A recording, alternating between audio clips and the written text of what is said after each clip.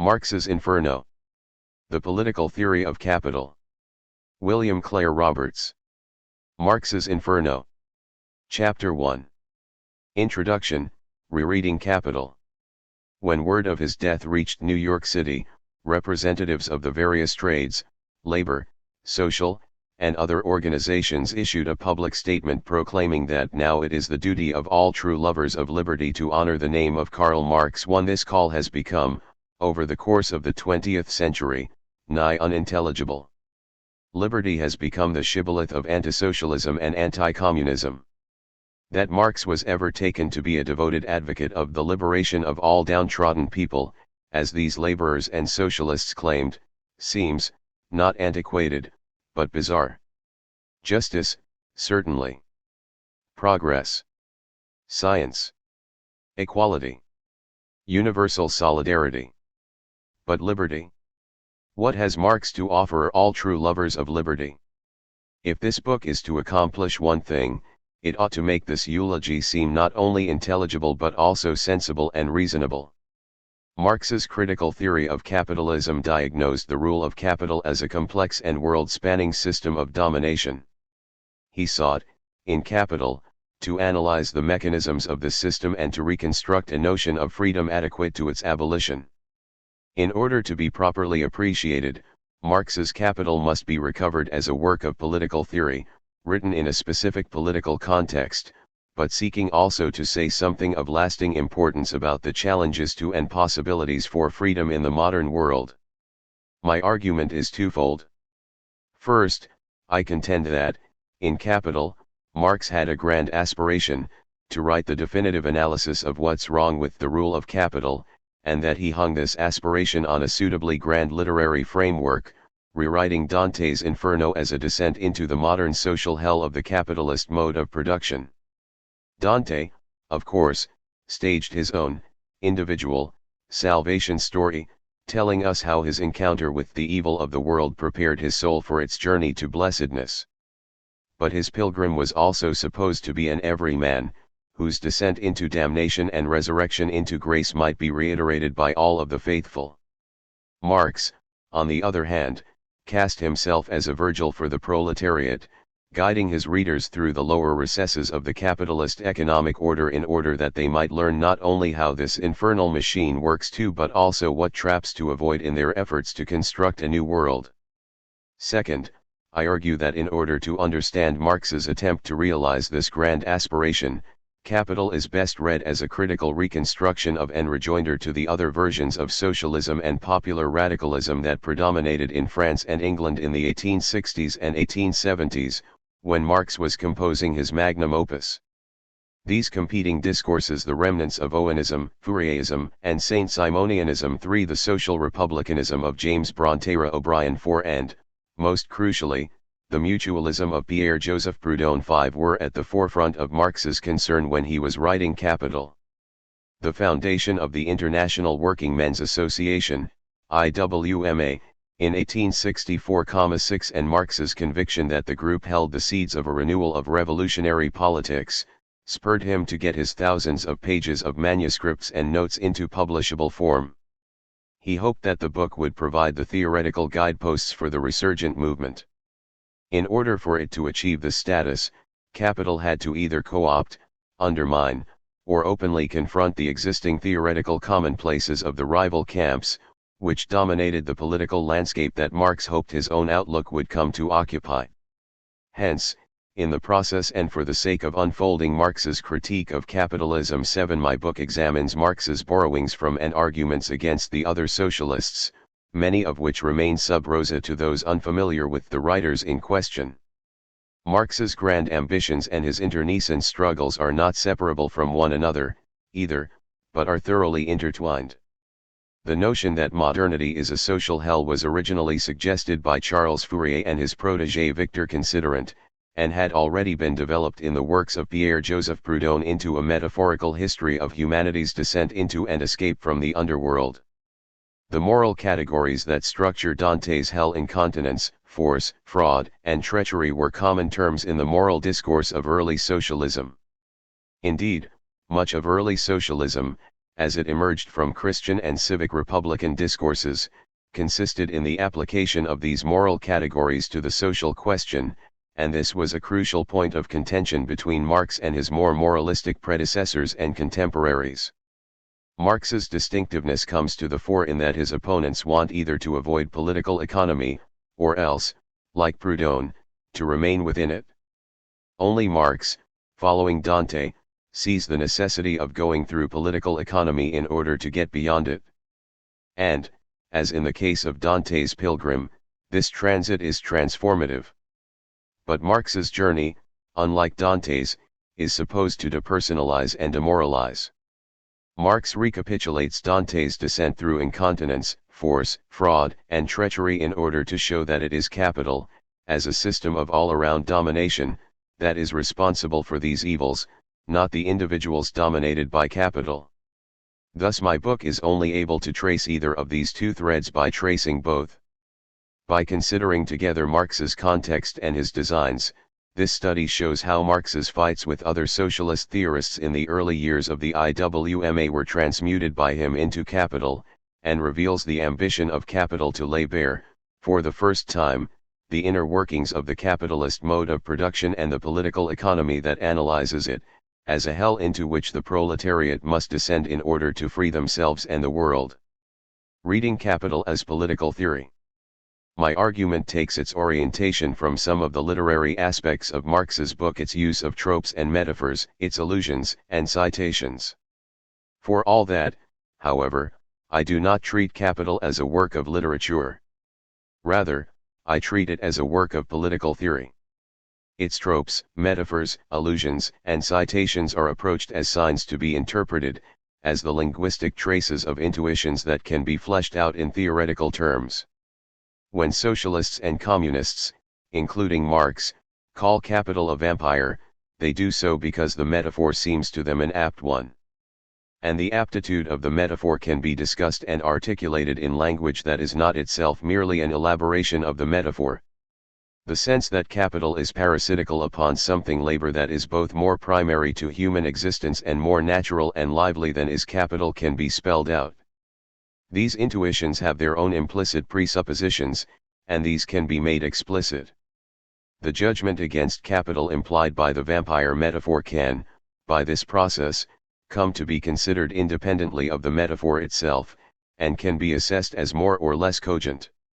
The metaphors, tropes, and formulas circulated within a discourse are the anchors of its common sensibility, the moments that give to an utterance an immediate plausibility or attractiveness within a certain community of writers and readers, speakers and listeners, and an immediate outlandishness to members of other communities. Political speech is often an exercise in recollecting, rehearsing, burnishing, and deploying such familiarities, for the sake of signaling one's allegiances and rallying one's allies. It recalls people to their prior commitments and to the shared narratives that make sense of their world by orienting them in it.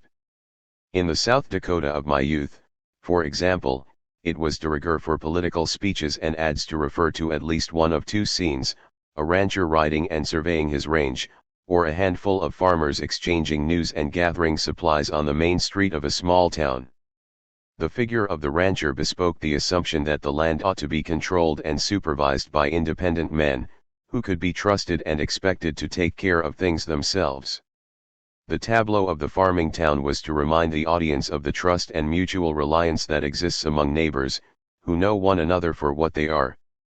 Whether spoken, written, or depicted by actors on TV, these political tropes signaled adherence to a common sense of what political life was about, its parameters and stakes in a sparsely populated prairie state, where the native population had been subjugated and confined to reservations and poverty, and where the upsurge of political Christianism had yet to make significant inroads.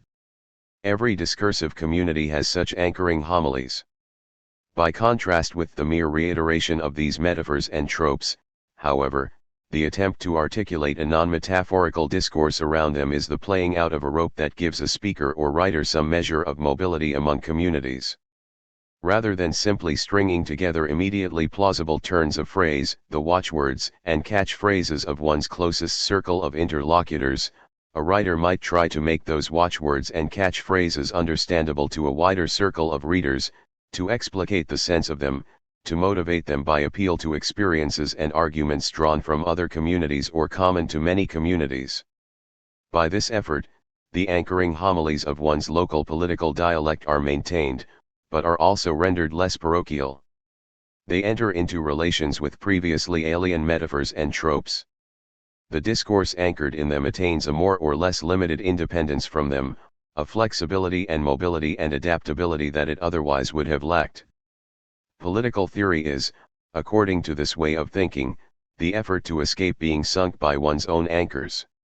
Hence, to read Capital as political theory is to show how Marx tried therein to give a more cosmopolitan sense to particular metaphors and tropes that were, in their origins, provincial to the socialism and popular radicalism of the 19th century. 8 Such a project requires acknowledging where Marx's linguistic materials came from, and what associations his words would likely have called to mind in the context of their utterance. But it also insists that Marx's work cannot be dispersed into that context. The single-minded internalism that seeks to reconstruct an author's work on the sole basis of what that author wrote is prone to anachronism, to reading works of the past as if they were addressing the reader's present-day concerns and preoccupations. As Gregory Claes has noted, Marx and Engels were relative latecomers to a debate over socialism that was 30 years old before they began to consider seriously its central issues. In their efforts to include themselves in and influence the direction of that debate, they incorporated into their own thought many hidden assumptions and even covered first principles which occasionally emerged to the discursive surface, but as often as not remained half-disclosed if not well buried. 9 These half-disclosed references to earlier writers and controversies will not reveal themselves to someone who does not look beyond the various editions of Marx and Engels's collected works to the writings of the other socialists they read and argued with. 10. On the other hand, as helpful as a familiarity with the context is for grounding the study of works of political theory, and as important as contextual considerations are for the argument of this book, context is not everything. If a work of political theory gains much of its sense and comprehensibility from remaining within the parameters of a given political language or certain linguistic conventions, 11 its cogency or power tends to come more from its idiosyncrasies, its exceptional formal coherence, scope, or rigor. Contextual scholarship has immensely enriched our understanding of British political thought, has resuscitated the tradition of republicanism, and has brought new attention to neglected figures like James Harrington. It has not, however, diminished the stature of Hobbes's Leviathan or Locke's treatises. Nor should it. If the great books lose a vital quotient of their sense when they are ripped from their contexts and pitted against one another on the barren plain of the history of the West, approaching them in the settings from which they emerged does not entail denying their greatness. I am convinced that Marx's Capital is one of the great works of political theory. It identifies and analyzes an interrelated set of political problems that are either invisible to or wished away by virtually every other book in the canon of great works, no matter how one might expand that canon in other directions. It does so by taking seriously the experiences and complaints of wage laborers, but also by subjecting those experiences and complaints to a sort of immanent criticism. For this reason, I think the greatness of Capital, as well as much of the sense of its argument, emerges only or best when it is read against the background of the socialisms with which Marx was contending, socialisms that grew much more directly out of the everyday political discourse of the workers' movement. Reading Capital against the backdrop of this political language of workers requires some reconstruction of the context in which it was written and the audience to whom it was addressed. But discussion of this context, and of the political languages that comprise it, is a means to an end, not an end in itself. Hence, this book lacks the historical and documentary scope of a full-blooded contextual history of Marx's political thought. 12 It makes up for this lack, hopefully, by the depth of attention it gives to the text and argument of Capital, and by the reconstruction of certain strands of argument regarding money, exploitation, exchange relations, and such central to the non-Marxian socialisms of Marx's day. This question of context is closely related to another. One of the difficulties faced in trying to read Capital as political theory is that Marx's texts have become anchors for many who write about him or who try to continue his project. That is, Marx's writings acquired, over the course of the century after his death, the opacity and immediacy of metaphors and formulas, self-explanatory or self-refuting, depending upon the party to which one belonged. In order to show that Marx was doing political theory, therefore, it is also necessary to do political theory with Marx. In other words, one must embed his concepts in other discourses, translating his claims into languages not his own. This carries risks, of course. In trying to clarify and bring out the force of Marx's assertions and arguments, for example, I have drawn significantly on the reconstructions of republicanism offered by Quinton Skinner and Philip Pettit. 13 I think their explication of republican freedom as non-domination tracks much more closely the range and types of Marx's concerns than does the more traditional attribution to Marx of a positive conception of freedom as collective self-realization or collective self-mastery.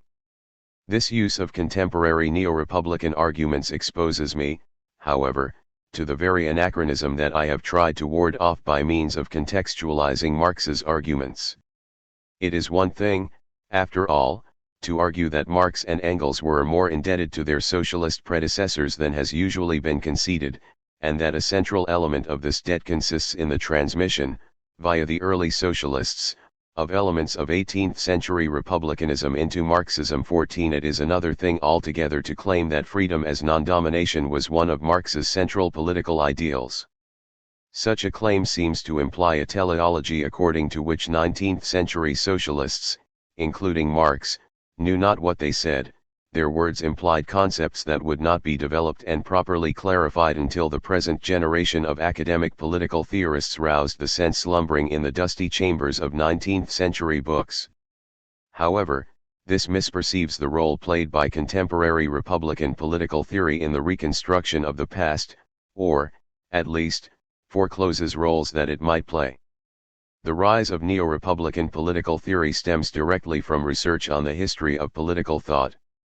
That research, however, did not really cross the Great Divide into the 19th century. 15 The republicanism that has been reconstructed as neo-republicanism is an aristocratic republicanism, which predated the great emancipation movements of the 19th century.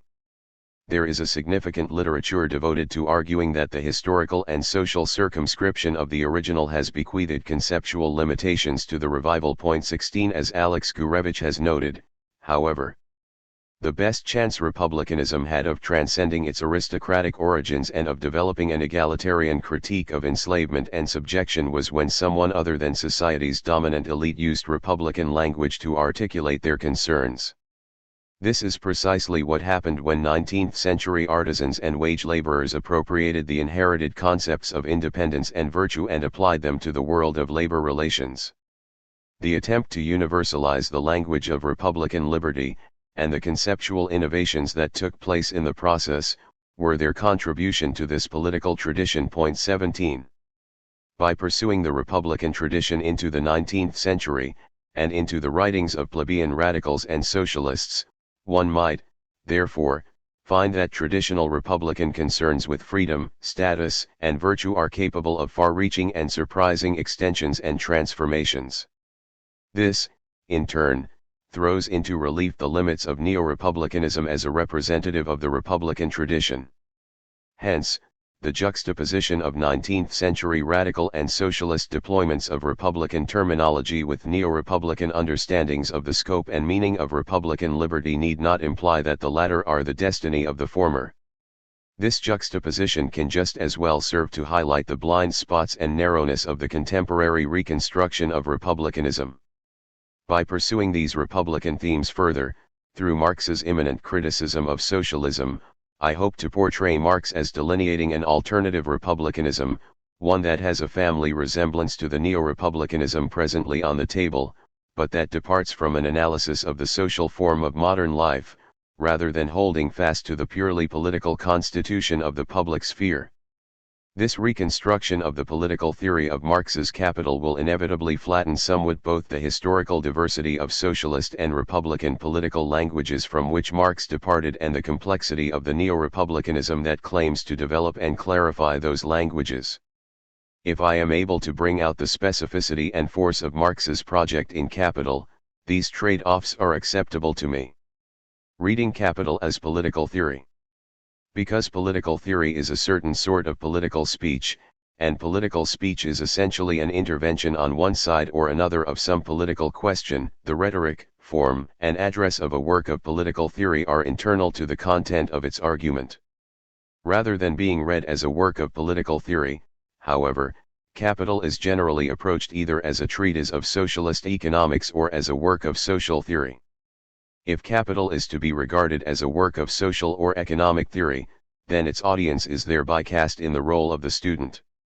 The text is supposed to be fundamentally didactic, and its rhetoric and form are reduced to matters of style, external to the real content of the book, which might be formalized without any substantive loss.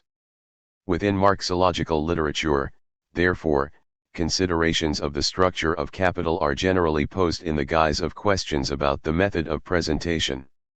This picks up on Marx's distinction, in the afterword to the second German edition, between the method of presentation Darstellungsweise and the method of research Forschungsweise. Marx draws that distinction in the midst of differentiating his method of inquiry from the Hegelian sophistry of which his German reviewers had accused him.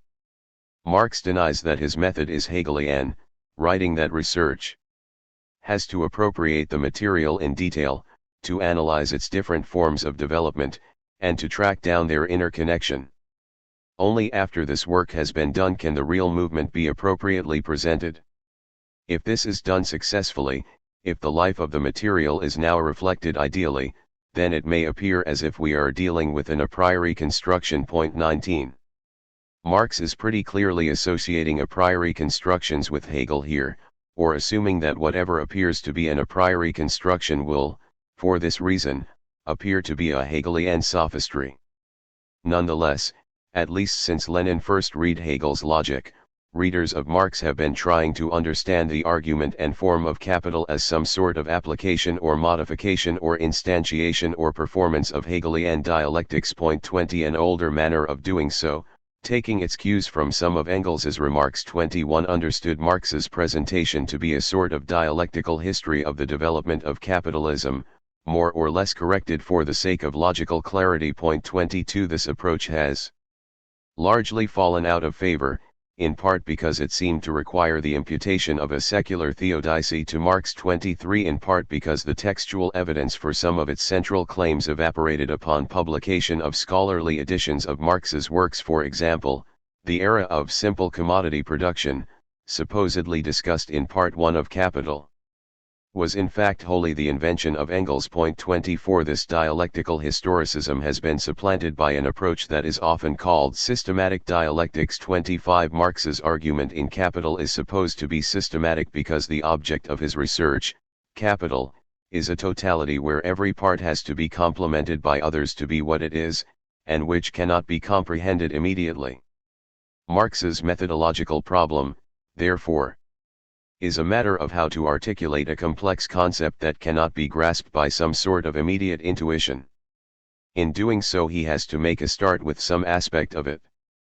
But the exposition can reconstruct the whole from a particular starting point because we can move logically from one element to another along a chain of internal relations, in strict logic if the very meaning of an element is at issue, or with a fair degree of confidence if material conditions of existence are involved. 26. This logical movement along a chain of internal relations is dialectics. Since this dialectic is only supposed to articulate the systematic nature of Capital, the systematic dialectics of Marx's method of presentation has no bearing on the course of history. Any secular theodicy is avoided, and the reader can honor Marx's own programmatic statements, such as his claim that he is only out to present the internal organization of the capitalist mode of production, its ideal average, as it were. 27.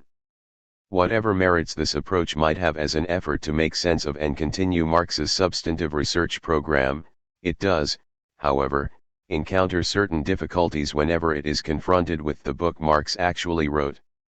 If it is claimed, for instance, that Marx has modeled Capital on Hegel's logic, 28, then this modeling seems to have excluded large swaths of the text, including chapters 10, 13 through 15, and 26 through 33, together composing over 40% of the book. These chapters, as everyone notes, are historical, not logical. And, indeed, scholars inclined towards systematic dialectics seem impelled to segregate these chapters, setting them aside as a complement to Marx's theoretical account, 29, or as strictly illustrative and by no means necessary, 30, or as asides interrupting the systematic progression of categories, 31, or as excursus, tangential to Marx's principal line of theoretical development, 32, or as Marx turning away temporarily from the logical unfolding of the categories. To make a lengthy digression. 33. The end of capital seems to be especially embarrassing in this regard. Part 8, on primitive accumulation, is, considered from the point of view of any Hegelian dialectical structure, tacked on, and could be omitted without loss. 34. And yet Marx chose to end the book with this, and even to highlight it by elevating it, in the French edition, to a separate part of 8 chapters. A survey of this established literature reveals, therefore, that looking to Hegel for the key to the structure of Volume 1 of Capital has so far unlocked only an ideal, counterfactual capital. 35. This has been extremely stimulating for certain purposes. The authors of this tendency are quite insightful on Marx's discussion of value, for example, and there is no doubt that they have, collectively, reinvigorated Marx's critique of political economy as an agenda for ongoing research. Nonetheless, all of the most sophisticated practitioners of this approach must admit that the dialectic of concepts does not explain why capital has precisely the order of exposition that it does. Hence, without impugning these authors' real achievements, or downplaying Hegel's influence on Marx, we can recognize that another principle of order must be found if we are to understand why capital takes the form it does. While it would be foolish to argue that it is Dante, not Hegel, who provides the key to the structure of Marx's book, Hegel cannot claim our complete attention. There is room to investigate other influences upon Marx's method of presentation. If scholarship on the Marx-Hegel relationship has generally shifted from the question of dialectical history to the question of the dialectical systematicity of capital, the scholarship on Marx's relationship to classical political economy has seen an even greater transformation. In 1941, Henrik Grossman could write that the dominant opinion sees in Marx only a student of, follower of, or successor to the classical economists, and then cite everyone from Pareto to Labriola, Schumpeter to Hilferding and Dobb. 36. While one can still find this old dominant opinion circulating widely in more recent discussions, especially by non-Marxian economists and analytical Marxists. 37. There has been a sea change within Marxological scholarship. What is emphasized in most recent works is the extent to which Marx's critique of political economy was intended to break down the theoretical field, meaning the self-evident views and spontaneously arising notions, to which the categories of political economy owe their apparent plausibility. 38. To some extent, this development springs from the influence of the Frankfurt School of Critical Theory, within which Marx's critique of political economy is taken to be an attempt to analyze critically the cultural forms and social structures of capitalist civilization. 39. To some extent it is the lone lasting victory of Althusser on the field of Marxological contest, since he insisted that Marx had engaged in a symptomatic reading of classical political economy. 40. Not in order to complete it by supplying what it omitted, but in order to overturn it, and to displace inquiry onto a new terrain, or direct it to a new object. 41. Whatever the etiology, the effect has been to shift discussion decisively away from the Ptolemaic edition of Epicles to Ricardo's labor theory of value, and toward a meta-economic discussion of why something like the labor theory of value would have suggested itself to anyone trying to understand the rise of the capitalist economy. 42. Nonetheless, this new emphasis on the critique in Marx's critique of political economy retains, to a great extent, the old focus on the classical authors. Even if Marx's text is no longer plumbed for the rudiments of a socialist political economy, his critique of political economy is still treated like a rejoinder to Smith, Ricardo, Say, and Malthus. Implicitly, the old notion of a debate between the great minds lingers, as if Marx were primarily addressing himself. Across the years, to the bourgeois economists who came before. 43 Like the focus on Hegel, this preoccupation with restaging Marx's Auseinandersetzung with the classics has both a long pedigree and a motivating impulse in the desire of most Marxologists not merely to study Marx but also to continue his work. 44 But this is not my project. 45 Rather than attending primarily to Marx's explicit arguments against and references to the classics, for the sake of clarifying and extending those arguments, I am interested instead in asking, for whom, and for what purpose, was Marx performing this Auseinandersetzung? This question directs me to his contemporaries, and to his fellow socialists, and that is where I begin. 46. Two other decisions that have shaped this project should be mentioned and given some preliminary defense, especially since they might seem to run counter to the argument that Marx ought to be read within the context of the socialist and workers' movements. First, mine is an interpretation of Capital, not of Marx, and so it pays scant attention to Marx's writings prior to his attempts to compose Capital. Second, it is an interpretation of Volume 1 and leaves aside Volumes 2 and 3, as well as the notebooks on theories of surplus value. These decisions are motivated by the same set of considerations. First and foremost, Volume 1 of Capital was prepared by Marx for publication. It is a polished literary work, and a considered piece of political speech. This differentiates it from the immense mass of Marx's writings: the Paris Notebooks, the so-called German ideology, the Grundrisse, the theories of surplus value, volumes 2 and 3 of Capital, and so on, which were notebooks, or rough drafts, or attempts at self-clarification, or all three. In the unpublished writings, it is hard to say which claims and arguments represent Marx's considered views and which are attempts with which he became unsatisfied. It can be hard, even, to tell which claims are in his own voice. 47 He is writing for himself, not for the public, and it seems strange to hold him responsible for claims or arguments for which he never took responsibility. Because I am interested in reading Marx against the background of the movements he sought to influence, I am understandably inclined to pay closest attention to his public writings. Marx also changed his mind on many issues over the years without necessarily declaring that fact. His disagreements with his younger selves, when he does remark upon them, are often registered as criticisms of others, writers with whom he agreed earlier in his life, but with whom he had parted ways. Many commentators have noticed this fact of Marx's biography. They sometimes treat it as character flaw. 48 I will not defend Marx on this point, but I will note as a mitigating circumstance that Marx was not so well known in his life that most of his readers would care that he had changed his mind. It is important to realize that, at least until the 1870s, Marx always labored to make his name against other, better-known contemporaries. He was ever slaying Goliaths. Hence, it seems prudent to establish what Marx thought in a period of his life by reference to what he wrote during that period, rather than using earlier or later texts as the key for deciphering the one at hand. Additionally, Marx undoubtedly thought of Capital as his chef d'oeuvre. Throughout the 20th century it was relatively neglected, for it was supposed to be the seat of the Marx we already knew from the proclamations of the Marxist parties. Hence, people who were attracted to Marx but repelled by the parties went looking for one unknown Marx or another, as new manuscripts became available. This process has certainly enriched our knowledge of Marx's thought, but it has also produced the rather perverse situation in which Marx is better known for his unpublished jottings than for his major public intervention. Ironically, we never actually knew the Marx of Capital very well.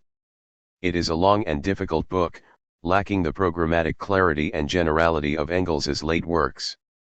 Consequently, as Terrell Carver has argued, while socialists, communists, and even self-declared Marxists paid lip service to the power of capital, it was the anti-Dühring and Ludwig Feuerbach and the end of classical German philosophy that were most widely read, and whose tenets were passed on in lectures, primers, and handbooks. 49 It was the Marxism of Engels that people sought to complicate, escape, or counter with the Paris Notebooks, the Grundrisse, and the rough drafts of the early 1860s. Volume 1 of Capital, Marx's only fully elaborated and published work of theory, ended up being largely neglected. And, so, I think it is important to go back to it, to read it carefully from beginning to end, and to do so without presuming that we know what we will find. If Volume 1 was Marx's only polished and published statement on most issues, it was also his last major writing project of any sort. Aside from correspondence and some excerpt notebooks, most notably those on mathematics and on the ethnology of primitive societies, Marx wrote very little in the last years of his life. Most crucially for our purposes, he did very little work on volumes 2 and 3 of Capital after the publication of the last installment of the French edition of Volume 1 in 1875. We might wish that it were otherwise, for one reason or another, but Volume 1 of Capital must be taken as Marx's last testament. Point 50. Finally, while Volumes 2 and 3 may deepen our understanding of how, according to Marx, capitalism works, they do not deepen our understanding of what, according to Marx, is wrong with capitalism. They do not add significantly to Marx's political theory, or to his political intervention in the socialist politics of his day. For all these reasons, this book maintains a focus on Volume 1, and I will refer to it simply as Capital. I will draw upon Marx's correspondence, his drafts and notebooks, and his other especially contemporaneous writings and speeches, but I do so with an eye to explaining what Marx is trying to do in Capital. Where what he wrote elsewhere seems to buttress or clarify what he wrote in Capital, I will often say so. Where what he wrote elsewhere seems to contradict what he wrote in Capital, I will often try to explain the discrepancy. However, I make no claim to exhaustively pursue either sort of comparison. Marx could not reasonably have expected the reader of Capital to be familiar with his other works, much less with his unpublished writings. My presumption, therefore, is that the argument of Capital is supposed to be intelligible on its own once, that is, one takes into account the discursive field into which it is meant to intervene. Outline of the argument. In Chapter 2, I motivate and explain my claim that Marx composed Capital as a modern, secular Inferno. I review, briefly, Marx's knowledge of Dante and his propensity for using literary models to organize his works. I examine the history of socialists comparing modern society to a social hell, and show how Proudhon developed this trope in two texts with which Marx was well acquainted. I survey the textual clues that indicate, prima facie, that Marx appropriated this trope for his own critique of political economy, and that he simultaneously transformed its sense. These different forms of evidence set the stage for the rest of the book. They also bring Proudhon to the fore as Marx's primary opponent and clarify the main lines of their opposition. Proudhon articulates a moral criticism of existing economic institutions, informed to some extent by classical political economy. Marx wants to demonstrate, on the contrary, that political economy is nothing but the self-consciousness of novel institutions of domination, and that, therefore, if the laboring classes want to free themselves from this domination, they must get to the bottom of political economy itself, and destroy the social basis of its existence as a scientific discourse. Chapter 3 begins the analysis of Capital, examining Part 1, where Marx considers capitalism as a market society. I argue that here he brings together the notion of the social hell with the sense, common to many socialists, that the newly commercial society in which they lived was anarchic or out of control. In the first circles of Dante's hell, those who lack self-control are tortured by their runaway desires.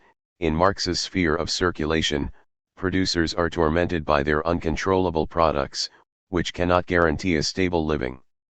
Furthering a line of thinking begun by Owenites in Britain, Marx teases apart the experience of commercial anarchy and the explanation for this experience, the impersonal domination of the market, which undermines all efforts at self-control. Because they are dependent upon the market, as slaves are dependent upon their masters, commodity producers must keep a weather eye out for changing market conditions. Since these are, at bottom, only the desires and choices of their customers and competitors, producers are subject to a novel form of domination. Marx's recognition and analysis of this objective dependence supports and explains both his analysis of the fetish character of commodities and his controversial methodological claim to treat individuals only as the personifications of economic relations. Chapter 4 examines parts 2 and 3 of Capital, where Marx claims to reveal the secret of modern society, the capitalist exploitation of labor power, and which corresponds to Dante's circles of force. Socialists before Marx had explained the abstraction of the laborer's product by appealing to the conquest of land and the extortion this allowed the landed to exact upon the poor producer. Hence, the use of force precedes and distorts exchange. Marx, I argue, turned this socialist diagnosis on its head.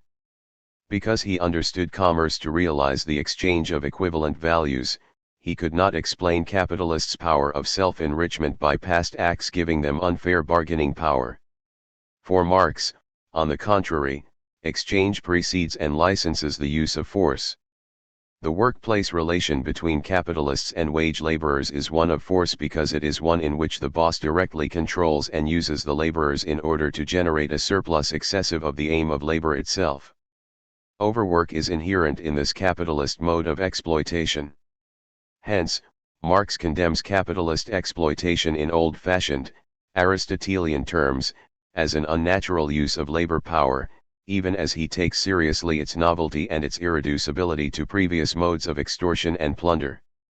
Chapter 5 enters into the longest and most internally complex section of Capital parts 4 through 7 where Marx, rewriting Dante's long passage through the Malbolge, argues that the capitalist mode of production is a fraud, promising good and delivering evil.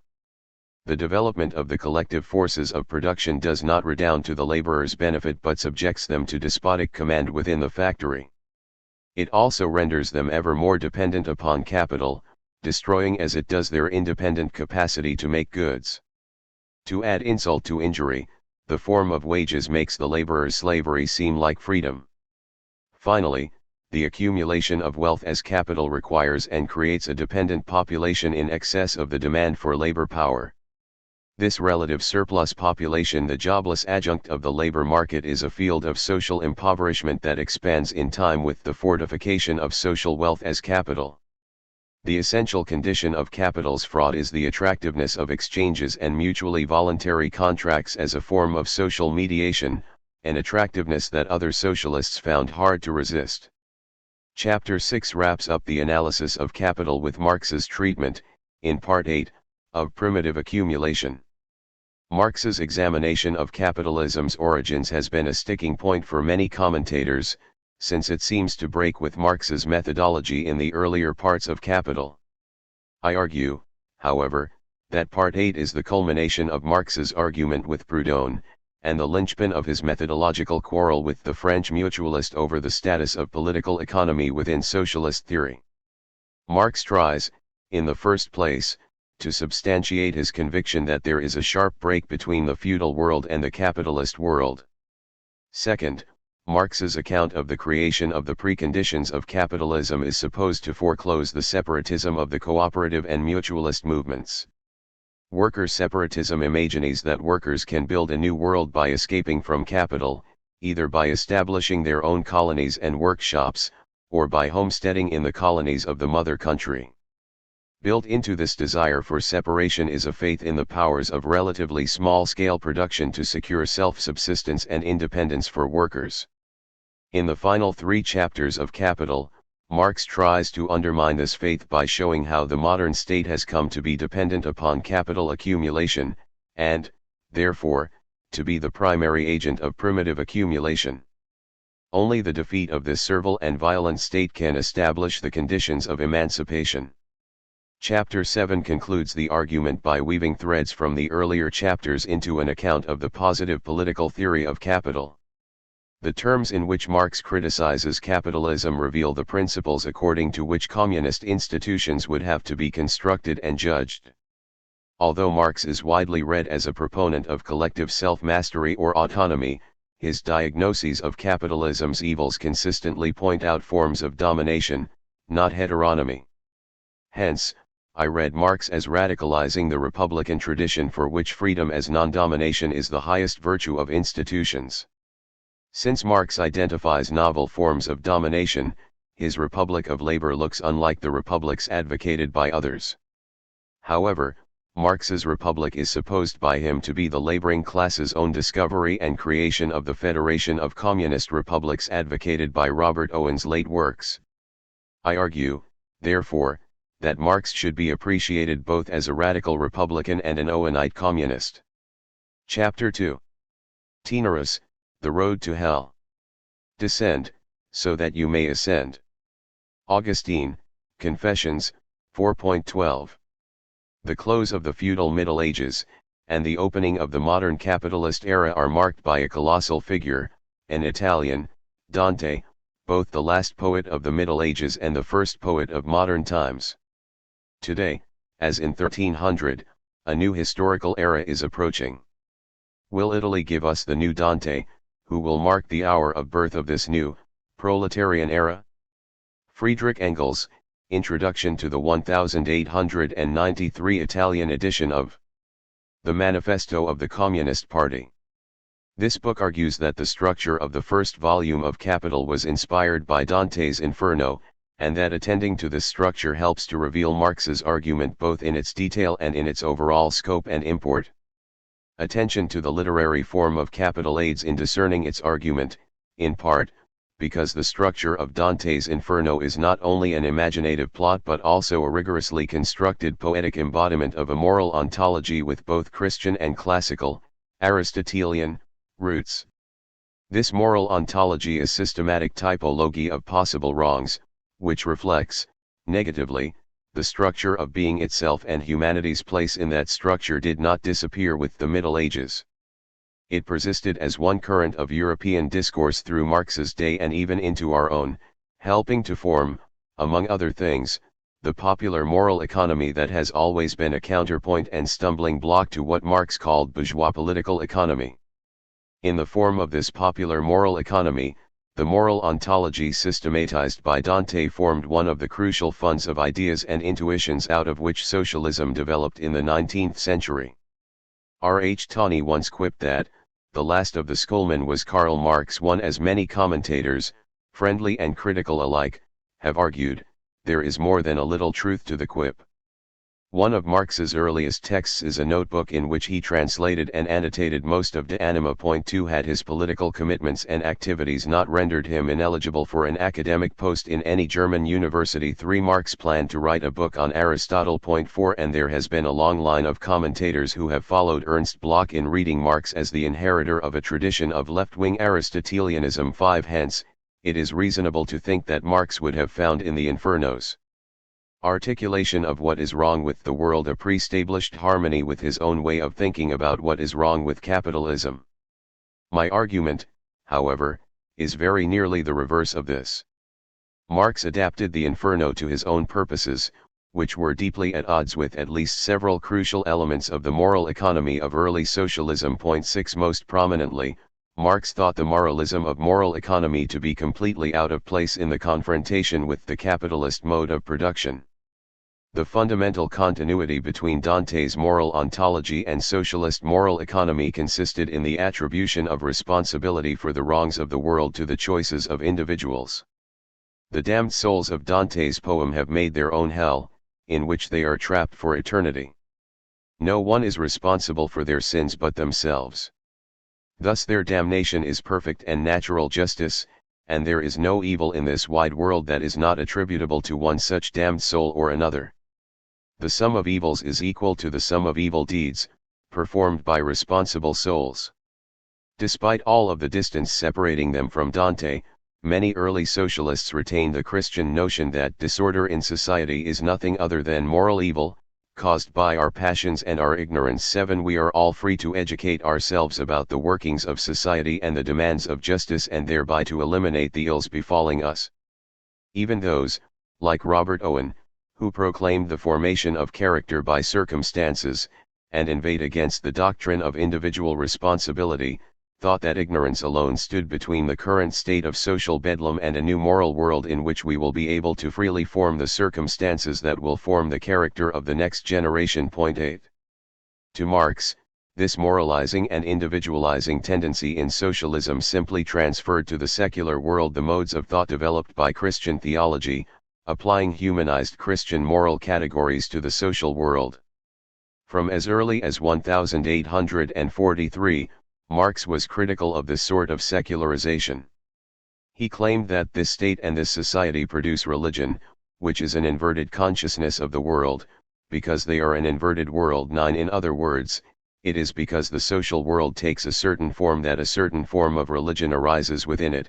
Hence, the secularization of religion in the form of a humanistic morality is bound to replicate the mystification that the humanist decries in religion. If religion is the general theory of this world, its encyclopedic compendium, its logic in popular form, and its moral sanction, then the secularization of that religion in the form of a humanistic morality will be the same. 10 Far from having a critical purchase on the world as it exists, this morality will merely supplement it. If Dante's poetic tour of hell has a special resonance with the socialists' moral criticism of the modern world, this is because Dante was, in Engels's words, both the last poet of the Middle Ages and the first poet of modern times.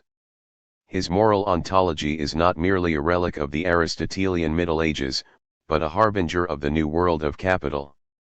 As Marx says in Capital itself, Christianity, with its religious cult of man in the abstract, is the faith most appropriate to a society of commodity producers. 11 Dante's moral categories are the original and highest poetic expression of a religion born of exchange relations, of which the morality of the early socialists is merely a rough knock-off. Marx wants to criticize the world that gives rise to such a religion and such a morality. In order to do so, he has to show, among other things, that the ills that religion and morality attribute to the free actions of the human soul, that is, to the human essence as an abstraction inhering in each single individual, can only properly be attributed to the ensemble of social relations. 12 The responsibility that religion and morality hang on the individual, Marx places on the form of society as such. Marx's critical theory of modern society, therefore, must show how the dynamics of that society give rise both to the ills socialism is concerned to combat and to the illusion that those ills are the moral responsibility of individuals. It took Marx over 20 years to follow through on these intuitions, which he first formulated in the early to mid-1840s. In the 1850s, in exile in Britain, he discovered Dante's Divine Comedy and hit upon the idea that his critique of bourgeois political economy had to take the form of a descent into the modern Inferno. Casting the proletariat as the pilgrim, he took upon himself the role of a Virgil, guiding the revolutionary class through the evils of the modern world in such a way as to reveal capital itself as the guilty party, the sinner trapped in a hell of its own making, incapable of salvation. This catabasis would, simultaneously, constitute a proper culmination and criticism of socialism itself, revealing the ways in which its moralism derived from and supported the very world it sought to combat. Marx wanted to publish a work that would be both a systematic treatment and a thoroughgoing critique of both the capitalist mode of production and the political economy that reflected and justified it. He wanted to do so, in part, because he thought that the existing socialist theory botched the job by oversimplifying and misidentifying the issues facing the workers' movement. Marx was convinced that capitalism was not a simple problem, amenable to simple solutions, and that the solutions to the social questions circulating and competing for attention within the workers' movement, cooperative colonies, people's banks, monetary reform, nationalization of land, were so many mirages and distractions along the path to real emancipation. Marx's fourfold literary mission, depiction and critique, of practice and of theory, required a literary armature to support it. And Marx's sense of the scope and systematic nature of the problem required of him that he find a mode of presentation that would allow him to keep the various moments distinct from one another and properly interrelated. These multiple demands go some way toward explaining why Marx was so slow in writing Capital. They also suggest why Dante's poem, despite its moralism, would have been an attractive resource for Marx. The Inferno presents the reader with a descent through a systematically ordered underworld, in which the evils encountered early on are symptoms and presentiments of the evils encountered further along, in which description, diagnosis, and castigation go hand in hand, and in which scatological name-calling and eschatological first philosophy are necessary complements of each other. This first chapter will move from this would have been to a more solid basis upon which to erect the argument of the book. It will canvass the evidence that Marx was well acquainted with Dante's poem and that Capital and the Inferno bear enough resemblance to warrant suspicion. It will also indicate a precedent. Marx, on at least one other occasion, used a literary source as a model for one of his own works. Finally, it will turn to the context within which Marx, in 1859, first suggests a parallelism between Dante's Inferno and his own critique of political economy. By the time Marx wrote Capital, there was a significant tradition of socialists couching their criticisms of modern society in infernal terms. Most importantly, Marx's nemesis, Pierre-Joseph Proudhon, had cast the revolutionary task as one of escaping from an inverted underworld. Marx picked up on and developed this metaphor into an itinerary for his critique of political economy. In sum, this chapter builds the case that Marx had the motive, the opportunity, and the history to rewrite the Inferno as a descent into the modern social hell of capital. The elements of the case. The plausibility and value of reading Capital as a modern Inferno can only emerge from the reading itself. Nonetheless, some readers will want assurances up front that this is not a purely imaginative or speculative endeavor, and a scholar is honor-bound to respect this reasonable demand. The following review of the documentary evidence which establishes that Marx could have modeled Capital on the Inferno is meant to provide such assurance. There is a certain immediate resemblance between Capital and the Inferno. Both are explicitly figured as descents into the depths, descents that reveal what is wrong with the world, and that trace that wrong back to its origin. This resemblance has suggested to others that Marx's project in Capital is akin to Dante's. We know that Marx was well acquainted with Dante's poem, and that he was reading it during the time when he was formulating and composing Capital. He cites all three parts of the Commedia, both in Capital and in other works contemporaneous with its composition. From the testimony of those close to him, and from his own hand, we know that Dante was among his favorite poets during this time, his exile in London. We know that, at least in part through the study of Dante, he taught himself Italian. And we know that the conceit of treating the critical presentation of economics as a tour of hell was one that Marx had encountered in Proudhon. There is also some evidence that Marx was willing and able to compose works in homage to literary exemplars. The 18th Brumaire of Louis Bonaparte plays on the plot of Shakespeare's Hamlet. Taken together, this circumstantial evidence is strong, but not dispositive. Reading Capital with the Inferno in mind, however, proves extremely fruitful, as I hope the remainder of this book demonstrates. Clues and opportunities. I am not the first to have noticed similarities between Marx's Capital and Dante's Inferno. David McNally has recently written about the transition between parts 2 and 3 of Capital, where Marx leaves the sphere of exchange to enter the hidden abode of production, on the threshold of which one reads, "No admittance except on business." 13 McNally sees in this an allusion to the entrance of Dante and Virgil into hell. Marx intends us to understand that in leaving the apparently heavenly sphere of exchange, we are descending into a hell, and that therein resides the fundamental truth of capitalism. As with Dante, so for Marx the voyage through the sufferings of hell is essential if we are to acquire genuine knowledge of our world.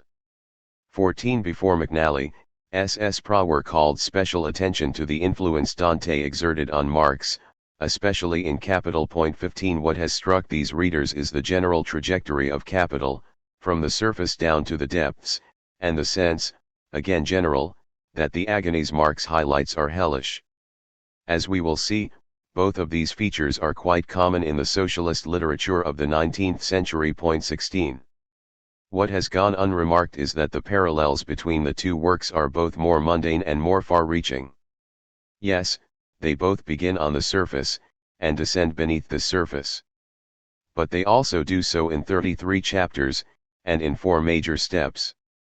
When Marx went over Capital for the French edition, the first and last thorough reworking of the text that he was able to undertake, 17, he made the subsections of 2 chapters 4 and 24 into freestanding chapters, increasing thereby the number of chapters from 25 to 33.18. He left no indication of why he felt this change was called for. Perhaps it is coincidence, but Dante's Commedia is composed of 3 canticles of 33 cantos, plus a prefatory canto to make around 100.19. This curiosity would be nothing more than that, but both the Inferno and Capital can also be divided internally into 4 structuring sections. Dante's Hell has 4 major parts, arranged as a series of descending circular levels. Upper Hell, outside the gates of Dis, is where the sins of incontinence, lust, gluttony, avarice, and prodigality, sloth, envy, wrath, and pride, are punished. Dis, the walled city within hell, holds the violent. Within and below Dis is Malbolge, where the manifold species of fraud are punished in 10 concentric trenches. Finally, the central pit, Cocytus, contains those who have committed treachery, with Lucifer the original sinner plugging the hole at the bottom of everything. Now, consider Capital. Although it has 8 parts, these are not of equal import. Part 1, the first 3 chapters, considers the capitalist mode of production from the perspective of the market. Part 2, the following 3 chapters, is transitional, motivating a change of vantage point from the market to the site of production, the workshops and factories. Hence, these chapters form a natural unit with Part 3, the production of absolute surplus value, which comprises Marx's consideration of capitalist exploitation as the forced extraction of surplus labor. Parts 4, 5, 6, and 7 belong together, and mark another shift in standpoint. Marx is here concerned with what he calls the real subsumption of the labor process, whereby capital reconfigures how people labor through cooperation and industrialization and appropriates that productivity to itself in the form of accumulation. The final part, on the primitive accumulation of capital, stands apart and plays a special role, indicating as it does the origin and tendency of capitalism in the expropriation of peasants and colonized peoples. Point 20. The parallel structures of the 2 works can be schematized as shown in Figure 1. Figure 1. The structural parallels of the Inferno and Capital. Hence, if one goes looking for similarities between Dante's work and Marx's, one can find them. Moreover, Marx certainly had the wherewithal to put them there to be found. Wilhelm Liebknecht was, by his own account, from the summer of 1850 until the beginning of the year 1862, almost daily and for years nearly all day in the house of Marx.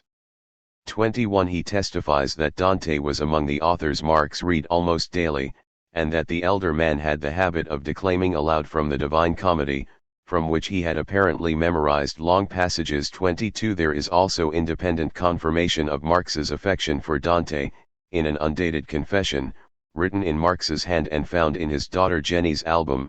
The Florentine heads a list of favorite poets, a list that also includes Aeschylus, Shakespeare, and Goethe. Point 23.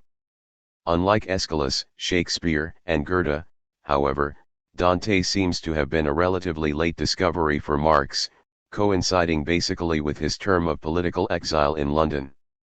Citations from Dante crop up suddenly in his writings from the 1850s and continue, off and on, throughout the rest of his life. The first published citation is in his column for the New York Daily Tribune, April 4, 1853, and highlights precisely the experience of living in exile. Point 24. Thereafter, Marx seems to have turned to the poet periodically. There is a cluster of citations in 1859 and 1860 in the New York Daily Tribune, the contribution to the critique of political economy, and, especially, Herr Voigt, and another cluster in the first volume of Capital. Point 25. It has been claimed that Marx taught himself Italian by reading Dante and Machiavelli. Point 26. According to Liebknecht, the phrase from Purgatorio concluding the preface to Capital, Segui il tuo corso e lascia dirle gente, was, throughout this time, an oft-repeated dictum of Marx's. Point 27. In short, Marx loved Dante, and knew the Divine Comedy, perhaps especially the Inferno, very well. He would certainly have been capable of drawing on that work for inspiration in the composition of his own precedent. Besides being capable, Marx was on another important occasion willing to construct one of his own works around a borrowed literary motif. In his 18th Brumaire of Louis Bonaparte, Marx was concerned to dissect the collapse of the 1848 revolution in France into the dictatorship of Louis Bonaparte and the Second Empire. In the course of this dissection, Marx confronts the fact that the apparent beneficiaries of the collapse, Bonaparte and his clique, were, by all accounts, far too incompetent to have brought about this result by any design or stratagem. As Marx writes, the Constitution, the National Assembly, the dynastic parties, the Blue and the Red Republicans, the Heroes of Africa, the thunder from the platform, the sheet lightning from the daily press, all the other publications, the political names and intellectual reputations, the civil law and the penal code, liberté, égalité, fraternité, and the second Sunday in May, all have vanished like a series of optical illusions before the spell of a man whom even his enemies do not claim to be a magician. It remains to be explained how a nation of 36 millions could be taken by surprise by three swindlers and delivered without resistance into captivity. 28. The beneficiaries are not responsible for the outcome. And so Marx sets for himself the task of explaining by what agency and by what actions the revolution came to naught. Throughout his text, Marx figures this task as one of revealing the parties responsible for the death of the revolution. And throughout, he models this revelation on Hamlet's revelation of his father's murderer in the mousetrap, the play within a play in Shakespeare's tragedy. 29. A brief retelling of Marx's tale should suffice to establish the basic contours of the modeling. 30. The theatrical metaphors of the 18th Brumaire are obvious from the opening lines, in which the great events and characters of world history are said to repeat themselves, the first time as tragedy, the second as farce. 31. The actions of 1848 to 51 are said repeatedly to occur on stage. 32. Marx refers to the parliamentary roles of the Legitimist and Orleanist parties as Haupt- und Staatsaktionen, a form of popular traveling theatre in which the high dramas of Elizabethan and German playwrights were debased into melodramas accompanied by improvised buffoonery. 33. He also tells us that the leaders of the proletarian party were absent from the public stage, and that the proletariat was in the background of the revolutionary stage throughout the period he is analyzing. 34. This absence is crucial because it is the proletariat that had given the revolution of 1848 its particular cast. The proclamation in February 1848 that the new French Republic was a social republic indicated the general content of the modern revolution, a content that would reappear in a positive form in the Paris Commune of 1871.35. But on June 21, 1848, the National Assembly shuttered the national workshops that had embodied Louis Blanc's right to work. There followed 4 days of street battles between 50,000 armed and barricaded Parisian workers and up to 125,000 French troops and mobile guardsmen. Thousands were killed, maimed, or exiled to Algeria. 36. This was, to Marx, the moment at which the social republic, the proletarian revolution, died. Nonetheless, death was not the end of the revolution. As he tells his readers at the beginning of the concluding section 7, in the June days of 1848 the social republic was drowned in the blood of the Paris proletariat, but it haunted the succeeding acts of the drama like a ghost. 37. A bit further on, he tells us which ghost he has in mind. But the revolution is thorough grundlich. It is still on its journey through purgatory. It goes about its business methodically. By December 2, 1851, it had completed only one half its preparatory work, it is now completing the other half. First of all, it perfected the parliamentary power, in order to be able to overthrow it. Now, having attained this, it is perfecting the executive power, reducing it to its purest expression, isolating it, and pitting itself against it as the sole object of attack, in order to concentrate all its forces of destruction against it. And when it has completed this, the second half of its preliminary work, Europe will leap from its seat and exultantly exclaim, "Well undermined, old mole. Brav jeweled, alter malwurf." 38. As everyone notes, the final exclamation is a citation of Hamlet's line, "Well said, old mole." I.V.162. It comes early in Shakespeare's play, just after the ghost of the king has enlisted his son to avenge his murder. After speaking with the ghost, Prince Hamlet attempts to confer with Horatio and Marcellus to obtain their silence regarding the ghost's appearance and Hamlet's interaction with it. But every time Hamlet proposes an oath of silence, the ghost pipes up from beneath the stage. Hamlet calls attention to its presence in the cellarage, impatiently commanding the trio to swear. Hamlet tries to get away from the ghost, since the impatience of its demand is continually disrupting his proceedings with Marcellus and Horatio, but the ghost is always there, under them wherever they stand. Eventually, Hamlet cries out, "Well said, old mole. Canst work I the earth so fast?" A worthy pioneer. While commentators get pleasantly waylaid by the parallel genealogies within the two texts, a dead uncle and his eponymous nephew, a dead father and his eponymous son, or by the echo of Hegel, who characterized the work of Geist using the same reference, it seems that the political meaning of Marx's invocation is relatively straightforward. 39 The revolution is dead. Marx, casting himself in the Hamlet role, is the son of the dead revolution come to reveal the parties guilty of its murder and to pledge vengeance. The prime culprits belong to the bourgeois party of order, who have replaced fraternite with fratricide. But the bourgeoisie has also been enabled by the petty bourgeois Democrats, the workers' old coalition partners, organized under the banner of the Montaigne. 40 Marx uses his work to call out the bourgeois and the épicier for their perfidious mouthing of republican ideals and their shameful capitulation before Bonaparte. 41 And he closes with a threat, predicting that when the emperor's mantle finally falls on the shoulders of Louis Bonaparte, the bronze statue of Napoleon will come crashing down from the top of the Vendôme column. 42 Just as Hamlet directed the mousetrap to catch the conscience of a king, 2.2.580, so Marx published the 18th Brumaire to publicly indict and condemn the French bourgeoisie and petite bourgeoisie. He borrowed Shakespeare's plot because it served ably to condense and direct his own literary and political endeavors. Hence, it seems not unreasonable to suppose that Marx might similarly have borrowed the plot of Dante's Inferno in order to supply himself with an order for his exposition in Capital.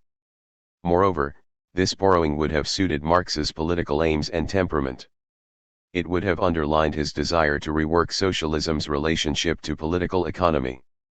It would have well captured his ambivalent admiration of that bourgeois science. It would have appealed to his perverse desire to encourage his opponent's worst thoughts about him. And it would have supplied an appropriately complex skeleton on which to hang his ambition to get to the bottom of what is wrong with capitalism. To these substantive points we must now turn.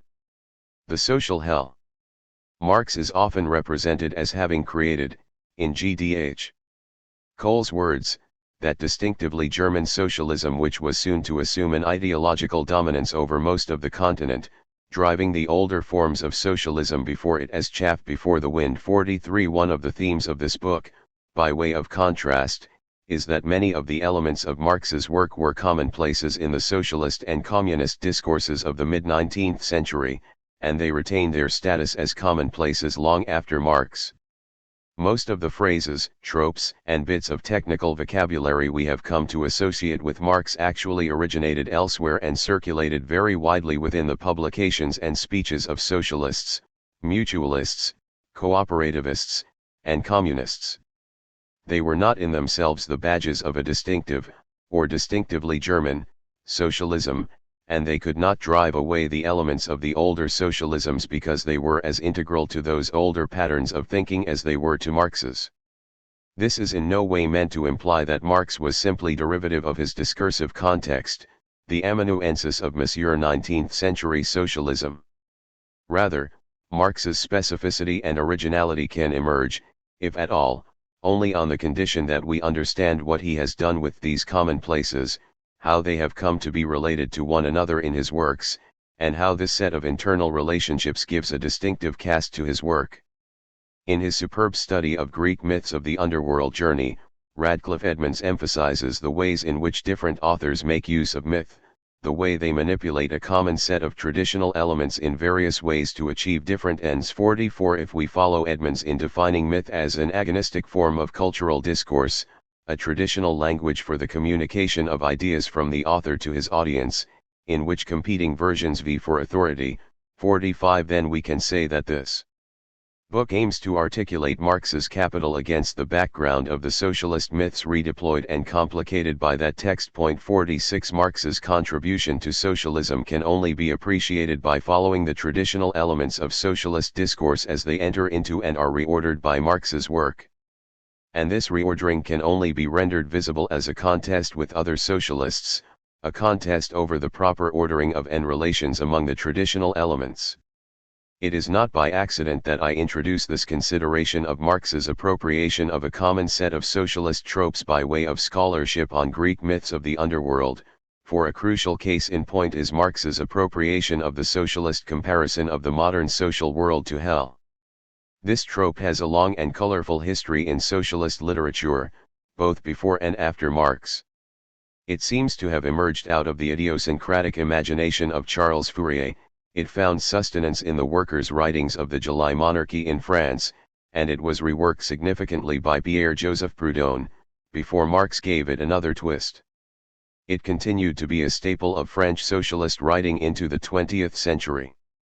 Despite its apparent heavy-handedness, it was a flexible myth, suggesting different lessons in different contexts and uses. The history I tell will be limited, picking out only a few of what I take to be the most significant instances.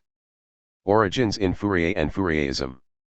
As with so many elements of the discourse around the social question, the notion that modernity amounts to a social hell seems to begin its public life in the works of Charles Fourier.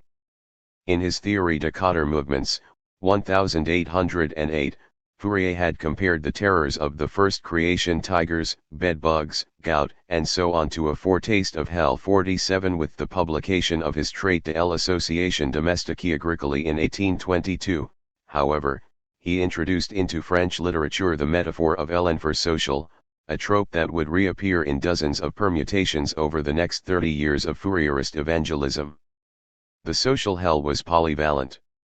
It named the misery of the multitude of the poor. 48 It named the labyrinth of passions in which we are trapped by commerce. 49 It named the barbarity of civilization under the laws of philosophes and conquerors. 50 Of all these senses, that of the misery of the poor and wretched was the most appropriated, even as this shaded into a moralizing catalogue of the sins that kept the multitude imprisoned in its terrors. 51 In 1843, Victor Considerant, the dean of Fourierism in France, published, in his Démocratie Pacifique, a Manifeste de la démocratie au XIXe siècle. 52 A plea for France to step back from the brink of social war and to organize economic production and distribution by the institution of Fourier's phalanges. The manifeste is also a fierce denunciation of the new feudalism brought about by the anarchy of laissez-faire competition. This denunciation culminates in 11, the social hell. Absolute necessity of a solution. Here, Considerant compares the miseries of our regime of free competition or our industrial regime to the cruelest conceptions of the myths of antiquity. 53 The suffering of the poor masses in the midst of commercial society is compared to the torment of Tantalus. The wage laborers, driven every day to work by the recurrent threat of poverty, share the fate of Sisyphus. The wealth the workers continuously create just as continuously flows out of their hands and into the purses of the wealthy, just as the water carried by the Danaides flowed out of the cracked tub as quickly as they could pour it in. Drawing his lesson, Considerant writes, "Our industrial regime, founded on competition without guarantees and without organization, is it not thus a social hell, a vast realization of all of the torments and all of the tortures of the ancient Taenarus?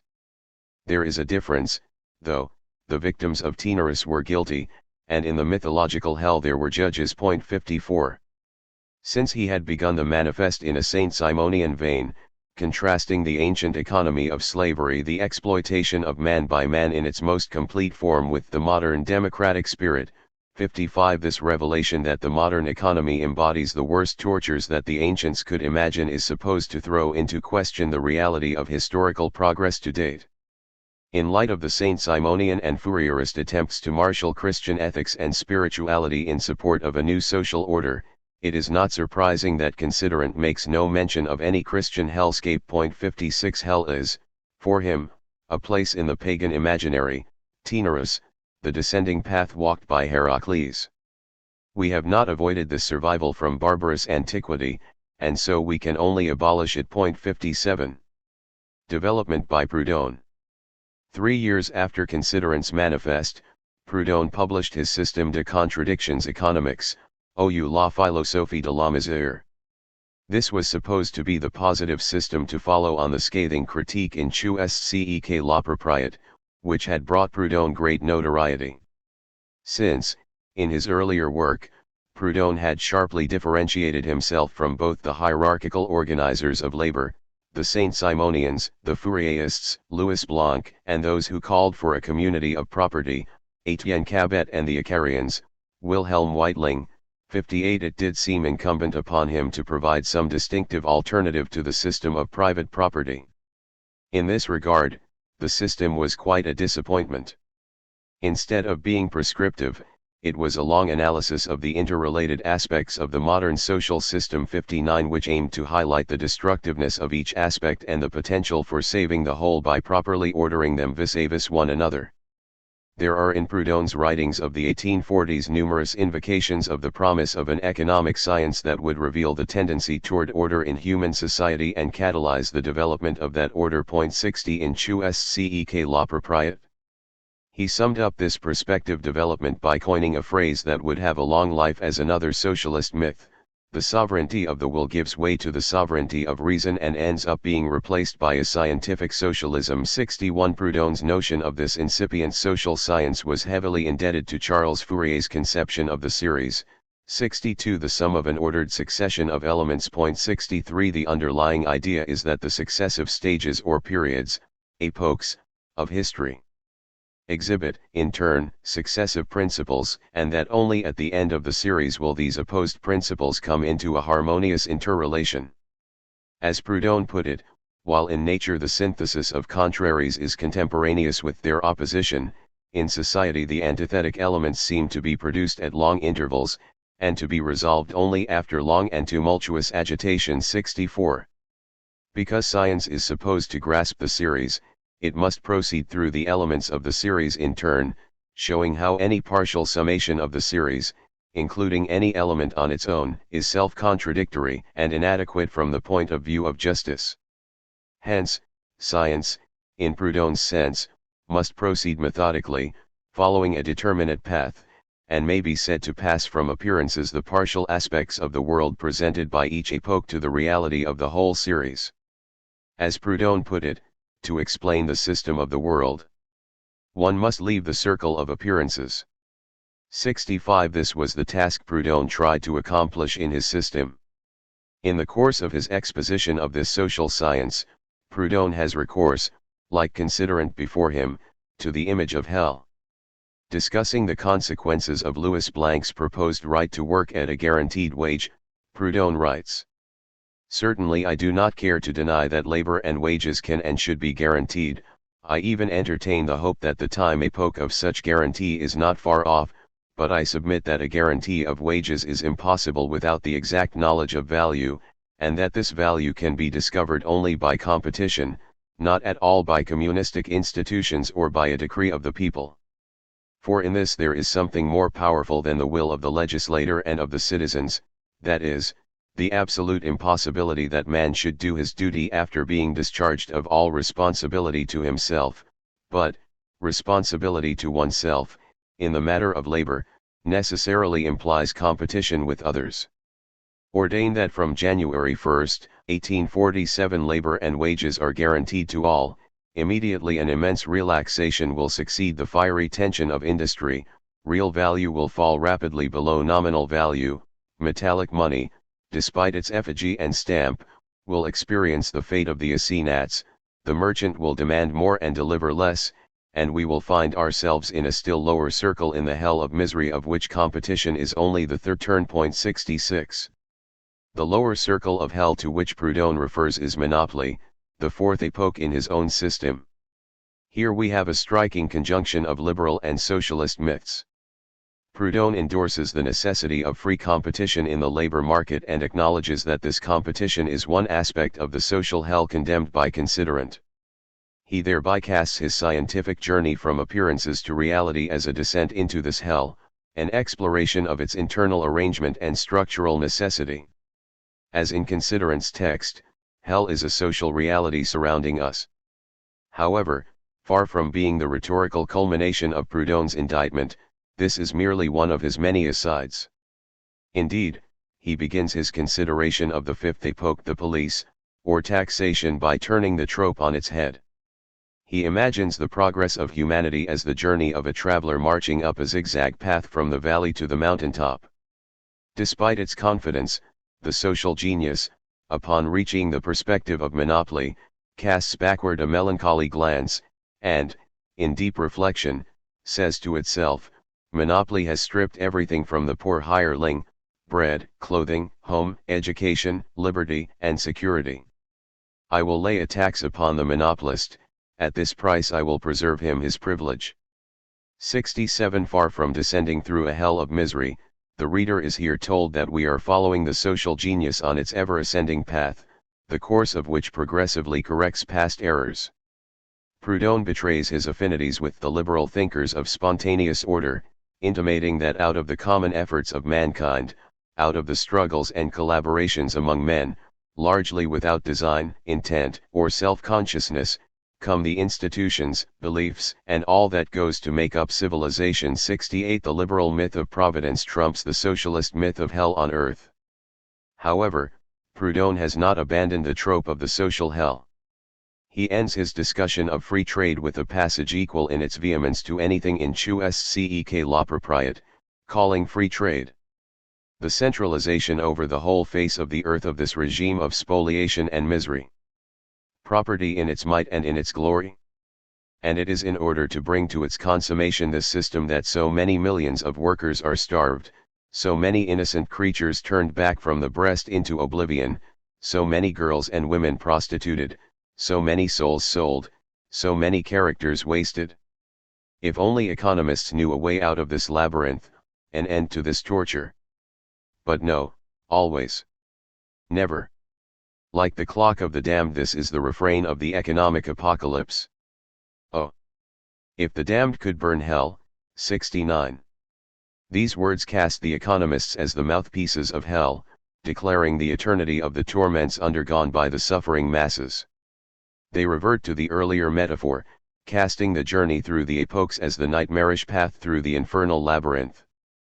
They suggest that, far from being a holdover from antiquity, the social hell is a historical necessity and a trial we must undergo in order to arrive at the exact knowledge of value that will set us free.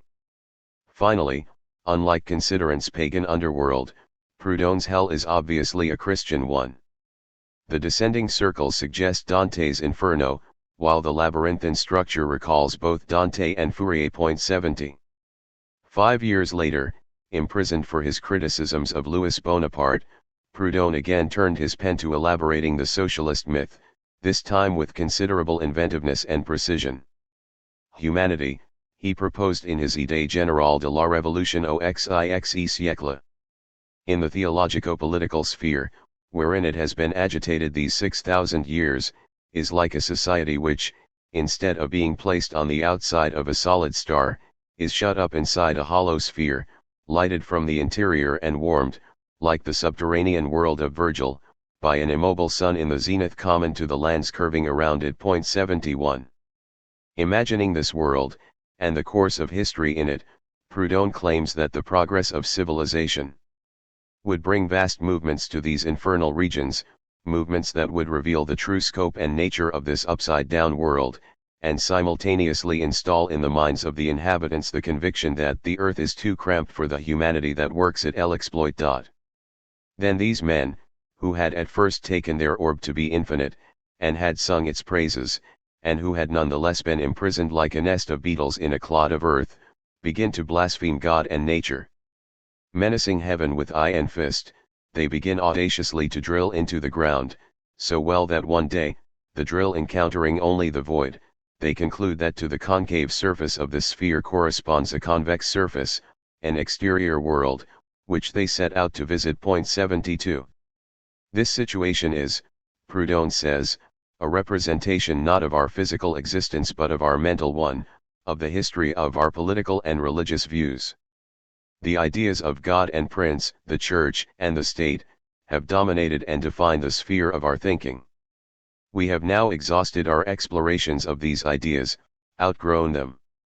We must burst this casing if we want to arrive at a more exact notion of things and leave this hell, where the reason of man, cretinized, will end up being extinguished. 73. Luckily for us, Proudhon thinks we have already, with the drill of philosophy, begun to break out of the embryonic shell these ideas have provided for our thought. Completing this task, which is simultaneously one of society turning from within to without, of inverting every social relation, is the calling of the revolution. For carrying out this mission, Proudhon suggests turning to the economists, for they are miners by trade. 74. What is it about philosophy and economics that will help us to escape from the prison of the old ideas? Very simply, they both teach, according to Proudhon, that all authority is illegitimate. They teach the laws of nature and of society. 75. This may seem a puzzling lesson for Proudhon to draw, given his passionate denunciations of the economists in both Sceq La Propriété and the System.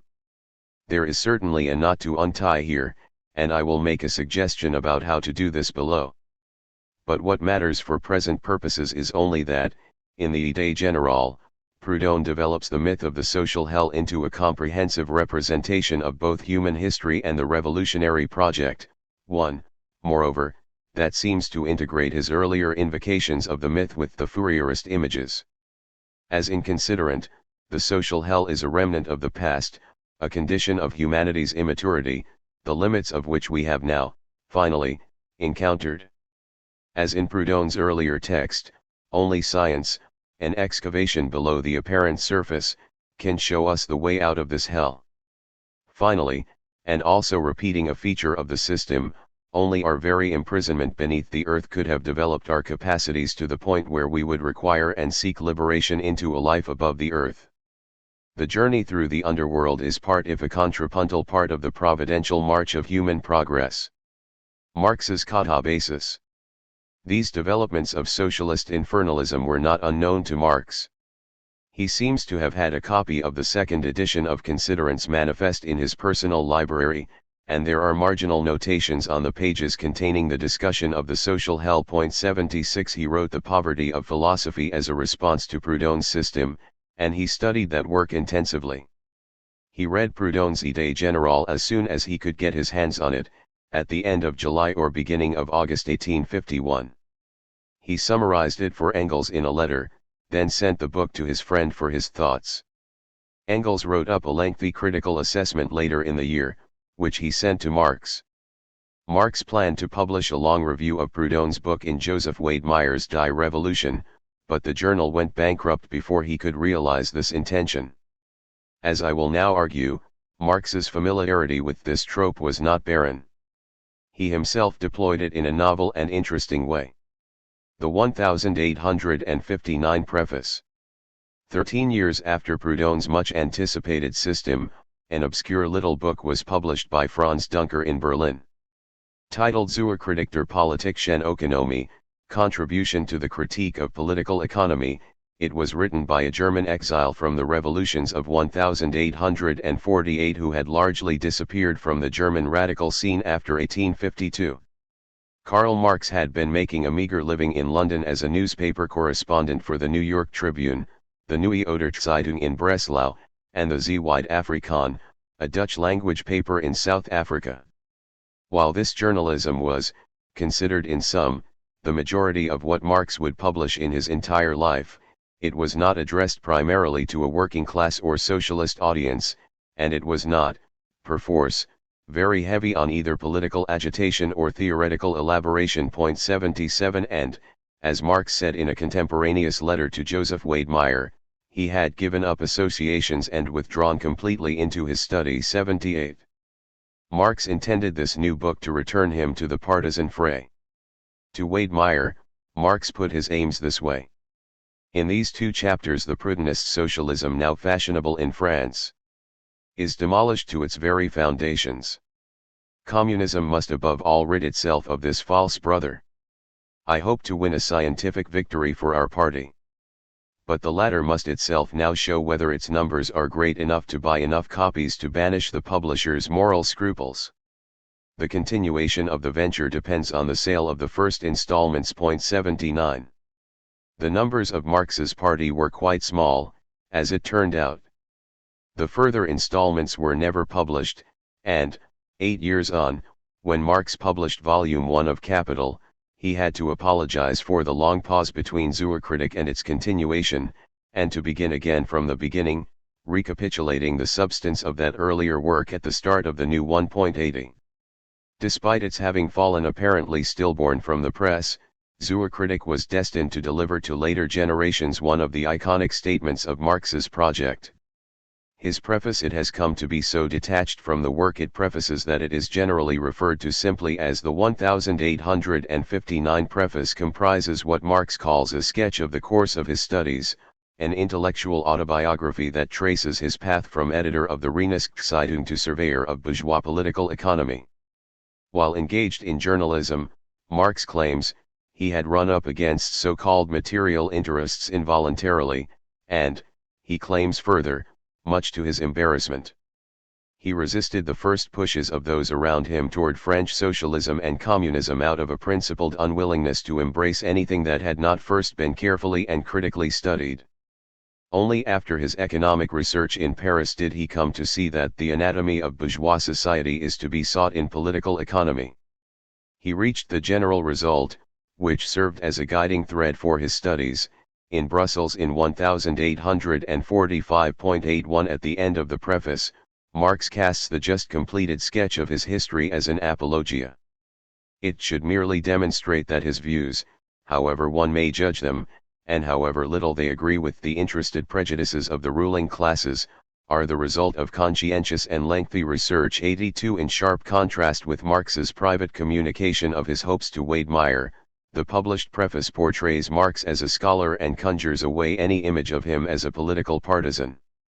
This gives the whole preface, as Terrell Carver notes, a curiously depoliticized form. 83. However, the preface ends with a veiled invocation of Proudhon, and an idiosyncratic return to the traditional motif of hell.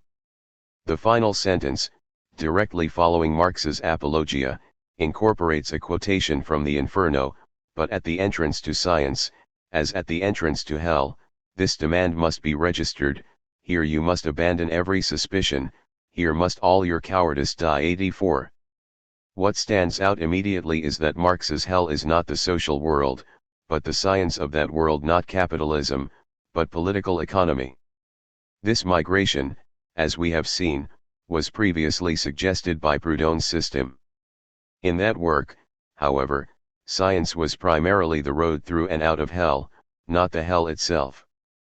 Proudhon's science was supposed to lead the reader through the labyrinth of history and, unlike the pseudo-science of the economists, eventually to lead the reader out of that labyrinth again, into the new world of mutual association. Marx's science, however, is likened to hell itself. At other points in the course of his Capital project, Marx is perfectly willing to use the traditional motif in a straightforward way.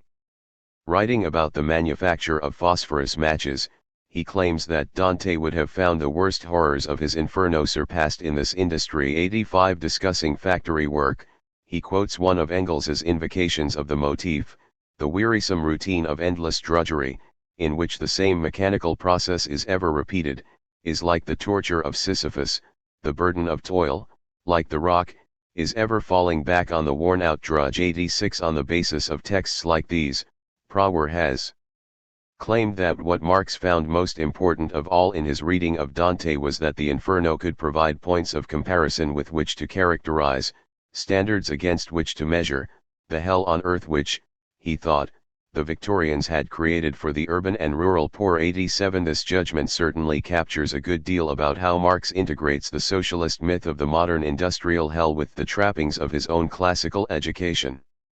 Nonetheless, it fails to encompass the novel use to which that myth is put at the end of the preface to Zur Kritik. Marx's invocations of the social hell myth register at two levels. On the first, direct level, Marx is repeating a traditional element of socialist discourse, a trope that one might find in any number of social reformers and revolutionaries, according to which the social conditions fostered by modern industry and commerce are the materialization in this life of the stories told about punishment in the afterlife.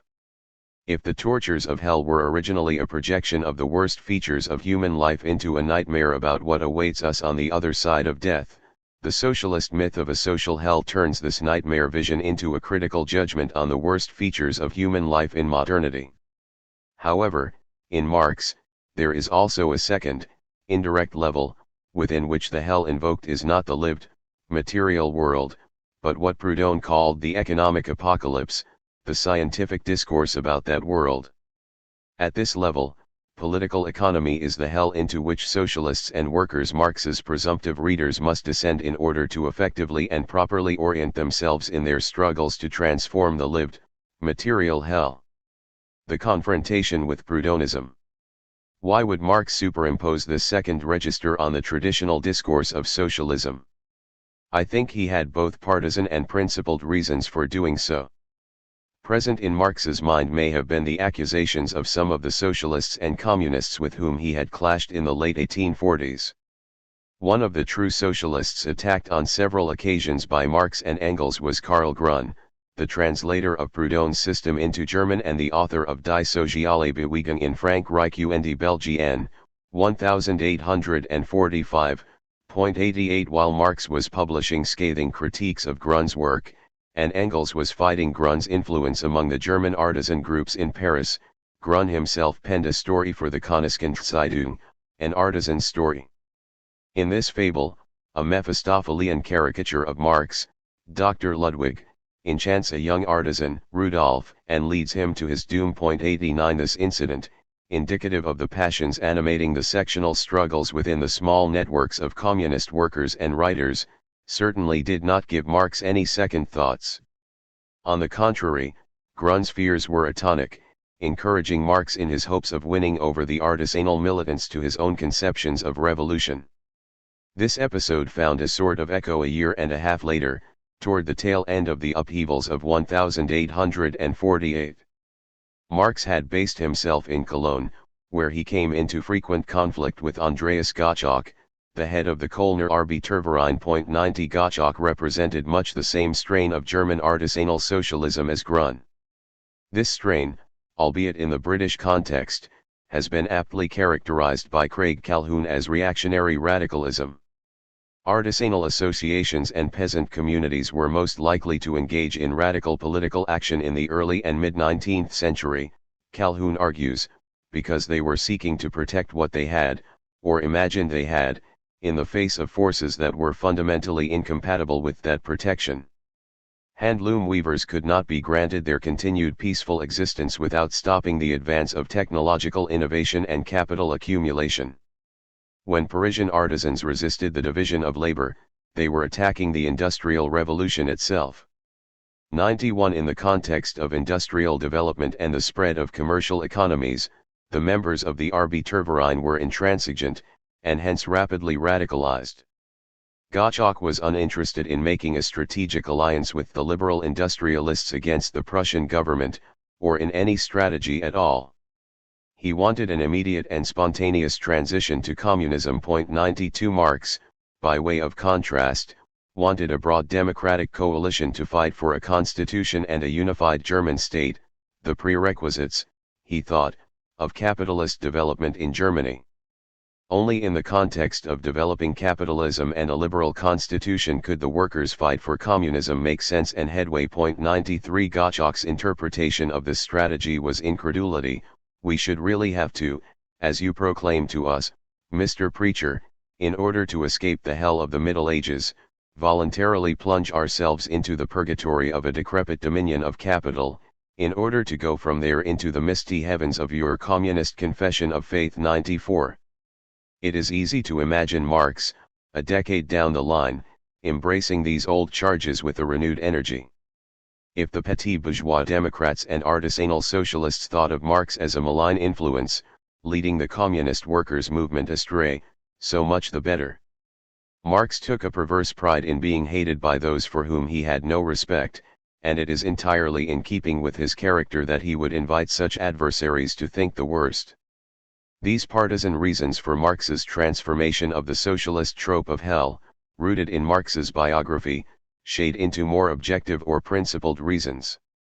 Proudhon had, in his works of the 1840s, articulated the terms of a problem facing the socialists and communists of the era. 95 These social revolt movements were fed by the dissolution of old ways of life under the pressure of new modes of government. Economic and political liberalism were emergent powers that fostered the conditions of revolt and raised the expectations of what revolt might accomplish. 96 At the same time, liberalization came hand in hand with a discourse of political economy that enunciated a discrete set of possible aims for government and a discrete set of possible mechanisms for attaining those aims. Political economy thus proclaimed itself the science of the possible. But this science of the possible seemed to declare impossible the retention of the old ways of life and the aspirations of the radical insurgents. The traditional boundaries of guild, municipal, and royal dominion were declared inadmissible barriers to the freedom of commerce, and, in the next breath, the desires for community, harmony, and satisfaction were ruled out of court as pitiful dreams and barriers to the freedom of commerce. The problem, then, was how to grapple with this novel governmental discourse, this science of the New World Order.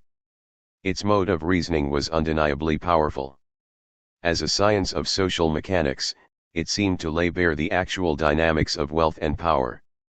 The older discourses of government Kammerlwissenschaft, the mercantile system seemed corrupt and inept by comparison. As a result, one of the most important divisions splitting the second generation of socialist and communist writers, those who began to publish after 1830 in France and Germany and after 1820 in Britain, is the division between those who sought some accommodation or confrontation with political economy and those who refused outright to engage with the new science. The vast majority of the French and German writers were in the latter camp, most Saint-Simonians, the Fourierists, Cabet, and the Icarians, Blanc, Lamennais, Butches, Pecker, Hess, and Whiteling.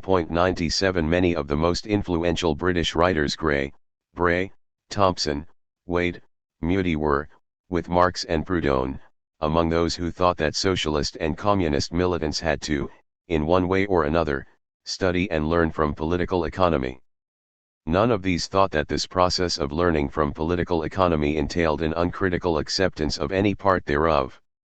Rather, it entailed a direct confrontation with political economy, an assessment of its strengths and weaknesses, and, for some at least, an all-out effort to defeat it. From very early on, Marx was situated at the extreme limit of this faction.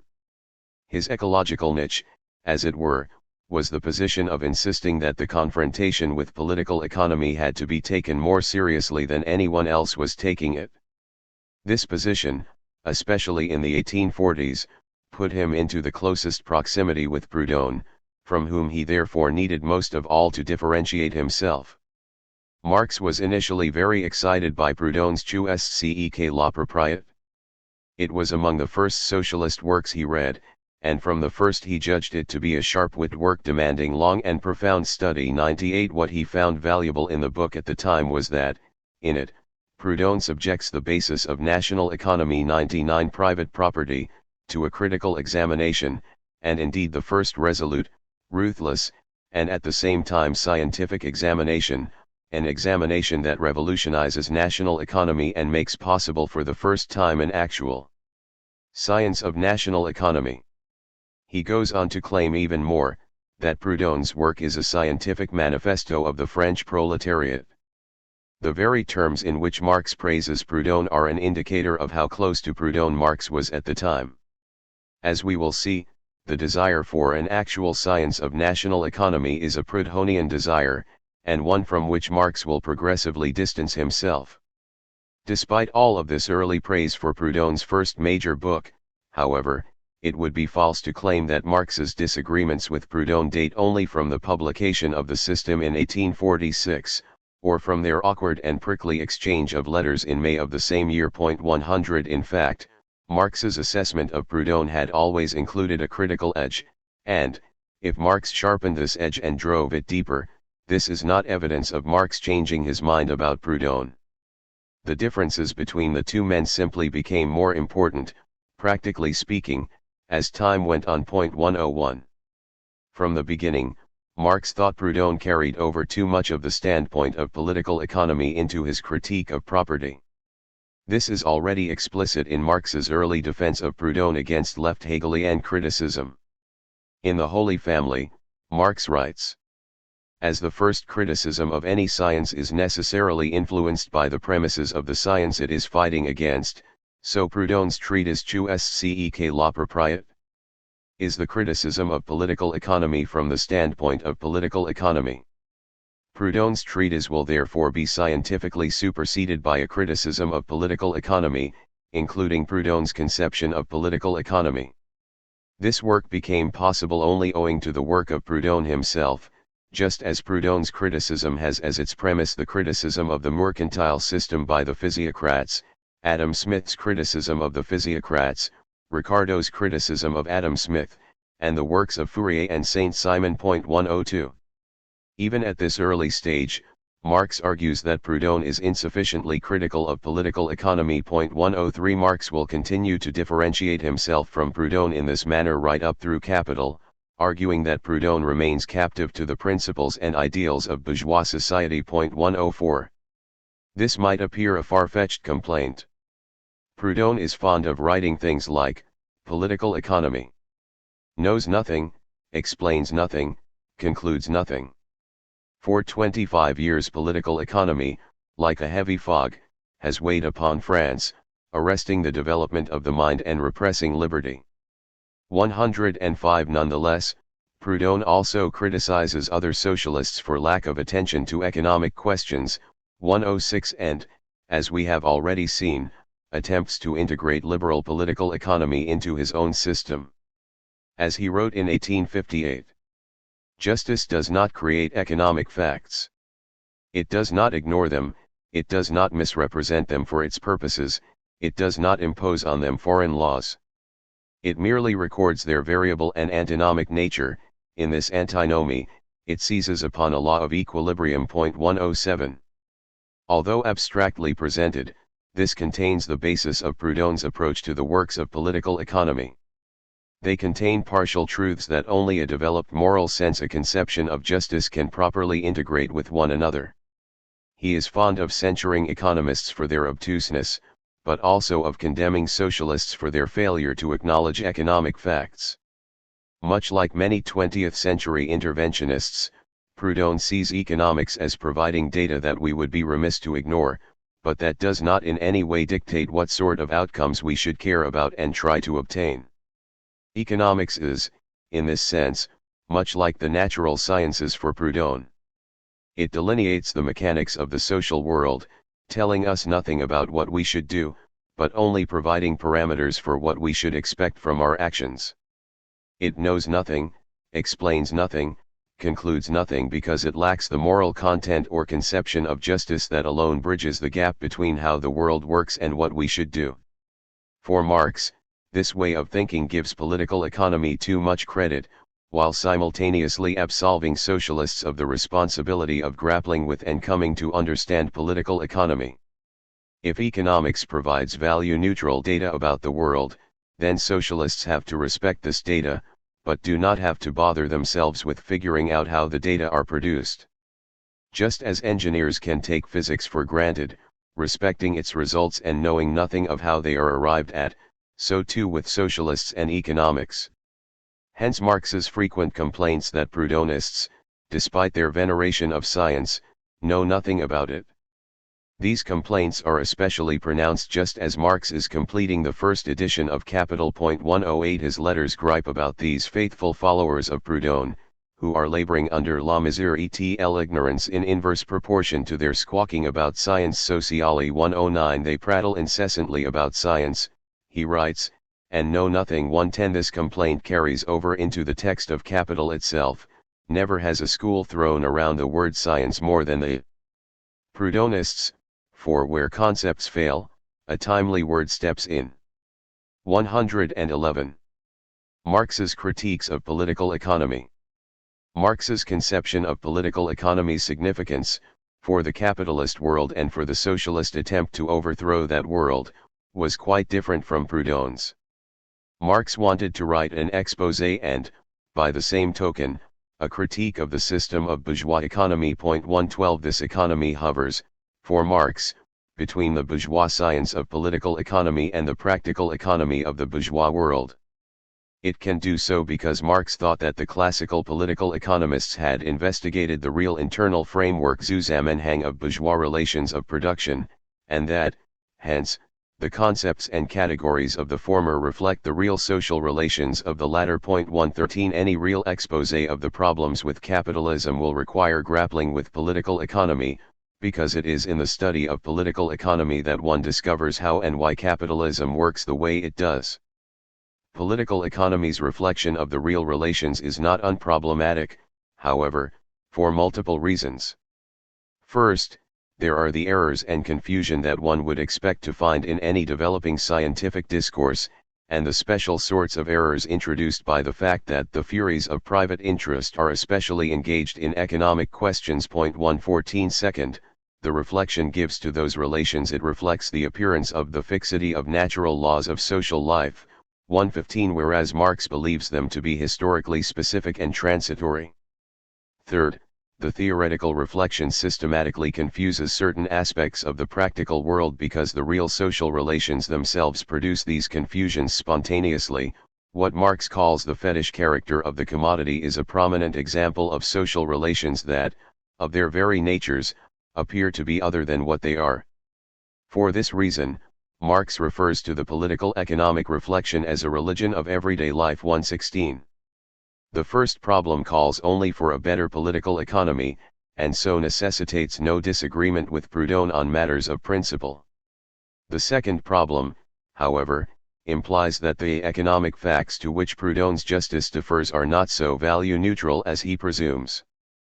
Proudhon's position is that mutualism, his preferred term for the solution to the social question, would be a better, more just management of the same economic reality that capitalism mismanages. The economic categories and, especially, value name historically constant conditions of human social life, and so there is no question of overcoming them or abolishing them, any more than there is a question of abolishing the law of gravity. But for Marx the facts of political economy and the facts of physics have radically different statuses. Natural laws, including the natural laws of social life, cannot be abolished at all. The only thing that can change, under historically differing conditions, is the form in which those laws assert themselves.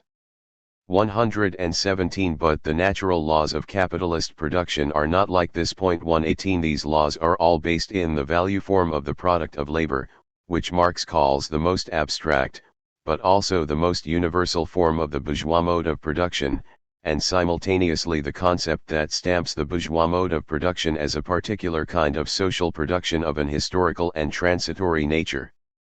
Marx is committed to the claim that the products of human labor did not have values in ancient Athens, or in Carolingian Europe, or under the Gupta dynasty. We will have to look more closely at this claim later on. What matters here is that Marx makes it, and that he thinks classical political economy, on the contrary, makes the mistake of treating value as the eternal natural form of social production. 119. By accepting the authority of political economy within the domain of economic facts, Proudhon does the same. Finally, and most importantly, Marx thinks that the way in which capitalist social relations are mediated by market exchanges produces a series of systematic distortions in the relations themselves, or, better, produces an imaginary series of relations that are essential to the real relations they nevertheless occlude from analysis. 120 These imaginary relations are carried over into the scientific reflections of political economy. Marx tends to call these imaginary relations mysteries or secrets. Geheimnis. 121 It is unfortunate that English cannot easily convey the double sense of geheimnis. It names what is hidden or secreted away and also the very hiddenness of it, the mystery attending its absence to inspection. The root, heim, is equivalent to the English home, the private sphere, which is most familiar and most removed from public scrutiny. Thus, the geheimnis of political economy do not constitute a series of mistakes, as in the first two arenas of Marx's critique, or a form of false consciousness that merely conceals the real conditions. 122 They constitute a form of common sense or practical wisdom that is essential for people living in modern society, but which gives rise to all manner of absurdities upon analysis. They are familiar thoughts that cannot be inspected without becoming something confusing. But political economy consists, to a great extent, of the analysis of this modern common sense. 123 And so does most socialism, Proudhonism included. This situation calls for something far more radical than either a properly corrected or properly limited political economy. We could sum up Marx's critique of political economy under three headings, then. First, and least controversially, it is a critique of particular political economists in the name of an ideal political economy, a self-critique and self-correction of political economy. Second, it is a critique of political economy as a whole, however rectified, in the name of properly historical knowledge. At this level, Marx's critique tries to locate capitalism as one mode of production among others, with its local laws and locally effective mechanisms. This is often taken to be the sum of Marx's criticism. At a third level, though, Marx's critique of political economy is the critique of the forms of thought proper to capitalism, and to the capitalism that gives rise to them, in the name of liberation. It is not just that the categories of political economy are valid only within a circumscribed historical setting, they are also the concepts proper to a system of domination, a system in which the most complete subjugation of individuality under social conditions assuming the form of objective powers nonetheless appears as a system of individual freedom. 124. In short, the third level of Marx's critique of political economy is the most properly political aspect of that critique. But this political critique demands, Marx thinks, both the most thoroughgoing engagement with political economy and the most extensive transformation of socialist thought. The middle class prophets laud to the heavens verum long the modern system of free competition. In response, the socialists damn it to hell Verturefeld. Neither have actually developed an answer to the question of what free competition is. 125 Marx would take his socialist readers into the hell they have only condemned. He would show them what that hell really is, in part to show them how their moralism and their schemes for reform are as implicated in the concepts proper to that hell as are the apologetics of the liberals. When they demand a fair day's wages for a fair day's work, call for the exchange of equivalents, try to pin the misery of the worker on acts of force or fraud committed by the proprietors, imagine that socialism stands opposed to the selfish man, the thief, the murderer, the traitor to society. 126 Or otherwise reduce the rule of capital to acts of injustice. Socialists entrap themselves, Marx thinks, in the very social system they want to escape. Marx's goal, then, is to expose political economy to his socialist readers in order to expose the limits of political economy and the secret of socialism's conceptual complicity with political economy, the way in which its tendency toward moralized criticisms of capitalism, like political economy itself, produces a religion of everyday life, an idealization of the world that supplements it and inures us to it. Marx's citation of Dante's poem establishes this collaborative fiction according to which Marx is a Virgil-like guide for his socialist readers, introducing them into the secret things of political economy, L.3.21, revealing the ugly underbelly of modern capitalism and the hidden mechanisms that produce and reproduce it.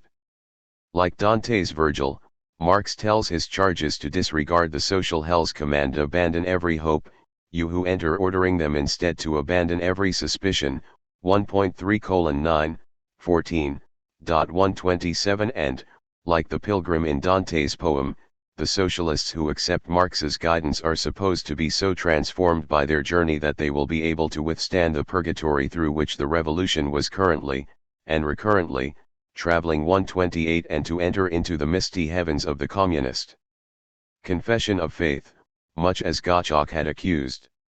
And, since Dante's pilgrim is also the poet himself, who is telling us the story of his own becoming, perhaps one or more of these remade socialists will become the new Dante Engels hoped for, the creator who will mark the hour of birth of this new, proletarian era. 129.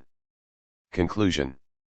This book approaches capital by comparing its structure to that of Dante's Inferno and relating its central arguments to the contending schools of socialist theory. Marx was, in Capital, writing a political document, meant to be read, above all, by other socialists and activists within the workers' movement. This audience, and Marx's conception of it, are thus of decisive importance for understanding why Marx makes the arguments he does, in the way he does. To put it baldly, Marx is not trying to convince some ideal typical bourgeois economist to come over to the side of socialism. Rather, he is trying to convince his fellow socialists to cast aside their reliance upon ideas and arguments derived from or typified by Proudhon, Considerant, Bronterra O'Brien, and other has-been and would-be leaders and theorists of the movement against capitalism. Marx's relationship to other socialists has certainly been the object of important studies. There are two important strands of scholarship. One treats Marx as either developing or simply borrowing the economic theories of earlier socialist writers. The other, more robust, strand examines Marx's criticisms of the political tactics of rival socialist schools. 130 In their coexistence, these strands reinforce each other and produce the apparent but erroneous conclusion that Marx largely inherited an economic theory from his predecessors even as he introduced into socialism a novel political strategy. I will argue, instead, that Marx's divergence from other socialists is greater than has been appreciated, and that this divergence cuts across the domains of theory and political practice. If Capital is an impressive reformulation and rationalization of a large body of earlier socialist economic theory, 131 this should not be understood in the sense Cole does, as implying that, for example, Marx's theory of value was merely a refinement on the earlier theories of Thomas Hodgkin, John Francis Bray, and a number of other Ricardian socialists. 132. Marx was radically and savagely critical of the naivete and inadequacy of earlier socialist economic and political theory. His fundamental criticism was that other socialists had terrifically oversimplified the operations and the harms of modern capitalism by individualizing and moralizing both. As a consequence, they had also massively oversimplified the task facing the workers' movement, reducing it now to a problem of moral or scientific education, now to one of willpower. As this chapter has already shown, this assessment of the challenges facing the workers' movement and of the shortcomings of the available socialist theory lies behind Marx's adoption, in 1859, of the descent into hell as a metaphor for his task in his critique of political economy. What lies ahead of us, then, is to follow Marx on his kata basis, and to mark out, at each juncture, the transformation he is hoping to work on his socialist audience. Chapter 3. Sticks, the anarchy of the market. Men were then forced to labor, because they were slaves to others. Men are now forced to labor because they are slaves to their own wants. James Stoyart, An Inquiry into the Principles of Political Economy, 1770. It is our system of exchange which forms the hiding place of that giant of mischief which best rides the civilized world, rewarding industry with starvation, exertion with disappointment, and the best efforts of our rulers to do good, with perplexity, dismay, and failure. John Gray, The Social System, 1831. Until the human mind shall have been disabused of this insane money mystery, it is impossible that men can think or act like rational beings, or that the world can be otherwise than a great lunatic asylum. Robert Owen, The Revolution in the Mind and Practice of the Human Race, 1849. Akrasia, incontinence, weakness, lack of self-mastery or self-control is today a philosophical puzzle and a marketing opportunity. For Dante, imbricated in the manifold legacies of classical political thought, it was a moral and political problem of a high order. Getting carried away by lust, by anger or envy, by desire for wealth was how the good-hearted, who love real goods, come nonetheless to be enemies of the good and of their fellows. Much the same could be said about the moral and political significance of akrasia for the early socialists, although they did not use quite the language Dante used. Much of what disturbed them about the newly commercial society in which they lived was caught up in the way the society seemed out of control. The anarchy of competition bedeviled society. Worse, perhaps, it seemed to wreck all novel efforts at self-control, individual or collective. The well-intentioned and committed might come together in an earnest desire to cooperate in the production of wealth, and in the brotherly and sisterly sharing of that wealth. Nonetheless, the same perplexity, dismay, and failure that afflicted the larger society also invaded the smaller. Much as he took up and transformed the trope of the social hell, Marx inherited and reworked this socialist discourse on the akrasia of commercial society. In Part 1 of Capital, he integrates the two. Just as the first circles of Dante's hell are the circles of incontinence, where those who lack self-control are tortured by their runaway desires, Marx's sphere of circulation, the market, is where producers are tormented by the movement of their products, which they cannot control. Furthering a line of thinking begun by the Owenite socialists in Britain, Marx teased apart the experience of commercial society as anarchic or ocratic and the explanation for this experience, the impersonal domination that causes people in a commercial or market-based society to behave in an ocratic manner. Because they are dependent for their lives upon the market, as slaves are dependent upon their masters, producers of wares for sale must keep a weather eye out for changing market conditions, one which are, at bottom, nothing but the caprices of their customers and competitors.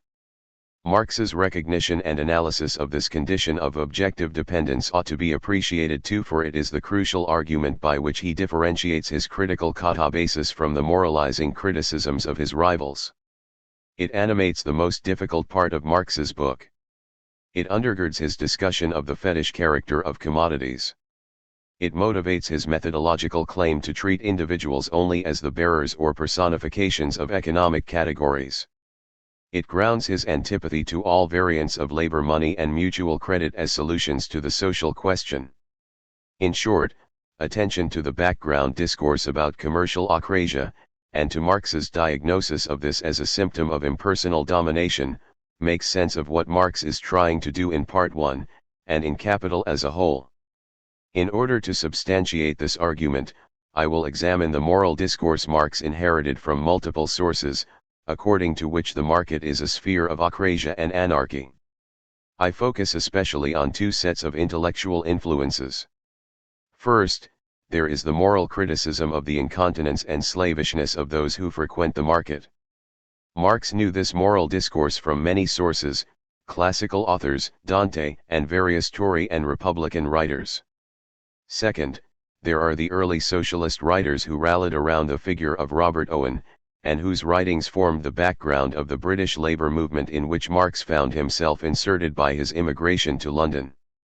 These writers echoed many of the aristocratic and moralizing worries about the social and moral problems of discipline and control that attended the new commercial, urban, and industrial economy. Point 3. However, they also shared a radical republican urge to identify some sort of tyranny at work behind the moral corruption, some arbitrary power that would explain the evident absence of virtue. Many of them laid the blame at the feet of the opaque workings of the monetary economy, which, to the Republican mind, hid the empire of force and fraud that made staggering wealth for some and crushing poverty for many others. Hence, they proposed schemes of monetary reform, designed to make exchange transparent and free, and thereby incapable of cloaking the abuse of power. Examining this background makes it possible to see how Marx, in Part 1 of Capital, takes over the problem of commercial domination from the Owenites and transforms it by arguing that the evils they try to pin on money are actually the necessary outcome of the fair exchange of equivalent values.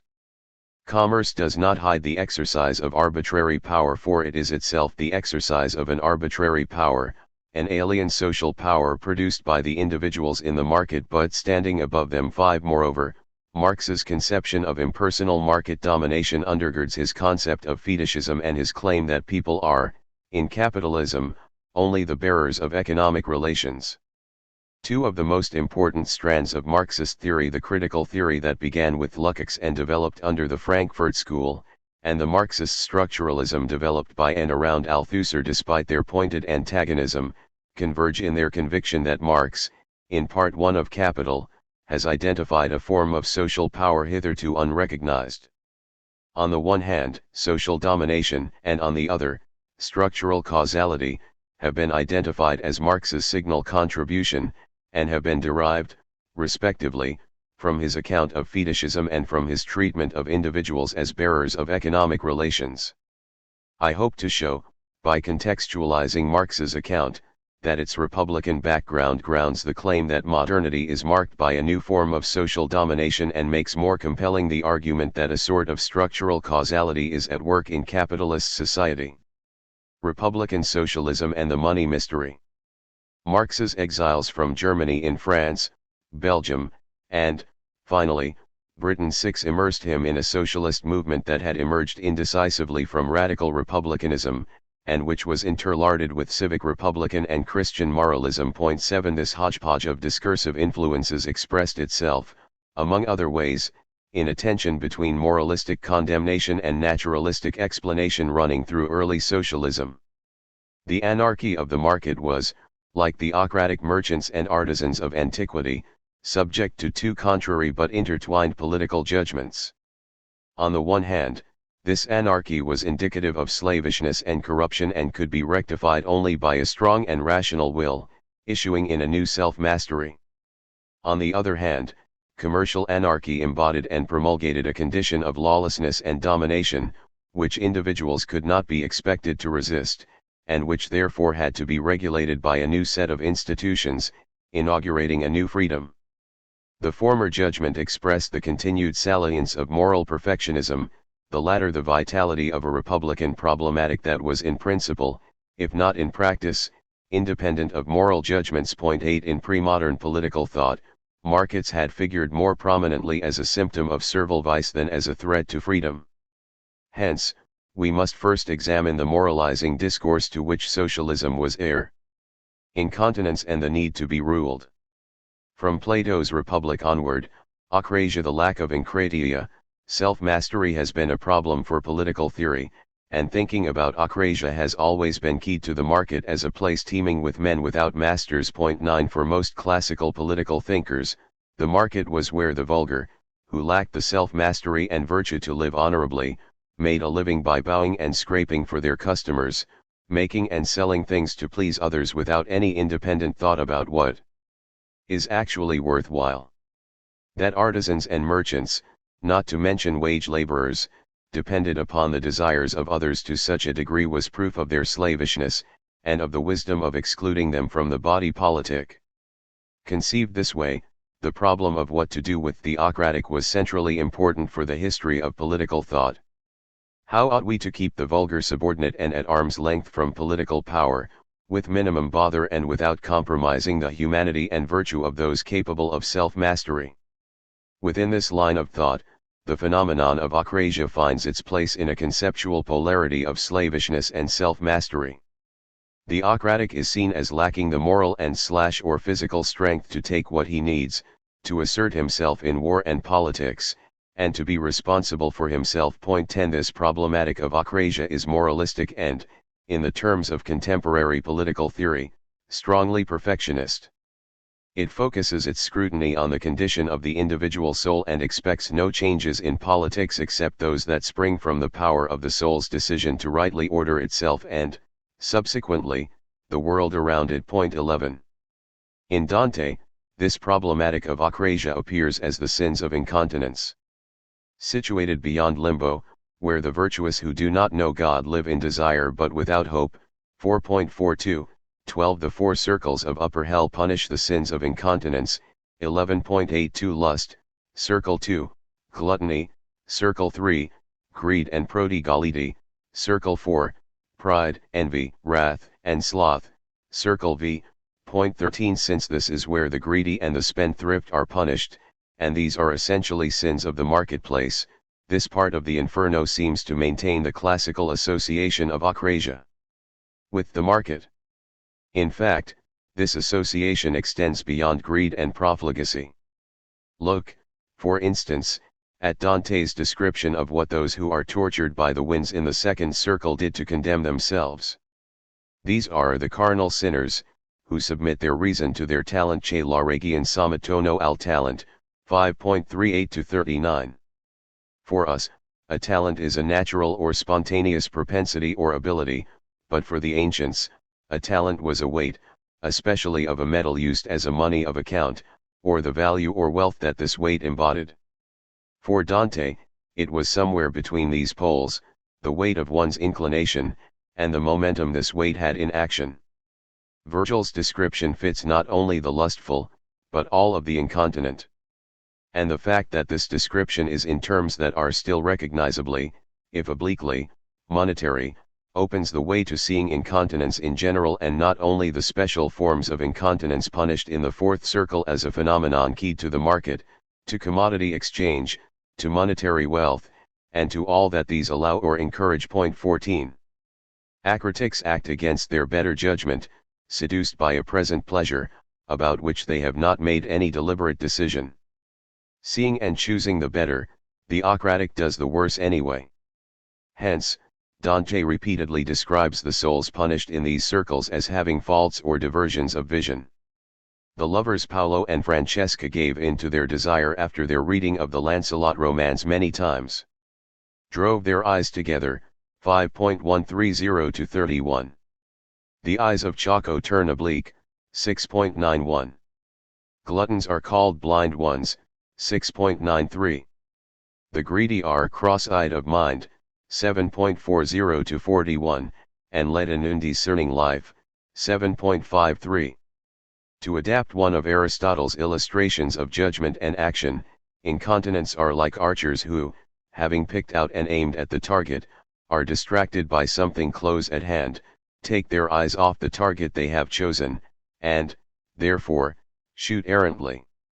The incontinent are fatally distracted from what they know to be the good.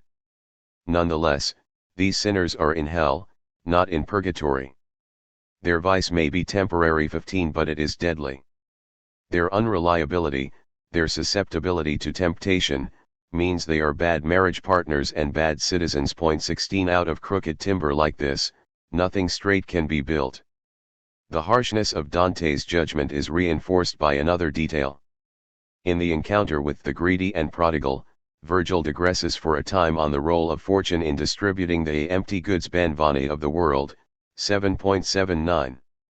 He is at pains to underline the inscrutability of fortune's providential role in governing the sphere of sublunar goods, 7.61-99. Both the greedy and the prodigal try to hoard up earthly goods. The greedy grasp after monetary wealth while the prodigal throw money away in an effort to assimilate as much use value as possible. Both are distracted from the pursuit of the good life by the passionate desire to master their own fortunes. Virgil insists, however, that fortune's ability to take away wealth is beyond any human wisdom's power to prevent, that her judgment is hidden, and that your knowledge cannot resist her, 7.81-85. Plutus, god of wealth, is the great enemy, 6.115, because greed for empty goods metonymically stands in for all wrongdoing. The pursuit, whether deliberate or incontinent, of what we cannot happily and stably possess is the basic form of human folly and misery. Thus, the incontinent are of a piece with all the damned. Point 17. In Dante, then, we find a Christianized version of the classical problem, for what matters is how to secure a proper ordering of the soul, and then how to secure a proper political order that reflects this order of the soul.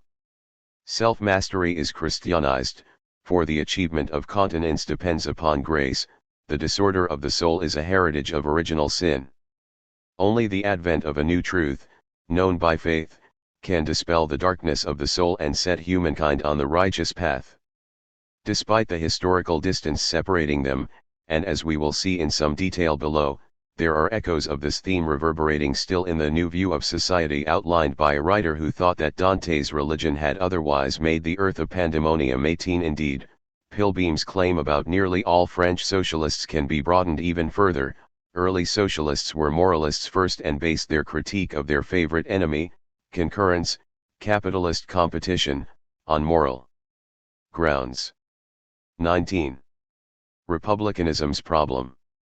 Alongside this moralism, however, early socialism also inherited a tradition of republican political thought that contained the germ of something very different, an analysis that preempts moralism by insisting that slavishness is a consequence of domination, rather than its cause and justification. 20 Republican thought is politically concerned more with removing certain barriers to virtue, those barriers constituted by arbitrary power, than with promoting it positively. 21 As Eric McGilvray has put it, Republican thought centers around the problem of securing the practice of virtue through the control of arbitrary power. 22 Traditionally, of course, this problem did not contain anything like a categorical judgment that arbitrary power was the only threat to the practice of virtue.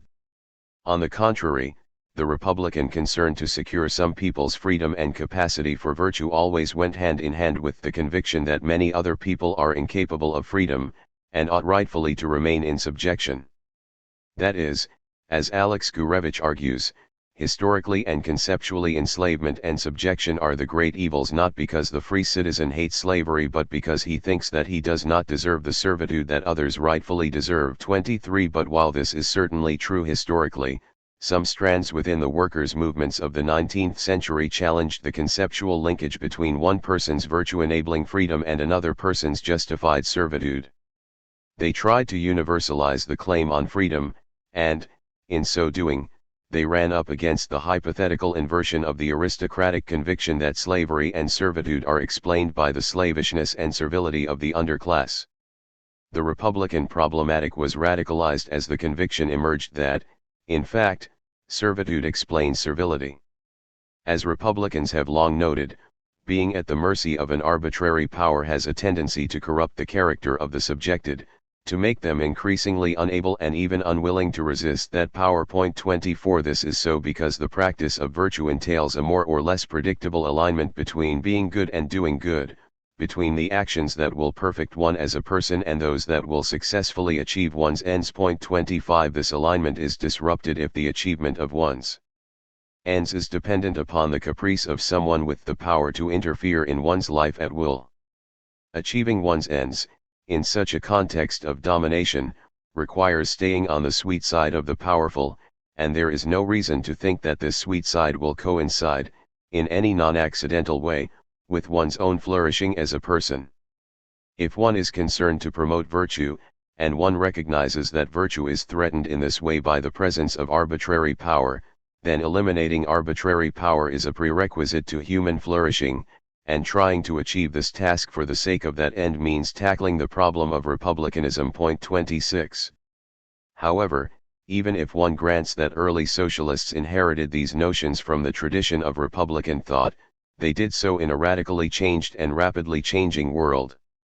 The attempt to radicalize republican thought and universalize republican freedom emerged from but also stumbled over the difficulties involved in pursuing republican ends in a world that is largely governed by and through markets. 27 Indeed, since most early socialists were relatively unconcerned with the purely political, institutional arrangements traditionally advocated by Republicans, some have claimed that this disavowal of a merely political standpoint constitutes a disavowal of republicanism as such. 28 The socialists with whom I am concerned certainly saw republican government as only a partial and preliminary requirement for human emancipation. This only indicates, however, that the scope of domination in modern commercial society seemed to them so enhanced that to confront it with political freedom alone was tantamount to restraining an elephant with sewing thread. There is nothing surprising in the fact that the amplification of commercial society in the 18th century should evoke from critics moralizing denunciations of the sins encompassed by Dante's circles of incontinence. 29 Money could be made from and spent in the service of lust and gluttony. Monetized wealth could be accumulated without apparent limit and frittered away with impressive alacrity. It could purchase indolence as easily as its lack could fuel envy and rage. But these complaints did not remain the province of priests and parsons.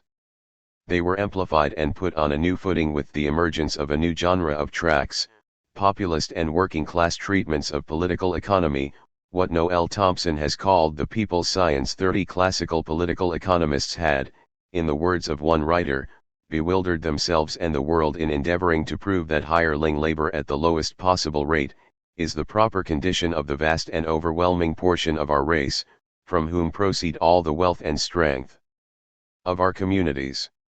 31 What was needed was a working-class counterweight to this political economy of the capitalists and landlords, a political economy from below. 32 Using a phrase that was just as commonly found in the mouths of the priests and parsons, William Thompson claimed that the ultimate object of production is not accumulation, is not capital, but enjoyment immediate or future. Herein differ the mere political and the moral economist. The accumulation of wealth or capital, and particularly in large masses, is the sole object of the mere political economist. Happiness, health, particularly of the productive many, are with him secondary. 33 Basing themselves in the conviction that labor is the source of all the wealth and strength of a community, these popular moral economists set out to defend the laborers against the depredations of the wealthy and powerful, who enjoyed the greater part of that wealth and strength. 34 Gone was the faith of the older Republicans that the social fabric was basically intact, and that the expulsion of a few usurpers or a reform of the government would bring things back into shape. A penny paper quoted by the Tory Quarterly Review measures the depth of the dissatisfaction and the scope of the remedies entertained. Supposing, now, the whole body of the people were to rise in like manner, all the laboring classes against their masters, into what a terrible state of misery would the country be plunged, aristocrats and all. Would it not be universal ruin? Could the aristocrats culture the earth for themselves, or provide themselves with clothing, if the laboring classes refused any longer to sacrifice themselves for the exclusive advantage of their masters? What could be done, but if the present outrages are continued, and become general, if the people not only refuse to produce further, but destroy what is already produced, what then will be done? Will not the aristocrats find out then, when it is too late, that they are not better than the mass of their fellow creatures, but that, on the contrary, they are dependent on them for everything they enjoy or require? What would avail the government's standing army, if they could no longer supply it with food and clothing? Would it not be the first to turn upon them, and this must happen, unless society is so altered, that machinery shall no longer be used as the means of amassing great wealth for individuals, instead of relieving the people at large, and this can only be effectually done by universal equality. It is, indeed, time to listen to the voice of the people, and that voice is, in a very great degree, directed and instructed by Robert Owen and his disciples, who have taught them to know their own rights. 35 This invocation of Owen is both instructive and surprising. It instructs us that, if the earliest British socialists of the 1820s and 30s were Ricardian in their conviction that the present social order entailed a discord of class interests, 36 they were Owenite in their conviction that to gather the delicious food for ourselves will be far more desirable and advantageous, and by so doing we shall enjoy the fruits of our labor in the winter of age, instead of the grudging and scanty pittance of a parish workhouse. We shall then be surrounded with every necessary comfort, encircled with friends in equality, and our children amply provided for. All this shall we effect by our united efforts in the cause of cooperation.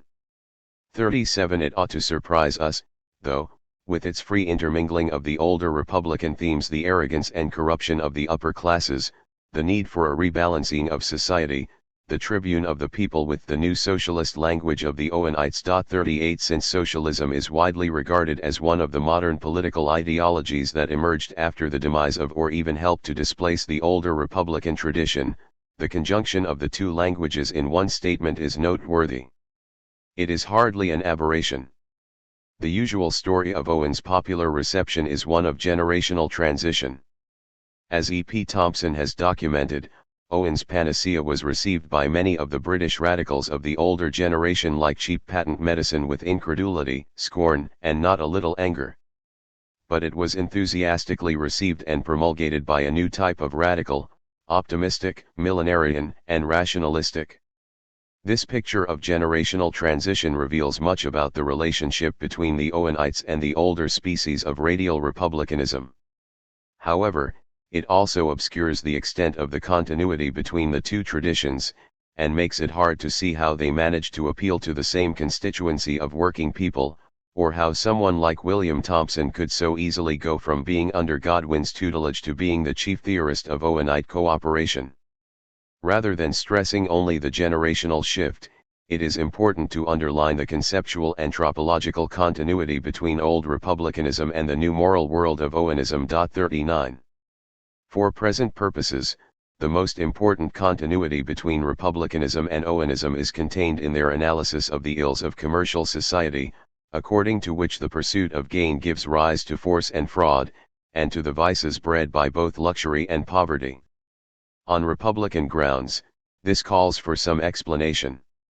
If the world has become, thanks to commerce, a great lunatic asylum, 40, then this does not, for the Owenites, justify, as it did for the aristocratically inclined, the subjection of the working class whose character has been so corrupted. On the contrary, the Owenites, universalizing the thought of their republican forebears, believed that a servile character need not be the result of any personal failing, for it may instead follow from the fact that one is not able to display one's true character as long as one is in the presence and under the thumb of an arbitrary power. 41. The arbitrary power that explains the ignorance, poverty, corruption, and wretchedness of the present system. 42. The constant source of caprice that has turned the mass of mankind into ignorant contented drudges. 43. Must be sought out. The Owenites, and in this they were followed by Proudhon and by 100 other socialists, thought they had found this arbitrary power and source of caprice in the money mystery. 44. The occult operations of which exposed the producer to the mercy of uncontrolled and uncontrollable circumstances. 45. This mystery is what Marx seeks to explicate by his account of the fetish character of commodities, which, inserted into this republican lineage, becomes a theory of the impersonal domination of all those who must depend upon the market. The Owenites generally argued that if market transactions were actually free and voluntary exchanges between equals, then there would be no problem. They presumed that such free and voluntary exchanges would proceed from the necessity of sharing with others, of mutual aid, or mutual insurance. 46. They presumed, further, that such exchanges would be governed by the only equitable principle, to exchange the supposed prime cost of, or value of labor in, one article, against the prime cost of, or amount of labor contained in any other article. 47. However, they also argued that such free, voluntary exchanges, founded on equal knowledge of the parties, nowhere prevail. 48. On the contrary, the present commercial system is an empire of force and fraud. 49. One vast babel of interests, in which true charity and morality and brotherly love have no existence.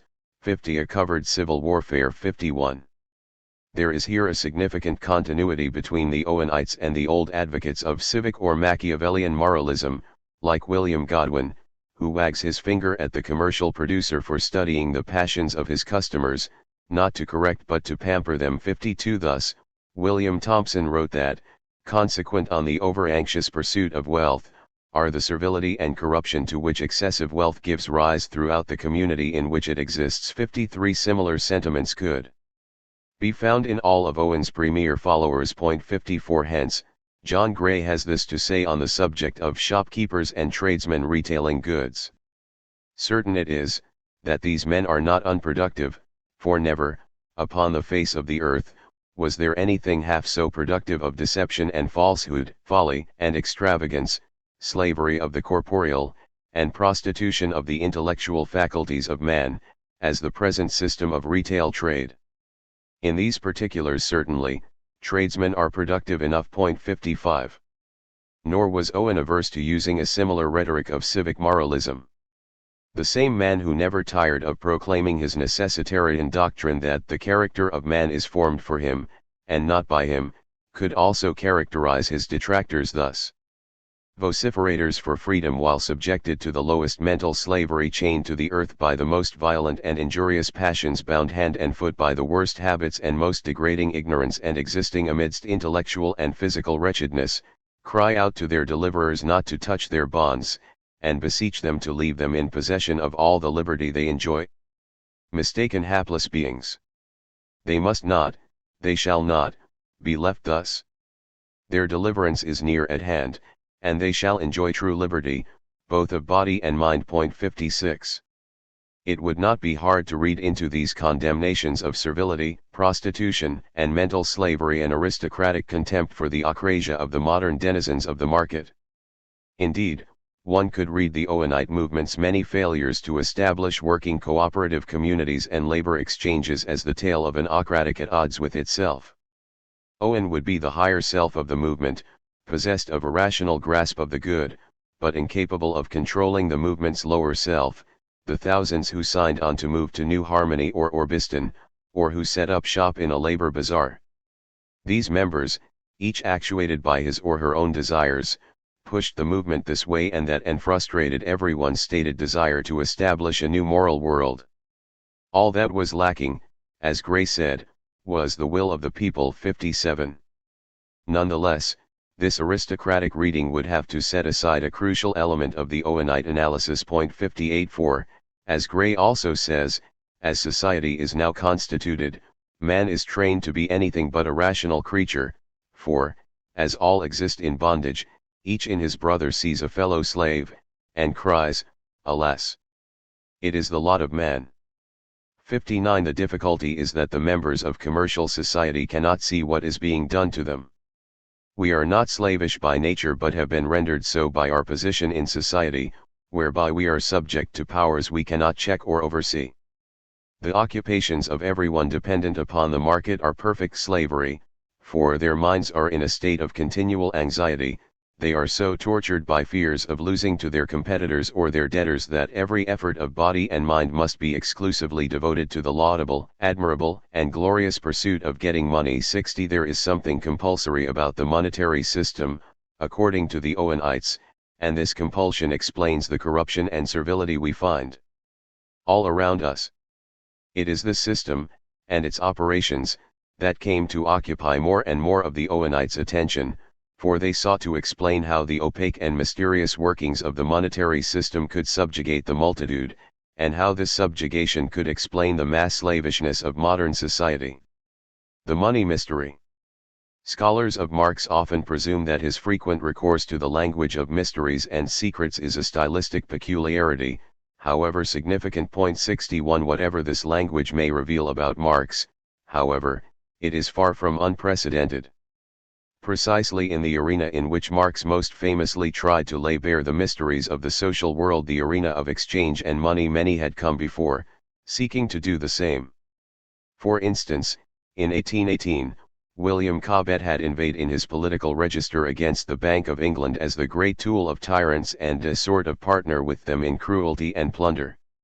He continued, "This thing was a mystery as complete and almost as sacred as any other of those mysteries, by the means of which artful and impudent knaves have contrived to rob the laboring part of mankind.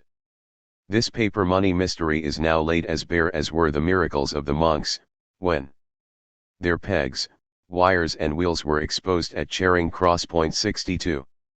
Cobbett thought of the bank and its paper money in much the way that Patrick Henry had thought of the intricate and complicated nature of the American Constitution, as a thicket in which it was nearly impossible to determine what was really going on. As a potential or actual hiding place for conspiracy, the bank ran counter to the Republican concern that citizens be able to determine where the responsibility for a bad outcome actually lies. 63. Worries about currency manipulation and financial conspiracy were probably as prevalent among Owenites and other early socialists as they had been among older radicals. Thompson, for example, seems to be channeling Cobbett when he argues that, there is not one of the old expedients of force and fraud practiced on the industrious classes, not even the iniquities of human wholesale butchery under the name of wars, that has produced, and is at every moment liable to produce, more extensive misery to those classes, than arbitrary alterations in the currency by the portion of the idle who form the governing classes. 64 But there is also a shift underway, for the mystery of money is no longer sought only, or even primarily, in central bank machinations, but in the occult operations of money itself, as it circulates in society. 65 Gray reports that when he arrived as a young man in bustling, commercial London, the city presented itself to him as a puzzle, although some enormous errors seemed to pervade this moving mass of flesh and blood. Gray admits that he was unable to penetrate the unfathomable mystery with which everything seemed to be invested. 66 The puzzle is well articulated by Thompson's disciple William Pear, who asks, in 1850, how comes it that the fruits of labor of the industrious, after years of incessant and successful exertion, are mysteriously and without imputation of fault to them, without any convulsion of nature swept away? 67 This is the strange anomaly of human affairs that exercises not only the Owenites but also Proudhon and many other early socialists. The facts that seemed, to the Owenites, to reveal the inner workings of this strange anomaly were two: there is a class of people who, by their know-how and hard work, make all of the good things enjoyed as wealth, and there is also a class of people who, by their possession of the medium of exchange, are empowered to buy up and enjoy the vast majority of those good things. It is the misfortune of the former class that they do not possess the medium of exchange, and cannot buy what they need directly with their own products. They are therefore dependent upon selling their products to the money owners. The money owners, for their part, make nothing, but still possess the means of obtaining whatever they want. How do they come to possess these means? Let Bray explain. The present circulating medium, as the economists confess, is made by a class of capitalists called bankers, some of them acting independently, and others in connection with the established government. And for this medium of exchange, or money, it is acknowledged that the bankers receive commodities of certain parties. These second parties, in turn, exchange the money for other commodities from some third party, and upon the same principle, of giving value for value, the exchange goes on among all succeeding parties. Thus real value is rendered in exchange for real value in every case except the first transaction, that between the banker and the person who receives his medium, and in this first negotiation, according to the showing even of the economists, there is a vile and cunning robbery committed upon the productive classes. Thus the productive classes give to the banking and trading capitalists their labor, their very sweat and blood, and the latter give to them in exchange what? They give them a shadow, a rag, a bank note. 68. This is what Bray means when he says that money is the secret of the almost omnipotent might of the capitalists. 69. Despite his much more subtle grasp of many subjects, it is also what Thompson means when he calls commercial society an empire of force and fraud. The near monopoly of the wealthy over the means of exchange is a self-perpetuating engine of unequal exchanges. The bargaining power it gives to the wealthy ensures that the poor producers are never able to exact a fair price for their products, leaving them in the same penury and need of purchasers as before. The remedies entertained by the Owenites and like-minded socialists, easy fiat money, free credit, labor exchanges, combinations, cooperative communities, were all aimed at allowing the workers to get out from under this need for money, either temporarily or permanently. Except for the first, they were intended to empower the industrious classes to produce their own means of exchanging their commodities among themselves. What was imperative was to withdraw the tacit and voluntary consent that has made gold and silver and their paper representatives, which may be hoarded up without injury to anyone, into the wealth itself. 70 Because the money mystery rests on the consent of the producers, what Owen says of religion he could just as easily have said of money, when it is stripped of the mysteries with which the priests of all times and countries have invested it, and when such is explained in terms sufficiently simple that the common mind can fully comprehend it, without fear or alarm from the misguided imagination, all its divinity vanishes, its errors become palpable, and it stands before the astonished world in all its naked deformity of vice, hypocrisy, and imbecility. 71. The slavishness of the people is explained by their ignorance of the secret of the money mystery. Once this mystery is revealed, however, both their subjugation and their slavishness will vanish like a bad dream. Only a false consciousness of their situation keeps the laboring classes from refusing any longer to sacrifice themselves for the exclusive advantage of their masters. This conception of the problem facing working people received a renowned and very public enunciation on the last day of July 1848. Rising to address the Constituent National Assembly in Paris, in lonely support of his own motion to establish a free credit bank financed by a one-third tax on rents and interests, 72, Proudhon argued that the only way to guarantee the right to work enshrined in the Constitution, Articles 2, 7, and 132 was to guarantee the demand for works products. This demand was virtually present, Proudhon asserted. The power to consume, in society and in the individual alike, is infinite.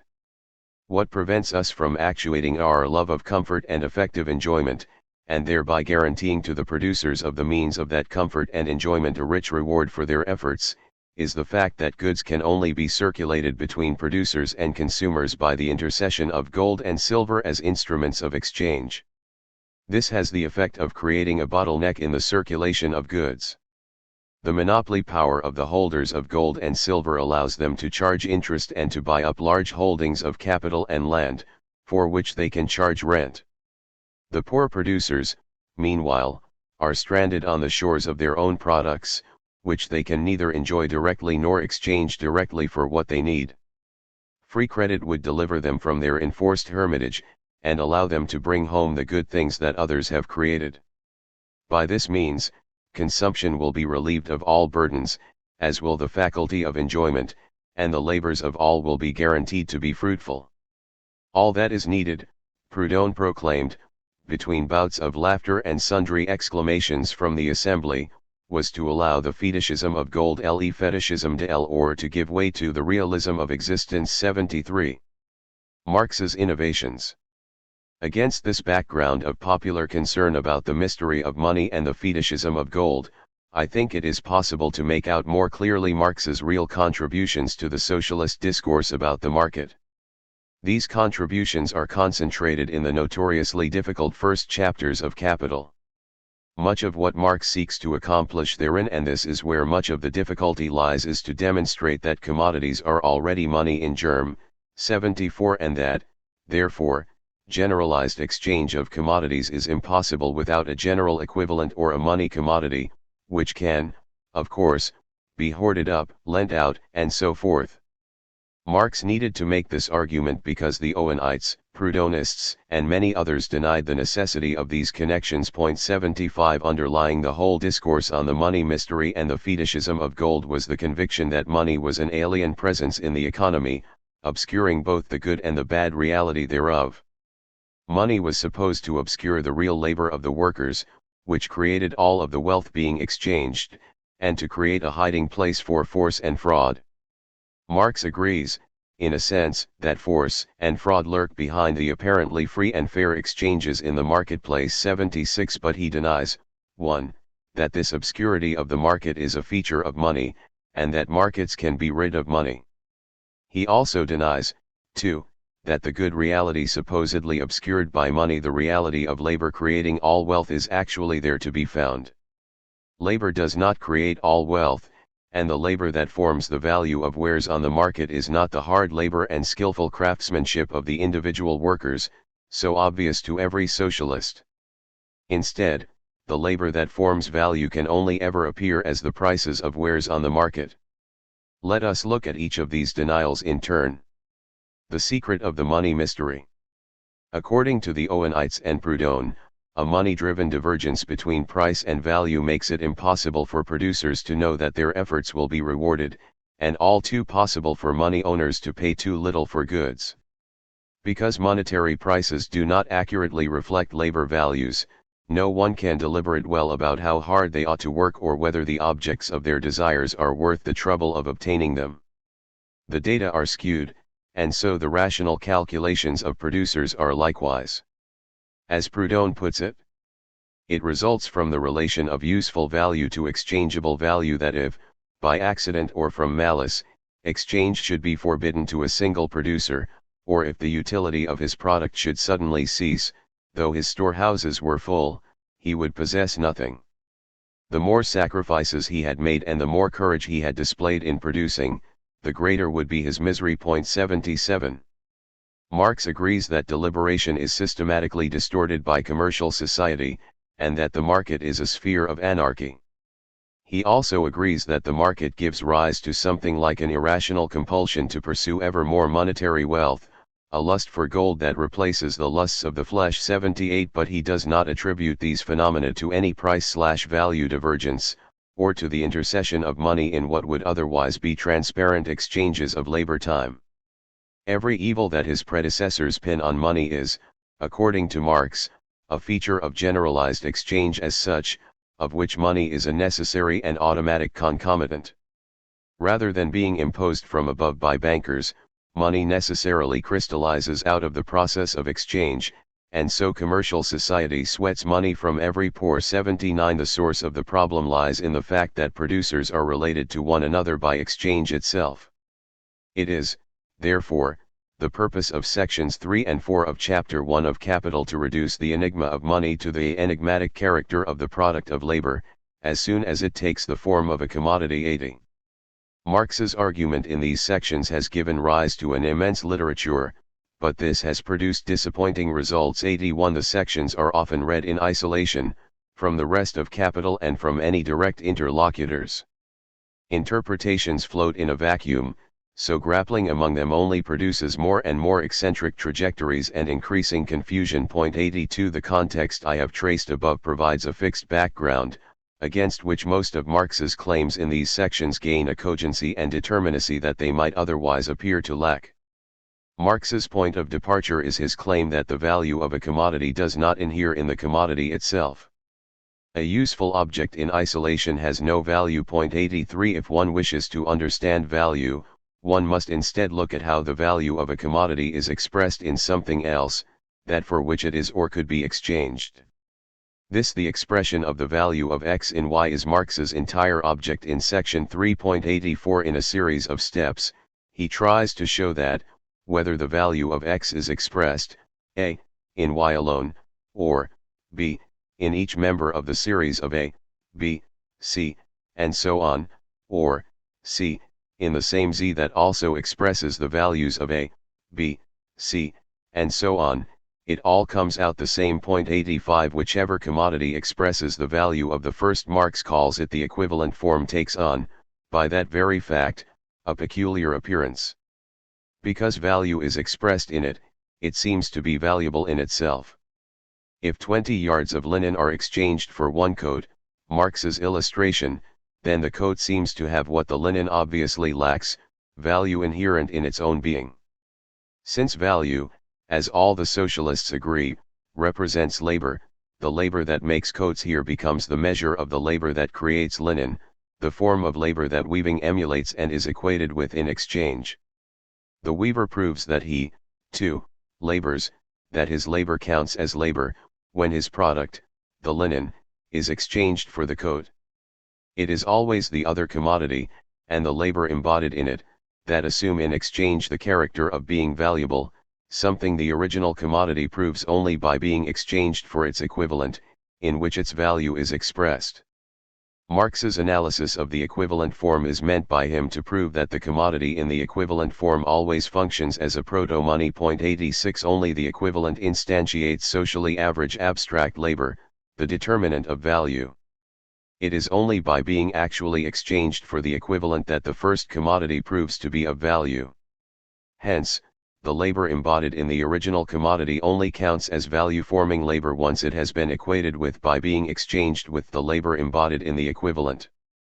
Hence, and this is, I think, the point of the argument, the Owenites and Proudhon are mistaken in thinking that the uncertainties and calamities of commercial exchange can be avoided by getting rid of the means of circulation, money, or by declaring all commodities directly exchangeable with one another. As soon as one commodity is equated with another in exchange, even if only prospectively, the peculiar forms of relativity and equivalence come into play, and with them the uncertainty of each producer as to what expression the value of their commodity will find. The producer always needs what the other has, and what the other has always appears, therefore, as the medium through which exchange becomes possible. A system of exchange without money, if it were possible, would present all of the same difficulties as a system of monetary exchange. And vice versa, money does not escape its origin in the commodity. The difficulty of counting on a double coincidence of wants is supposed to make monetary or commercial exchange rationally preferable to direct barter. 87 But, as Marx points out, following the socialists this time, commercial exchange certainly does not guarantee that one will find a buyer for one's product or a seller willing to take one's cash. Money does not cease to be a commodity by being the money commodity, and like every other commodity, cannot express the magnitude of its value except relatively in other commodities. 88 A commercial economy is a liquid economy, but one that always harbors the danger of freezing up, of commercial or monetary crises. 89. The dream of perfect liquidity unites the modern bagmen of free trade, 90 the Owenites, and Proudhon. As Marx points out in the Grundrisse, the time-chit men believe labor money to be the ultimate product of the series, which, even if it corresponds to the pure concept of money, appears last in reality. 91 That is, labor money is supposed to realize what cash has only promised, to turn every commodity into money, to republicanize specie in Proudhon's phrase. 92 Every product of labor is to be, as such, as liquid as currency. The double coincidence of wants is supposed to be a matter of course, and so no coincidence any longer, but an iron necessity. The perfect liquidity that is imagined to already exist by Jevons and Menger is, by Gray, Bray, and Proudhon, projected into the future of mutual credit and the Chamber of Commerce. Marx denies the very possibility of a perfectly liquid market. 93 The inability to buy and the inability to sell are necessary concomitants of the ability to buy and the ability to sell. The dream that a social nexus constructed behind our backs might become so perfect as to never bind us or press us into the dirt is just that, a dream. There is no way to reform commercial society so as to eliminate the uncertainty and frustration that bedevil the producer. And so Marx thinks that freedom can only come with the elimination of the producer's dependency upon the market as such. 94. A value theory of labor, not a labor theory of value. Marx is just as critical of the role played by the labor theory of value in Owenism and Proudhon. 95 His criticism on this point has not been appreciated because Marx has generally been read as a proponent of this same theory. 96 I cannot hope to dislodge this widely held opinion here, although I think it is highly misleading. 97 However, I do want to show that what Marx does with the labor theory of value renders it inadmissible as a normative principle to which society might or might not measure up. But this is precisely what the Owenites and Proudhon need the labor theory of value to be. They need labor to be the normative truth of value, the truth obscured and falsified by the mysterious formation of monetary prices in exchange. Marx argues, as we have seen, that the mystery attends any and all generalized exchange relations, even if those were direct barters or were mediated by labor certificates. But he also argues that the labor that the Owenites and Proudhon want to find behind the mystery is, in fact, the mystery itself. Value just is the form taken by social labor in capitalism. The labor theory of value does not support the claim that the laborers are getting bilked, or getting anything less than their due. 98. There are two steps to Marx's argument here. First, he denies that a divergence between price and value hides any systematic shifting of value away from the rewards of labor and toward money owners. Rather, this divergence is the mechanism by which price comes to reflect value dynamically and on average. 99 In a competitive commercial economy, overpriced goods lose market share until they are no longer overpriced. Second, Marx denies that the value of commodities is determined by the labor actually spent on them. It is rather the labor necessary to produce them in a socially average way that determines their value. Moreover, if a thing is useless, so is the labor contained in it. The labor does not count as labor, and therefore creates no value. 100 Socially necessary labor must fulfill a social need, not just a technical requirement. But, if I am producing for exchange, I cannot know beforehand whether or not my labor will be useful to others, or whether my product will fulfill someone's need. As Marx puts it, only the act of exchange can prove whether that labor is useful to others, and its product consequently capable of satisfying the needs of others. 101 Therefore, there can be no way of observing and measuring the labor time exhibited by the value of a commodity. It is impossible to know what place one's labor has in the social division of labor, and how it compares to the labors of others, until one enters the market and sells or fails to sell one's produce. 102 In Marx's terms, one's own labor is private labor, but value is determined by social labor. It does no good to assume a priori that one's private labor is immediately identical with social labor. That someone worked really hard for 20 hours to produce a commodity is irrelevant for the determination of its value, especially if most producers can make an equivalent commodity in half the time, or if no one wants that commodity in the first place. 103. But this is fatal for the Owenite and Proudhonian dream of reforming commerce.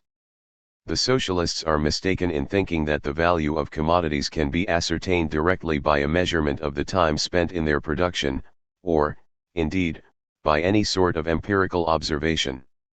In effect, the very idea of the time chit supposes that the labor time provided by the worker can be compared with the time embodied in the commodities withdrawn. The question of comparing individual labor with social labor, however, can only be resolved by the transformation of one into the other, by socialization. 104 The value of a commodity can only be expressed in the terms of another commodity, which serves as its equivalent. 105 This equivalent is the mirror in which the first commodity appears as a thing having value. 106 As Bidet has put it, value is not measured, but established in the confrontation of the market. 107 It is this peculiar social character of the labor that produces commodities, the fact that it is indirectly social, or socialized only in exchange, that gives rise to the fetishism of the world of commodities.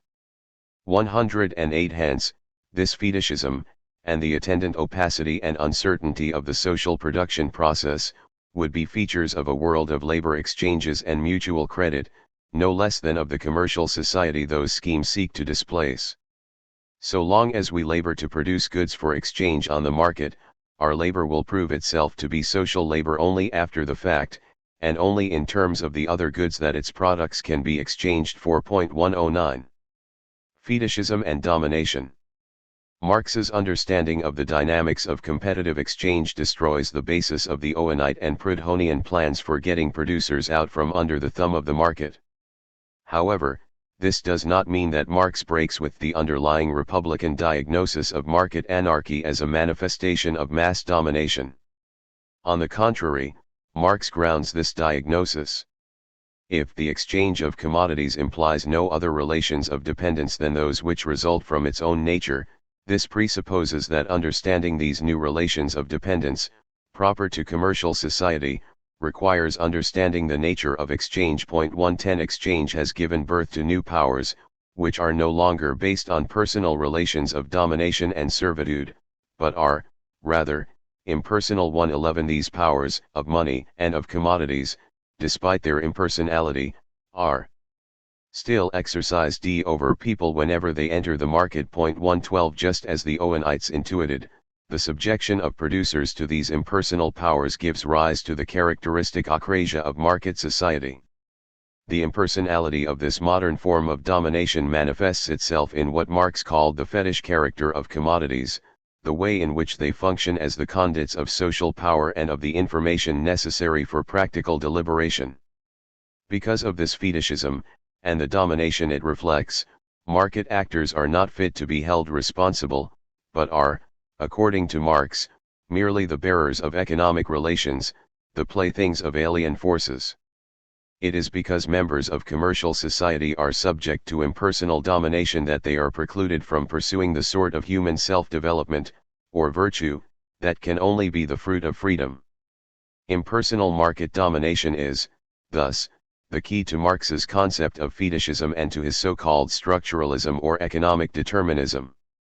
Marx's concept of fetishism has been developed by German critical theory into a suggestive account of social domination, the domination of people by abstract social structures that people themselves constitute. 113 His structuralism was taken up by Louis Althusser as an indicator of Marx's theoretical anti-humanism, and of his separation of science from all ideology. In both of these developments, Marx's criticism of other socialists is correctly seen to imply the emphasis Marx placed on reaching a correct understanding of the dynamics of capitalist society, and of the political economy that express these dynamics theoretically. In both cases, however, the erasure of the Republican problematic undergirding Marx's theory has had distorting effects. The critical theory of social domination has never clarified how abstractions can dominate people, or why we should care about an abstract domination. Althusser's reconstruction of Marx, because it proceeds on the assumption that Marx's theory of the capitalist mode of production is, as such, non-ideological, severs the link between social structure and domination that motivates Marx's project. In both cases, therefore, Marx's political theory is occluded by theory at an irreducible distance from politics. An important consequence of this chapter's analysis of Part 1 of Capital is that it makes possible a recovery of the political theory that is the obscure origin of Western Marxism. The micro-foundations of social domination.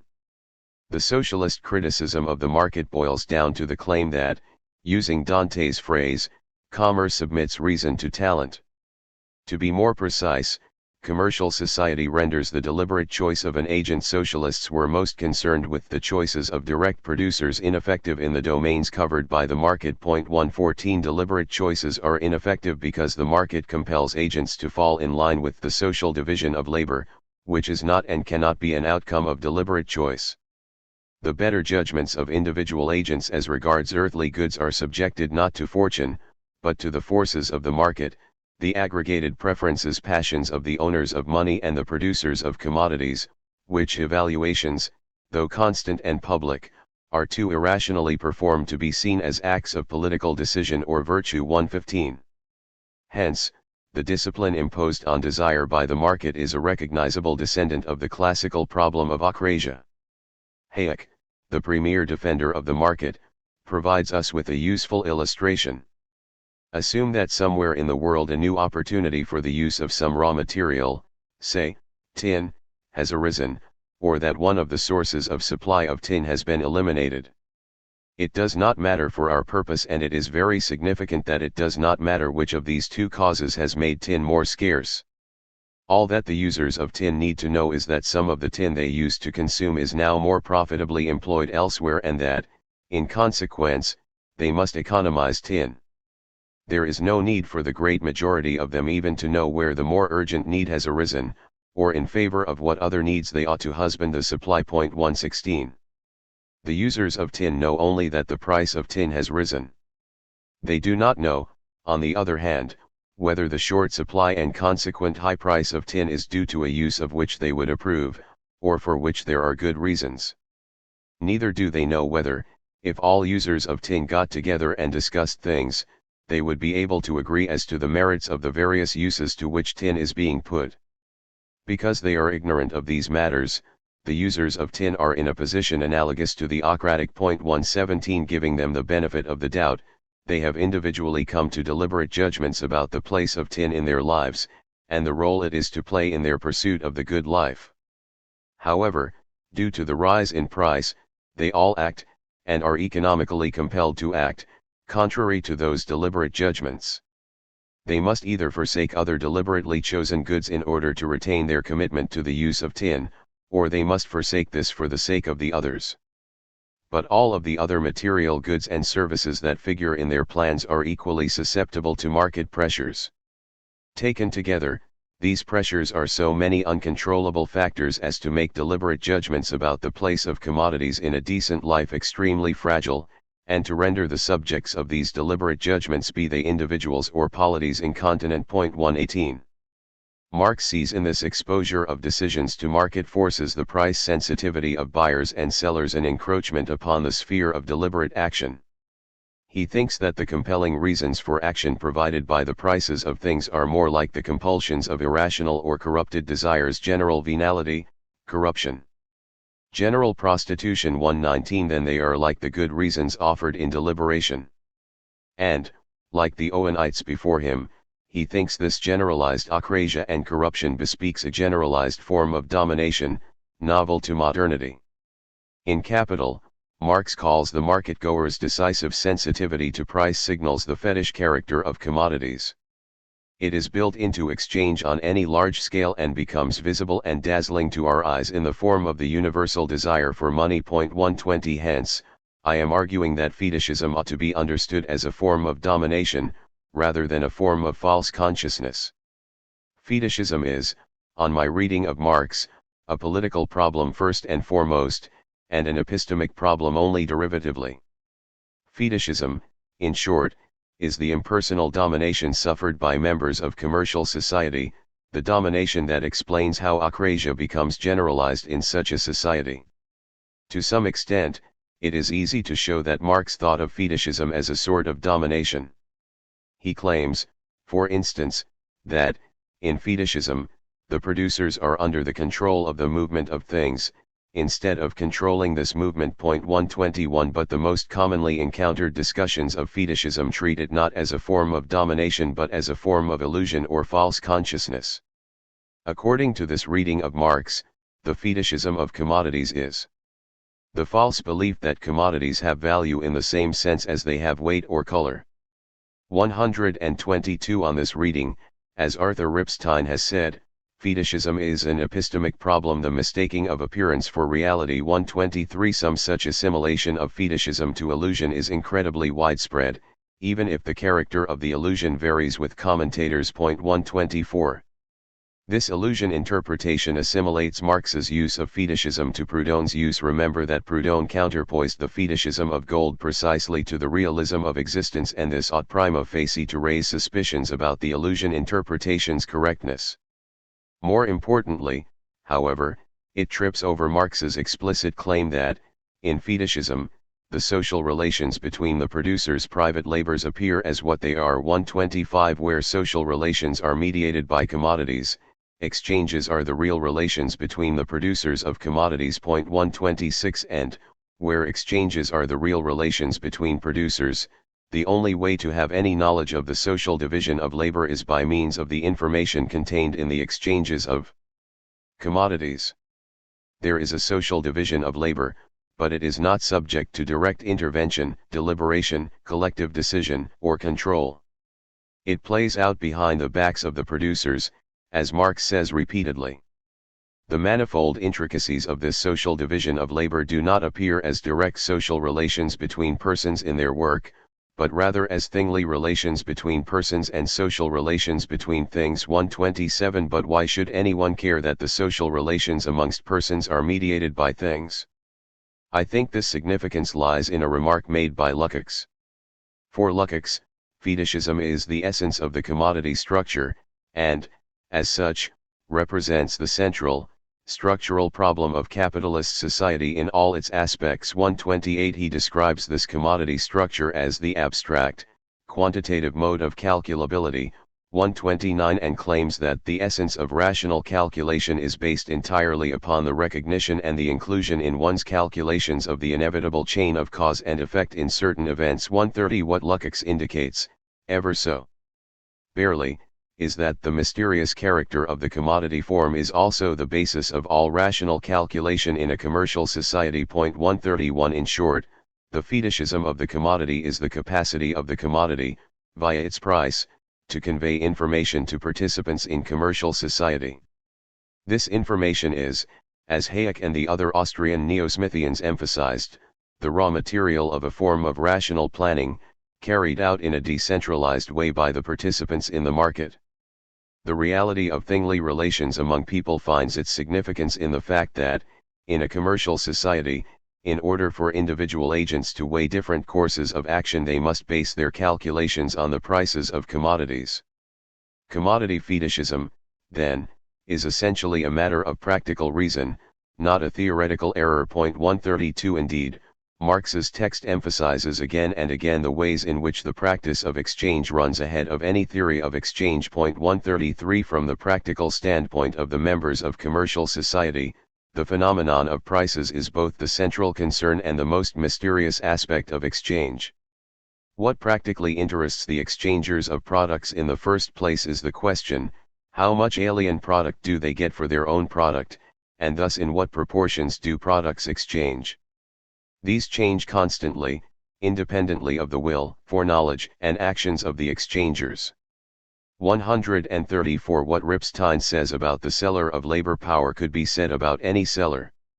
Each individual faces the labor market in just the way an individual faces the weather. The market sets parameters within which one must operate. And the only way to turn these parameters to one's advantage is by exploiting their very inexorability. The individual can only attain his or her ends by ensuring that his or her labor power is marketable, by making herself or himself available and useful. 135. However, as MacGillivray rightly points out, markets do not in fact make it possible for individuals to foresee the consequences of their economic choices of training for a certain line of work, taking or refusing a certain job, making certain investment decisions, and so on. 136 Therefore, there is no way to ensure that one's labor power, or one's commodity in general, is marketable. That is precisely the problem. There is no way of knowing whether one's wares will be available and useful to buyers until after the fact. It is this uncertainty of market interactions that so bothered early socialists, and that Marx underlines when he discusses commerce.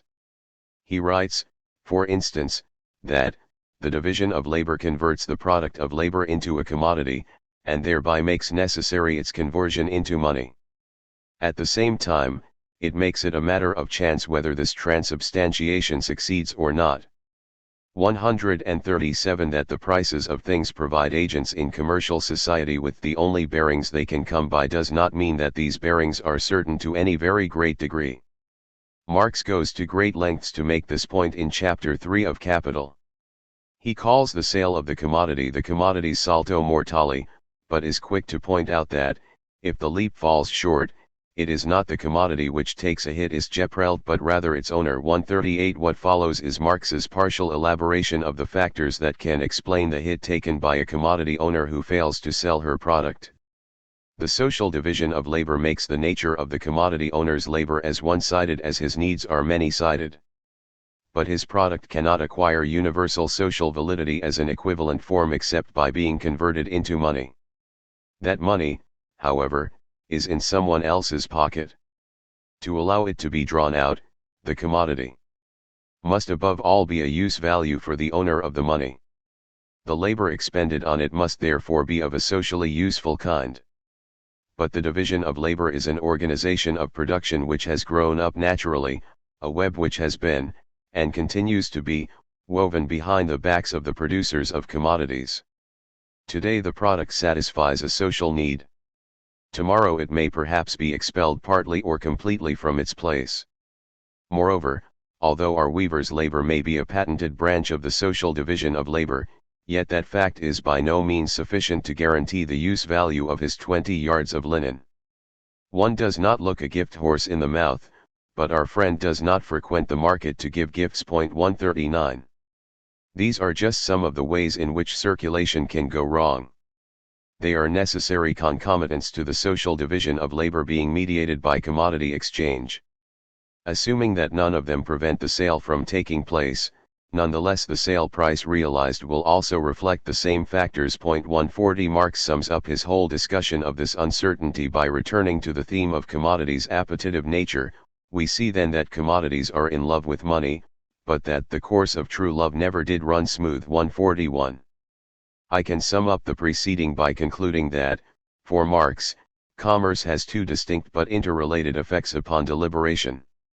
First, it quantifies deliberation by imposing the price form on it. One has to think not only of the particular characteristics of the goods with which one is concerned, but of the quantitative relations of equivalence in which they stand vis-a-vis all other goods. Second, it compels deliberation to take account of a new sort of uncertainty, the uncertainty of the movements of these relations of equivalence. The quantification of deliberation is the abstract rationality that concerned Lukács. For Lukács, what matters is that the coordination of action is imposed from outside by the autonomous movement of things on the market, cash nexus. This leads actors to adopt the objectifying attitude of instrumental strategic action towards themselves and others, and for thingness to become the determining modality of thought. 142. The emphasis here is on the objects exchanged, and on the quantitative relations of equivalence among them. In Adorno's later works, much more explicitly than in Lukács, one can find a theory of fetishism as social domination, key to exchange as a practice. 143. As in Lukács, however, this domination is fundamentally conceived as a process of subject formation, whereby individuals become integrated into capitalist society by internalizing, or, better, by becoming ideology. 144. This process is understood, moreover, as the creation and maintenance of a certain relationship between people and things. This understanding of social domination generates real confusion, both theoretically and regarding Marx's argument. The theoretical confusion is apparent in two of the most sophisticated followers of Lukács and Adorno, Moishe Postone and Michael Heinrich. Both insist that capitalism must be grasped as a system of abstract, impersonal domination, 145, or of impersonal, objective domination, 146, but both are quite vague about where this domination comes from and why it counts as domination. Heinrich says, in the same breath, that modern domination takes the form of an overwhelming social interaction that cannot be controlled by individuals, and that people, all of them, are under the control of things. Moreover, he traces this objective domination back to the fact that, in modern society, people relate to things in a particular way as commodities. 147. But why do people relate to things as commodities, and how does this constitute such a problematic situation that it merits the name of domination? Because he understands objective domination as a relationship between people and things, he does not make clear that the things in question only mediate relations with other people, and that it is the relationship to other people, the dependency upon their arbitrary and incontestable actions and desires, that makes this into an instance of domination. Postone runs into a similar problem. His argument, that social domination in capitalism does not, on its most fundamental level, consist in domination of people by other people, but in the domination of people by abstract social structures that people themselves constitute. 148 might have led to a real breakthrough if he had realized that domination, in order to be something we care about, must be domination by other people, and that, therefore, the constitution of a social structure by people must be understood as a mediated relationship among people. 149 Domination mediated in this way is indirect or impersonal, but it is still the domination of people by people.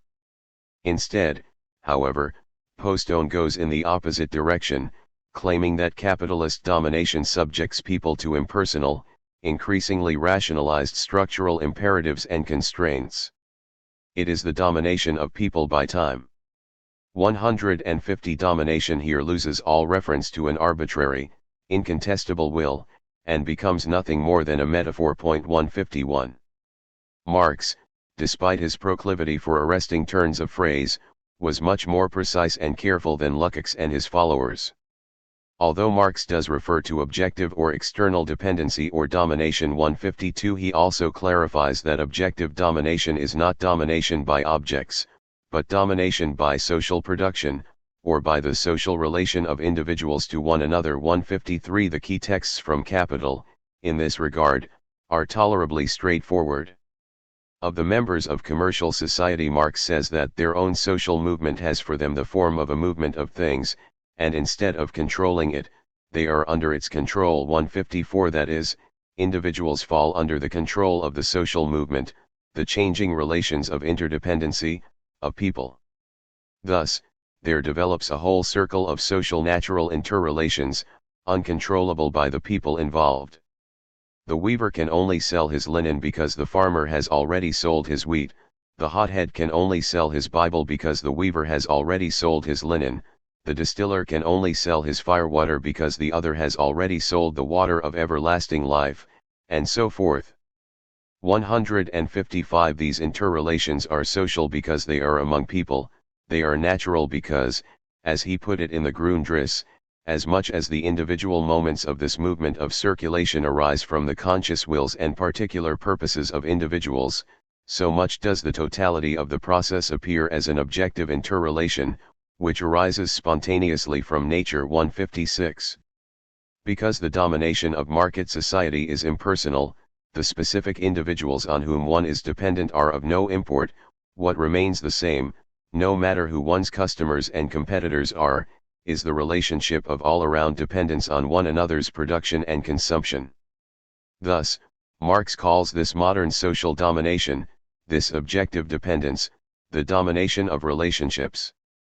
Because relationships can naturally be expressed only in ideas, Marx thought it unsurprising that philosophers have seen the peculiarity of modern times in the individuals being dominated by ideas, or abstractions. 157 While it would be tendentious to claim that Lukács and those who follow him have fallen back into this German ideology, it would be both fair and productive to say that, in the absence of an analysis of the market as a system for aggregating arbitria, the diagnosis of social domination is little more than a vague and unpersuasive complaint, cut off from any articulable interest or political constituency. The sense of structuralism. According to Marx, commercial exchange becomes the social nexus just to the extent that producers come to exist for one another merely as representatives of commodities. As representatives of their commodities, they are characters who appear on the economic stage, merely personifications of economic relations, or bearers of these economic relations. 158 As characters on stage, the lines they speak do not show their minds, but the minds of the commodities they represent. When a seller prices his or her commodities, for example, Marx says the seller must stick his tongue in their heads. 159 And commodities are utterly without judgment, ready to exchange not only soul, but body, with each and every other commodity. 160 By being a representative of his commodities, therefore, a member of commercial society is hamstrung in his judgment, and becomes, socially, the creature of economic relations, however much he may subjectively raise himself above them. 161. There is a familiar line of early modern thinking that saw in the spread of commerce the prospect of restraining the vices of the powerful. Montesquieu summed up this hope in his prognosis that princes would be cured of Machiavellianism, that great acts of authority were, thanks to the avarice of princes, no longer so common or so likely. 162 In Aristotelian terms, this amounts to the hope that, due to commerce, the passion for gain would undermine the vicious judgments of the wicked. This hope is, therefore, the obverse of Marx's worry about commerce. Montesquieu, though he never put it in these terms, hoped that princes would be compelled to act against their worse judgment, and that incontinence would moderate vice. Marx sees the knife cutting both ways. The commodity is a born leveler and cynic. 163 By becoming the representatives of commodities, we compromise our freedom to be virtuous or vicious. 164. This aspect of Marx's argument in Capital has given rise to immense controversy and misunderstanding. This is Marx at his most austerely structural, as Alex Kallinicus put it, rigorously abstracting from individuals' perspectives and purposes. 165 These passages are the touchstones of Althusser's argument that the structure of the relations of production determines the places and functions occupied and assumed by the agents of production, who are never anything more than the occupants of these places, insofar as they are the supports, trigger, of these functions. The true subjects, in the sense of the constitutive subjects of the process, are therefore not concrete individuals, real men, but the relations of production, and political and ideological social relations. 166. This argument, in turn, has been subjected to the most strident and vituperative criticisms from Marxists and non-Marxists alike. The debate over Althusser's structural Marxism, insofar as there has been anything except a litany of accusations and attacks, has centered on the question of where agency lies. If individual human beings, and no other beings, are admitted as agents, then structural Marxism falls apart, since it attributes agency to social structures, or to relations of production. On the other side, to emphasize structures and structural causality is to underline the limits of human agency, the ways in which individuals suffer their situation in society. For Marx, this debate, oriented by the polarity between structure and agency, 167 would have been utterly beside the point. The significance of his comments about individuals in modern commercial society being bearers of economic relations is not that these individuals suffer an impairment of their agency, but that they suffer an impairment of their freedom. Commodity producers in a commercial society are dominated agents, not known agents. Only after the forgetting of the Republican conception of freedom could freedom come to be so conflated with the mere capacity to act that any qualification of the claim that human beings are free to make their own history might be taken to run afoul of the axiom that those subject to the power of dominant groups themselves are knowledgeable agents, who resist, blunt, or actively alter the conditions of life that others seek to thrust upon them. 168 If domination leaves freedom intact, then there is no such thing as domination. Marx does not argue that economic relations manipulate individuals like puppets. 169 But that economic relations dominate their decision-making. Commodity producers in a commercial society face competitive pressures from other producers. These competitive pressures predictably incentivize certain courses of actions. Moreover, competition replaces producers who are insufficiently susceptible to those incentives with producers more susceptible to them. Under these conditions, producers regardless of their personal idiosyncrasies or perfect world preferences will tend to act on market incentives, and to be price sensitive in their decision-making. Their agency remains intact. They continue to make decisions based on their beliefs and desires, and to have all the characteristics attributed to persons by the standard accounts of agency. But they are not, for all that, fit to be held responsible for their actions in view of the market. They are not forced to act as they do. 170 But they are subject to a kind of hazard that rules out discursive deliberation except within arbitrarily narrow parameters. If not making or selling X, in Y manner, means risking one's livelihood, then there is not much room for wondering whether making or selling X, in Y manner, is worth doing. Nor is there much reason for anyone else to believe one's claim that it is worth doing. No one trusts a salesperson. The problem is not that individuals cannot do exactly what they each want to do, but that they cannot get together and talk about what sorts of things that should and should not be done, and what sorts of reasons should and should not count as good reasons. Having to take the beliefs and desires of others into account is, in itself, no threat to one's freedom. The question is whether one can challenge those beliefs and desires before having to take them into account. I will discuss this further below. Hence, although people continue to make decisions based on their beliefs and desires, these beliefs and desires are not especially salient as explanatory factors, because the macro-regularities of market societies, all of the tendencies or laws of economic development will hold regardless of which individuals play which parts. 171 The great irony of modern market societies is that they give rise to the cult of the individual at the same time that, through their institutional order, they render the specificity of any individual irrelevant to social scientific explanation. What matters for the predictable dynamics of the modern economy is that there are individuals. Who those individuals are does not matter at all.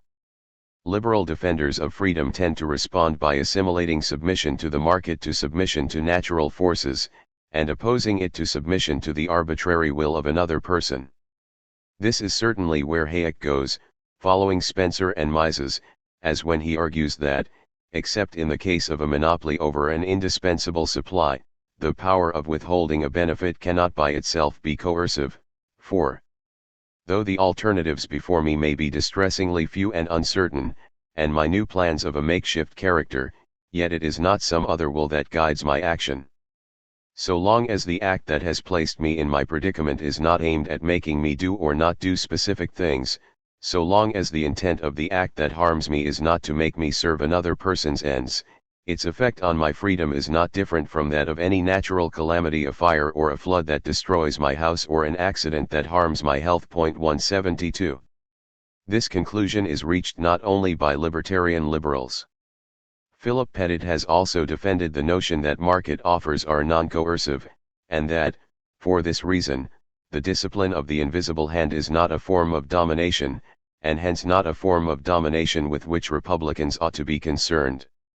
The core of Pettit's argument is the claim that making a market offer is different in a normatively significant way from making a threat.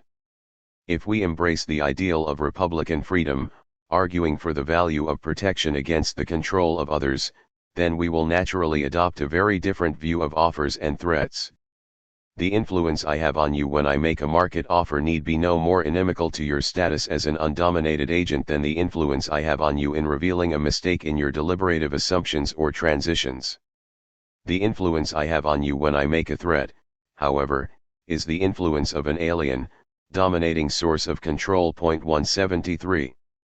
Despite their many differences on the question of state regulation and the possibilities of freedom outside the market, Pettit and Hayek agree that market forces do not impinge upon our freedom because they are not like the freedom-robbing imposition of an alien will. 174. Although he expresses himself much less clearly, Proudhon seems to agree with Hayek and Pettit. He calls legal limits on production a violation of liberty, for, in depriving me of the power of choice, you condemn me to pay the highest price. 175. He complains about the French tobacco monopoly, equating the very fact that the Tobacco Administration's worker has no competitors and is interested neither in profit nor loss with the fact that he is not free. 176. Furthermore, he looked upon contracts as the purest expression of mutual liberty and argued that it is only in a social order built entirely out of contracts that I may remain free, that I may not have to submit to any law but my own, and that I may govern myself. 177. Marx disagrees. In doing so, he casts a sideways glance, as it were, at the interaction that fixates the attention of mutualists, libertarians, and liberal Republicans alike. It is striking that both Hayek's and Pettit's claims about the freedom-preserving character of market interactions treat them as one-on-one interactions between buyers and sellers. The question, for them, is whether some identifiable person, either in making me an offer or in considering my offer, is a threat to my freedom. The central theme of Marx's criticism of fetishism, on the other hand, is that dependence is no less dependence for the absence of an identifiable individual to be depended on. 178. This dependence is a threat to freedom because, no matter how impossible it is to attribute responsibility for price levels to any identifiable set of human beings, price levels nonetheless mediate the desires and preferences of multitudes, and those multitudes, being anonymous and dispersed, cannot be challenged. To defend their desires and preferences, no matter how much these might spell the ruin of a whole class of people. 179. This is the significance of Marx's oft-repeated indication of the social processes going on behind the backs of the producers. What goes on behind your back cannot be contested. Hence, Marx's attention is not on the identifiable person with whom I am transacting business, but on all of the unknown buyers and sellers whose choices have established the parameters of this transaction. By focusing narrowly on the personal interaction, the defenders of the market have missed the drama of the situation entirely. The defenders worry only about the possibility that a monopolist might threaten the freedom of market agents, hence, the freedom of the market is only threatened by a force alien to and, supposedly, ameliorated by market competition. Marx's worry is about the threat to freedom posed by a market agent's competitors and customers, and hence about a threat to freedom proper to the market as such, and which would be more of a threat the more perfect the market became. Buyers and sellers on the market are not asked to justify their preferences for money or goods. I think it is safe to say that we would all find it very strange if the cashier at a store asked us to supply reasons for our purchases. Why do you want that? Do you really think it is the best thing for you? If anything, we expect our counterparts in exchange to justify our desire for us, to give us a litany of reasons for wanting what they have to offer. To a large extent, We offer money and commodities in exchange precisely as an alternative to offering reasons for wanting what we want. 180 This is something Smith saw quite clearly, even if he put it in very different terms. In the famous line near the beginning of The Wealth of Nations, he claims, regarding our fellows in commercial society, that we address ourselves, not to their humanity but to their self-love, and never talk to them of our own necessities but of their advantages. 181 Smith portrays the appeal to humanity as a servile appeal to the benevolence of one with power, but to talk of our necessities is also to articulate reasons for them, or to justify them, and perhaps in terms with which the other can equally identify. Smith and the other 18th-century advocates of commercial society saw freedom in the market's erosion of personal dependence and of the consequent need to justify oneself, which had for them the air of slavish pleading. With the 19th-century socialists, Marx saw the reverse of the medal, the equally slavish pandering to the desires of the money owners, and the correlative muting of the discursive mediation of social life. 182 Thus he claims that, in commercial society, the individual carries his social power, as well as his connection with society, in his pocket. 183. MacGillivray has aptly christened the difference between the pro-market conception of freedom and the political conception of freedom I find in Marx as the difference between a freedom modeled on irresponsibility and a freedom modeled on responsibility. 184 I think Marx's concern about the anarchy and incontinence of the market can be summed up neatly by saying that commercial society leaves us unfree because it renders us systematically irresponsible for our economic life. It is this systematic irresponsibility that Marx pinpoints when he treats individuals as the personifications of economic relations. Of course, as Marx says, a single individual can, by chance, cope vertigworden with these thingly relations of dependence. However, the mass of those dominated by them cannot, since their very existence expresses the subordination, and the necessary subordination, of the individual to them. 185 The freedom of the market is the domination of the mass of producers. This is the political theoretical core of Marx's structuralism. Conclusion. Marx finds two wrongs inherent in capitalism considered as a commercial society. First, because value is determined by abstract, socially necessary labor time, no producer can know until after the fact whether or not their labor was productive at the socially necessary level. This exposes every producer's judgment to a form of uncertainty and compulsion that makes him or her act incontinently. Second, this exposure to the market renders each producer a slave to the decisions of others, made without any consultation or debate. The preferences of others impose themselves on each producer without any need to justify themselves, and without any possibility of being contested. There is no way to ask whether the activities that set the terms of sale are themselves worthwhile. Thus, Marx's understanding of commodity fetishism, on the reading I have proposed, retools the Republican criticism of domination for the modern situation of expanding markets.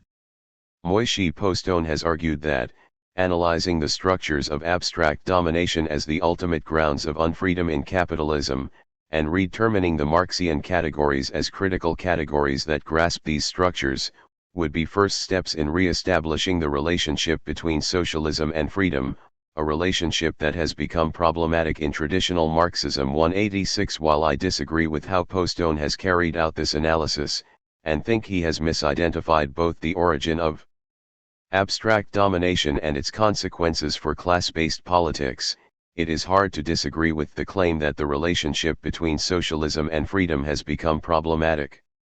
By identifying the Republican roots of Marx's criticisms of the market, I hope to have located the point of connection, and to have made possible a radical reconsideration of socialism as an attempt to escape domination.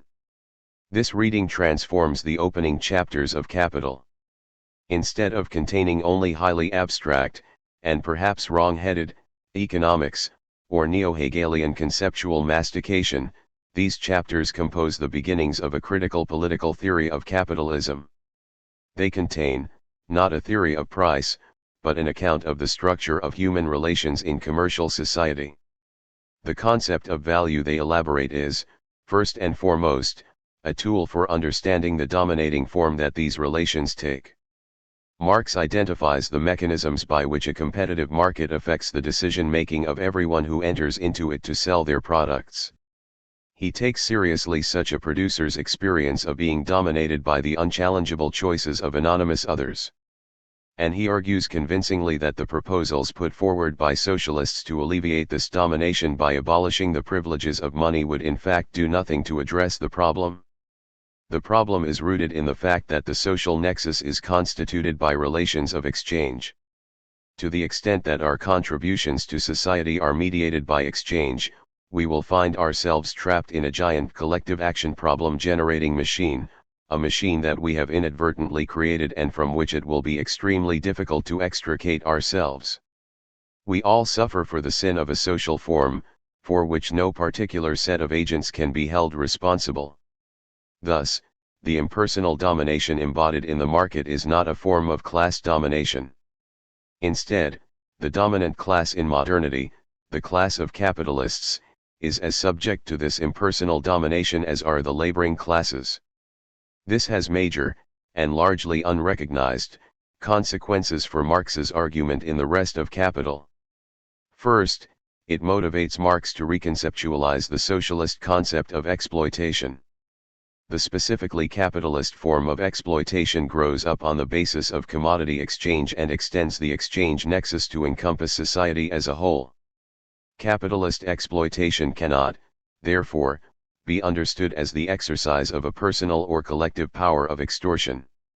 The capitalist, dominated by market imperatives, is compelled thereby to exploit labor, and to do so within the confines of competitive market transactions that secure for the laborer the fair value of his or her special commodity, labor power. The transformation this works on the concept of exploitation will be the topic of the next chapter.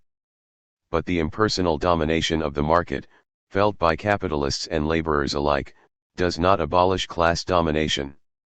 Just as it encompasses and mediates a novel form of exploitation, the modern domination of relationships is also transformed into certain personal relationships of dependence within the workplace. 187 The direct despotism of the capitalist at the site of work makes the laborer into a slave of a slave, beholden to the market-driven desires of the boss.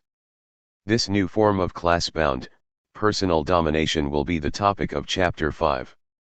We have barely entered the modern social hell, barely scratched the surface of capital's sins. Chapter 4. Capitalist exploitation as force. Contrary to nature.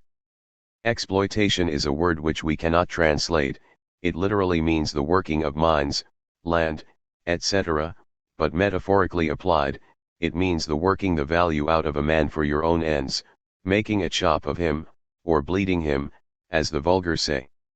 We think the word would be adopted by the English if it were not harsh in sound. London Phalanx, Volume 1, May 1, 1841. Ideas are made definite by their contraries.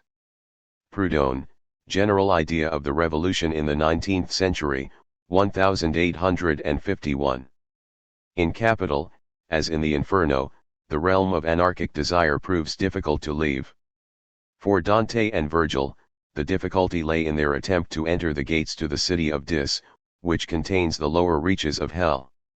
Devils bar the gates and call upon the Furies to keep the pilgrim from going any further. Only the intercession of an angel makes it possible for the journey to continue. 1 This is the point where Dante's catabasis diverges from, and surpasses, that of Ennius, his model. Ennius turned aside here where the path splits itself in two.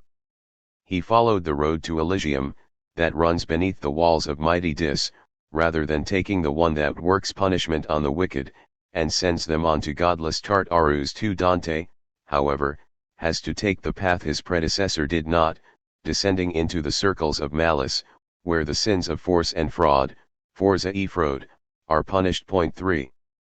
Marx must also transgress a boundary at the end of Part 1 and take his readers where, he claims, previous authors have not.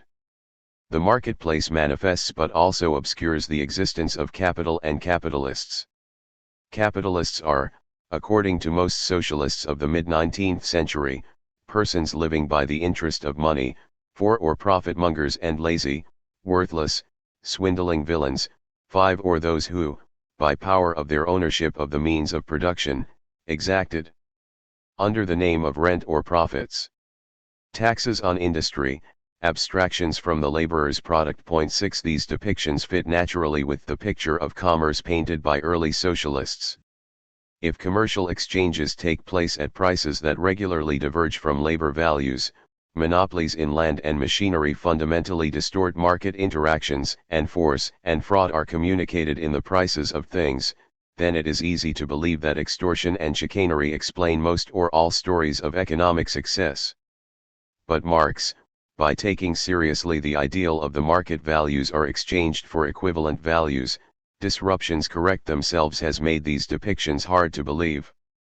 Part 1 of Capital has painted socialism into a corner. If the market really is a place where free and fair exchanges rule the day, and where competition disciplines sellers who mark wares up in an unwarranted manner, then the usurer, the profit-monger, and the taxer of industry seem out of place, marginal figures at best. How can Marx write a critique of capital if there is no room in his account of the market for the classic character of the capitalist villain? Marx plays up this tension, highlighting it. He spends all of chapter 5 running his reader up against the same roadblock from many different avenues. If equivalents are exchanged in the market, it is plain that no one abstracts more value from circulation than he throws into it. 7. But, supposing the exchange of non-equivalents, still there will be no change in the sum of social values. 8. The money owner of Part 1 can become a capitalist only if he buys and sells commodities at their value, and yet at the end of the process withdraws more value from circulation than he threw into it at the beginning. 9. Marx then claims to surmount this roadblock in chapter 6, with his observation that our money owner must be so lucky as to find within the sphere of circulation, on the market, a commodity whose use value possesses the peculiar quality of being a source of value, whose actual use, therefore, would itself be an objectification of labor, hence a creation of value. The only commodity that fits the bill is labor power, the epitome of those mental and physical abilities existing in the corporeality, the living personality, of a human being, and which he sets in motion whenever he produces a use value of any kind. 10. But, as he notes, the consumption of labor power, like the consumption of any other commodity, takes place outside the market or the sphere of circulation. 11. Let us therefore, in the company of the owner of money and the owner of labor power, leave this noisy sphere, residing on the surface and accessible to the eyes of all, and follow them into the hidden side of production, on whose threshold one reads, "No admittance except on business." He who was formerly the money owner now strides out in front as the capitalist, the owner of labor power. Is timid and unenthusiastic, like someone who carried his own hide to market and now has nothing to expect but the tannery. 12.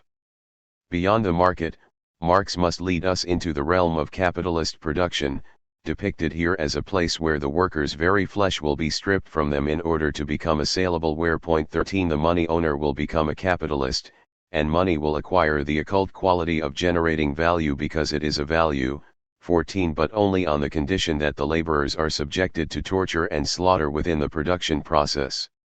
From the realm of incontinent desire, we must descend into the realm of force or violence, made possible by the sale of labor power. In Dante, the Forza punished within the walls of Dis is depicted as the denial or perversion of the divine order of generation. Heretics pervert the mind with doctrines denying the soul, the principle of the body. Murderers and tyrants pervert the human community, suicides and wastrels deny their own lives and livelihoods, blasphemers and sodomites deny or rebel against God and nature. The final perpetrators of this violence against natural generation are the usurers, who made money grow unnaturally and are now reduced to the status of strange grazing animals oppressed by a rain of fire. L.17.34, 75. It is this old issue of usury that confronts Marx as the problem of capital. In the modern world, money has somehow become productive, wealth that grows of its own accord. 15. If the pushing and pulling of the avaricious and the prodigal neatly illustrates the acrasia of exchange, it is inadequate as a representation of usury. Within exchange, one holds, another tosses, but this is only a back and forth movement, not growth. It is only after Dante and Virgil have passed into dis that they begin to encounter transformations and monstrosities. Likewise, in capital, there is movement in the market, but no growth. One can take from another, but no wealth is created thereby. But Marx upends the traditional problem regarding the growth of money, for he regards usury as derivative of the modern primary form of capital. 16 Marx inscribes usury within capitalist production, thereby reconfiguring the terms by which its violence against the natural order is understood and criticized. No longer is usury an inexplicable or even unholy breeding of money, instead, self-augmenting wealth is dependent upon making a chop of or bleeding the workers, as the vulgar say. But if Marx reveals, in Part 3, that force is the secret of profit-making, 17 this revelation is the inverse of the Owenite contention that money conceals the empire of force and fraud, or the Proudhonian attacks on capitalistic feudalism. Socialists before Marx had explained the abstraction of the laborer's product, and the perpetuation of their poverty, by appealing to a series of pre-economic facts, the feudal conquest of the land and the extortion this allowed the landed to exact from the poor producer. Hence, it is what has happened before the laborer and capitalist enter into exchange that explains the laborer's vulnerability to exploitation, and exploitation happens when this vulnerability is taken advantage of, such that the laborer gets less out of the exchange than he or she ought. Force precedes and distorts exchange, which ought to be but is not, yet an exchange of equivalents. For Marx, on the other hand, force comes into the picture after the laborer and capitalist negotiate their exchange. Exchange precedes and licenses the force relevant for capitalist exploitation. The workplace relation between capitalist and wage laborer is one of force because it is one in which the boss directly controls and uses the worker's labor power, that is, the worker's body, for the end of making a profit.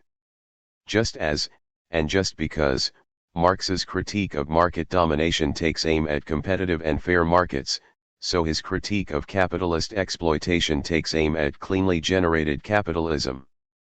It is what capital does with and to labor power, rather than any distributional causes or effects, that constitutes exploitation.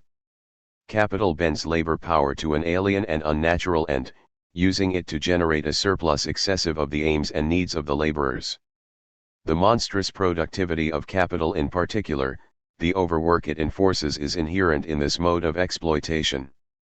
Hence, Marx condemns capitalist exploitation in very old-fashioned terms. It is an unnatural use of labor power, even as he tries to take seriously the novelty of the capitalist epoch, and its irreducibility to previous modes of injury, extortion, and plunder. Exploitation before capital. Marx did not coin the phrase, the exploitation of labor, 18, but he may be significantly responsible for its entry into English. As late as 1865, he called attention to its foreignness, telling his audience, the General Council of the IWMA, hardly neophytes of the socialist movement and its terminology. You must allow me this French word. 1916 years later, John Ray, a journalist who regularly wrote on socialism for the Liberal Contemporary Review, could treat as a matter needing no explanation that Marx and his disciples systematically formulate their theories of the exploitation of labor by capital. 20. Prior to the 1870s, then, exploitation was a word obviously marked by its French origins. In particular, it carried a Saint-Simonian association. It brought to mind the assertion that, in the words of the doctrine of Saint Simon, the empire of physical force and the exploitation of man by man are two contemporaneous, mutually corresponding facts. The latter is the consequence of the former. 21 According to the leading Saint-Simonians, the exploitation of the worker by the capitalist is the vestigial consequence of the conquest of the land by the warrior lords preliminary to the establishment of the Ancien Regime. Between 1865 and 1875, Marx tried to wrest the word away from these origins and to give it an entirely new sense within his own critical theory of capitalism. He was motivated, not by a concern with the Saint-Simonians per se, but by his ongoing effort to displace Proudhon. Proudhon had taken over the Saint-Simonian historical schema wholesale, and with it the conviction that the exploitation of labor was rooted in the pre-modern conquest of the land. Marx thought this way of thinking misdirected the working class in its struggle for self-emancipation by figuring capitalist exploitation as just another form of rent-seeking. Rather than an index of the persistence of the pre-capitalist world, Marx argued, the exploitation of labor takes a special form in modernity. 22 Before we can explore Marx's effort to develop a concept of capitalist exploitation, then, we must examine the meaning of exploitation prior to capital, in the Saint-Simonians and in Proudhon. 23. The doctrine of Saint Simon regarding the exploitation of man. The first public appearance of the famous phrase, the exploitation of man by man, was in a public lecture on December 17, 1828, the first of 17 lectures in which Amand Bazard presented a systematic exposition of the doctrine he and several close associates attributed to Henry de Rouvroy, Comte de Saint-Simon. 24 Bazard and Company, in the course of their account of the history of art and culture from Greek antiquity through the French Revolution, claim that the decline of the ancien regime saw the layman, armed with the weapons of science and wealth, overthrow the ungodly coalition, the clergy and the nobility, which had trusted in the eternity of the exploitation of man by man. 25 This first occurrence, although it barely hints at the Saint-Simonian theory of exploitation, contains a couple of important clues. 26. First of all, the exploitation of human beings is associated with the failure of the strong to protect the weak, and with the consequent rule of force. Both clergy and nobility had made themselves the instruments of imperial or political powers, the successors of Caesar, rather than defending the weak against these powers. 27 They did so, the lecture suggests, because they thought submission to physical force was inescapable, and exploitation is nothing but the consequence of the empire of physical force. 28 Second, the presumption of eternity enjoyed by this hierarchy of force and exploitation was shattered by the growth of new powers. The powers of knowledge and wealth. Hence, there is here an opposition between brute powers, the powers of making war and compelling obedience, and the civilized or peaceful powers of science and commerce, together with a progressive conviction that these civilized powers have won the decisive contest and will continue to displace force in human affairs. Antagonism, by preparing the way for a larger association and hastening the day of universal association, devours itself bit by bit and tends definitively to disappear. 29. However, this disappearance is for the future, for the third organic state in the series of civilization, in which common thought and collective action will again become the rule. 30 In the present, in the wake of the French Revolution, surrounded by the debris of the Middle Ages, living debris, which still expresses some regret about its fallen state. 31 The Saint-Simonians detected an antipathy to anything that seems destined to re-establish order and unity, a desire for permanent anarchy and universal slackening of social ties. 32 These signs mark the present as a critical epoch in which collective action is at first destructive of the previous order and then impossible, in which egoistic mutual antagonism reigns. 33 The old relations of force persist in forms of government, in legislation, and above all in the established relations between the sexes. 34 Finally, and most importantly for our purposes. 35 Antagonism, the empire of physical force, and man's exploitation by man continue into the present to manifest themselves, howsoever tempered and transformed, in the relations between proprietors and laborers, masters and wage earners. 36. What about these relations was exploitative? The worker is not like the slave, the direct property of his master. His condition, always temporary, is fixed by a transaction concluded between them. But is this transaction free on the part of the worker? It is not, since he is obliged to accept it under pain of death, reduced as he is to only expecting his food each day from his labor of yesterday. 37. Workers are exploited because, and just so far as, they are compelled, under pain of death, to accept an offer of employment from some master. They are so compelled because they own nothing but themselves and their wage. 38 And having no recourse to any other source of subsistence.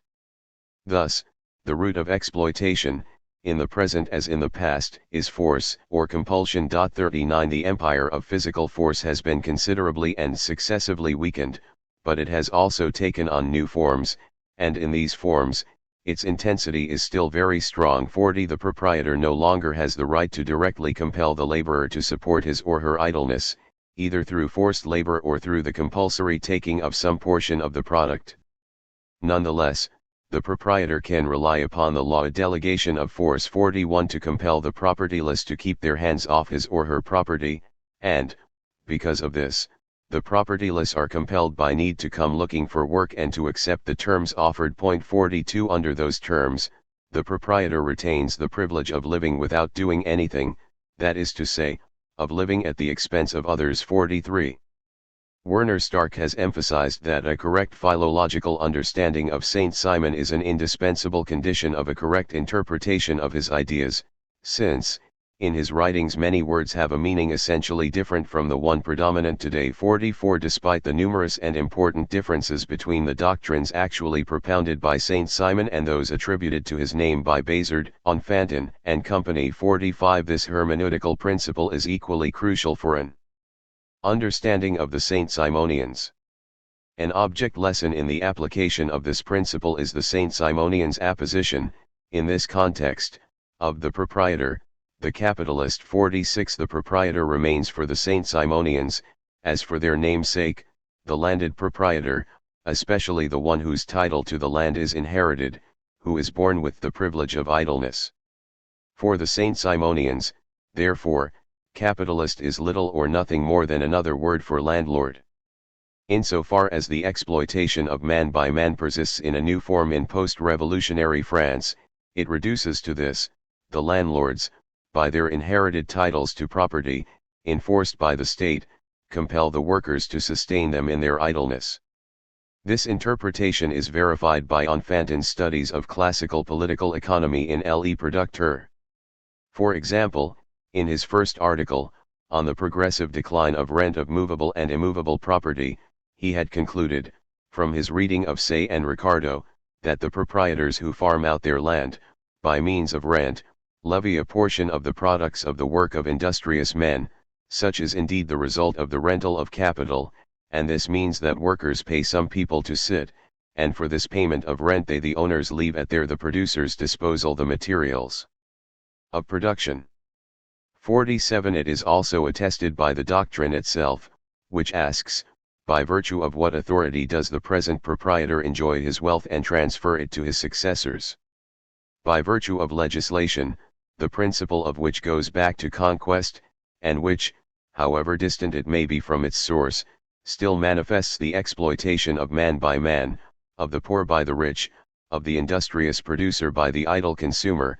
The advantages which property confers, whether it comes from inheritance or is acquired through labor, are thus only the delegations of the right of the stronger, transmitted by the accident of birth, or ceded to the laborer under certain conditions. 48 The living debris of medieval society, mentioned above, is here revealed to be the class of landlords, the last beneficiaries of the ancient conquests, who, farming out their capital, live at the expense of the industrious, exploiting both the entire mass of laborers and the leaders of industry. 49 Hence, when the Saint Simonians called for the end to the exploitation of man by man, they intended by the slogan to indicate the eradication of the last vestiges of conquest.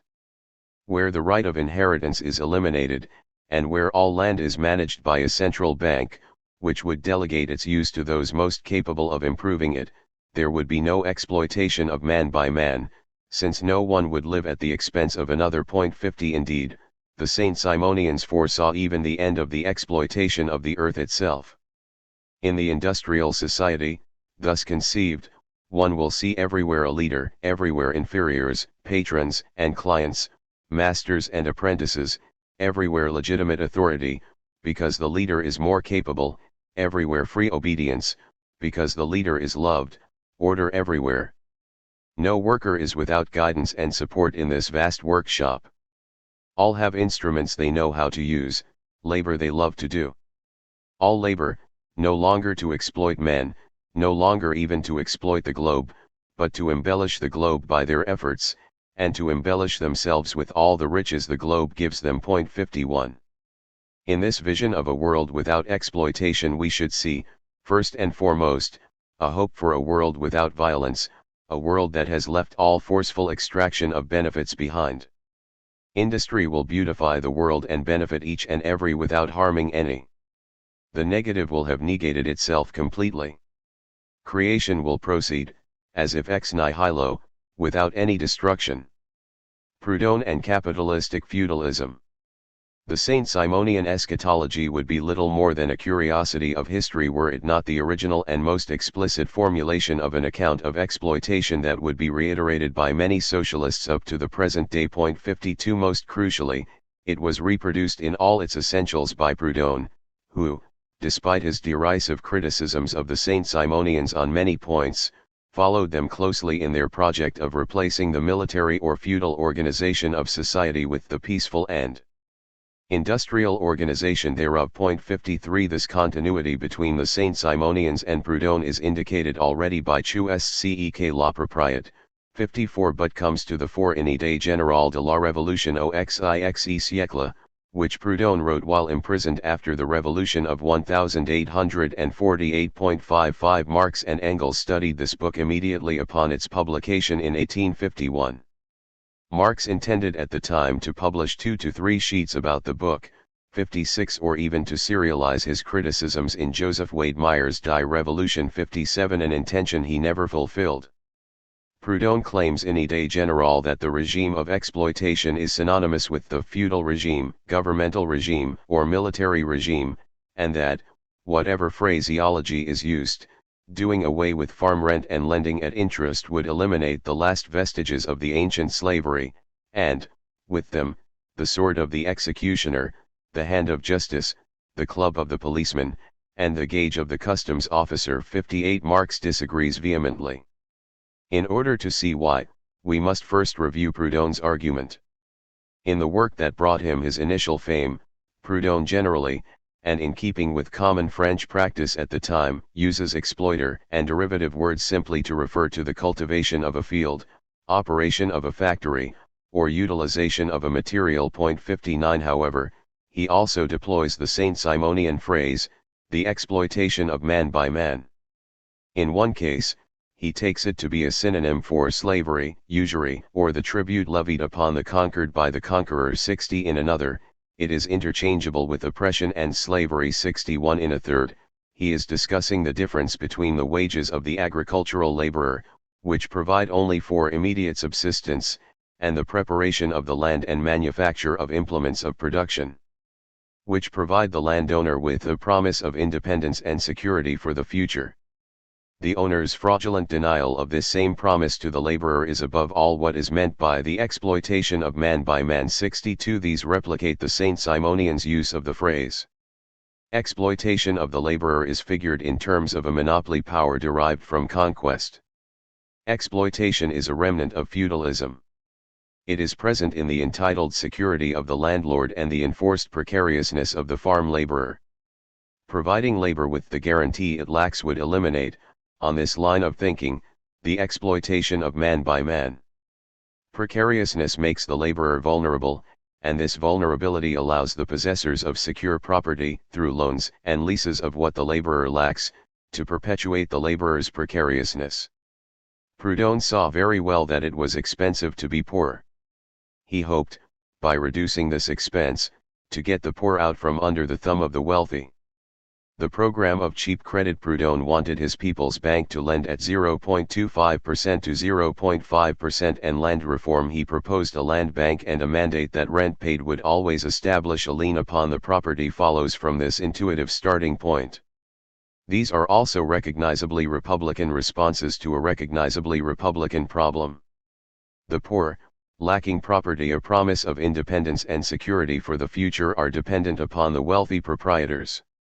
Proudhon's program aims to secure the independence of every family. 63. Hence, near the end of his life, he describes his ideal of mutuality in this way. For there to be perfect mutuality, it is necessary that each producer, in taking on a commitment with respect to others, who on their side are committed in the same manner with respect to him, retains his complete and total independence of action, all his freedom of movement, his whole personality. Mutuality, according to its etymology, consist rather in the exchange of good offices and products than in the grouping of forces and the community of labor. 64.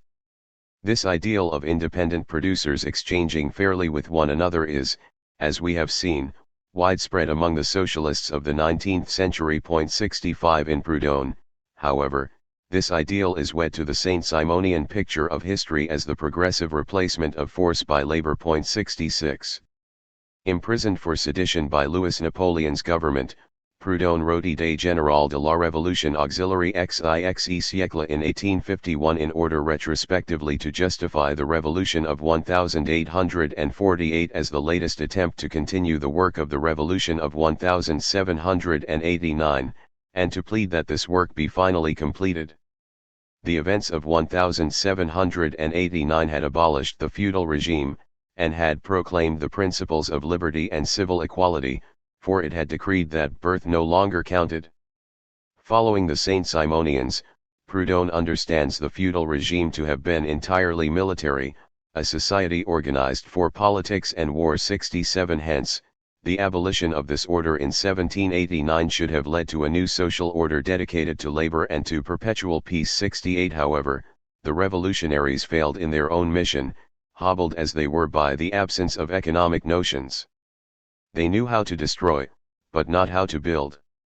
Therefore, the society which the revolution in 89 should have created, does not exist, it is yet to be made. 69. Hence, the France of 1850 is a still feudal society. 70. Contemporary feudalism has two linchpins. First, there is the state and its government, with its taxes, police, customs duties, and institutional corruption. But government is the mirror of society. 71. If government is still feudal, this is because society is still feudal. And, indeed, in society itself, the ancient hierarchy of classes has been replaced by an ignoble feudalism, based on mercantile and industrial speculation. L'adjudage mercantile et industrial. 72. And, like all feudalism, this contemporary feudalism is rooted in the land. It is through the land that the exploitation of man began, and it is in the land that it has laid its solid foundations. The land is still the fortress of the modern capitalist, as it was the citadel of feudalism and of the ancient patriciate. It is the land, finally, that gives authority, the governmental principle, an ever-renewed force whenever the popular Hercules has overthrown the giant. 73. It is the destruction of this last fortress of exploitation, it will fall like the walls of Jericho before Joshua's trumpet. 74. That Proudhon prophesies in his recommendation of land banks and rent equity. Proudhon is never explicit about the mechanisms by which landed property subtends all exploitation, but he doubtless had a more complicated understanding of the problem than the Saint-Simonians. Of course, he agrees with them that the landed proprietor directly exploits others via rent, and via any capital investments paid for by rents. But Proudhon also suggests that, as these rents circulate through society, they allow others, those from whom the proprietors have purchased goods, to, in turn, accumulate a fund for the exploitation of others. Moreover, rents also provide a motive for exploitation, since a farmer leasing land will be pressured into exploiting farmhands in order to make the payment of rent worthwhile. Wherever any accumulation gives one member of society an advantage over a fellow, Proudhon senses the possibility, at least, of exploitation. 75. This is why exploitation is so intimately associated by him with agiotage, speculation, which Proudhon calls commercial arbitrariness. 76. Everyone has a motive to buy cheap and sell dear, to mark their goods up, to accumulate a hoard. Everyone is constantly trying to exploit others, or, via l'agio, l'eval, to accrue the means of exploiting others. 77. While Proudhon certainly recognizes many instances of agiotage and even exploitation that do not involve property in land, he thinks of the monopoly power attending land ownership as both the purest exemplar and the causal first principle of exploitation. All other cases of exploitation are recognized as such by an analogy or likeness to this first principle. 78. Capitalist exploitation in capital. Against this background, we can appreciate the novelty of what Marx does with exploitation in capital. Exploitation crops up in capital for the first time in the first section of Chapter 9, the rate of surplus value. 79. The rate of surplus value is, Marx tells us, an exact expression for the degree of exploitation of labor power by capital, or of the worker by the capitalist. 80. The exploitation of the worker by the capitalist of concern to all French socialists is here equated by Marx with the exploitation of labor power by capital, the exact expression for which is the rate of surplus value, which was, in the 1860s and 70s, a matter of concern to no one other than Marx. By equating the two, Marx is attempting to make a substitution, to appropriate a common trope of socialist literature and, by definitional fiat, to make that trope interchangeable with an abstruse element of his critique of political economy. 81. In particular, he is playing for the ear of those tutored in theory by the French socialists and their epigones. 82. It is Proudhon's recitation of the Saint-Simonian theory of exploitation that Marx is seeking to displace. From the founding of the IWMA on, Marx was confronted anew with Proudhon's influence within the French and Belgian workers' movement, and with the resonances between Proudhonism and British popular radicalism, especially as found among the followers of Bronterra O'Brien and his National Reform League. Marx's intervention in Part 3 of Capital, like many of his theoretical interventions, attempts to seize the means of theoretical production, to transform how socialists talked and thought about exploitation by associating the term with a new conceptual apparatus. As I hope to show, this appropriation and transformation had a series of theoretical effects. First, and in accordance with his understanding of the market as a sphere of impersonal domination, and with his attempt to displace the popular moral economy of censure away from individuals and onto capital as a form of society, Marx depersonalizes exploitation, making it a relationship that obtains between classes, rather than between individuals. Second, he directs attention to the novel and revolutionary effects of capitalist exploitation, to the ways in which capitalism harnesses the powers of the human body to transform what and how it produces. Third, he establishes an explanation for the boundless thirst for surplus labor that attends this new mode of exploitation and that underlies many of the abuses suffered by workers in the capitalist workplace. 83. Finally, he does all of these things while tying the concept of exploitation into an Aristotelian moral language that links force to the violation of nature, and that therefore condemns capitalist exploitation as an unnatural seizure and use of the laboring body. Depersonalizing exploitation.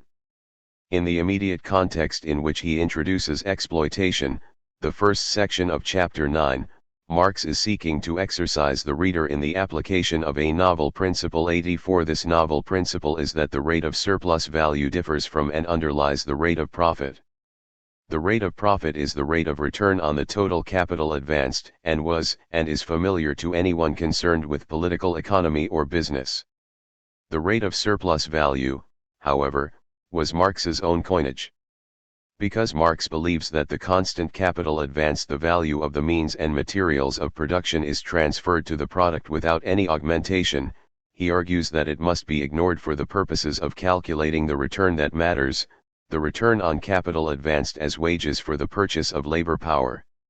What is distinctive about the capitalist mode of production is that it operates on the principle, articulated by Montesquieu, that everything can be done by freemen, however arduous the work that society requires. 85. Or, as Marx puts it, as a producer of alien industriousness, as a surplus labor pump and an exploiter of labor power, capital surpasses in its energy, measurelessness, and effectiveness all earlier systems of production based on direct forced labor. 86. It is this phenomenon that Marx wants to get at, the fact that moderns freely do what ancient peoples had to enslave others to get done.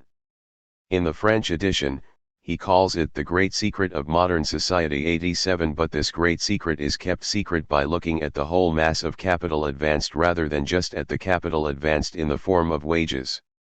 If one attributes capital's productivity to its marshalling of human labor, then it makes sense to look at the ratio between the return on capital and the capital advanced on wages. This is Marx's rate of surplus value. When Marx says that this rate of surplus value is the exact expression for the degree of exploitation, he means that it is the scientific expression of the efficiency with which hired labor is put to work producing the basis of profits. However, despite his examples of the method of calculating it, Marx is committed to denying that the rate of surplus value can be measured. 88 This is because the rate of surplus value requires as its basis, of course, a measure of value. The measure of value, according to Marx, is the labor time socially necessary to produce the valuable commodities given the current means of production. 89 But, as I argued in the previous chapter, it is a basic element of Marx's theory of value that value, while it is determined by labor time, only ever appears as exchange value, as the social relation between commodity and commodity. 90 There is no direct, empirical measure of labor time, since there is no way to know whether any given instance of labor actually performed and hence empirically measurable counts as an equivalent amount of socially necessary labor. Moreover, the fact that commodities sell on the market does not guarantee that they sell at their values. Hence, neither the prices of commodities, including the wages of labor, nor the empirically measurable hours of labor performed give us access to the value of things. Abstract labor and the value it determines are invisible gods, essences that must take on phenomenal forms, but that never appear as such. Therefore, the exact expression of the degree of exploitation is, by virtue of its exactness, never present in such a way that it can be measured. It is conceptually rigorous, not empirically precise. 91. What is at stake, then, in Marx's effort to exercise the readers of his book in the application of his novel principle? If socialists and reformers are concerned about the exploitation of man by man, or with the exploitation of women and children, 92 Why ought they to practice calculating a counterfactual rate of surplus value? After all, Marx himself, in Chapter 10, compiles a mass of compelling testimony to the empirically verifiable and very concrete ways in which laborers are taken advantage of by their bosses. He reports the depositions made by children employed in the potteries of Staffordshire. 93 He directs us to the story of Mary Ann Walkley, 20 years old, who was worked to death by a lady with the pleasant name of Elise. 94 Regarding the laborers who throng around us more urgently than did the souls of the slain around Odysseus, he claims that we can see at first glance how overworked they are, without referring to the blue books under their arms, much less to the rate and mass of surplus value, the exact expressions of their exploitation. 95 If the suffering and overwork of the wage laborer are apparent to the investigator of concrete facts, what is gained by chaining exploitation to the theoretical apparatus of the rate of surplus value? 96. One part of the answer lies in the account of exchange Marx developed in Part 1. The impersonal domination undergone by producers in the market renders them irresponsible for their actions. But if capital only begins to function as such in production for the market, then capital's relationship to labor is mediated by those same impersonal forces of all-around dependence and irresponsibility. The concrete facts of overwork and abuse, however powerful they may be as testimony, direct us to the relations between this boss and these workers, in this place and time. But the theory of commodity fetishism as impersonal domination tells us that these particularities are consequential, not causal to the basic dynamics of the situation, and that any boss similarly placed would likely relate to any workers in a similar manner, not because all bosses share a special psychology, but because the forces of the market dominate producers in certain ways. 97 Indeed, the fact that value is invisible in production, and only realizes itself through market exchanges, is crucial for understanding why bosses are inclined to overwork their laborers. 98 Therefore, the concrete facts are misdirecting us, making it out as if capitalist exploitation were just a series of instances of individual capitalists taking advantage of individual wage laborers, using their accumulated wealth to hold sway over those who need to work in order to live. 99 Marx, by inserting exploitation into his surplus value theory, depersonalizes exploitation and thereby argues against the tendency to moralize over it. 100.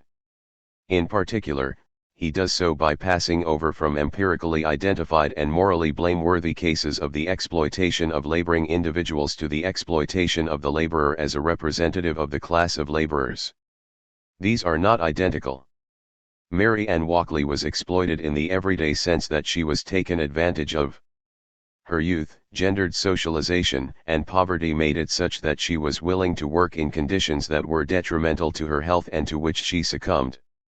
Her employer took advantage of her vulnerability in the hope of making a pretty penny off the pretty things she and her fellow milliners produced, and the employer can be the object of censure for doing so. But Mary Ann Walkley did not suffer capitalist exploitation in her own individuality, but only qua laborer. Her particular labors counted as productive labor from the standpoint of capital only insofar as they formed an aliquot part of the total labor of society, or of the laboring class. Mary Ann Walkley suffered and died from the particular circumstances that attended her particular labors, but she suffered capitalist exploitation, if at all, only insofar as she was a member of a class of laborers, producing all manner of things in all manner of circumstances, many of which are not nearly as injurious as those in which she worked. Recognizing the concrete form of her exploitation does not require any special theoretical apparatus, but only the acknowledgement that her employer took advantage of Ms. Walkley. 101 Recognizing that it is an instance of capitalist exploitation requires, however, that one recognize her membership in a class of exploited laborers and recognize further that it does not matter what or in what manner the members of that class produce. This recognition requires a leap, an abstraction. This depersonalizing abstraction runs counter to the model of exploitation articulated by earlier socialism. On that model, modern exploitation may be less personal than in feudal or slave-holding societies, since the application of force is now delegated to the state, which merely enforces property titles, leaving poor individuals to draw their own conclusions about how their lack of property compels them to accept the terms of employment offered. Nonetheless, the monopoly power enjoyed by the proprietors allows them to exploit the poor producer without compelling them to. They may not know better than to do as they do, but they could act otherwise. And so Proudhon thinks that mutual consent would be sufficient to establish a just price regime. 102 Even the Owenite doctrine of the blamelessness of individuals does not prevent Bray from calling the capitalist grasping. 103 Capitalists have the power to exploit, and so they exploit. Anyone with the power to exploit will do so. It is the circumstance of having the power that creates the character of the exploiter. But exploiting is something done by individuals with that power. That is why the reform of society must ensure that no one is able to accrue that power. For Marx, on the contrary, it is capital that exploits labor, not the individual capitalists, for whom the drive toward increasing exploitation is an external coercive law. 104 It is not the power to exploit that matters to Marx, but the imperative to exploit. The revolutionary capacity of capitalist exploitation. In addition to being essentially the exploitation of a laboring class, capitalist exploitation is essentially the exploitation of human labor in the abstract. 105 And, in the final analysis, the exploitation of the basic capacity for labor, labor power, however that capacity might express itself. Marx begins Part 3 with a well-known discussion of the labor process.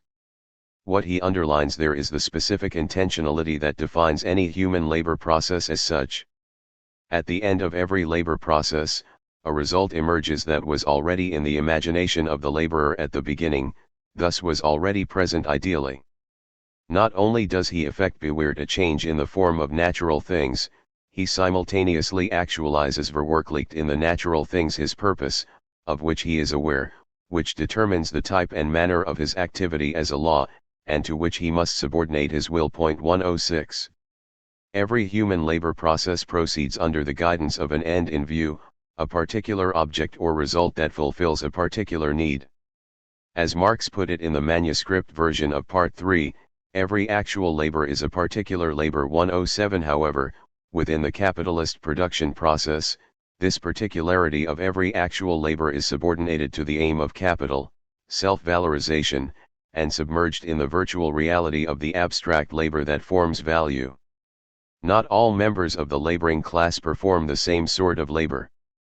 If they did, there could be no exchange of their products against one another, and hence no realization of value, much less surplus value, and hence no capital.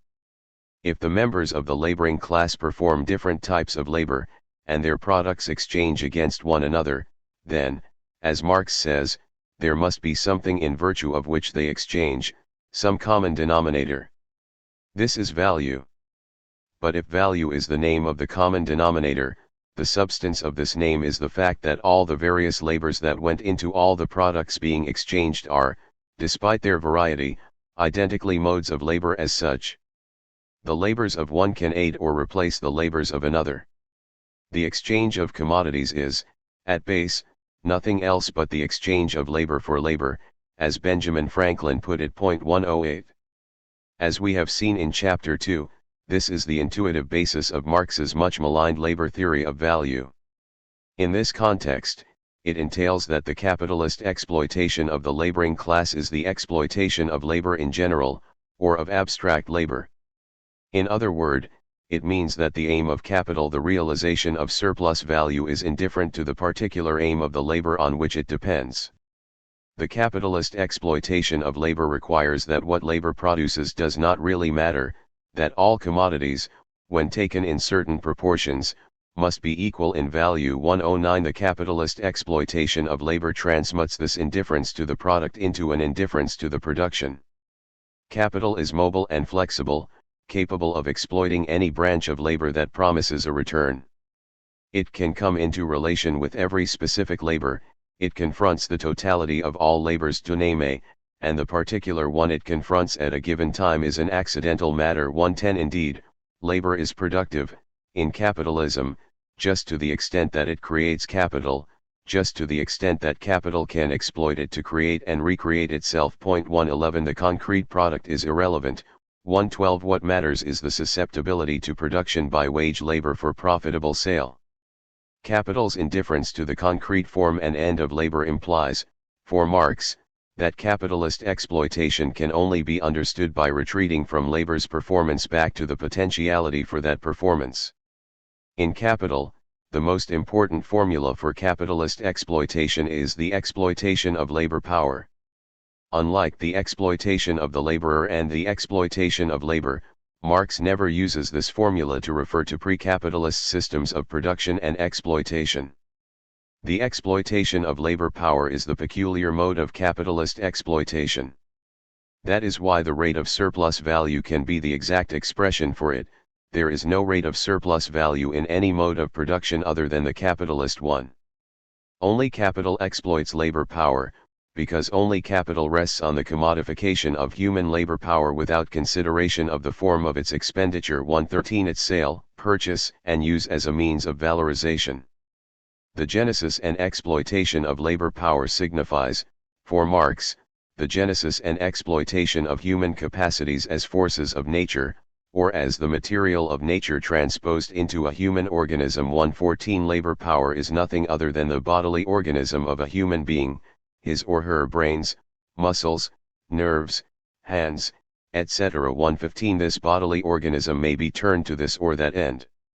For this reason, Marx also refers to the exploitation of labor power as the exploitation of human material, which he claims is capital's most proper field of exploitation. 116. No previous mode of production has exploited or taken advantage of what the human body can do, as such. This open-ended exploitation of the human body and its powers is contained, in germ, in the existence of the labor market. The more extensive this market, the broader the field of corporeal powers open to profitable employment by capital. 117. With his formula, the exploitation of labor power, Marx indicates, in short, the specificity of capitalist production. 118. Because of the specific way in which capital takes advantage of the human body and its capacities, the capitalist mode of production is inherently revolutionary. This was one of the first things that Marx noticed about the rise of the bourgeoisie, that this new ruling class cannot exist without constantly revolutionizing the instruments of production, and thereby the relations of production, and with them the whole relations of society. 119 This will become especially important in the following chapter, where we will have to consider what Marx calls the production of relative surplus value, the transformation of the production process in order to make it better suit the requirements of capital. For the moment, it is enough to underline the discontinuity between Marx's emphasis upon the exploitation of labor power and the older socialist tendency to divide society into the productive and the unproductive, the useful and the useless. Previous accounts of the exploitation of the workers, or of the abstraction of their product, presupposed a demarcation of the working class in terms of what it produced, and how its product satisfied the real needs of humankind. Thus, for example, Clare argued that makers of useful wearing apparel are exploited, but that makers of lace dresses are not, since lace dresses fulfill no real need and thus command no just recompense. 120 For Marx, however, this whole problem of dividing real from spurious labor, real from spurious needs, is beside the point. 121 It is the usefulness of a branch of labor for capital that is alone relevant to the question of whether workers in that branch suffer capitalist exploitation. Whether their products satisfy needs arising from the stomach, or from the imagination, makes no difference. 122. The boundless need for surplus labor. Despite the fact that he depersonalizes capitalist exploitation by emphasizing its difference from any observable abuse that might be addressed by moral censure, and despite his appreciation of the revolution it works on the labor process, Marx has neither a normatively neutral account of capitalist exploitation nor a laissez-faire attitude toward it. He thinks that the capitalist exploitation of labor power is a wrong that has horrendous consequences for the laborers. The primary consequence is overwork. Because capital's concern is valorization, rather than the production of use values, and because the surplus realized by the capitalist takes the form of money, of which there is no measure, capitalist production gives rise to a boundless need for surplus labor. 123 This is why Marx's treatment of the working day follows immediately on the heels of his introduction of the exploitation of labor power. Having purchased labor power on the market and for a fixed period, the capitalist wants to extract the maximum possible advantage from this purchase while he or she can dispose of it. 124 Having sold for a time the use of his or her body, the wage laborer is interested to ensure that today's labor will not make tomorrow's impossible, that, in other words, his or her labor power is not so depleted by its use today that it cannot be set in motion again every day for the foreseeable future. The struggle to define a normal working day, both its length and its intensity, is built into the sale and purchase of labor power. 125. In what may be yet another détournement of Proudhon, Marx characterizes capital as dead labor, which, vampire-like, lives only by sucking up living labor, and lives the more of this it sucks up. 126 In his system, Proudhon had said of the master in the guild system that he, like the fabled vampire, exploited the degraded salary, just as the idle devoured the substance of the laborer. 127 Marx takes the metaphor out of the feudal setting in which Proudhon had placed it and relocates it squarely in the capitalist world, the only place where he thinks it is generally appropriate. 128 While there were certainly many cases of frightful overwork in the pre-modern world, these were, Marx claims, exceptions. Wherever the use value rather than the exchange value of the product predominates, surplus labor will be restricted by a more or less confined set of needs. It is only where exchange value becomes the aim of production, either in the mining of silver and gold, or where older modes of production are drawn into a world market, that overwork, the depletion of the life of the laborer for the sake of the wealth of the boss, becomes the rule. 129 Overwork is a phenomenon proper and essential to the capitalist world. 130.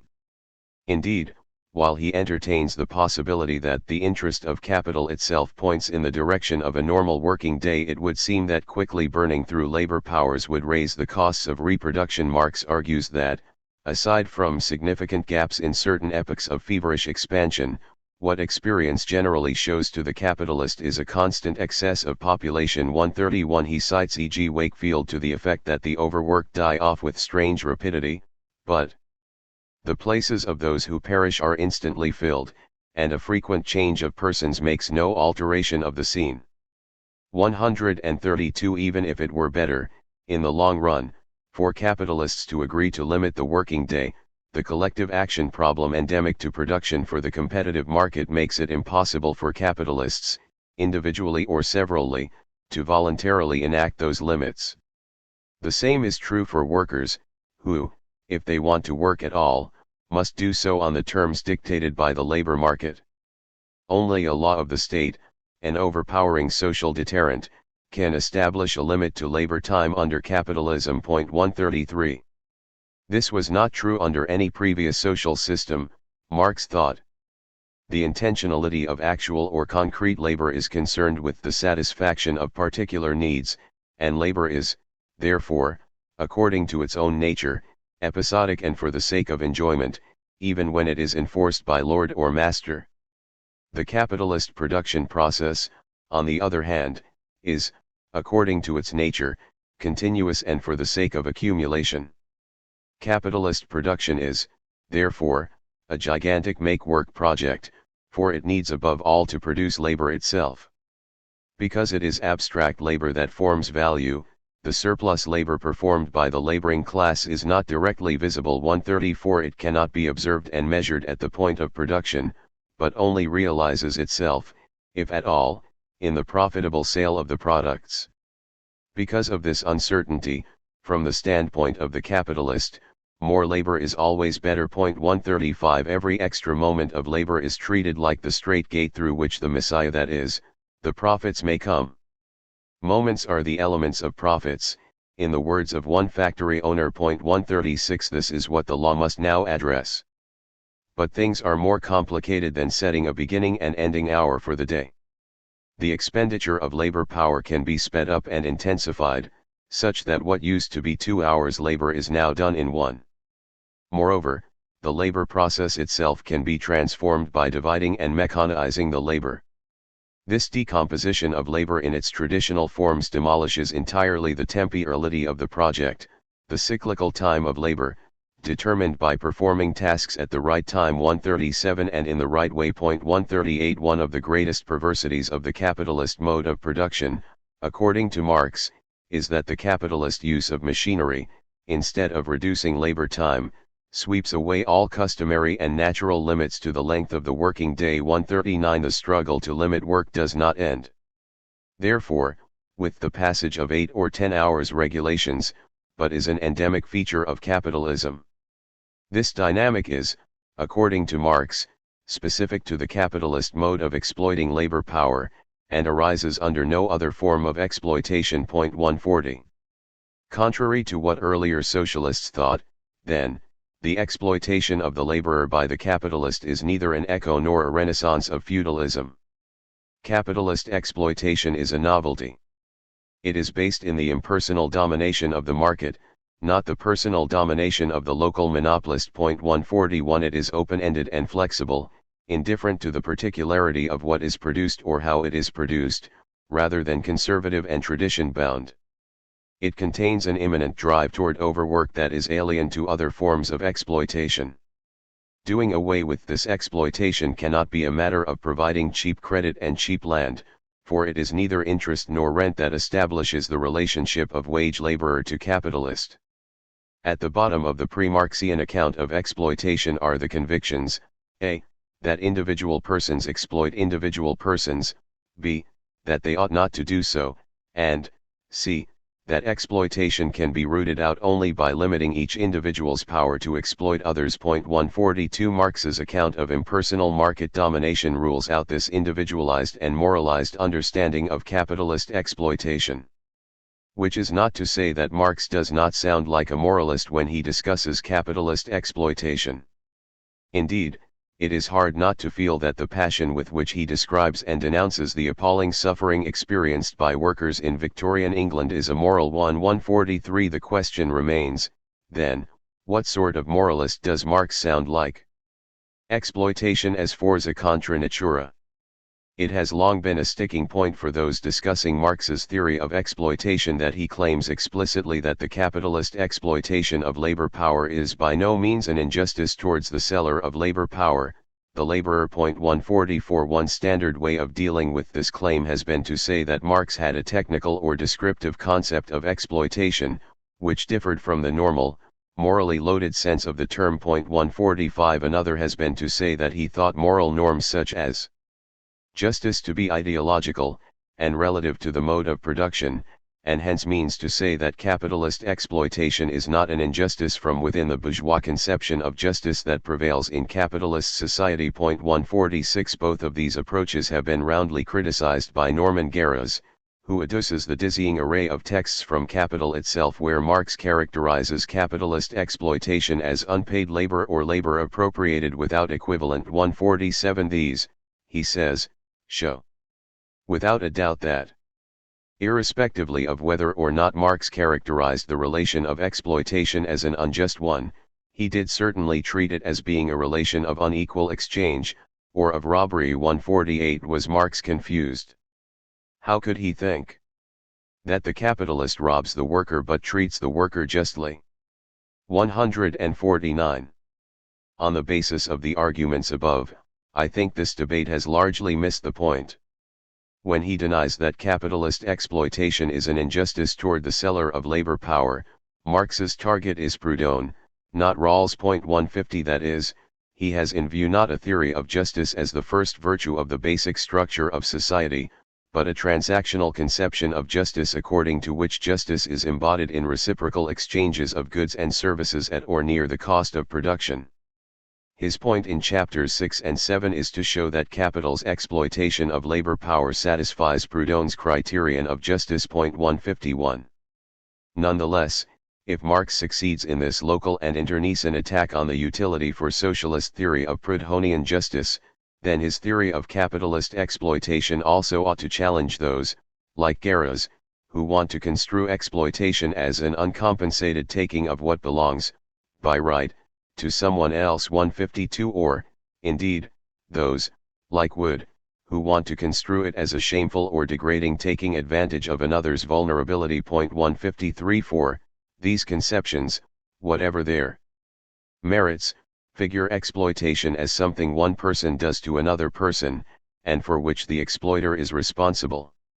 This is maybe generally appropriate for non-economic exploitation and for non-capitalist economic exploitation. As I have argued, however, both the agent and the victim of capitalist exploitation are impersonal.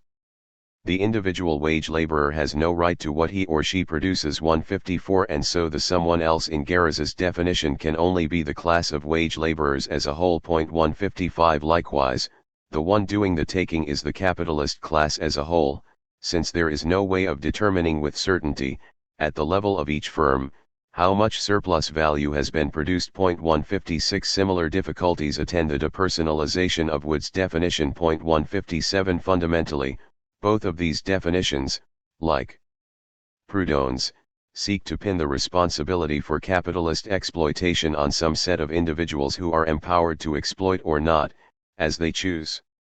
This presumption of individual responsibility is one of the ideals of bourgeois society that Marx castigated Proudhon for wishing to transmute into the principles of socialism. 158. It is incompatible with Marx's account of the competitive market as a sphere of impersonal domination.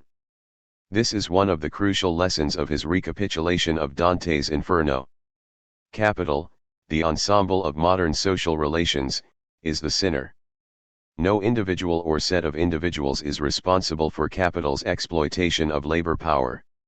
Hence, whatever is wrong with capitalist exploitation, whatever makes Marx think that it is hateful and ought to be abolished, 159, is embodied in its systematic features. The hatefulness of capitalist exploitation, I argue, is that it is contranatural or monstrous. Pay heed to the language Marx uses. Capital is an animated monster. 160. It is vampire-like. 161. It is werewolf-like, and guilty of monstrous outrages. 162. It quotes Shylock's arguments for a cutting of flesh. 163. It is bloodthirsty and cannibalistic. This language is new to Part 3. By contrast, the labor process is consistently portrayed by Marx as both natural and full of life.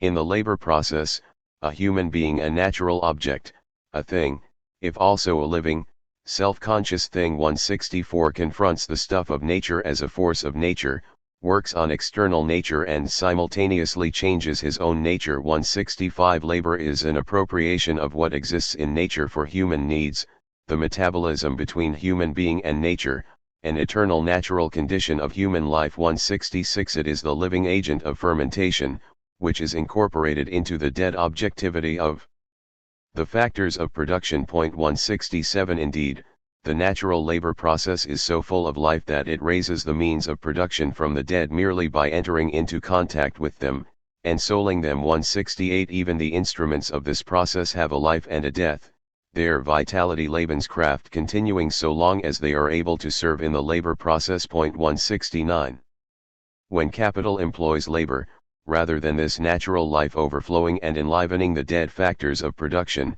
the dead seizes hold of the living, reanimating itself to the detriment of the source of its animation. This is why Marx sees capital as a vampire. 170 It is the inversion, indeed derangement, of the natural relationship between dead and living labor, by which the mere transformation of money into objective factor of the production process transforms these objective factors into a rightful claim and a compulsory claim on alien labor and surplus labor. 171 Motivated by some of these textual considerations, Chris Arthur has identified capitalist exploitation with the subjection of workers to alien purposes. 172 In a closely related manner, Julius Sensat has argued that workers are exploited in capitalism because they are used as means of expanding value, and this use is contrary to their nature. 173 I think this line of argument is insightful and wish to extend and clarify it. There is, of course, an ancient tradition of condemning capital precisely in terms of use contrary to nature. In Aristotle, one finds the claim that both usury and commerce, Marx's antediluvian forms of capital. 174 are contrary to nature. Commerce, Aristotle claims, is justly blamed since it is not according to nature, Pol. 1258b1, 2. Usury, likewise, is most reasonably hated because one's possessions derive from money itself and not from that for which it was supplied. For it came into being for the sake of exchange, but interest actually makes more of it, Pol. 1258b2, 6. 175 Commerce, buying cheap and selling dear, is wrong because it violates the nature of exchange, which is to be a giving and getting of equivalents. Usury violates the nature of money, which is supposed to be a mere means by which to facilitate the reciprocity of exchange, not an end. Here, the notion of being contrary to nature means misusing something, failing to see or respect that to which it is, in and as itself, directed. It is the sense of nature and its violation that Sensat locates at the core of the notion of exploitation. And violating something's nature means, as Arthur says, subjecting it to an alien purpose. Hence, there is no anachronism in saying that commerce and usury are, for Aristotle, forms of exploitation. 176. Of course, Aristotle did not call the misuse of things exploitation.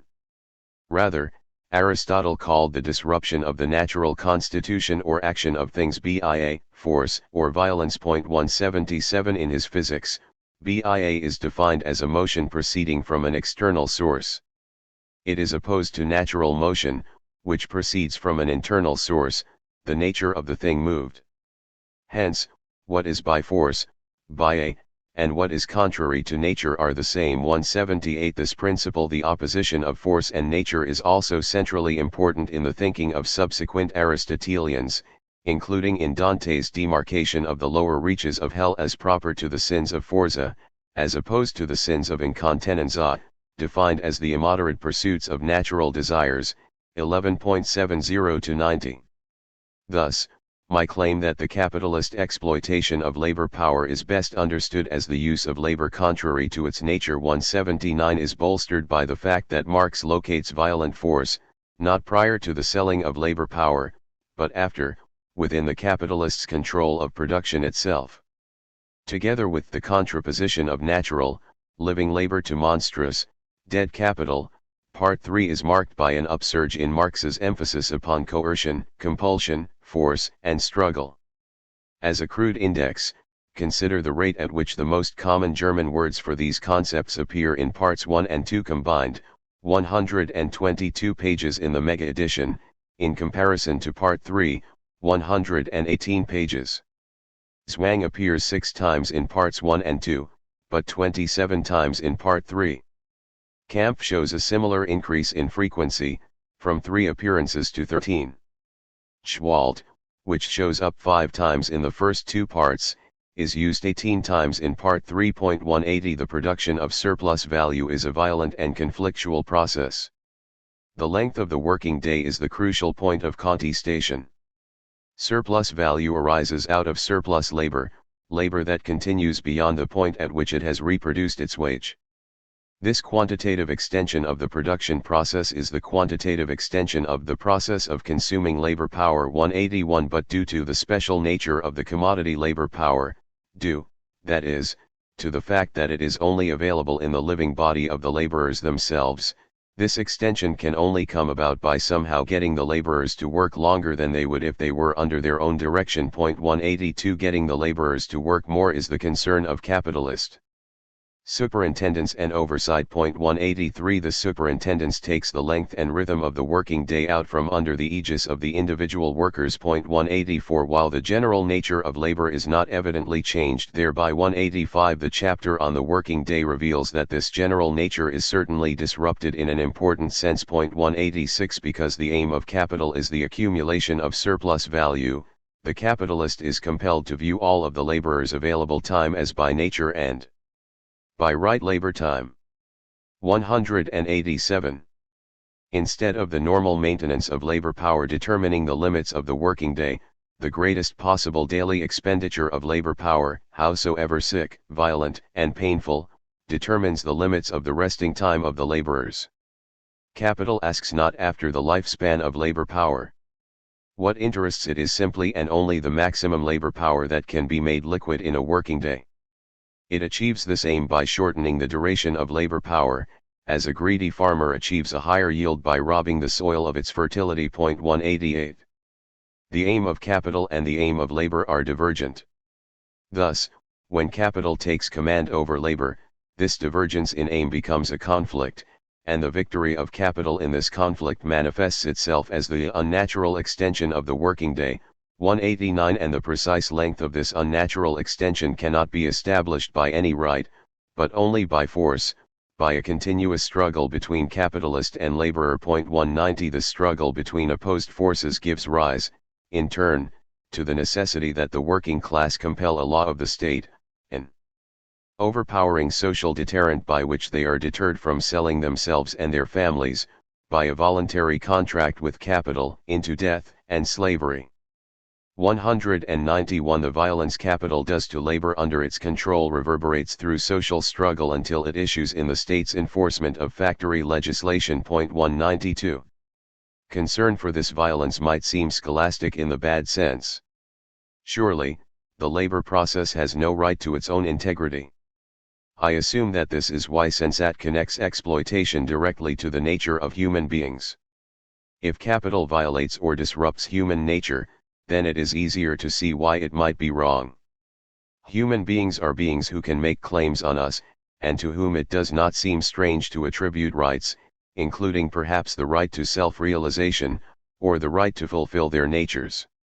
Labor, as such, seems incapable of making any such claims on us.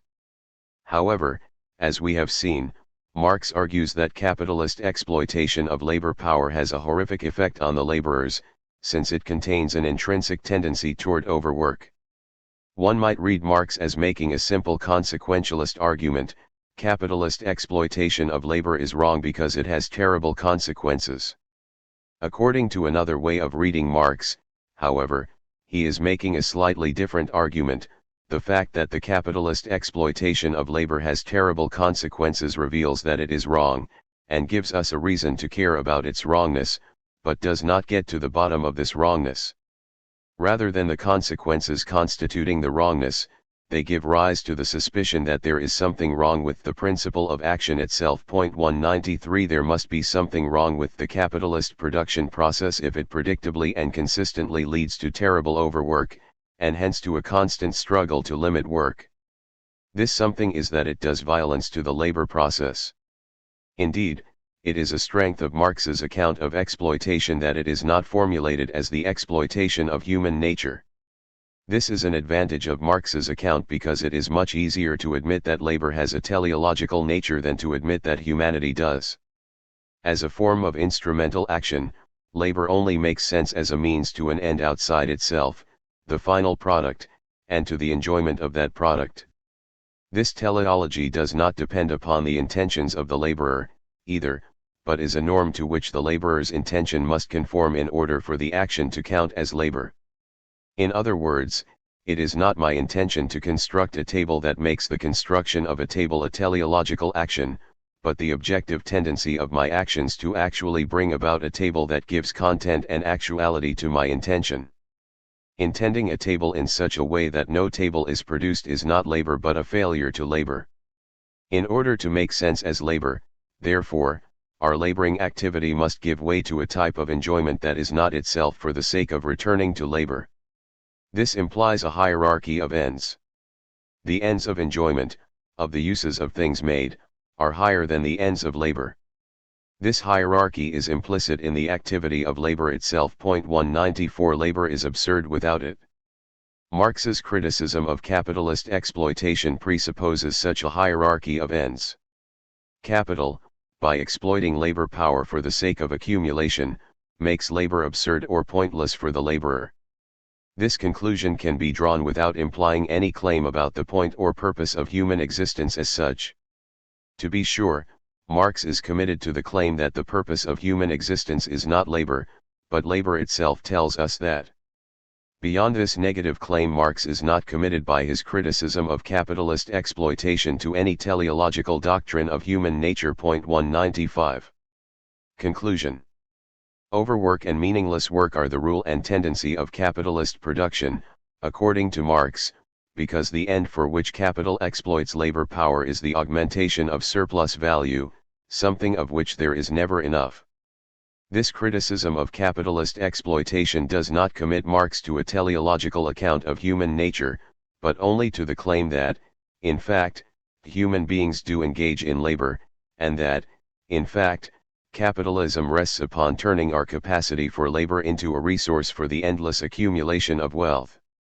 Neither is it based in a claim that laborers possess a right to their full product, but only on the claim that there is a fundamental conflict between the commitment of the laborers to pursue the means of enjoyment and the commitment of the capitalists to pursue the endless accumulation of wealth. 196. This indicates that Marx was quite an odd socialist.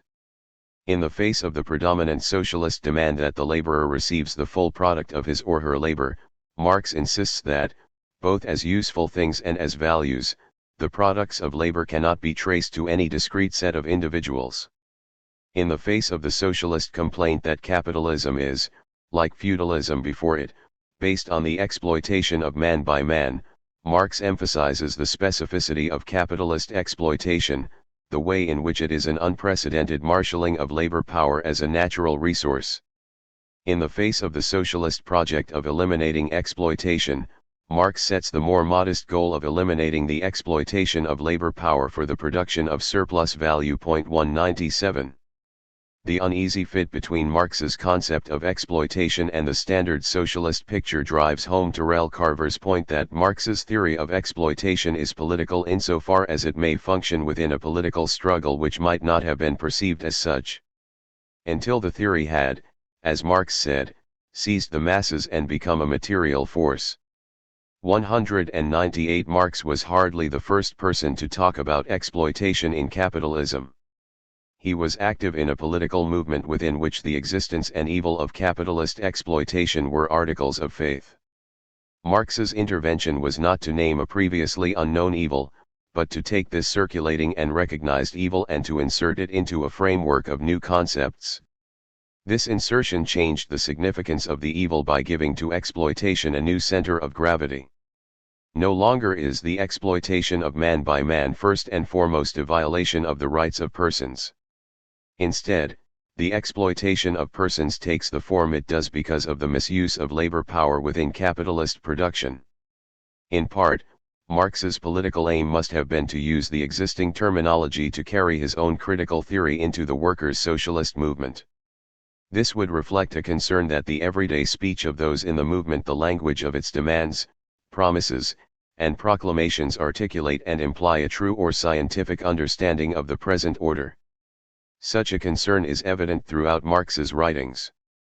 This indicates that, for Marx, the language of politics was itself a political matter. This does not mean that Marx was trying to impose a new way of talking on the socialist movement.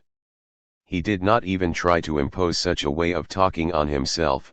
He continued to use exploitation in ways that suggest nothing other than using one's power to take advantage of another's vulnerability.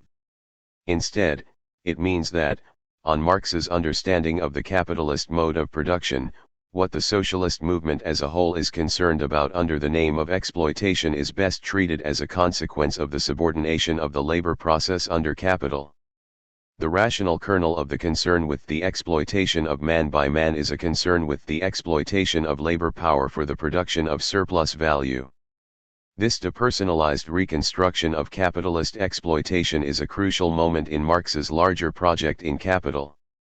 His understanding of impersonal domination by the market begins to push strongly against the moralized accounts of exploitation predominant among socialists. Rather than being restricted to the level of economic theory, it is becoming clear that the conflict between Marx's critical theory of capital and the existing socialist discourses ranges across the practical and normative registers as well. Here, too, Marx can lay claim to having carried out the materialist critique he had always called for. He has shown how the moralizing discourse about exploitation presupposes and supplements the very world that gives rise to it as a reflex. The socialist who reduces exploitation to and decries it as the right of the strongest, 199 inadvertently, but unavoidably, sanctifies capitalist exploitation, which, proceeding on the basis of the exchange of equivalents, escapes the censure directed at it. By condemning individuals for the sins of capital, these moralists unwittingly trap socialism within the hell that capital has made.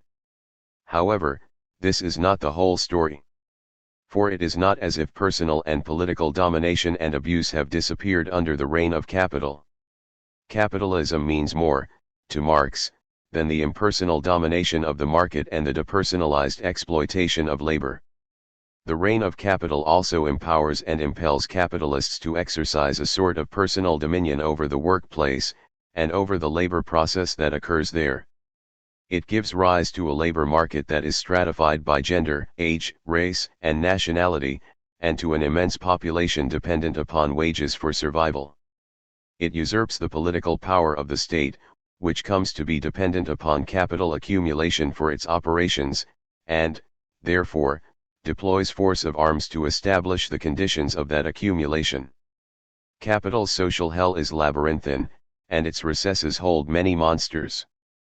Part of Marx's challenge in Capital is to integrate the horrors still to come within the framework established by the first three parts. Part and parcel of reworking Dante's Catabasis is the notion that the various levels of hell do not merely rest on top of one another like an inverted wedding cake. The descent into the realm of violence does not leave incontinence behind, for the circles of the incontinent also contain the circles of the violent. And we have seen that the impersonal domination of the market continues to mediate the violence of capitalist exploitation. The market contains the side of production, even though the side of production necessarily introduces new complication. The same pattern will emerge again in the following chapters. The new personal and political relations established on the basis of the market and of the sale of labor power, whatever new vistas they may open up, never remove us from these realms. Chapter 5. Malbolge, the capitalist mode of production as fraud. At length, casting away his guise of terror, this much cursed power revealed itself in its true form and looks to men. What graciousness was in its aspect, what benevolence, what music flowed from its lips, science was heard and the savage hearts of men were melted. And as science spoke, the multitude knelt in love and obedience. Douglas Jerrold, The Factory Child, 1840. Machines promised us an increase in wealth, they kept their word, but gave us at the same time an increase of poverty. They promised us liberty, I will prove that they have brought us slavery. Proudhon, Système de Contradictions Économiques, I.4.2, 1846. One must say that because man is a social animal, by nature each man owes to the other that without which human society cannot be preserved. For men cannot associate with each other unless they believe they are telling each other the truth. Thomas Aquinas, Summa Theologica, 2 AE, 109 Quetzales, A3. As we have seen, Marx turned the socialist diagnosis of the empire of force and fraud on its head. Because he took commerce to realize the exchange of equivalent values, he could not, as his precursors had, understand capitalists' massive accumulations of wealth to be explained by past acts of conquest, acts that gave capitalists an unfair bargaining power by which they could continually get the better of their poor fellows in exchange, thereby preserving and augmenting their advantage, ad infinitum. Point 1. Instead, Marx locates the rule of force within capitalist production itself, after exchange. Having purchased at a fair price the workers' only saleable commodity, their labor power, the capitalists set them to work in the production of new commodities. Because the aim of capital is the realization of surplus value, this production process forces labor power to be active beyond the point at which it has produced the means of its own reproduction. That is, capital bends labor power to an alien goal and forces it to produce more than it otherwise would. This is the specifically capitalist form of exploitation, and it constitutes a forceful seizure of labor power, a use of labor contrary to its nature. What, then, of fraud, the twin of force in Thompson's slogan? The premise that labor power is purchased at its value might seem to rule fraud simply inadmissible in Marx's critical theory. It befits Proudhon to claim that from the right of cunning arose the profits of industry, commerce, and banking, of mercantile frauds and pretenses which are honored with the beautiful names of talent and genius, which ought to be regarded as the highest degree of falsity and deception, and, finally, of all kinds of social inequalities. To Marx's argument, very much to the contrary, is that even the valorization of the merchant's capital is not to be explained by mere frauds. 3. However, the question of fraud is not so easily dismissed. Given that Marx has transformed the moral categories of incontinence and force into depersonalized critical concepts, applicable to capital as an ensemble of social relations, why cannot something similar be done with fraud? That personal acts of fraud have no explanatory value for Marx does not entail that a depersonalized concept of fraud has no place in his account of capital. Point 4. Indeed, Marx's account of capital has constant recourse to the dichotomy that furnishes the basic conceptual materials of any account of fraud. The sine qua non of fraud is a certain discrepancy between appearances and reality, seeming and being. A fraud promises one thing and does another, passing off a harm as a benefit, or something paltry as something grand. Unlike force, which is naked, fraud is sophisticated, tricky. It should require no argument to convince the reader of Capital that the distinction and the discrepancy between appearance and reality is a crucial one for Marx. Basic to his whole enterprise is the conviction that things are not what they appear to be, that, for example, the surface process of market exchange camouflages the depth process of exploitation. 5. This discrepancy between appearance and reality is not, by itself, enough to hang a concept of fraud on. As I pointed out in Chapter 1, Marx thinks science is necessary wherever appearances dissemble reality, but it would be bizarre to say that gravity is a fraud because the laws of motion of bodies actually depart from and contradict the rules of thumb derived from how things appear to casual experience. Besides a discrepancy between appearance and reality, fraud always has a temporal character. First there is the bait, then the switch. Things seem to be good for a while, but then turn bad. Fraud is, inherently, a process. Applications of violence or force, by contrast, while they may endure, remain self-same events from beginning to end. The forced extraction of labor is just as forced at the beginning of the workday as it is at the end, and just as much forced labor if it ends after 5 minutes as if it lasts 12 hours. 6 Being defrauded, however, takes time. In his Inferno, Dante presents the reader with an image of fraud in the beast, Geryon, who transports Virgil and the pilgrim into Malbolge, the ringed field where the sins of fraud are punished.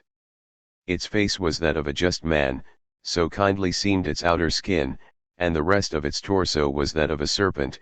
It had 2 paws, hairy to the armpits, it had back and breast and both sides painted with knots and little wheels. So the wicked beast rested on the rim of stone that encloses the sand. In the emptiness all its tail was wriggling, twisting upward the poisoned fork that armed its tip like a scorpion's.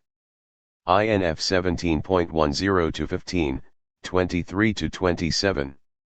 This image well captures the process character of fraud. The victim is taken in by the initial appearance of a good, then confused by the intricacies, and caught in the grip of something unforeseen, before being impaled. The harm can be dissembled by the good because, while the two are connected, they are also at some remove from each other. This is the key to a marked but unremarked shift in Marx's project between parts 3 and 4 of Capital. With the opening of part 4, historical process enters into Marx's presentation in a new way.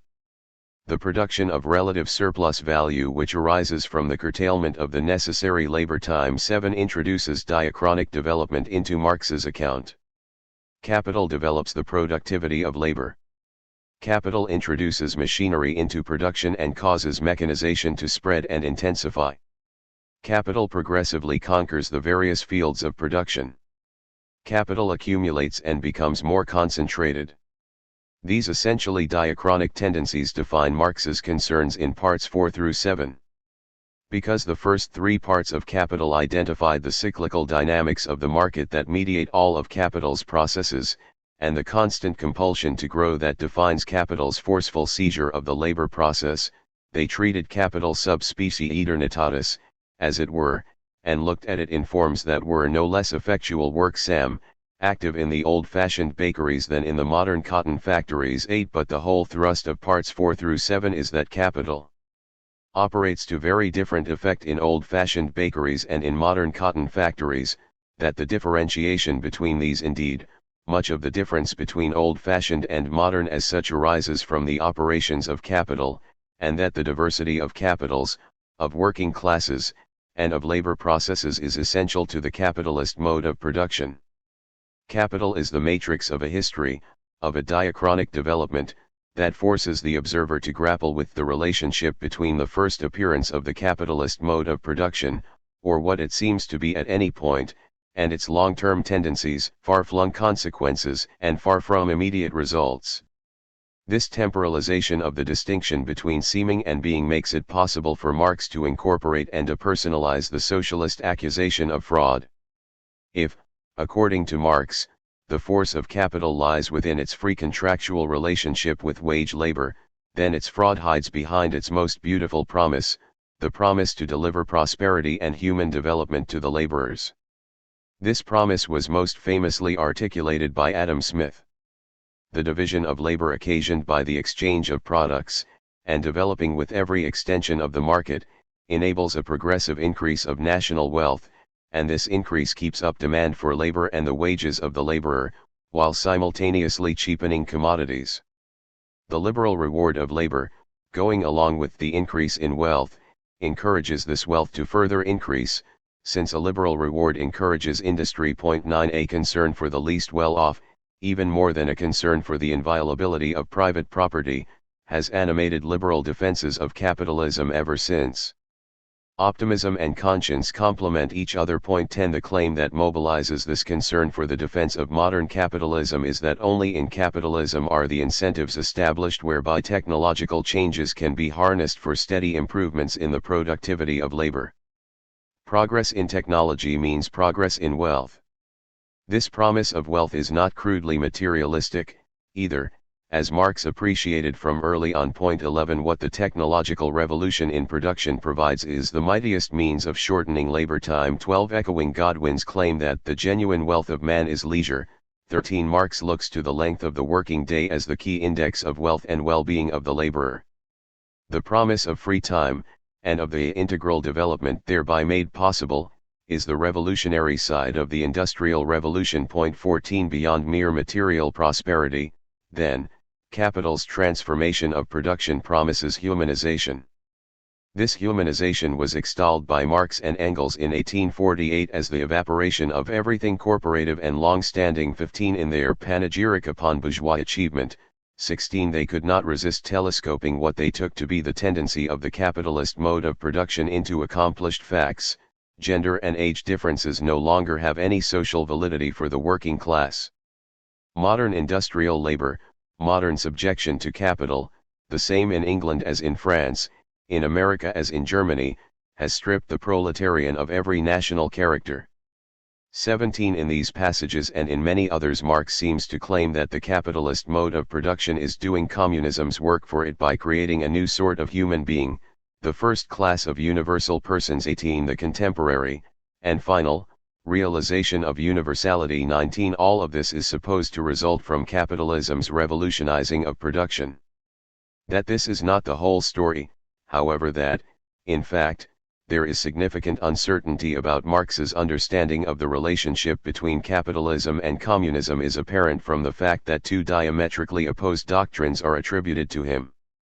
Alongside the optimistic doctrine, according to which capitalism produces processes of automation and scientific management that render the capitalist and the market unnecessary, that is, communism grows within capitalism until it is ready to supplant its host, there is also the catastrophic or apocalyptic doctrine, according to which the steady immiseration of the proletariat, and the ever more severe crises of capitalism, will force, at some point, a complete scrapping of the capitalist system, compelling the desperate to invent a new social system to put in its place. Thus, the bourgeoisie, incapable of assuring its slave any kind of existence within his slavery, leaves the proletariat with nothing to lose in the communist revolution but their chains. 20. This uncertainty about capitalism's contribution to the communist project is, I think, understandable. Marx's argument in parts 4 through 7 of Capital is that the capitalist mode of production is, as far as the workers are concerned, a gigantic fraud. It develops the productive powers of labor to an extraordinary degree, but rather than lightening the burden of labor, this increase in productivity becomes a means of making labor more onerous and less rewarding. It rests on and reproduces the wage relation, which falsifies the picture by making the constant plunder of the laboring class appear as a series of voluntary exchanges. It accumulates the wealth of nations, but only by simultaneously accumulating the misery of the relative surplus population, the reserve army of the unemployed, by which both the technical transformations of the production process and the operations of the labor market are mediated. On Marx's account, the goods promised and delivered by capitalism are inseparable from the evils that follow in their train. The essential condition of this fraud is the attractiveness of exchanges and mutually voluntary contracts as a form of social mediation. Exchange is the sheep's clothing that covers up the wolf most perfectly, such that no one can charge the capitalist with adultery, robbery, murder, sacrilege, or anything that the world or reason would censure, even as workers slave away and the unemployed starve, rot, and languish. 21 This is why Part 6, on wages, is the pivot between Marx's discussion of the objective domination found inside the capitalist workplace and his analysis of the misery that accompanies capitalist accumulation in society at large. 22 It also underscores Marx's disagreement with those socialists who, like Proudhon, called for workers to associate with one another on the basis of contracts and fair exchanges, or who counseled the working class to police their own rate of reproduction for the sake of keeping the population of workers within the confines of the so-called wage fund. So long as exchange constitutes the social nexus, producers will be dominated by market forces, workers will suffer overwork and despotism in their work, and masses will be excluded from access to the means of subsistence. This split within socialism reflects a much broader disintegration of the republican tradition of political thought out of which socialism grew.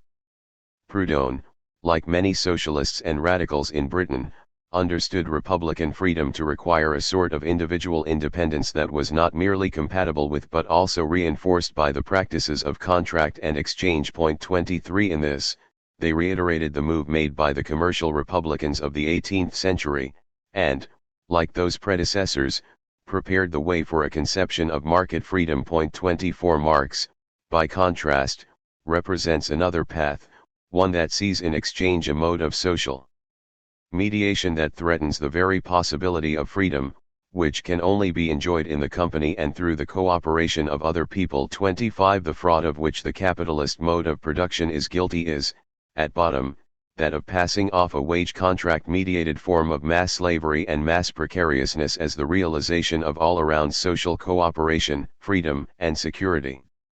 Capital with a human face. Marx arrives at his considerations of the revolution wrought by capitalism in the mode of production by considering what capital must do in order to pursue valorization once the length of the working day is established by law. If the working day cannot be extended, then the only way to increase surplus labor is by increasing the productivity of labor, such that the laborer is able to reproduce his own necessities more quickly. 26. And this cannot be done except by an alteration in his tools or in his mode of working, or both. Hence, a revolution must be introduced in the conditions of production of his labor, i.e., in his mode of production, and thus in the labor process itself. By this route, Marx arrives at what he calls the fundamental form of the capitalist mode of production. 27. It would seem obvious that this fundamental form of the capitalist mode of production must be proper to capitalism, in the sense that it must be hegemonic in capitalism and only exceptionally present in other modes of production. For instance, if communism differs from capitalism, it must differ at this level, it must be defined by a different mode of production. After all, the mode of production of material life conditions the general process of social, political, and intellectual life. 28. And where all of these remain essentially the same, there could hardly have been a radical social revolution. And yet Marx calls this fundamental form of the capitalist mode of production which conditions all of capitalism, and which must be revolutionized if there is to be a social, political, and intellectual revolution, cooperation. This ought to have shocked Marx's early readers. Cooperation was the English equivalent of the French association, a term that was truly overfull of import. 29. A veritable shibboleth of the workers' movement. 30. It was already in 1827 what it would be for Lenin almost a century later, a synonym or near synonym for socialism itself. 31. In his inaugural address of the International Working Men's Association, Marx had called the cooperative factories raised by the unassisted efforts of a few bold hands a great victory of the political economy of labor over the political economy of property. 32. A decade later, in his criticisms of the Gotha program, he would treat as interchangeable communist society and cooperative society based on common ownership of the means of production. 33. Texts like these, and they could be multiplied, have led commentators to argue that Marx looked upon cooperation as a new production mode superseding capitalism. 34. Certainly many members of his intended audience would have looked upon it in this way. And yet Marx claims precisely the opposite in Capital, that cooperation is not a new mode of production superseding capitalism, but the capitalist mode of production itself. This underscores the difficulty the reader faces in making political theoretical sense of these crucial sections of Capital. This problem is more frequently noted in discussions of Chapter 15, on machinery and large-scale industry, where Marx seems to say that machines are in themselves neutral between capitalism and communism, and that technologies and social relations are integral to one another. 35. My suggestion is that the ambiguity of these sections is a function of Marx's thesis, that the capitalist mode of production is a fraud. Fraud is especially fraud if the good and the evil are really both there. The task is to clarify the ambiguity inherent in this fraud, in this case, the mutual imbrication of material powers and social relations of domination, without dispelling it. In order to do this, it will help to compare Marx's discourse on cooperation and production technology to that of Proudhon, for this will help to pinpoint the specificity of Marx's approach. Amy Wendling has claimed that it is Proudhon who supplies the impetus for Marx's turn to the study of machines and, more broadly, to science and technology. 36 Certainly Marx's studies of machinery, technology, and large-scale production, including especially large-scale industrial agriculture, seem to coincide with his critical encounters to Proudhon's works and followers. 37 The persistence of Proudhon shows up in the fact that, aside from Part 1, which clearly recapitulates Marx's earlier Zoocritic, no part of Capital has such an obvious ancestor text as does Chapter 15, which closely tracks the section of the Poverty of Philosophy on the division of labor and machinery. 38. The mutual imbrication of Marx's study of production techniques and his argument with Proudhon is not merely critical. In THIRD La Propriété, Proudhon had noted that the cooperative labor of a large workforce accomplishes what the sum of individuals would not be able to separately, and he notes that wages do not reflect this collective force collective, the immense force that results from the union and the harmony of the laborers, from the convergence and the simultaneity of their efforts. 39 The descendant of this claim is Marx's own argument in Chapter 13 of Capital that combined labor constitutes the creation of a new productive power, which in and of itself must be a power of the masses Massenkraft, and which costs capital nothing. 40 Given these connections, and in order to appreciate Marx's distinctive approach to these matters, it is first necessary to return to Proudhon's writings. Collective force. Proudhon was always forthright about what he took to be his own discoveries. Alongside his much more famous discovery of anarchy as the truth of government, he took special pride in being the first to accentuate the importance of what he termed the union of forces, or collective force. 41 He first highlighted this issue in the central section of THIRD La Propriété, in which he seeks to show that labor, far from being the origin of private property, is antithetical to it. Considering the capitalist's claim to the product of labor above and beyond the amount of wages, Proudhon points out, among other things, that the capitalist has paid nothing for that immense force that results from the union and the harmony of the laborers, from the convergence and the simultaneity of their efforts. When you have paid all the individual forces, you have not paid the collective force. As a consequence, there always remains a right of collective property, which you have not acquired, and which you enjoy unjustly.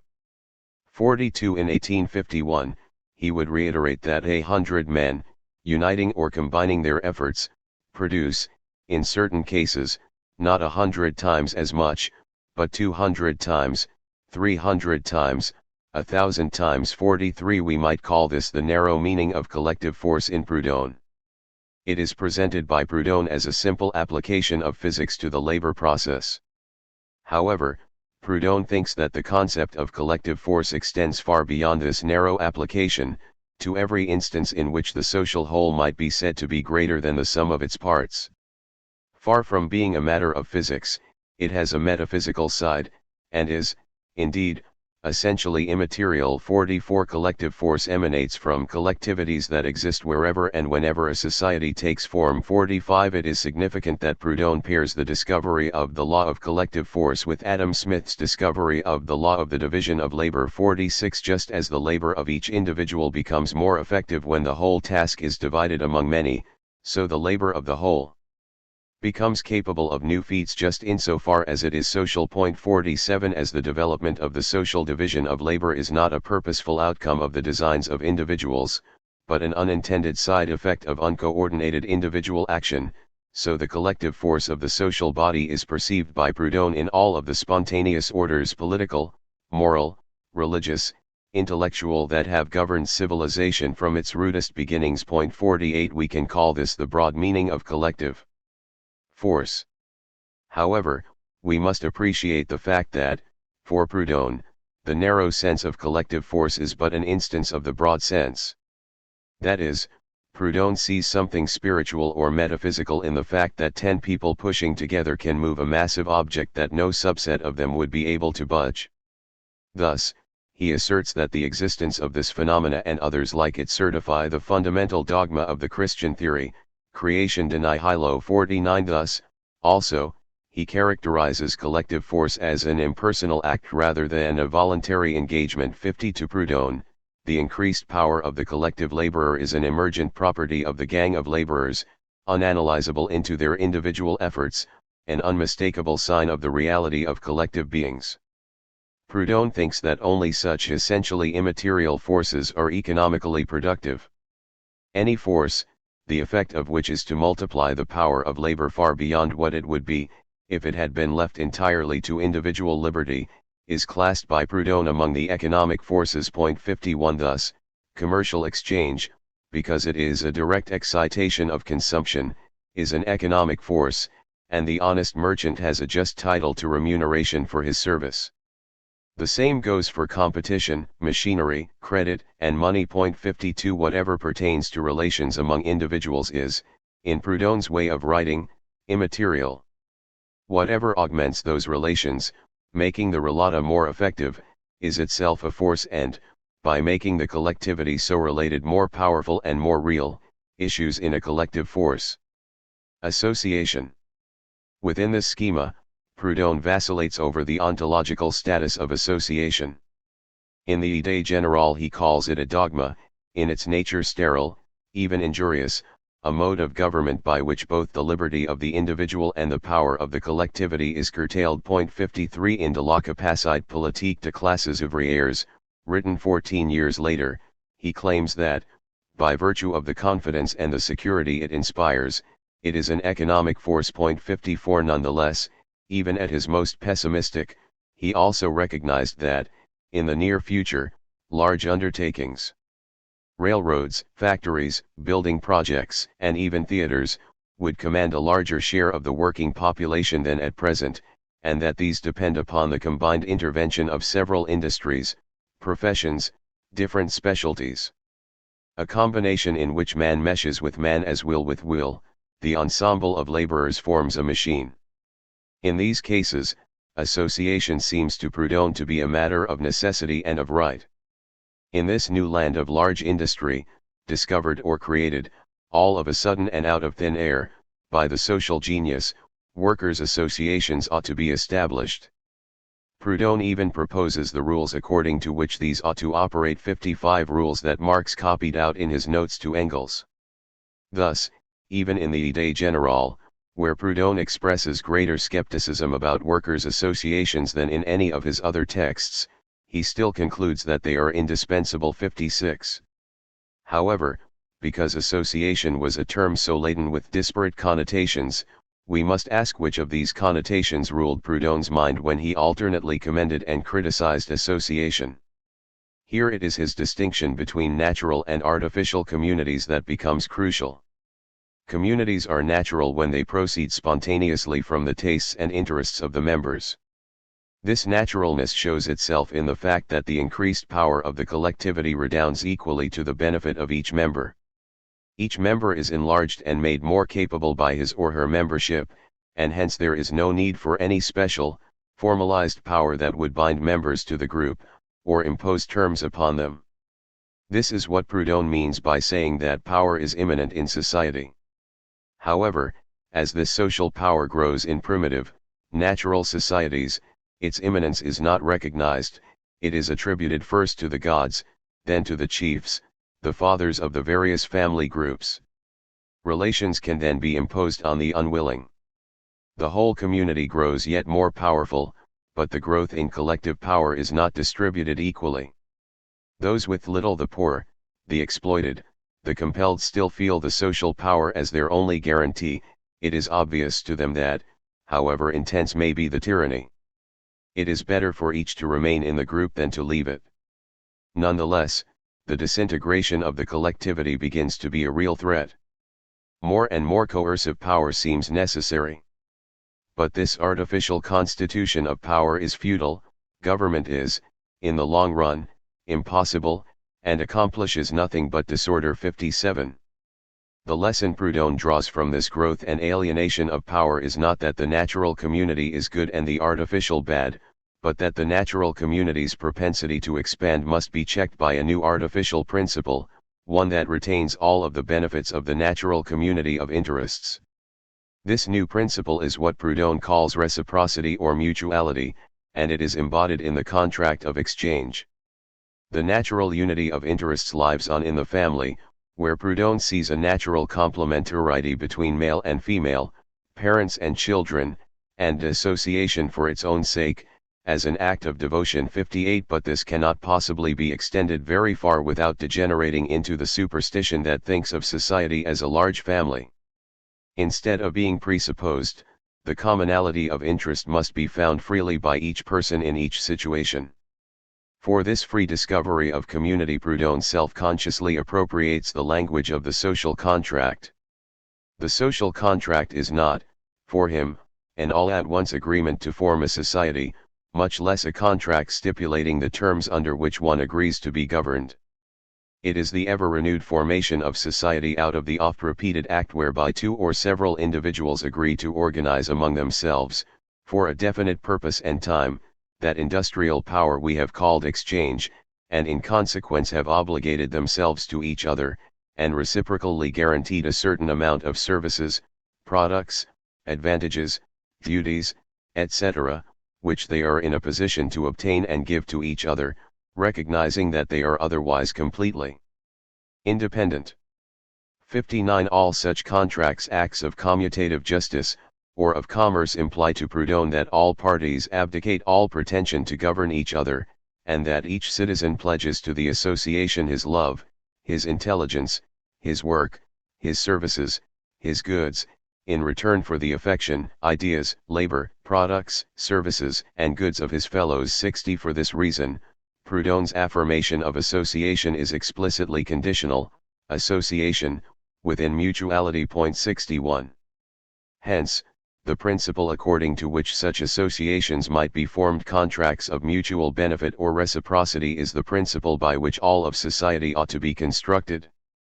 Only the family, the sphere proper to authority and religion, is excluded from the scope of mutuality. Every other interaction, whether momentary and isolated or established and ongoing, whether between two people or among 10,000, ought to take the form of a contract of mutual benefit. 62 And, as Proudhon makes clear many times, every such contract takes place against the backdrop of competition, since you and I can only be of mutual benefit to each other if benefit is ascertainable by comparison with other offers. What matters for Proudhon is that social relations be properly mediated. The only proper mediation, the one that excludes all force, all fraud, and all authority, and therefore preserves the independence of the parties, is the contract. 63. This result epitomizes what Marx disliked about Proudhon's approach. Surveying modern society, Proudhon sees, on the one hand, that the independent, artisanal labor he valorizes is endangered, and, on the other, that fair exchanges and free contracts seem to preserve the mutual independence of the parties. He therefore believes that independent labor and social mediation by exchange can go hand in hand, and support each other. To Marx, this amounts to making the illusion of the honest bourgeois the ideal that he seeks to realize. The ideal of free and fair exchanges among independent producers is but an embellished shadow of actually existing capitalism, for which the exchange of commodities constitutes the social nexus.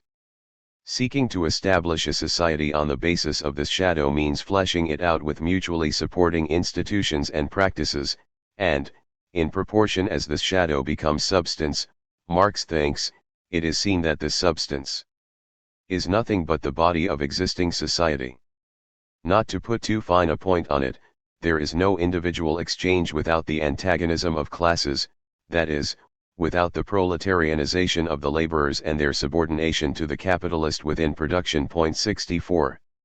Marx's criticism of Proudhon can be recast in the terms of Dante's image of Geryon. The mutualist is taken in by capital's human face, the free exchange of goods and services, which he assumes to be something apart from the beast with the poisoned tail, the despotism of the factory, wage slavery, and the misery of the masses. Proudhon, according to Marx, has failed to examine or appreciate the inner connections that make the human face the face of the beast. Those interconnections are investigated by Political Economy 65, by the study of which Marx believes he has armed himself to both reveal and confront capital's fraud. However, political economy is taken in by, and even complicit in, the same fraud as Proudhon. While Marx refers at several points in Capital to bourgeois economists being confused by or reliant upon the shine on the surface of society, he usually has in mind the vulgar or apologetic economists. Point 66. There is only one place in the book where he indicts the classical school with contributing to the misapprehension of how capital works. In chapter 18, Marx claims that the habit of presenting surplus value and the value of labor power as fractions of the total value product dissimulates the main matter, the exchange of variable capital for labor power, thereby giving to the capital relation the false appearance of a relation of association. 67. It is only by attending to capital's temporal development, tracing its convolutions through time, that the dissimulation inherent in the classical school's presentation can be revealed. Thus, as Marx will insist in chapter 23, as soon as capital is viewed in the process of its reproduction, even if this is merely the repetition or continuity of the production process, it will become apparent why it is systematically misleading to call the worker-capitalist transaction an exchange at all. 68. In order to depict the nature of capital's fraud, therefore, capital must be observed in its historical development. The monsters of fraud. Geryon, Dante's personification of fraud, appears by name in Capital. In a footnote to chapter 24, the transformation of surplus value into capital. He is one of three monsters named there, alongside Cacus and Antaeus. These three are linked in myth, as well as in the text, by their deaths at the hands of Hercules in the course of his 10th and 11th labors. Geryon was a three-headed or three-bodied giant, living on the far western island of Erythea, where he owned a herd of cattle, which were red from the setting sun. Hercules was charged with taking these cattle as his 10th labor, and he slew Geryon in the process. Driving the cattle back to Greece, he had some of them taken from him by Cacus, a fire-breathing monster living in the hills that would eventually be the site of Rome. Cacus dragged the cattle backward into his lair, so as to make it seem that their trail led out from there, rather than in. But Hercules figured out where the cattle had gone, and, tearing off the top of the hill, killed Cacus in his home. While performing his next labor, taking the golden apples from the garden of the Hesperides, in the valley of what is now called the Dra River, in Morocco, Hercules encountered Antaeus, who wrestled and slew every traveler, and who was invincible so long as he remained in contact with his mother, the earth, Gaia. Learning the secret of his strength, Hercules lifted Antaeus off the ground and crushed him while holding him aloft. 69. Geryon, Cacus, and Antaeus appear in Marx's text because he quotes from Martin Luther's writings on usury, claiming that these writings capture the desire to dominate inherent in the auri sacer fames. For Luther, these three monsters of antiquity are benchmarks for the destruction wrought by usury, which lays waste to all, even while the usurer would be thought pious, so that people do not see where the oxen have gone, that he drags backwards into his den. 70. And, although Luther's text brings Cacus to the fore as the villain that is the pious usurer, and steals, robs, and eats everything, and thus as the archetype of fraud, there is an important precedent for considering these three monsters, as a trio, as the monsters of fraud. This is how they appear in the Inferno. Geryon, as I have mentioned, carries Virgil and Dante from the circle of violence, where they left the usurers, into the circle of fraud. Cacus appears in Canto XXV as a raging centaur/dragon hybrid, a thief meting out punishment on thieves. Antaeus, finally, lifts the pilgrim and his guide out of Malbolge in his giant hand and sets them down in Tartarus, the frozen heart of hell. These are the only three classical monsters to appear in the Malbolge, and it is striking that Geryon and Antaeus, by carrying the heroes into and out of the circle, bookend Dante's treatment of fraud. While the fraud of Cacus is obvious in the tale told of him, this is not so with Geryon and Antaeus. Geryon's association with fraud arises only in Dante and Boccaccio, who claims he was a king of Spain who killed his guests after receiving them with the appearance of friendship. Antaeus was traditionally elegized as a figure of lust. In order to make him out as a fraud, Dante must rely on the detail that he used a secret trick to defeat his opponents. 71. Picking up on Luther's reiteration of these monstrous figures of fraud within his naive polemic against usury 72, Marx bends the allegory to his own ends, associating Geryon, Cacus, and Antaeus with capital as a mode of direct and indirect domination. 73. I propose to read sections 4 through 7 along these lines, highlighting, according to Marx's presentation, the threefold fraud inherent in the historical development of the capitalist mode of production. In Part 4, Marx argues that, while capital's domination of the production process vastly increases the productive powers of labor, unleashes the capacities of the species, and contains the germ of the education of the future and thereby promises wealth, leisure, and human development, it also, by its very nature, transforms the entire lifetime of the laborer and his family into disposable labor time, even while it turns labor into a torture and productivity into a misfortune. 74. Then, in parts 5 and 6, he details the mystery of wages, by which it seems that the laborers get paid for what they do, and paid better the more productive they are. 75. The wage transaction is the very mechanism that serves capital so well in maintaining the pretense that what he has taken from others and brought into his den, emanates from him, and by causing it to go backwards he gives it the semblance of having come from his den. 76. Finally, Marx turns to the process by which the product of wage labor is reconverted into capital, such that capital accumulates. This accumulation of wealth is perhaps the most striking fact about modernity. It is what Douglas North termed the second economic revolution, the first being the rise of settled agriculture 10,000 years ago. 77. While this transformation is most often portrayed as glorious, the unequaled prosperity of the modern West, generalized luxury and leaps in life expectancy, constant innovation in both production processes and opportunities for consumption, it has also always called forth some horror from observers, and massive protest from those newly caught up in its grasp. For Marx, this tremendous accumulation of wealth draws its power from its roots in the labor market. Because of this, he argues that the accumulation of capital is inseparable from the accumulation of misery in the form of a relative surplus population, those cast out of work by the very dynamism of capital's growth, but still dependent upon wages for their subsistence. Hence, capital embodies a threefold fraud. It promises an increase in the productivity of labor and a consequent increase in material wealth, which it delivers only via the despotism of the capitalist workshop and factory.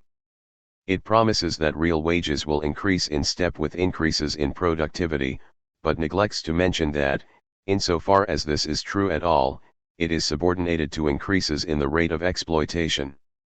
Finally, it promises that generalized abundance will bring in its train generalized equality and cosmopolitan association, while it delivers an accumulation of social misery. The liberal defenders of capitalism are wrong, but so, too, are those, like Proudhon, who think socialism can salvage from the wreckage the ideals of free contracts and exchanges among independent producers. Geryon, in the realm of the factory lycurgus. Near the end of Part 3, Marx points out that not every sum of money, or value, can be turned into capital at will. In order to make it worthwhile to exploit labor in the capitalist manner, via the extension of labor time, there must be materials and laborers enough to bear the extra labor necessary to support the capitalist. This requires stores of money to advance on materials and wages. Hence, Marx concludes, the possessor of money or commodities turns into a capitalist only where the minimum sum advanced for production greatly exceeds the known medieval maximum, since guild rules limited the number of journeymen employable by any master. 78 This quantitative prerequisite is the jumping-off point for Marx's consideration of the capitalist mode of production as such, for, as he puts it, capitalist production first begins, in fact, when each individual capital simultaneously employs a larger number of workers, when, thus, the labor process expands its scope, and yields products on a greater quantitative scale. 79. Marx initially presents this quantitative expansion in a positive light. The simultaneous employment of a large number of laborers makes production more regular and allows for economies of scale. 80 Most importantly, wherever many labor according to a plan, next to and with one another, one finds not only a heightening of the individual productive power, but the creation of a productive power which must be, in and as itself, a power of the masses. 81 Because capitalist production requires the simultaneous employment of a large number of laborers, it requires and brings about this power of the masses, the collective power of cooperation. Marx ends his appreciation of the combined working day with what seems to be a throwback to his early Feuerbach-inspired lyric humanism. In working together with others, according to a plan, the laborer strips off his individual limits and develops his species capacities. Gattungsvermögen. 82 Besides sounding like his own younger self, Marx seems to be treading on Proudhon's toes. Is this not the collective force Proudhon emphasized? Perhaps. But Marx differentiates himself from his younger self and from Proudhon by the argument that takes up the rest of Part 4. What seems at first to be the development of the productive powers of humanity is, in fact, the subjection of the working class to the despotic command of the capitalist, and the development thereby of the means of production into a form of objective domination. Wage laborers cannot cooperate without being employed simultaneously by the same capital, the same capitalist, who thus buys simultaneously their labor powers. 83 Hence, it is the concentration of capital that makes the cooperation of labor possible, and it is only through this concentration of capital that cooperation develops. Proudhon had said that collective force is an impersonal act. Marx responds that it is indeed, in modernity, an impersonal act from the standpoint of the laborer, since the cooperation of wage laborers is entirely brought about by the capital that employs them. Their unification into a collective productive body lies entirely outside them, in capital, which brings them together and keeps them together. 84 The collective laborer is not a voluntary act of the individual laborers. It is an inevitable concomitant of the impersonal domination of the market, and of the exploitation of labor power this domination motivates. To the laborers, therefore, cooperation signifies the power of an alien will, which subjects their acts to his end. It appears as the plan and the authority of the capitalist, and is, therefore, in form, purely despotic. 85. Marx's inheritance of the Hegelian and, prior to that, generically Republican 86 conception of Oriental despotism, which structured his earliest writings on India. 87 shows up in capital only here, as a characteristic of the capitalist's authority within the workshop. 88 Despotism is not simply another word for tyranny or dictatorship. Marx, following Hegel, considered despotism to be a specific form of tyranny in which constant flux in the person of the despot did nothing to disturb the overall structure of society, or in which an unchanging social infrastructure is coupled with unceasing change in the persons and tribes who manage to ascribe to themselves the political superstructure. 89 It might seem strange, therefore, that Marx would use this term to characterize the capitalist workshop, where the infrastructure is being constantly transformed.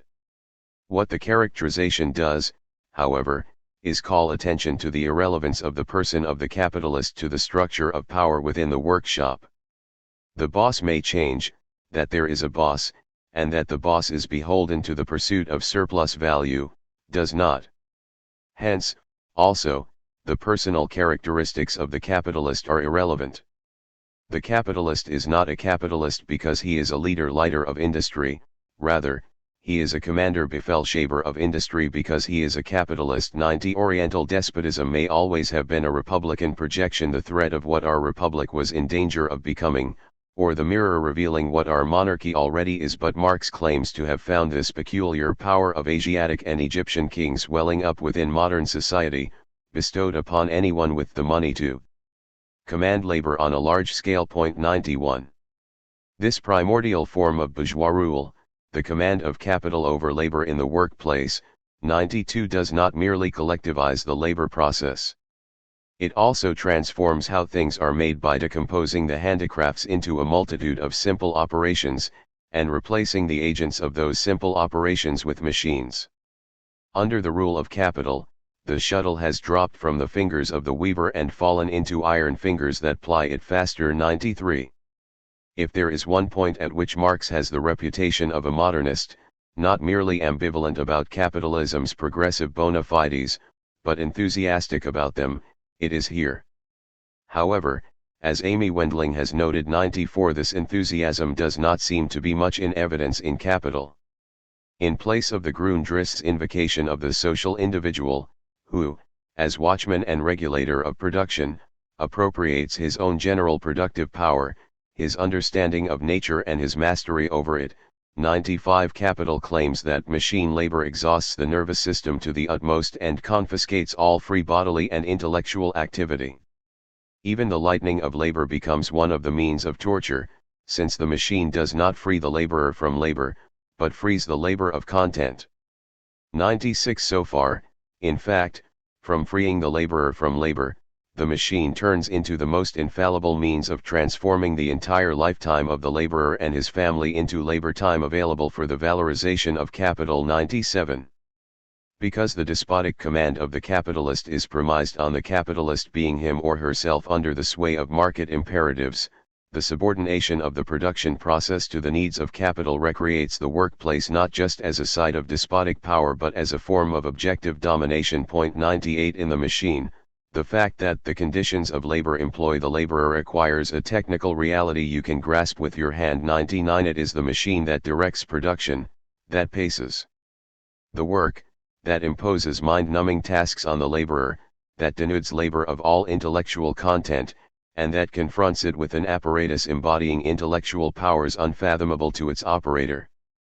Workers' control of the factory alone would not be sufficient to make any of these aspects of the machine go away. 100. While Marx implies time and again that communist society will preserve and even expand the large-scale, scientifically and technically advanced industry developed by capital. 101. He does not provide any clear guidance on the question of what this preservation and expansion might look like. His argument tends in another direction entirely. What interests Marx is the extent to which the capitalist development of machinery motivates, and even compels, the laborers to embrace Marx's own vision of political organization by precluding a return to independent artisanal production. It is not the positive development of the productive powers of labor that undergirds Marx's argument in Part 4, but the erosion of the productive powers of individuals. To put it bluntly, the Marx of Capital is less interested in the novel productive capacity of technically advanced cooperation than in the novel incapacity of individuals and small groups to produce anything independently. Such an interpretation seems to fly in the face of one of the central tenets of historical materialism, that only the development of the productive powers of labor will make anything like a liberating communism possible, and that only capital's rule develops these productive powers to the extent necessary. 102. This version of historical materialism rests, however, on a narrow and reified notion of what the material conditions of communism might be. There are three chief instances where Marx seems to make this claim about the preconditions of communism in Capital. 103. Each must be carefully examined. With the material conditions, and the social combination of the production processes, factory legislation ripens the contradictions and antagonisms of their capitalist form, thereby simultaneously ripening the rudiments of the formation of a new society and the impulses to overturn the old. 104. The capitalist mode of production completes the breaking up of the original family bond between agriculture and manufacture, which embraced the childish, undeveloped shape of both. But at the same time it creates the material presuppositions for a new, higher synthesis, for the union of agriculture and industry on the basis of the shapes worked out by their opposition. 105. As a fanatic for the valorization of value, the capitalist ruthlessly compels humanity to production for the sake of production, thus to a development of the productive forces and to a creation of the material conditions of production which alone can form the real basis of a higher form of society, the fundamental principle of which is the full and free development of each individual. 106. In each of these cases, Marx does not seem to mean by the material conditions or presuppositions of the new society the technological apparatus of production as such, nor even the forces of production more broadly, which would include the abilities and knowledges embodied in the collective working body. Notice in the third passage, for instance, how Marx sets the material conditions of production next to the productive forces as the two things developed by capitalist production. Notice, also, the context of the first two passages. In the first, while Marx claims that factory legislation gives a monstrous spur to technique, this is not introduced by Marx as an independent consideration but is tied immediately to the consequent magnification of the anarchy and catastrophes of capitalist production, the intensity of labor, and the competition of machinery with the laborer. 107 in the second, the only material condition of a new synthesis of agriculture and industry indicated by Marx is the urbanization of the population, which both concentrates the historical motive power of society and kills the metabolism between humans and the earth. 108. In none of these places does Marx point to the power humanity has acquired through capitalism in a positive manner. Nowhere in Capital does he argue or imply that capitalism has developed human productive powers to the point where we can meet everyone's needs, or that such a development would constitute a threshold before which the attainment of communism would be impossible. Instead, the power developed by capitalism is the power to destroy workers' lives, to expose large swaths of humanity to immiseration and sudden desolation, and to undermine the earth's capacity to sustain us all. The development of this power of destruction is, nonetheless, the development of the material conditions of communism, for the simple reason that capitalism gives to the laboring class a powerful motive to cooperate in the construction of a new society. It does so, on the one hand, by destroying the laborer's capacity for going it alone, and, on the other, by creating disasters so immense in scale that only massive collective efforts could possibly address them. 109. While the current confrontation with anthropogenic climate change makes the latter sort of motive most salient to the 21st century reader, it is the first sort of motive that would have had the greater punch in the context of Marx's day. Both worker separatism and the yeoman republican ideal of independent peasants and artisans were powerful ideological currents within the workers' movement, and Proudhon represented these elements powerfully. The insufficiency of this ideal of independence, according to Marx, is shown by its failure to appreciate capital's power to bring workers into cooperation where workers would themselves have no independent motive to cooperate. Journeymen, owning their own tools, and used to working in a master's shop with one or two of their fellows, have no interest on earth in cooperation. Proudhon appreciates this. But capital overcomes this lack of motive and produces cooperation anyway. One can't build up cooperative labor piece by piece, adding skilled artisans one at a time. It is capital that strips off the limits of the laborer's individuality, making a mass worker out of an artisan, against the artisan's expectations or designs. The result, the command of capital over labor, is something Proudhon hated as much as Marx did. But Proudhon did not, in Marx's opinion, grapple with the fact that, through the development of cooperation, the command of capital develops into a requirement for carrying on the labor process itself, into an actual condition of production. 110 The larger scale at which production is carried out has revealed a new, collective power. Artisans and peasants, owning their own tools and materials, are barred from access to this power, but they have to confront in the market the products of this collective power. They have to compete with this power. Proudhon's principles seem to require him to accept the outcome of this competition. Marx thinks the outcome of this competition is the capture of an ever greater share of production by the despotic command economies of capitalist firms. The independent producer loses out to the power of the masses. Moreover, this seems to be a one-way road. The development and growth of cooperation, via the division of labor within the workshop and the mechanization of production, render the individual ever less capable of regaining the independence lost. If the only two possibilities for the mediation of association are competitive exchange on the market and the authority of the capitalist, it seems that most people will end up foot soldiers in one industrial army or another, appendages of the workshop and the machine. This outcome of the development of large industry makes direct, cooperative association attractive in a way it never could be to peasants and skilled artisans. Thus, while Marx thinks that the capitalist mode of production, the form that cooperation, the division of labor, and machinery take under the command of capital, is a thoroughgoing fraud, which will never deliver on the promise of less and more attractive labor, he also thinks that the tortures inflicted by that mode of production upon the laboring class has made some form of large-scale, cooperative, and mechanically transformed labor inescapable. Ironically, the cooperation imposed despotically by capital compels laborers to search for a new form of cooperation. Caucus, the wage fraud. In stark contrast to the extensive and intensive scope of Part 4, Parts 5 and 6 are quite brief, and seem, at first glance, to add little to what has come before. Part 5 underscores what Marx takes to be the three political lessons of Parts 3 and 4.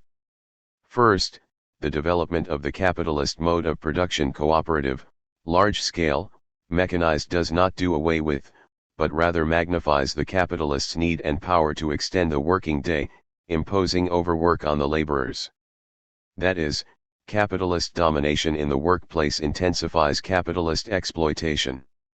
Second, the shortening of the working day is not generally detrimental to the capitalist class, even if it is always a gain for the workers, while a prolongation of the working day, or its intensification, is almost always bad for the workers.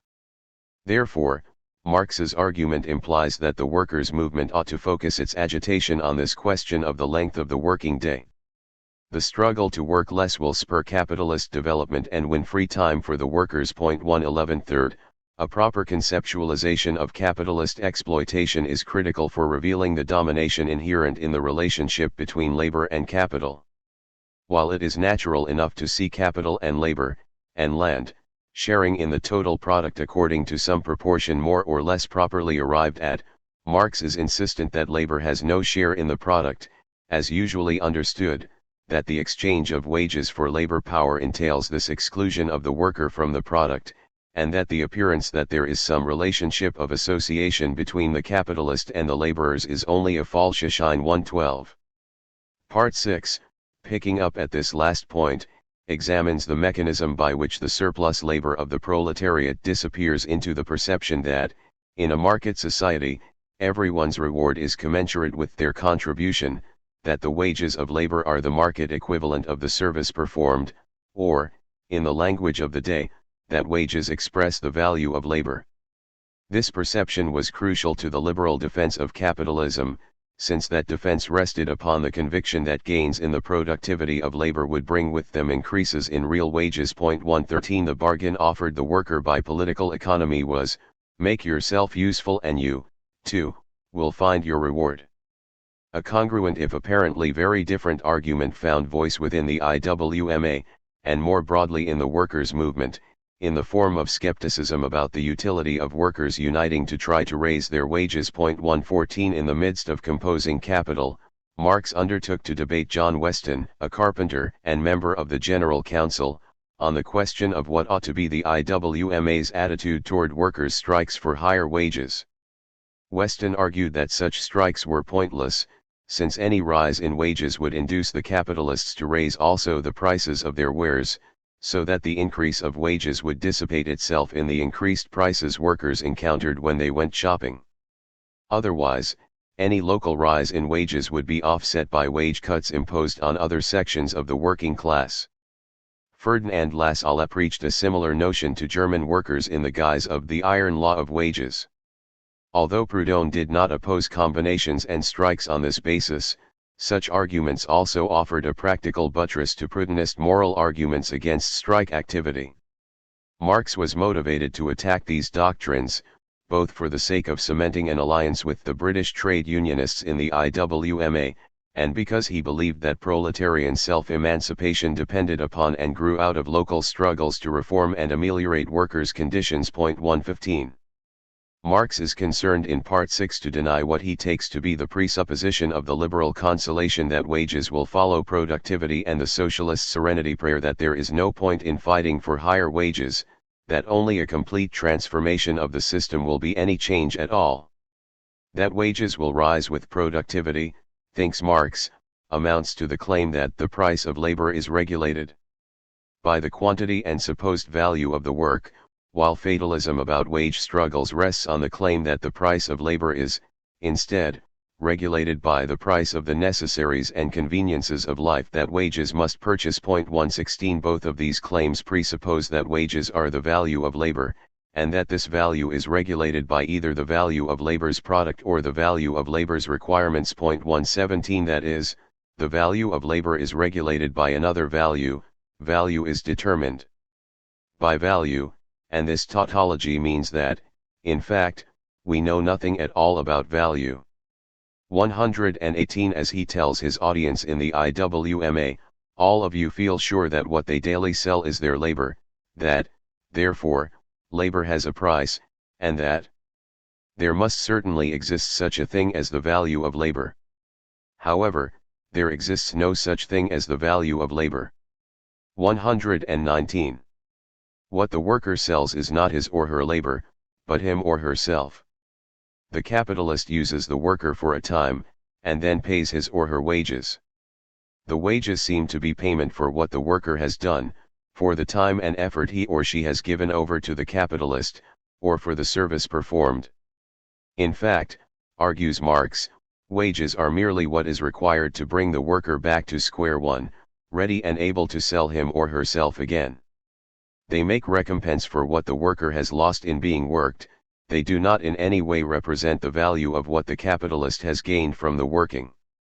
Hence, the form of the contract for exchange spontaneously and very effectively hides the capitalist exploitation of labor power, or the fact that the worker does not stop working when he or she has produced the equivalent of his or her wages, but keeps on working, to the exclusive benefit of the capitalist. Thus, for Marx, the form of the wage contract is, as Richard Hunt has noted, the disguise worn by the slavery of the laborers in capitalism. 120 The forceful extraction of surplus labor is hidden by the wage, and this passing off of force as freedom is the essence of fraud. 121 This mystery of wages, because it makes the actual relation invisible, and indeed presents to the eye the precise opposite of this relation, is the source of all of the juridical notions of the laborers as well as the capitalists, all of the mystifications of capitalist production, all its liberal illusions, all of the apologetic evasions of vulgar economics. 122 Wages, because they seem to pay for labor, seem to originate in capital, a portion of which must be set aside to support the laborers. Hence the providential doctrine according to which only the progressive accumulation of capital can make possible an ever-mounting demand for labor and the high wages consequent to this demand. Hence, also, the fatalistic doctrine that the fund out of which wages are paid is inelastic. If wages are instead the price of labor power, as Marx maintains, then it is easier to argue that the workers produce their own wages before they produce the surplus product that is the material basis of all profits, interest, and rent. Rather than capital paying for labor, labor produces capital. What seems to emerge from capital's pocket, the wages of labor, was first extracted by capital from the laborers. Antaeus, the accumulation of misery. Part 7, on the capitalist process of accumulation, is, as he says plainly in Letters, Marx's response to Malthus. Malthus was one of the great polarizing figures of the 19th century. His essay on the principle of population, 1798, had outraged both sentimental defenders of the old system of patriarchal poor relief and populist radicals. It had also put great strain on the liberal optimism of certain Whigs.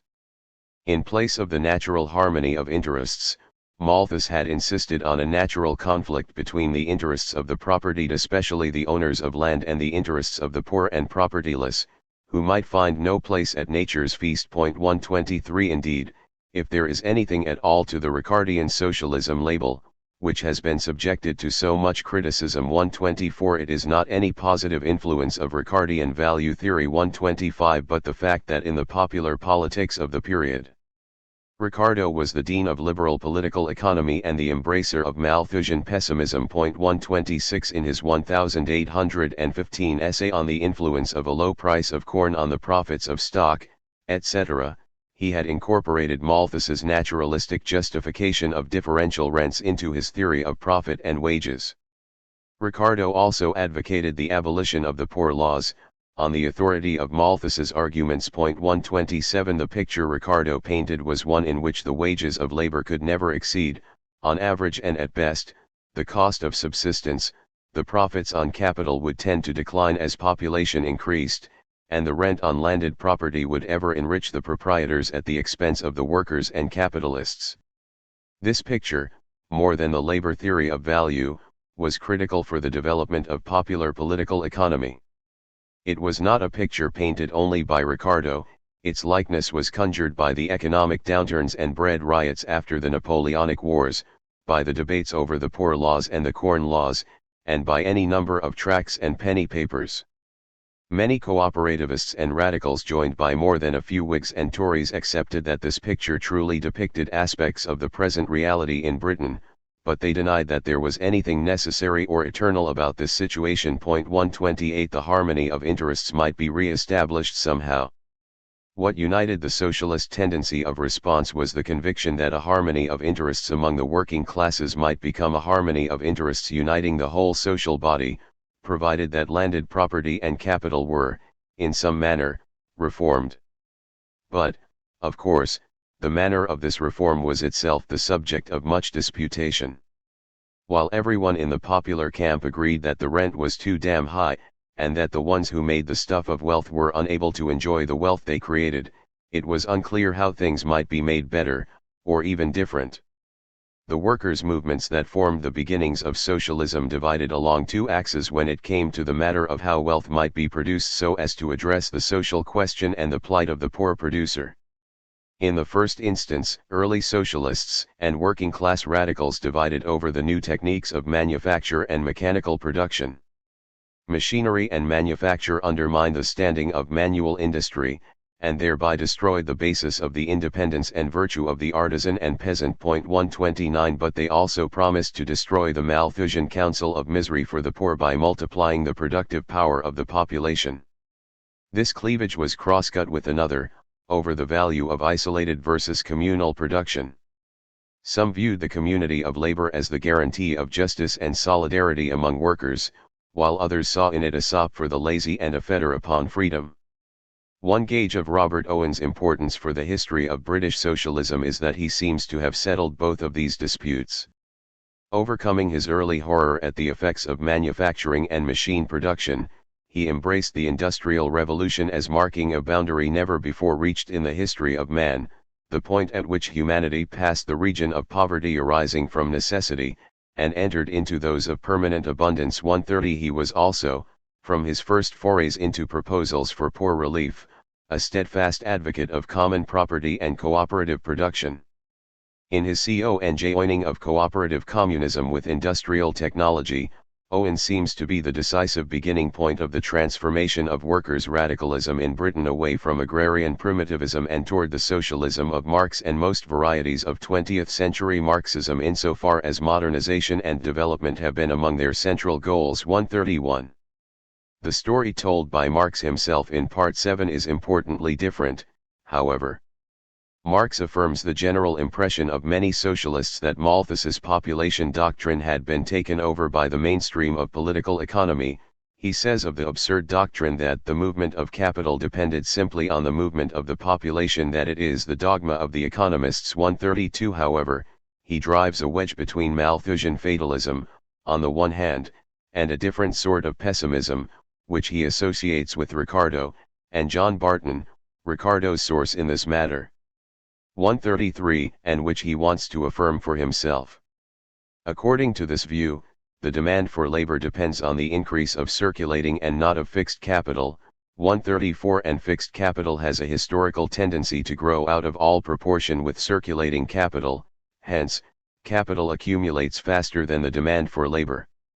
The growth of wealth does not automatically imply the improvement of the workers' lot. 135 Moreover, as we have seen, there were important voices in the socialist camp who, however much horror they experienced at Malthus's image of nature's feast, still counseled workers to restrain their efforts to increase wages and consumption, laissez-aller, or to police their own propagation through birth control, numerous British Owenites, or voluntary celibacy, Proudhon.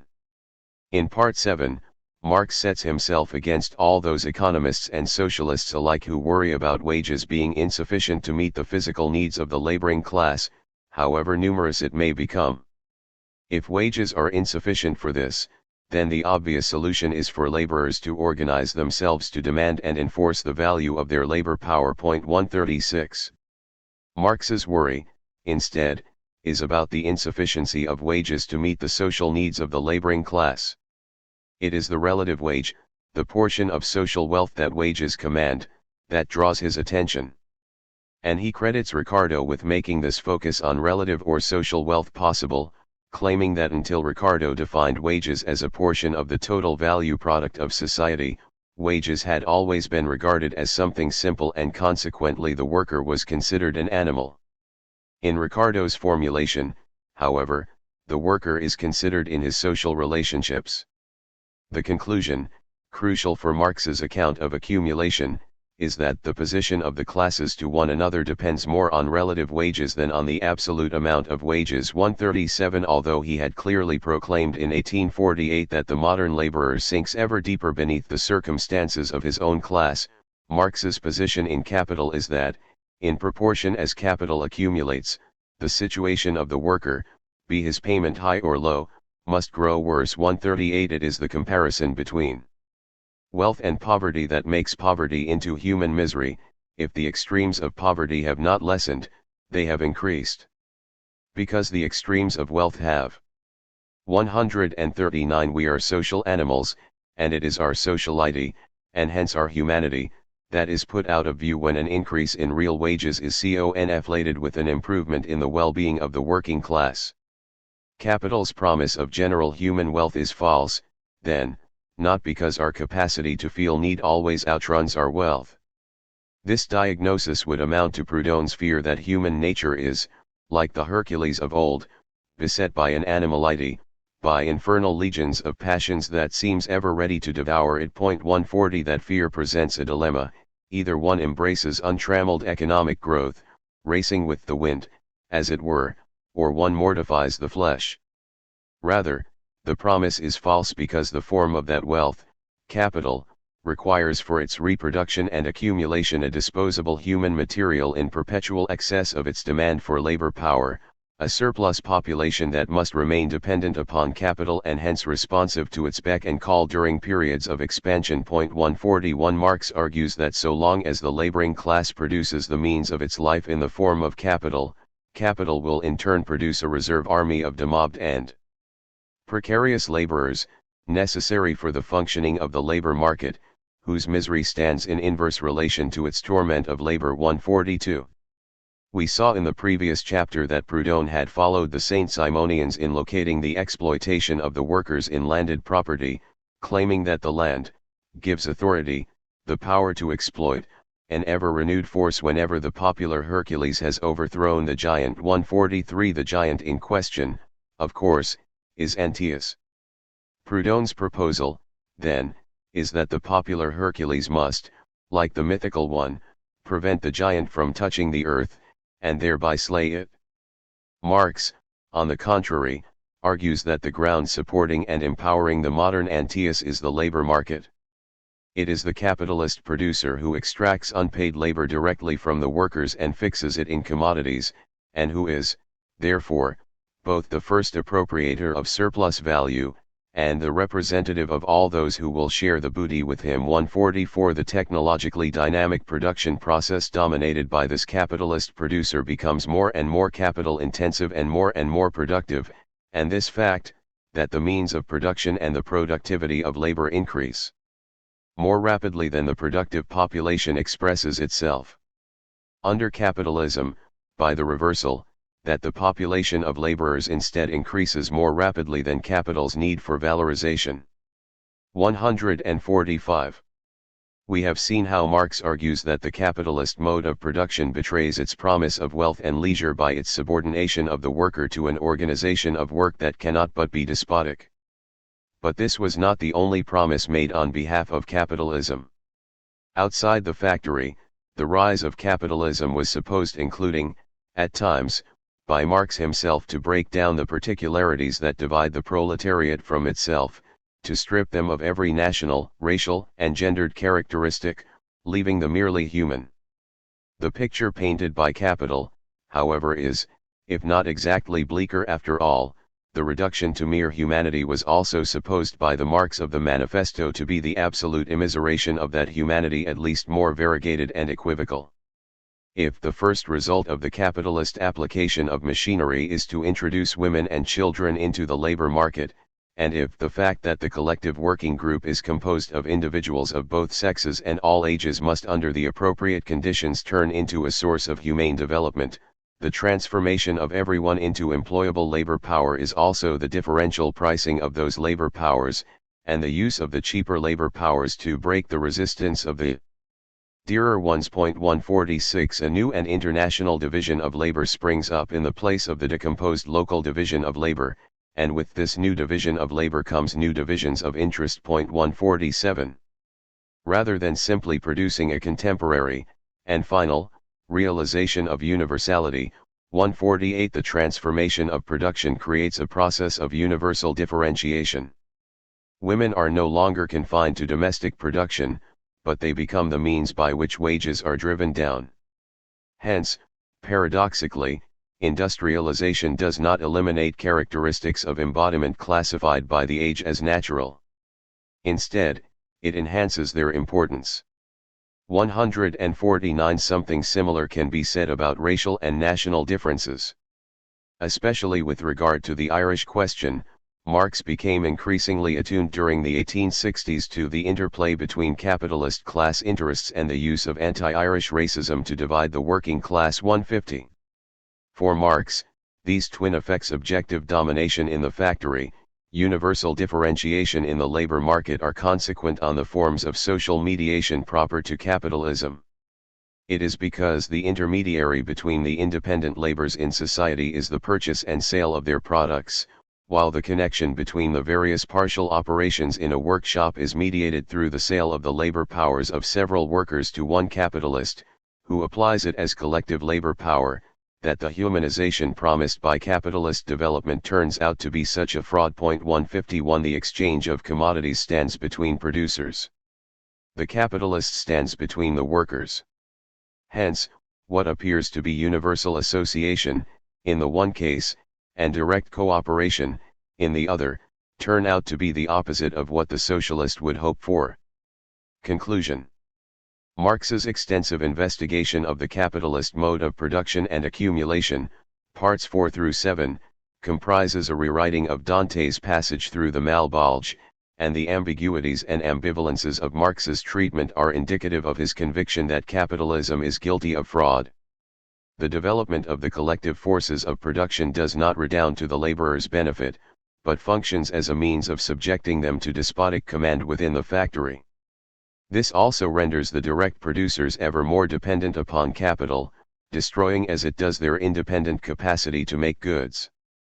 This is partly a matter of the deskilling of labor, partly a matter of the greater efficiency of industrial processes, requiring massive outlays of capital, and partly a matter of the wage form itself, since workers can only eat by first producing capital, and then buying food from capital. Moreover, the form of wages makes the laborer's slavery seem like freedom, and their exploitation disappear behind the apparent benevolence of the job creators who advance the capital to employ them. Finally, the accumulation of wealth in this form requires and fuels the production of a massive dependent population, in excess of the demand for labor power. This relative surplus population is the field of social impoverishment that expands in time with the fortification of social wealth as capital. 152. The inescapable reference in all of this to a dynamic unfolding in time highlights the difficulty of discussing these parts of Marx's book, aside from their sheer bulk. Parts 1 through 3 are concerned with getting the critical theory of capitalism right. They take up the task of challenging political economy on the terrain of its ideality, and they take other socialists to task for failing to appreciate its ideal of competitive markets and fair exchanges. There are dynamics at work in these parts of Marx's work, but they are recurrent or cyclical dynamics. Commodities are bought and sold. Money is lent and repaid. Labor power is purchased and used, expended, and reproduced. The same things happen again and again, so the task is to get these discrete cycles right, to identify and elaborate their inner mechanisms and to explain their social consequences. Beginning with Part 4, however, Marx opens the question of capitalism's historical trajectory, its tendencies and development. This is where things get messy. In the face of this difficulty, I have emphasized what I take to be underappreciated aspects of Marx's account of capitalism's historical trajectory. Instead of reiterating the old story about how capitalism develops the productive powers to the point where conflict over scarce material wealth is passé, I have drawn attention to the absence of this story in Capital, and to Marx's indications that the most important material condition of communism is the subjectively felt need for a new form of cooperative production. This irrational motive to cooperate is what, as Proudhon noted, peasants and artisans lack, and what, as Proudhon missed, capitalist industrialization is producing. Beyond the factory gates, the accumulation of capital leads, in Marx's story, not so much to the absolute impoverishment of a humanity stripped bare proletarians with nothing left to lose but their chains as to a world in which the specters of and underemployment, precariousness and obsolescence, divide the proletariat against itself in innumerable ways, and in which social impoverishment being cut off from social wealth is the rule. Near the crescendo of his account of this social impoverishment, Marx refers to the consolidated surplus population as the Lazarus layers of the laboring class. 153. The reference has attracted some attention, but little analysis. This is a shame, since I think it contains one of Marx's most important prognoses of capitalist development. The parable of Lazarus and the rich man was a natural touchstone for socialists and populists in the 19th century. The tale is told, Luke 16:19. There was a rich man who was dressed in purple and fine linen and who feasted sumptuously every day. 20. And at his gate lay a poor man named Lazarus, covered with sores. 21. Who longed to satisfy his hunger with what fell from the rich man's table, even the dogs came and licked his sores. 22. The poor man died and was carried away by angels to Abraham's bosom. The rich man also died and was buried. 23. In Hades, where he was being tormented, he looked up and saw Abraham far away with Lazarus by his side. 24. He called out, Father Abraham, have mercy on me, and send Lazarus to dip the tip of his finger in water and cool my tongue, for I am in agony in these flames. 25. But Abraham said, Child, remember that during your lifetime you received your good things, and Lazarus in like manner evil things, but now he is comforted here and you are in agony. 26. Besides all this, between you and us a great chasm has been fixed, so that those who might want to pass from here to you cannot do so, and no one can cross from there to us. 27. He said, Then, Father, I beg you to send him Lazarus to my father's house. 28. For I have 5 brothers, that he may warn them, so that they will not also come to this place of torment. 29. Abraham replied, They have Moses and the prophets, let them listen to them.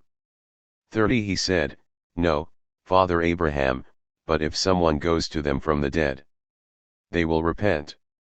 31. He said to him, If they do not listen to Moses and the prophets, neither will they be convinced even if someone rises from the dead.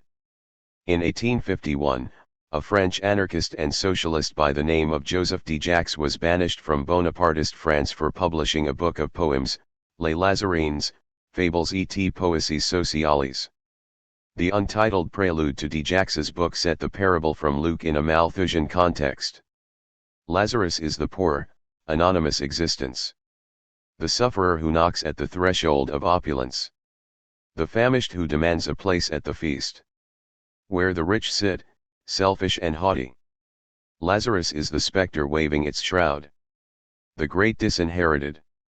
Who rises from the depths of his cold misery. And cries, Equality. 154. There is no indication that Marx knew of de Jacques, but he was well acquainted with another commentary that mobilized the parable to attack a contemporary form of wealth, Luther's Sermon auf das Evangelium von dem reichen Mann und armen Lazaro, 1523.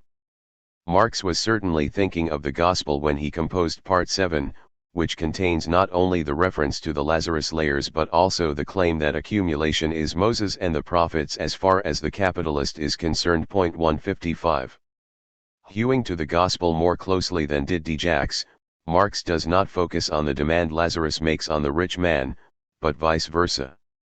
It is capital that asks the Lazarus layer to quench its thirst for accumulation, and to rise from the dead to save it in its hour of need.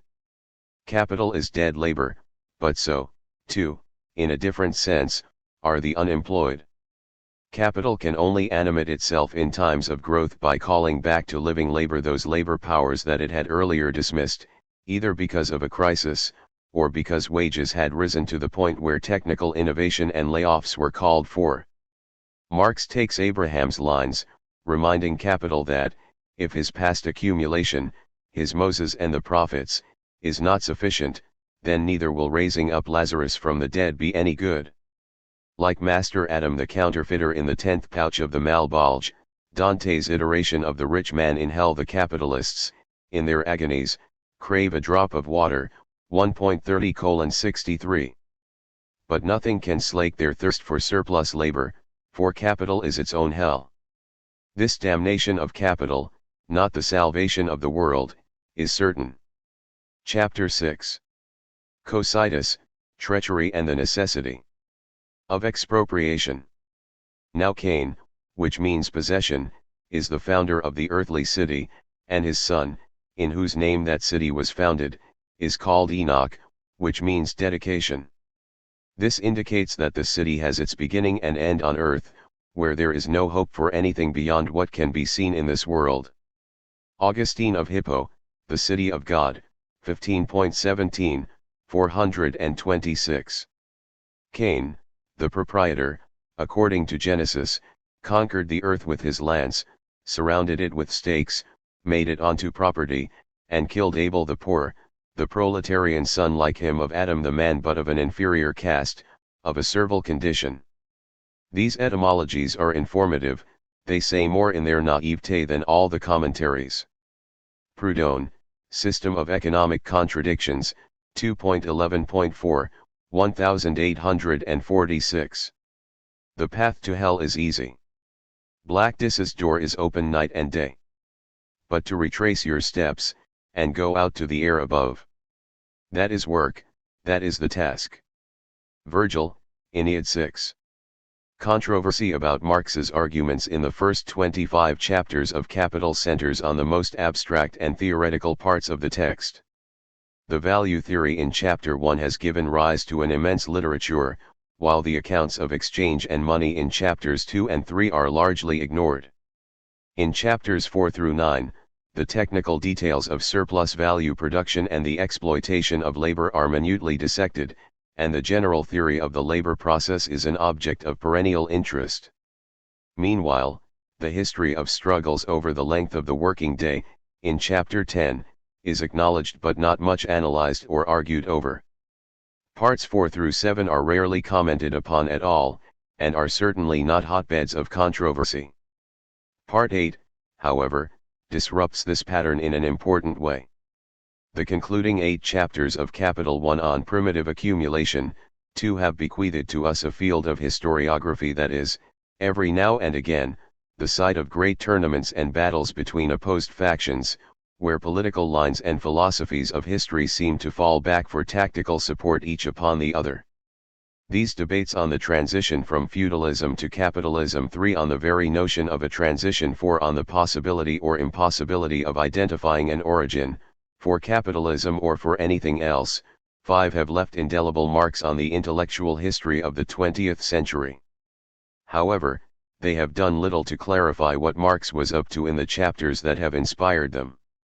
In particular, they have sidestepped almost completely the problem posed by what Frederick Jameson has called the 2 climaxes of Capital. 6 What Jameson christens the heroic climax is the, famous conclusion of the penultimate chapter 32, where, by the negation of the negation, the expropriators are expropriated. 7 By contrast, there is also, according to Jameson, a comic or idyllic climax, in the final chapter 33.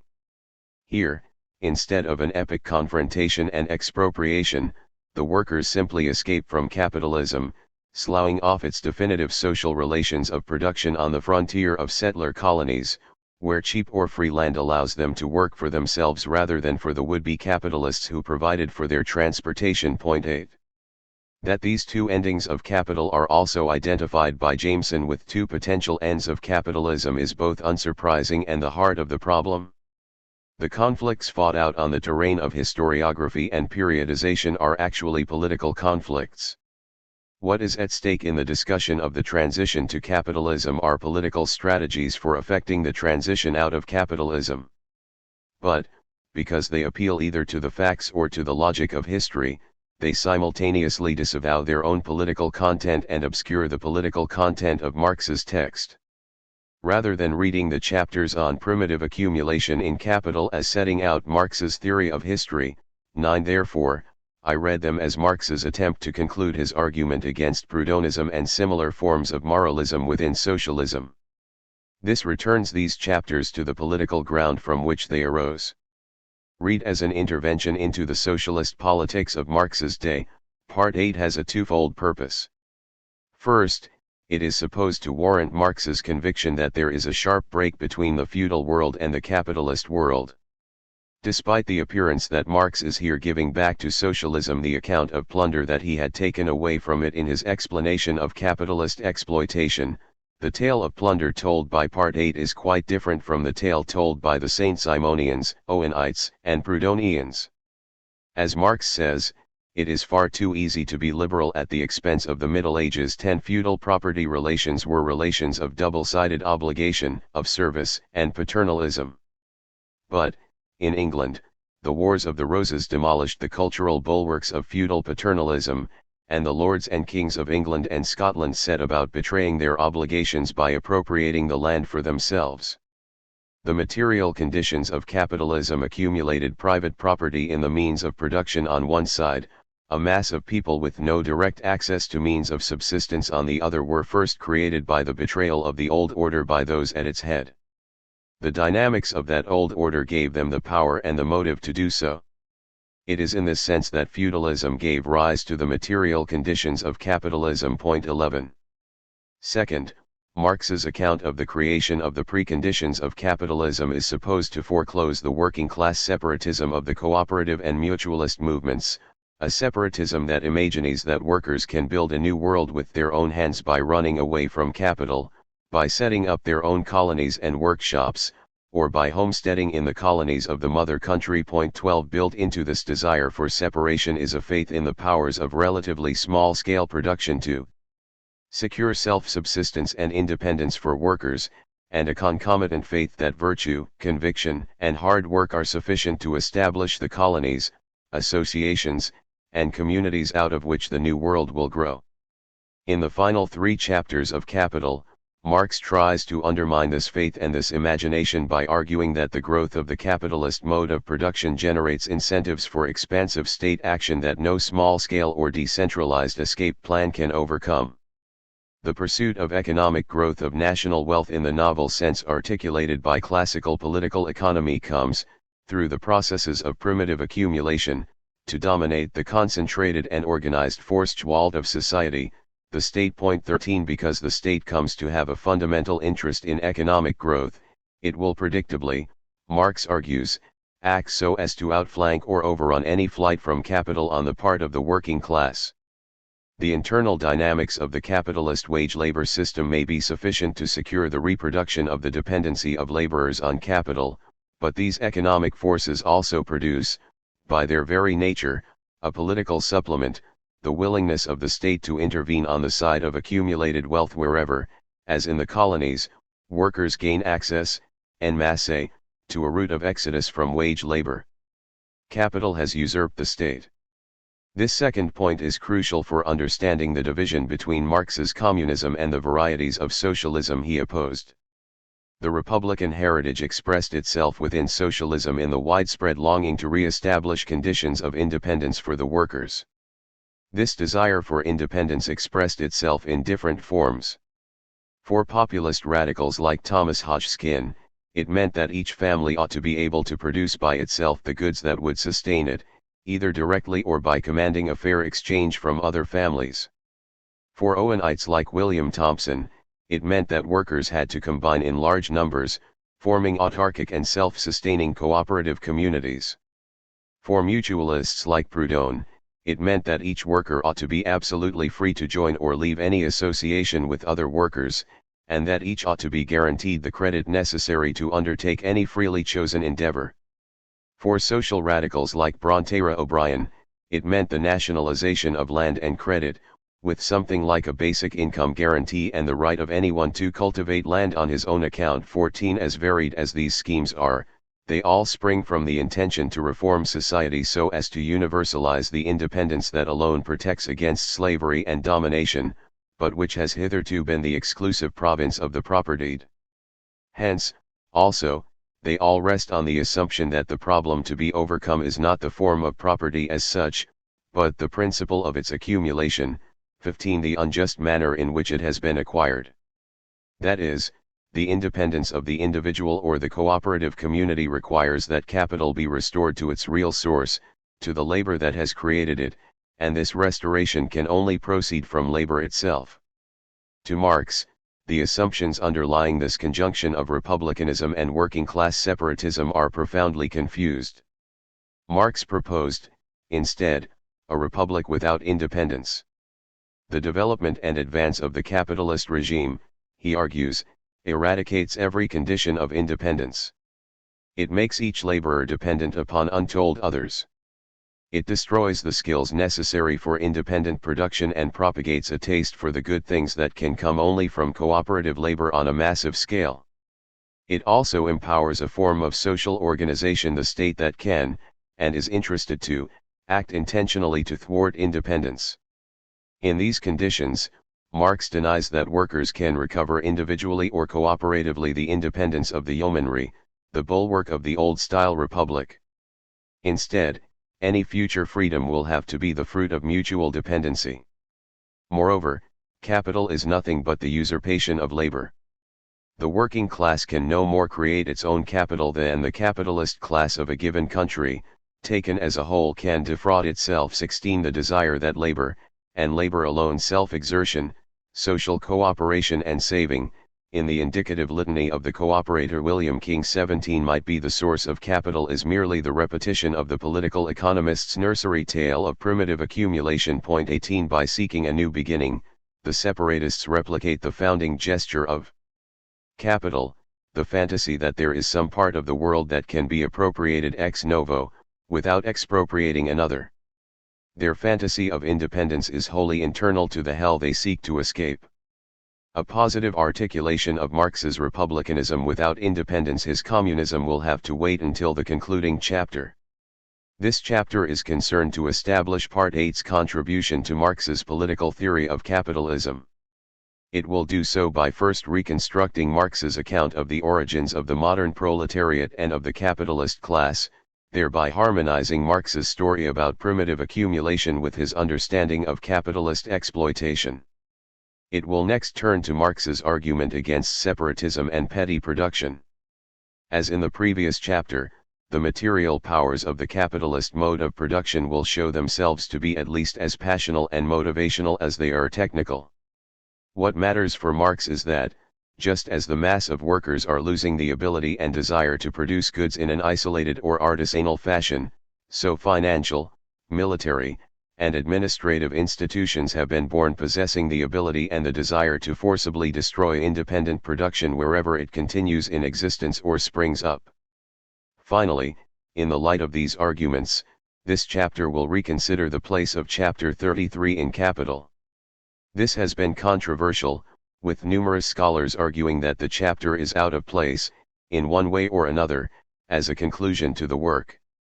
I will argue, however, that Marx's conclusion is appropriate in a very precise manner, in that it reveals the real way out of the vicious circle of the movement of capital. 19 The working class cannot exit capitalism via the mirage of separation, but only through a confrontation with the necessity of expropriation.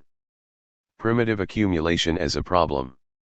Although Part 8 is supposed to examine the origin of capital, the same can be said of each of the major sections of capital. In the opening chapters, the circulation of commodities is shown to be the starting point of capital, and all new capital enters the scene in the form of money. 20 In Part 3, Marx argues that, in order that money might be transformed into capital, labor power must be exploited in the production process. This exploitation of labor power is hence the origin of capital considered as surplus value. But, then, as parts 4 through 7 demonstrate, capitalist production only really begins where the capitalist simultaneously commands a large number of laborers. 21 Hence, capital's origins are traced and retraced in each of the major sections of Marx's work. Nor is it enough to say that the origin revealed in the tale of primitive accumulation is the historical origin. Marx says the same about monetary wealth, exploitable labor power, and large-scale production. 22 To be precise, then, Marx's account of primitive accumulation must be read as a story about how these various origins of capital came into being, as the prehistory of capital. That is, it is meant to answer the question, what processes created hordes of monetary wealth and a broad market for the circulation of commodities, coincident with a large pool of available wage labor and the possibility of employing it in large-scale production? Only where all of these exist together can capital get off the ground as a mode of producing wealth. Although the capitalist regime itself, according to Marx, normally produces all of these conditions, responsibility for the original instauration of these conditions cannot go to capital. 23 There are only two ways out of the vicious circle. One can argue that the conditions of capital originate in the labor and thrift of the capitalist, which slowly build up a stock of tradable goods combined with the preference for present enjoyment found in everyone else. 24 Or else one can argue, as Marx does, that the knights of industry benefited from conditions created by others, exploiting events not of their own making. 25 Acts of spoliation, fraud, pillage, and usurpation. Taking this second path poses a problem, however, since it seems to throw Marx back upon the Saint-Simonian account of exploitation that he had repudiated in Part 3 of Capital. In this section, I argue that this appearance is misleading, that Marx is actually here underscoring his disagreement with the Saint-Simonian narrative, but that this issue is, nonetheless, the key to appreciating how Marx presents primitive accumulation in Capital. Saint-Simonian recidivism. If one is attentive to Marx's borrowings of language from earlier socialist schools, it cannot but strike one that Saint-Simonian language crops up at precisely this juncture. Marx says of the rise of the industrial capitalists, these new potentates, that it presents itself as the result of a victorious struggle both against seigneurial power, with its revolting prerogatives, and against the regime of the guilds, with the fetters it placed on the free development of production and the free exploitation of man by man. But the knights of industry only supplanted the knights of the sword by exploiting events not of their own making. They have succeeded by means as vile as those that served the Roman freedman to become the master of his patroness. 26. Alongside the contrast between the new industrials and the old knights of the sword, a staple of Saint-Simonian history, this is the only place in Capital where Marx uses the phrase, the exploitation of man by man. That he makes these borrowings at just the point where he begins to discuss the origins of modern private property in the forcible seizure of common lands and the violent expropriation of both the small proprietors of Britain and the native peoples of Africa and the Americas might seem to undo the contrast between his own account of capitalist exploitation and the account of exploitation Proudhon took over from the Saint-Simonians. On that account, remember, the power to exploit the laborer is rooted in the monopoly of landed property, which was historically the fruit of conquest. The proprietor, enjoying the ill-gotten gains of a violent history, extorts a portion of the product from the poor laborer. By tracing the primitive accumulation of capital back to acts of forceful and fraudulent expropriation, Marx seems to be erasing his divergence from that account, thereby undermining his own argument that capitalist exploitation is not reducible to extortion or theft.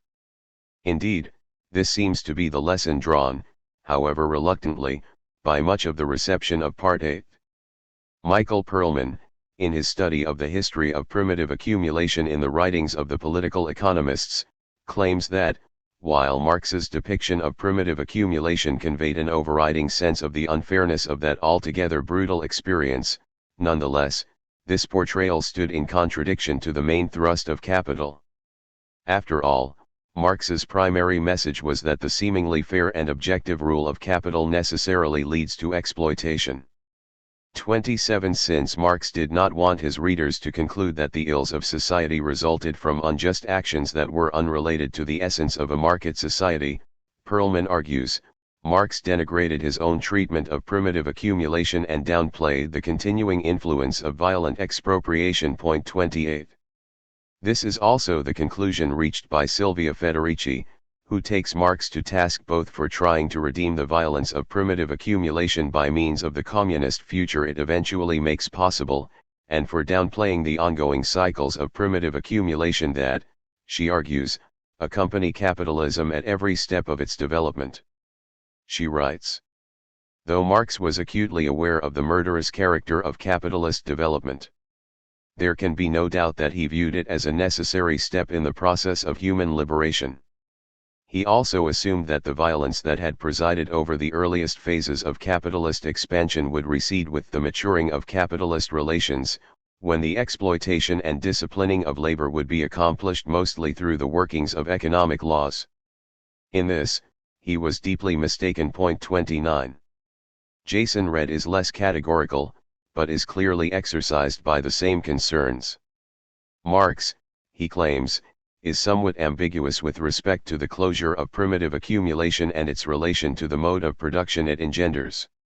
At times, Marx appears to argue that primitive accumulation and the overt violence it involves disappear in the day-to-day relations of exploitation, while at other times it appears that the violent lawmaking power of primitive accumulation is merely privatized and brought indoors in the factory. 30 For all of these readers, Marx's account of primitive accumulation according to which capital comes into the world sweating blood and mud from every pore 31 is so compelling that the blood and mud gum up the supposedly clean workings of Marx's account of exploitation. 32 Primitive accumulation cannot be hived off from the daily operations of capitalist accumulation, which in fact only perpetuate primitive accumulation. But this has the effect of undermining Marx's theorization of the specificity of capitalist exploitation and accumulation. This can be seen very clearly in Federici's work, where Marx's periodization is thrown overboard in favor of a litany of resistance that encompasses everything from the search by the medieval proletariat for a concrete alternative to feudal relations and its resistance to the growing money economy to Nigerian opposition to World Bank mandated structural adjustments. 33 Such a story of continuity between feudalism and capitalism is exactly what one would expect from a Prudentist or Saint Simonian account. Three options confront us, then. Either my reconstruction of Marx's exploitation theory is wrong, and he is more Saint Simonian than I have allowed, or Marx contradicts himself, falling into a Saint Simonian position at the end of Capital despite himself, or, finally, the Saint Simonian reading of primitive accumulation is missing something. I will argue for the third option. Rather than relapsing into Saint Simonianism, Marx's account of primitive accumulation underscores his criticisms of that school of history and is really directed at British working-class radicals, steeped in another tradition of historiography altogether. However, as we will see, this does not dissolve the tensions here, but only heightens them. Marx's radical history. Closer attention to the specific claims being made by Marx in chapters 26 through 31 significantly complicates the impression that he is reverting to a Saint Simonian schema. His language in chapter 26 echoes Saint Simonianism, but largely for the sake of overturning the Saint Simonian historiography. Most patently, Marx inverts the historical tendency of exploitation, claiming not that the feudal order was more exploitative than the capitalist one, but the reverse. The guild regime placed fetters on the free exploitation of man by man. This ironic reversal of Saint Simonianism forecasts a striking appreciation of late feudalism that characterizes the early chapters of Part 8, a sort of rapprochement between Marx and a popular Republican historiography that valorized the ancient constitution and the lost independence of the peasant producer. This surprising rapprochement can only be explained by being situated within the rhetorical arc of Part 8 as a whole. The Saint-Simonians understood feudalism to be a regime of force, eventually overthrown by the peaceful rise of the industrials. Feudal remnants linger within the modern world, however, in the form of the state and private property. This is the narrative taken over and exaggerated by Proudhon. While the Saint-Simonians recognized that Christianity and chivalry had, at least for a time, dedicated both the church and the nobility to the defense of the weak, 34 Proudhon reduced these institutions to expressions of the principle of authority and attributed their reputation as the protector of the weak to intimate, invincible superstition. 35 Thus, on Proudhon's telling, there is a simple continuity between feudalism and capitalism. Both are based on force and authority and a linear measure of progress in the displacement of force and authority by justice and free contracts. The illegitimacy of capitalist profits springs directly from the force inherent in them, embedded in the history of the property held, and apparent in the state's enforcement of that holding. On Marx's telling, however, this radically misconstrues matters. The old order of things embodied both industrial hierarchy and guarantees of existence. The producers may have been bound to the soil, or vassals to another person. 36 But they also had direct access to their own means of production. Like the bourgeois providentialists, socialists find it too easy to be liberal at the expense of the Middle Ages. 37 This old order of things fell apart, giving rise to the constitutive elements of the capitalist economic order, not because of the attraction exerted by the moral gravity of the capitalist economic order, nor because capital is a causa sui, but because the old order was betrayed by those who seemed to benefit most from it, the lords of the land. 38 The institutional weakness of the feudal order in Britain, its susceptibility to a sort of abuse from above that destabilized the whole system, was revealed by a series of fortuitously connected events, beginning with the Wars of the Roses. 39 The story Marx tells is, in the main, both highly compressed and rather ambiguous. 40 This may be why it is so often glossed over or mischaracterized. My attempt to recount it here will strive to leave indeterminate what Marx does not clearly state. Of course, there can be no question here of ascertaining what really happened, or of judging the correctness of Marx's historical account. I want merely to get a clear picture of what Marx says in Capital. The feudal constitution, he claims, is premised on the division of the soil among the greatest possible number of liegemen, for feudal power was essentially direct power over persons, existing as relations of dependency and fidelity. Their network of dependence and subdependence was the substance of the lord's power, but it also constrained their actions. Retaining and augmenting their retinues entailed responsibility and expense, and the services and taxes provided by vassals required that they have their own bases in the land, their own sources of security and livelihood.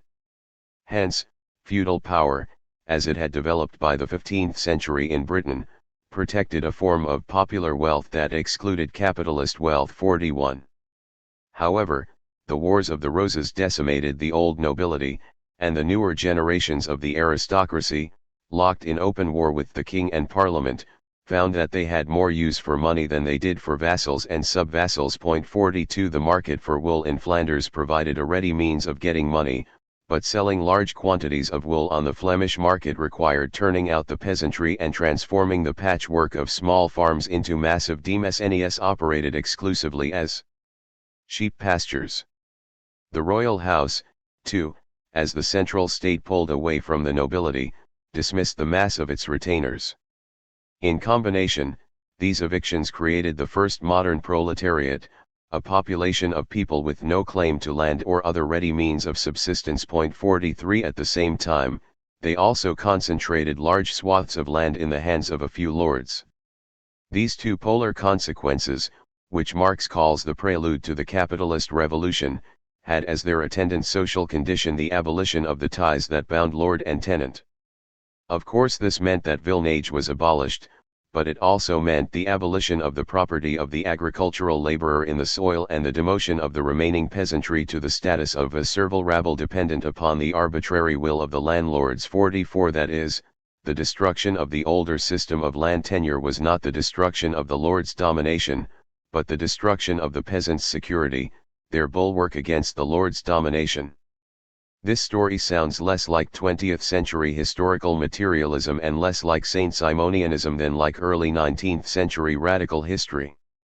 It seems designed to harken back to the 1820s, when pre-Owenite radicals still agitated for a restitution and reform of the British Constitution, deploying an updated version of the Norman yoke to explain the present misery of the laborer. 45 Indeed, Marx's litany of primitive accumulation in chapter 27, the spoliation of the church's goods, the fraudulent sale of the domains of the state, the pillage of communal lands, the transformation by usurpation and terrorism of feudal or patrimonial property into modern private property, the war on cottages. 46 seems like the repetition of a commonplace when read next to, say, Cobbett's Rural Rides, 1830. The Reformation, the Restoration, the Glorious Revolution, these are the watershed moments in the decline and fall of the British working class, its fall from its golden age to its iron age. 47 This is old wine Marx is serving from a new bottle. 48 That this wine is a British radical vintage rather than of a French variety certainly changes its character, but it does not solve our original problem. Indeed, it seems to compound it.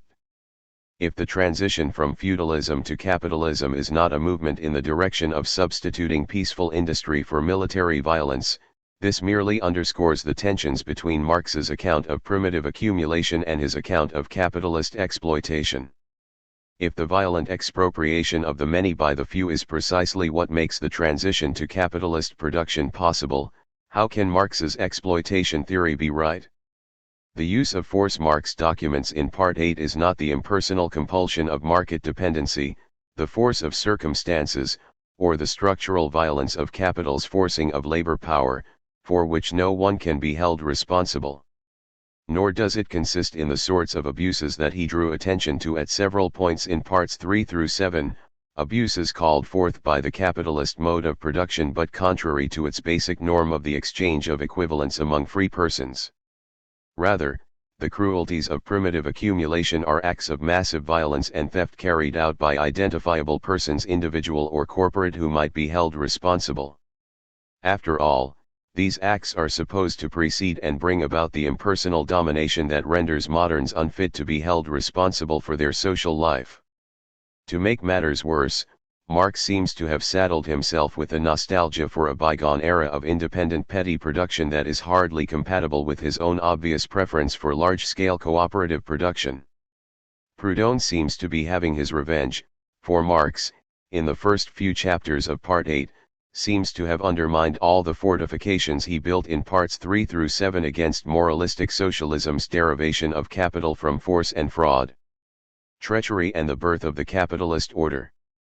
In order to make sense of this, it must first be noted that the Republican story of decline Marx rehearsed in chapters 26 and 27 is, in its original, a story not just about war, looting, and theft, but about the treachery of the powerful. Those entrusted with the welfare of the community, in one way or another, betray that trust. This was the lesson of the radicals' attack on old corruption. Cobbett, for example, never doubted that landlords and peers were always to be part of the British Constitution. What roused his ire was the fact that those country gentlemen that commanded the greater part of both Parliament and the agricultural produce were the most base of all the creatures that God ever suffered to disgrace the human shape. 49 It is not that some have more power and prestige than others, that is merely natural. 50 The fatal malady is that the powerful and prestigious lack virtue or worth, and the Constitution lacks the sort of transparency and publicity that would prevent the vicious from using power and prestige to enrich themselves by despoiling everyone and everything they ought to protect. 51 Marx's story hits many of the same notes. By means of the Reformation, the Crown allowed itself to give away church lands to rapacious royal favorites. 52 The Restoration Parliament, by an act of usurpation, abolished their own feudal obligations and transformed their title to the land from a feudal one into a title of private property. The Glorious Revolution set off a truly colossal squandering of the public treasure, as crown lands were given away, sold at ridiculous prices, or even annexed to private estates by direct seizure. 53 The bills for enclosure of the commons realized a parliamentary form of robbery. 54 This culminates in the tale of the Duchess of Sutherland and the other clan chiefs of the Highlanders, who, between 1750 and 1860, transformed the entirety of the clan lands, to which they had only a nominal right, into their own private property, and expelled their clansmen. 55 In every case, Marx is interested not simply in the violence of expropriation but in a betrayal of the fidelity that bound upper and lower. In Marx, however, this betrayal has two features it lacked in Cobbett's telling. The first arises from Marx's understanding of the logic of certain social roles. As he puts it in a footnote early in Capital, this man is a king only because other men consider themselves his subjects and act as such. They imagine, however, that they are subjects because he is king. 56 The particular qualities of a person have no bearing, Marx is claiming, on their being a king. Kingship has its being outside the person of the king, in the comportment and actions of those who relate to the king as subjects. Kingship is constituted by these social relations of subjection, and this claim can be extended to cover other forms of rule. This approach is antithetical to Cobbett's basic belief that some people are born to be lords and others are born to be laborers, and that, consequently, the point of political reform is to put everyone into their proper places in the order of things. This is relevant for the narrative of feudal decline because it entails that in Marx's version, but not in Cobbett's, the lord's systematic and accumulative betrayal of the relations of fidelity is tantamount to the abolition of the old order. In this sense, the feudal order created the material conditions of its destruction in that it gave rise to the means and the motives by which the lords dismantled feudal tenures and thereby abolished their own personal power for the sake of monetary wealth and private property, and the new forms of social power that came with these. This was revolution, not decay and corruption. The old oak of the British Constitution cannot be put right again by any reform, because it was cut down, chopped up, and sold off. 57 Something new has been planted in its stead. Marx's second edition is prefigured in the odd final line of his invocation of Saint Simonianism, where he claims that the industrial capitalists have succeeded by means as vile as those that served the Roman freedman to become the master of his patroness. The analogy is obscure but very specific. Under Roman law, manumission did not sever all relations between master and slave, but it transformed the relationship into one of patron and client. The manumit slave had customary duties toward his or her patron, and the former master was bound to protect and benefit his or her client. Freedmen could, although hemmed in by some social and political barriers, become quite wealthy and powerful. They could certainly own slaves. But for a freedman to become the master of his or her patron and former master, this would entail a fundamental betrayal of the client-patron relationship, and can only be compared, in Roman society, to a child murdering his or her own parents. 58 The patron has, quite literally, given civil life to the freedman by the act of manumission. To turn around and enslave him or her, to take away his or her civil life, would be unimaginable. 59 By this analogy, Marx certainly highlights the treachery involved in primitive accumulation, but he also does something unexpected. He casts the nascent capitalist class as the beneficiaries of the Lord's acts, and hence as owing honor and gratitude to the Lords for their abolition of feudal power. Simultaneously, Marx also makes the capitalists out as the usurpers of the Lord's status.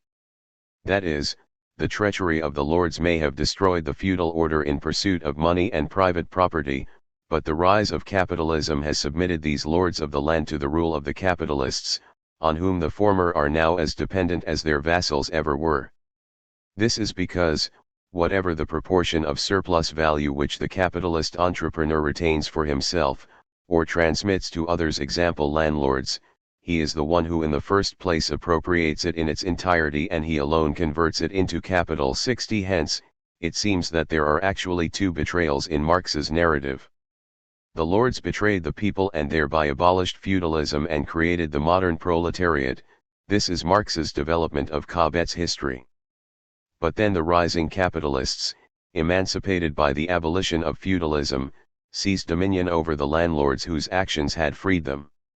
This second betrayal and usurpation has no parallel in either Saint-Simonian or radical history, and it resolves one of the puzzles faced above. Despite the prevalence of this reading, the story told by chapters 26 through 30 is not one of capitalists originally amassing capital via plunder, and then switching over to the exploitation of labor power once they had monopolized the means of production. Rather, it is the story of landlords amassing land through plunder, thereby creating at the same time the modern proletariat, and of capitalists cropping up in between these two classes and rising to dominate both of them through the exploitation of the newly available labor power. Primitive accumulation incorporated the soil into capital. 61 Not by making the capitalist the owner of the soil, but by making the owner of the soil, the landlord, dependent, for the cultivation or other utilization of the soil, upon the mediation provided by the capitalist. The direct producer no longer has direct possession of the soil, and the direct possessor of the soil no longer has direct access to labor. What has been torn asunder must be reunited in some way. And this is where the capitalist comes in, stepping in between the owner of the land and the worker of the land. The capitalist's new power stems not from a monopoly born of conquest and plunder but from the lucky fact that they are neither the monopolists nor the plundered. This reading is supported by Marx's account, in chapters 29 and 30, of the rise of the capitalist farmer. Marx begins chapter 29 by highlighting the fact that the story so far told has left unanswered the question, where did the capitalists originally spring from? Marx's answer is that they originate from those serfs and free peasants who were lucky enough to escape expropriation, and who were so situated as to benefit from the enclosures of common lands and the expropriation of their neighbors. 62 It is among the descendants of the bailiffs, sharecroppers, and lucky yeomanry that Marx finds the first industrial capitalists. 63 They were able to expand the field of production by utilizing the old commons for pasturage, and thereby manuring larger plots, and by employing larger gangs of farmhands in cooperative labor. 64 The produce of this increased production was for market, not for personal consumption, and the market has itself been massively augmented by the annihilation of the domestic industry of the countryside that went hand in hand with the expropriation of the mass of the peasantry. 65 This finds further confirmation in what Marx wrote elsewhere. As early as the manuscripts on the German ideology, Marx and Engels had criticized the German true socialists for seeing the extremes of our society in the opposition of rentiers and proletarians, an opposition belabored by all moralists since time immemorial, and resurrected by writers like Cobbett and Saint-Simon. 66 As late as his criticisms of the Gotha program, Marx pointed out that, in England, the capitalist generally does not even own the land and soil on which his factory stands. 67 A fact that is crucial for indicating the duality of the modern ruling class, composed of the landowners and the capitalists. 68 Nonetheless, it is capital that is dominant. Marx took over the Malthusian-Ricardian theory of rent just to this extent, that modern rent is mediated by the market. But he criticized Malthus and Ricardo for thinking of the differential between parcels of land solely in terms of the natural fertility of the soil, rather than recognizing that industrialization and cooperative labor, coeval with modern rent, made rent differentials dependent upon differential employments of the land, and on the development and distribution of the forces of production. In this way, the landlords, far from being in a purely privileged position from which to dictate terms to the capitalists, are dependent, in the rent they can charge, upon the capitalists' development of industry.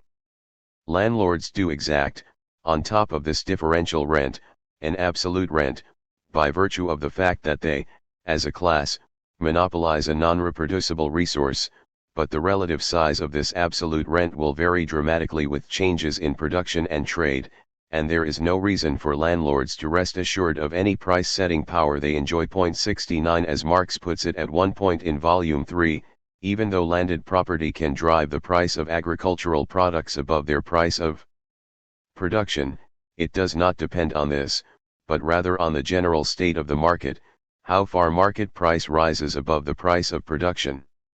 70 Or, in the simplified, more political form in which he puts the point in the Civil War in France, in modern society, with its two poles of capital and wage slavery, the landlord is now but the sleeping partner of the capitalist. 71.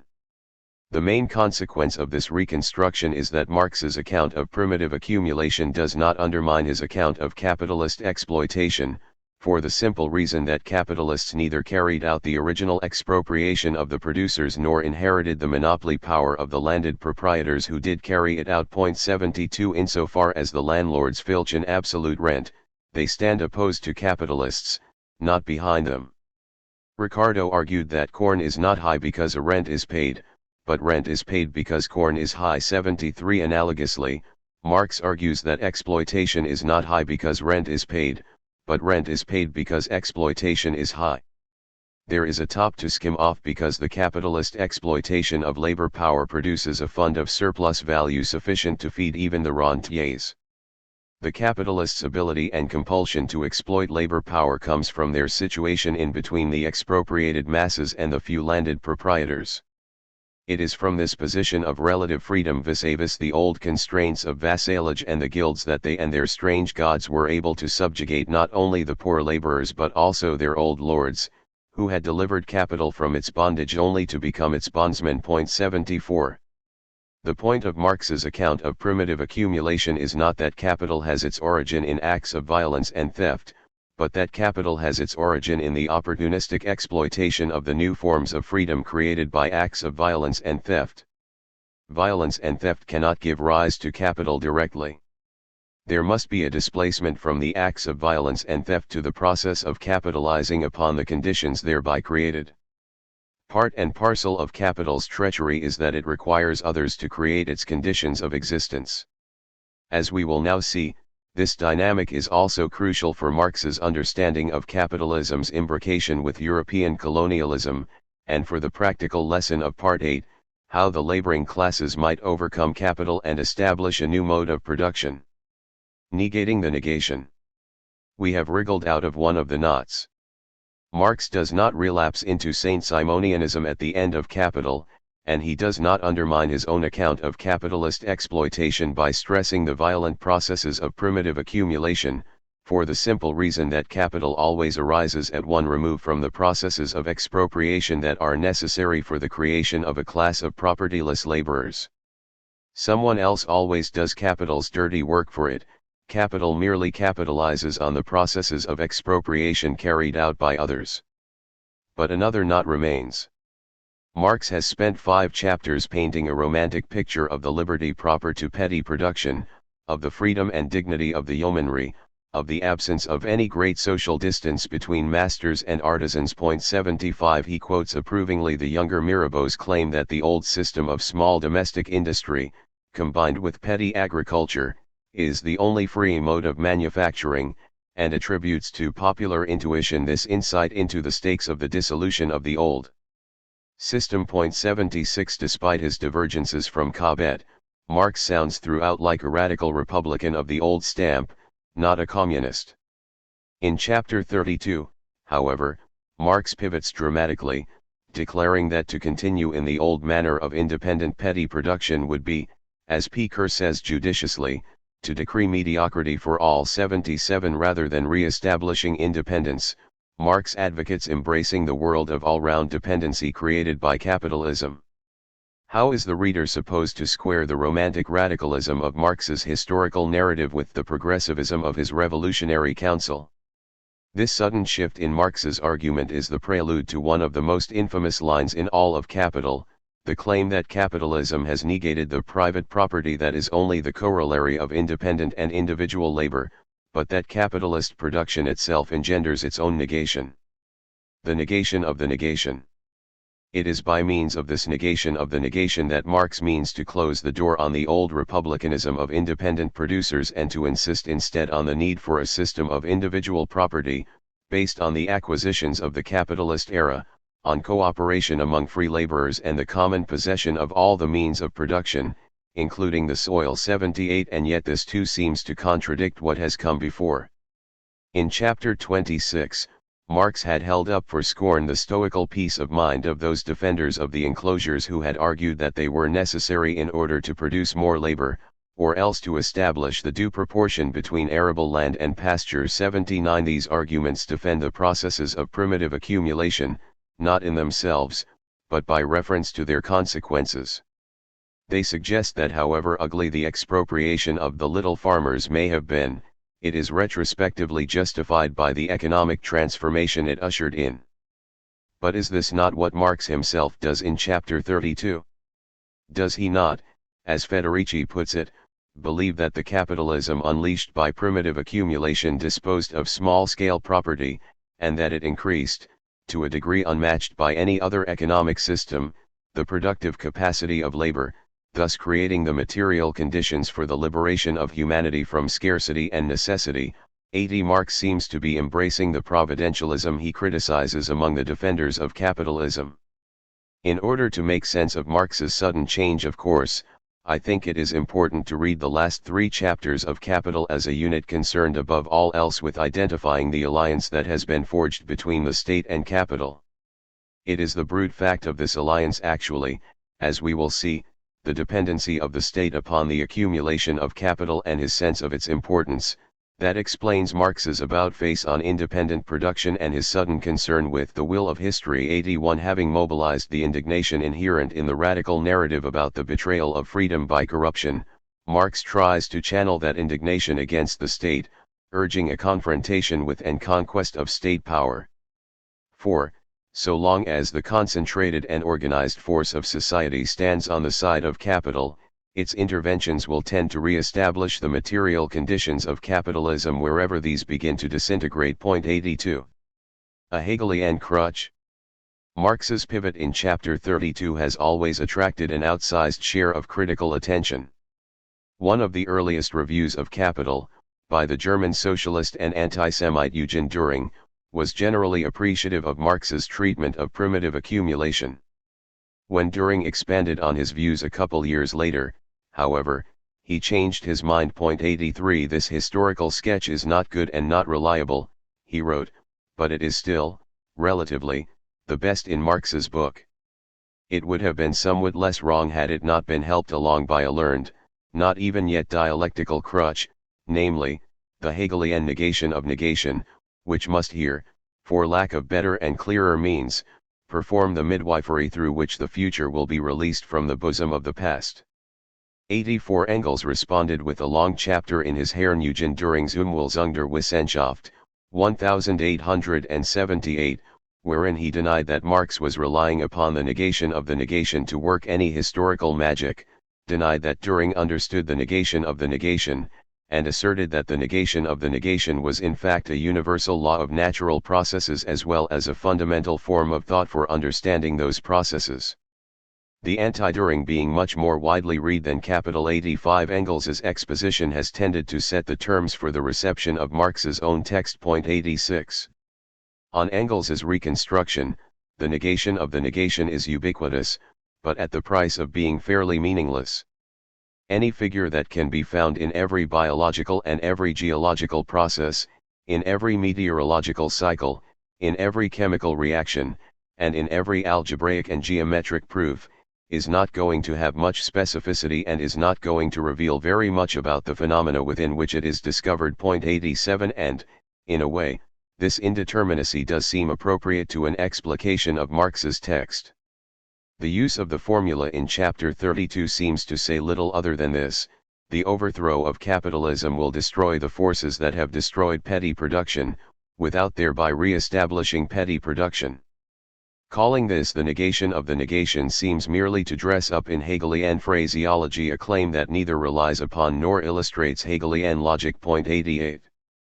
However, there is a short analysis in the Grundrisse that puts things in a new light. There, in the midst of his consideration of the money nonsense of Bray, Gray, and Proudhon, 89, he claims that the market price corresponds to the labor value of a commodity, never by means of an equation with real value as if the latter were a third party, but rather by means of constant non-equation of itself, as Hegel would say, not by way of abstract identity, but by constant negation of the negation, i.e. of itself as negation of real value. 90 As discussed in Chapter 3, Marx denies that divergences between price and value hide any systematic shifting of value away from laborers and toward money owners. Rather, these divergences are the dynamic mechanism by which price expresses value. This dynamic equation is what Marx identifies in the Grundriss as the negation of the negation. What is striking is that this dynamic mechanism is entirely internal to the workings of the market. The labor theory of value, by which Proudhon and the Owenites wanted to indict the market with injustice, is actually, on Marx's understanding, realized only by the market itself, which embodies the competitive pressures by which labor is disciplined and regulated. Capitalism is not the negation of the principle only labor creates value, but the negation of its negation, that is, its dynamic realization. In Chapter 32, Marx starts with a premise akin to the labor theory of value, namely, the labor theory of property, the property founded on the personal labor of its possessor. 91 And he deploys the same Hegelian figure. And yet, he ends up someplace radically different.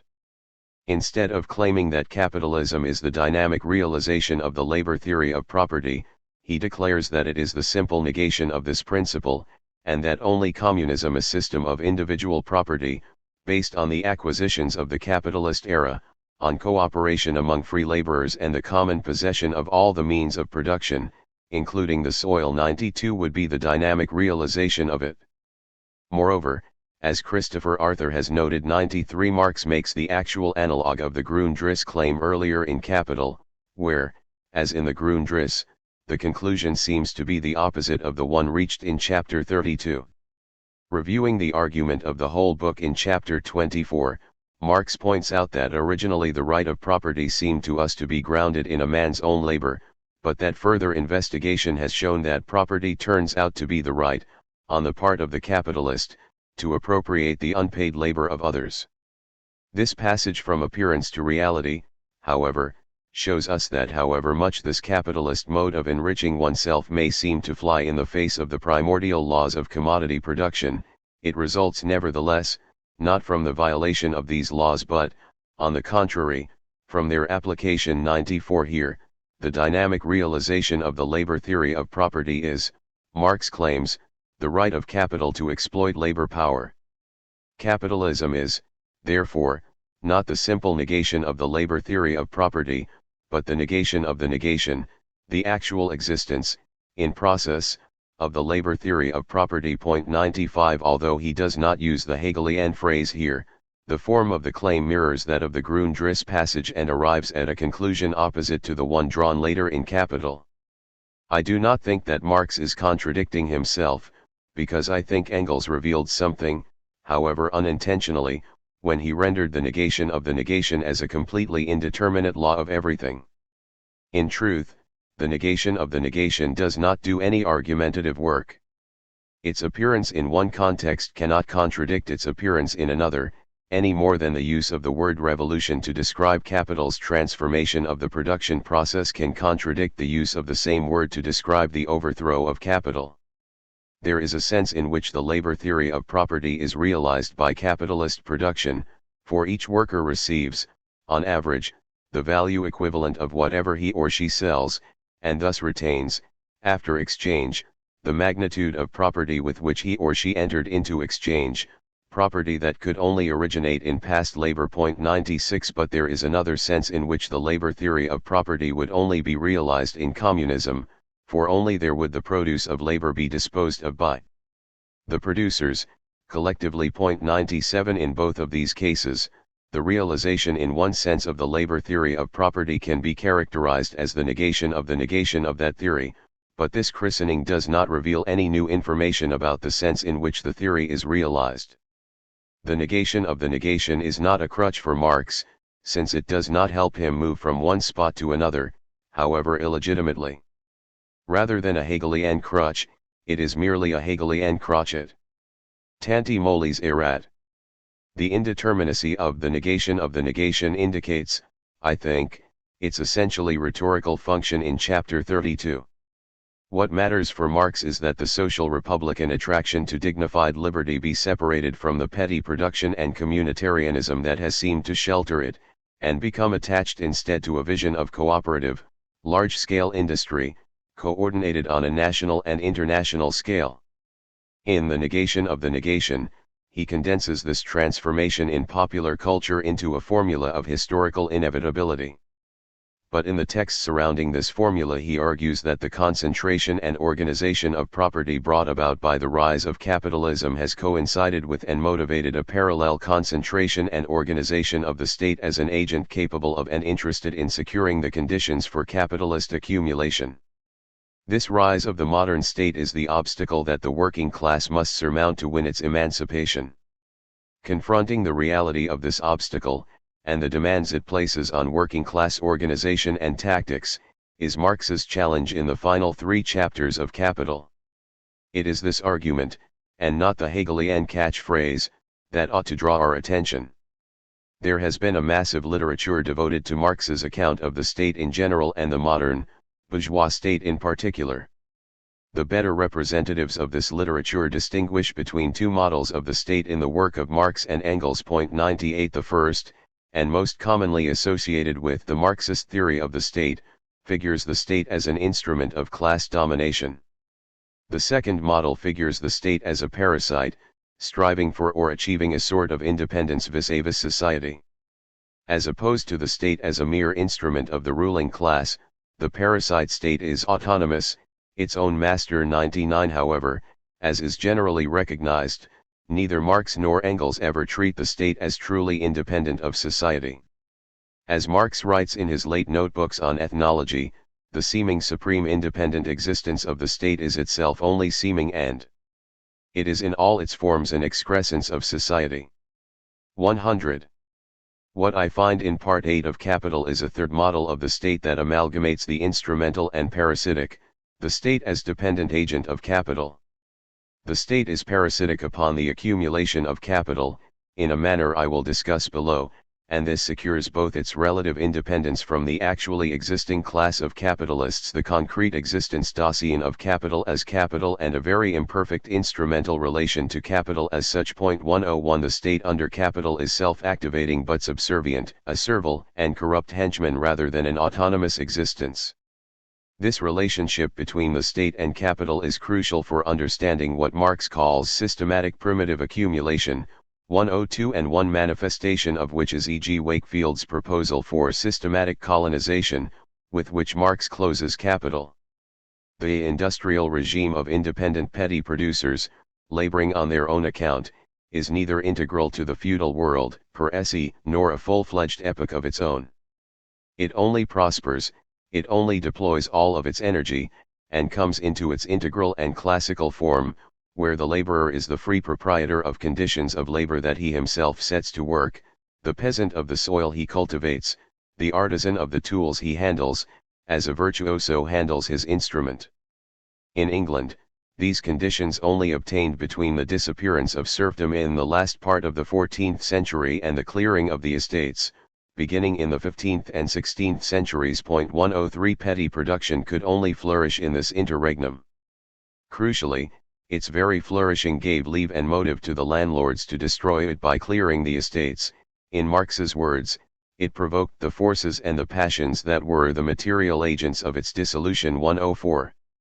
As Robert Brenner has pointed out, where peasants possess their means of production individually, rather than as a community, the lords are more likely to evict their tenants, either as an unintended effect of collectively imposed taxes, or as a rational strategy for maintaining or increasing their incomes. 105 A plethora of petty producers, scattered over the countryside, may indeed provide a rich seedbed for the development of manual ability, engineering skill, and free individuality, but their very independence and individual skill will also preclude cooperation on a large scale, the subdivision of the job in the workshop and in the field, mechanization, the knowledgeable domination by man over nature, the free development of the social powers of labor, concert, and unity of purpose, the means and the effort of collective activity. 106 These incapacities leave them helpless in the face of the Lord's predations. They offer no more resistance to the concentrated and organized force of society, the state.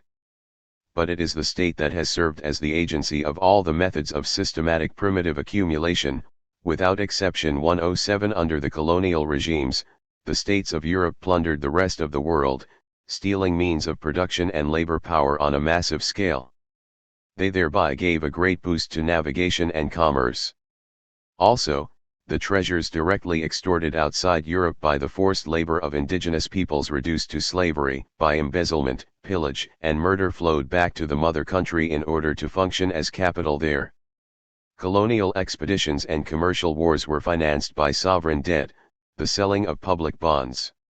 This system of state finance gave rise to a market for speculators, to national banks, and to a system of taxation that contains within itself the germ of automatic progression. This system of taxation, together with protectionist tariffs, ruined the remnants of the peasantry and artisan class. 108 Against these state-led initiatives abroad and at home, the independent producers are impotent. This is not to say, of course, that they were passive in the face of these processes. Far from it.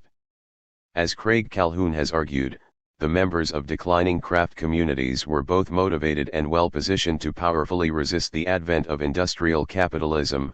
Unlike the nascent class of factory operatives, they found in the new order no place, potential material gains, or reasonably satisfying fallback positions if they did not get as much as they sought in their struggles. 109 And, contrary to the picture sometimes painted by Marx, petty producers were not atomistically isolated families, incapable of concerted action.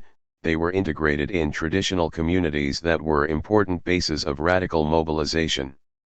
Nonetheless, as Calhoun himself admits, these mobilizations tended to fall apart whenever they extended much beyond the range of direct, person-to-person communal ties. 110 In short, they were not in the same league as the powers they sought to resist, which were organized at the national and international level and were capable of employing to great effect the impersonal bond of monetary payment.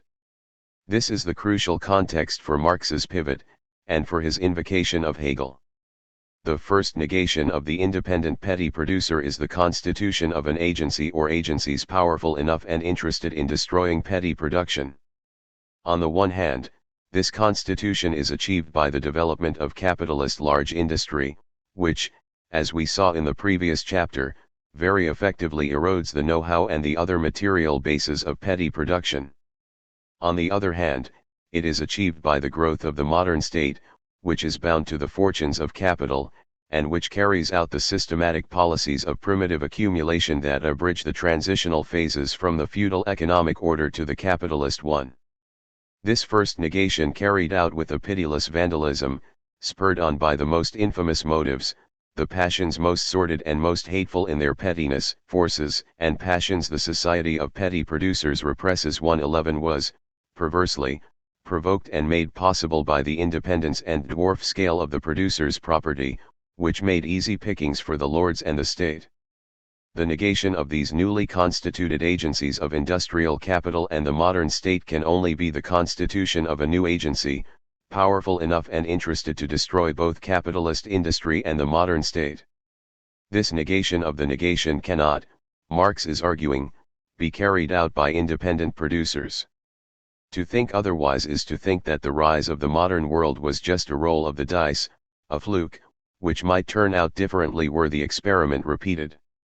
There is no credibly conceivable agency, argues Marx, both powerful enough to challenge the state and capitalist industry and interested in creating and sustaining petty production.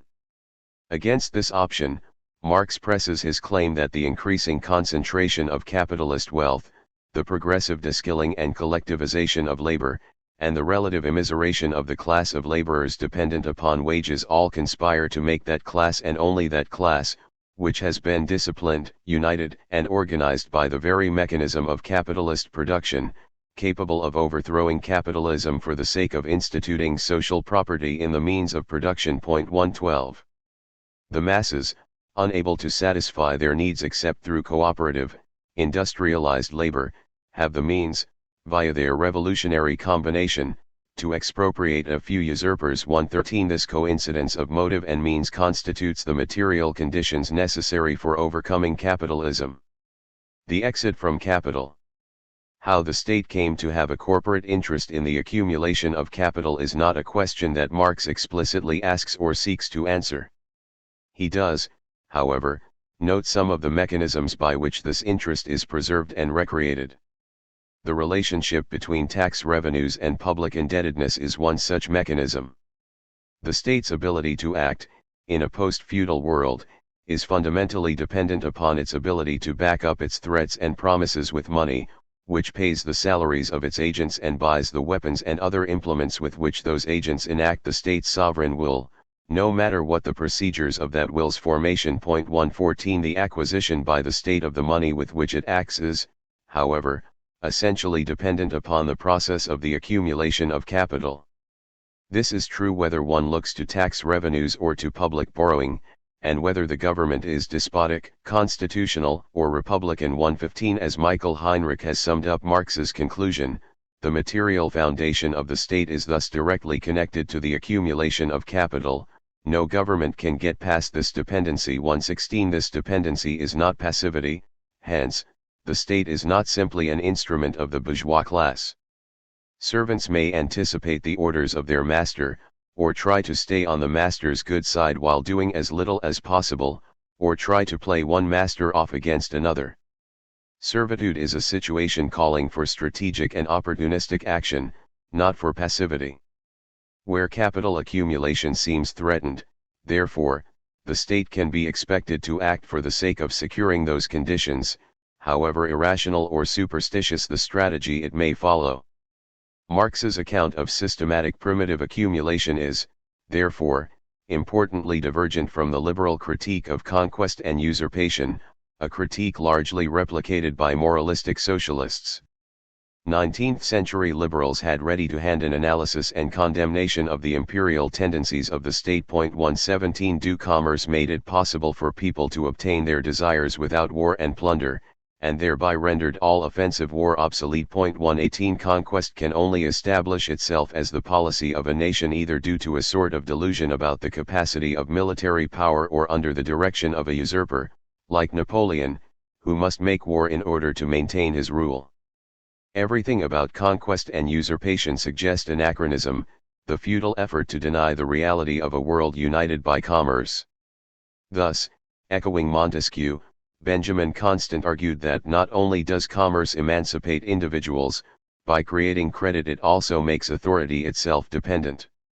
This is because, in order to obtain the favors of wealth one must serve it, it is wealth which is bound to prevail. 119 An analogous condemnation of all militarism and even all politics as such was a powerful current in both French and British socialism, whether in the form of the Saint-Simonian distinction between military and industrial organization, or in the Owenite insistence that the social system would inevitably replace the unsocial system. 120. Marx argues, against the grain of this critique of conquest in the name of society, that usurpation and conquest are the inevitable consequence of the dependence of the authority of the state upon wealth as capital. Insofar as the state is dependent upon and constrained by the accumulation of capital, capital has usurped the state power. The state will act as an agent of capital. 121 As capital's agent, the state does capital's dirty work, executing and enforcing the expropriations that capital cannot itself carry out. Hence, Marx's sarcastic invocation of due commerce to characterize, immediately thereafter, the treachery, bribery, massacre, and meanness of Dutch colonial administration in Celebes, Java, and Malacca. 122 Far from being counterproductive anachronisms in an era of peaceful commerce, the methods of systematic primitive accumulation are the predictable outcome of the states having entered into the service of the makers of surplus value. 123 Where the state can, by conquest and plunder, create conditions that can be capitalized, it can be expected to do so. If the liberal ideals behind the due commerce thesis are thereby betrayed, this betrayal is utterly unsurprising. For Marx, this conclusion has major repercussions for the strategy of working-class emancipation. These repercussions reveal themselves, of all places, in the British settler colonies, to which Marx turns in the final chapter. Chapter 31 had considered the outward face of colonialism, its decimation and expropriation of indigenous peoples. Chapter 33 considers its inward face, the opening it seems to provide for working-class settlers, and the lengths to which the mother country, dependent upon capital accumulation, will go to shut down that opening. The declaration that a colonized land is terra nullius, and the introduction of settlers into this empty frontier, seems to establish in reality the Lockean fiction of a world given to all in common and appropriated to each by labor alone. This realization of the working-class dream, in which land is there to be had for anyone intrepid enough to take it and hard-working enough to develop it, is, for so long as it lasts, an insuperable barrier to the expansion of capital into the colonies. As E.G. Wakefield discovered in Australia, machinery and money are unable to command labor, that is, to act as capital where the bulk of the soil is still public property, and every settler on it can therefore turn part of it into his private property and his individual means of production, without thereby preventing later settlers from performing the same operation. 124 In such a setting, where everyone who so pleases can easily obtain a piece of land for himself, not only is labor very dear, as respects the laborer's share of the product, but the difficulty is to obtain combined labor at any price. 125. Marx summarizes the roadblock faced by capital in the colonies. Today's wage laborer is tomorrow's independent peasant or artisan, working for himself. He vanishes from the labor market but not into the workhouse. This constant transformation of wage laborers into independent producers, who work for themselves instead of for capital, and enrich themselves instead of the capitalist gentleman, reacts in its turn very adversely on the conditions of the labor market. Not only does the degree of exploitation of the wage laborer remain indecently low, the wage laborer also loses, along with the relation of dependence, the feeling of dependence on the abstemious capitalist. 126. The only way to remedy this anti-capitalist cancer of the colonies, 127 according to Wakefield, is for the government of the mother country to step in. By setting an artificially high price on the land at the frontier, and by using the money generated from the sale of this land to import new laboring settlers, the government can ensure the conditions of capital accumulation even in the face of terra nullius. This is Wakefield's plan for systematic colonization, a plan which was, for a time, taken up as policy by the British government. 128. Wakefield's plan is important for two reasons. First, it tells against the strategy of worker separatism. The state's interest in capital accumulation implies that, wherever worker colonies or other efforts to escape from wage labor might actually endanger capital, worker separatists will confront not only the difficulties inherent in the organization of a new moral world but also governmental policies backed by force of arms. Emigration will only be allowed if the emigrants reproduce in a new land the social relations of the old. Hence, the story of Wakefield's discovery is an allegory about the necessity of political action to overcome capitalism. From the founding of the IWMA onward, Marx's great wish was to rouse the labor movement once again to political organization and action. If the IWMA were to succeed in re-electrifying the political movement of the English working class, he wrote to Engels, this will already have done more for the European working class, without making any fuss, than was possible in any other way. 129 From his inaugural address to his conflicts with Bakunin, Marx incessantly promoted within the IWMA the view that laborers should organize themselves by and for the sake of intervening in politics at the level of the state. This was one of the reasons he did not pick a fight with the followers of Bronterra O'Brien. Despite their monetary quackery, they were steadfast proponents of political action. 130 The ending of capital is one more piece of this advocacy. Without openly calling for a revolutionary movement to seize and overthrow the bourgeois state, Marx nonetheless builds a case for the necessity of some such confrontation. 131.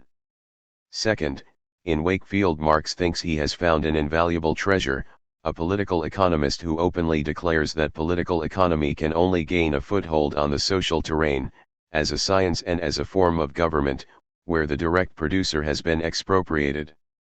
In Chapter 1, Marx declared that the categories of bourgeois economics are forms of thought which are socially valid, and therefore objective, for the relations of production belonging to this historical mode of social production, i.e., commodity production.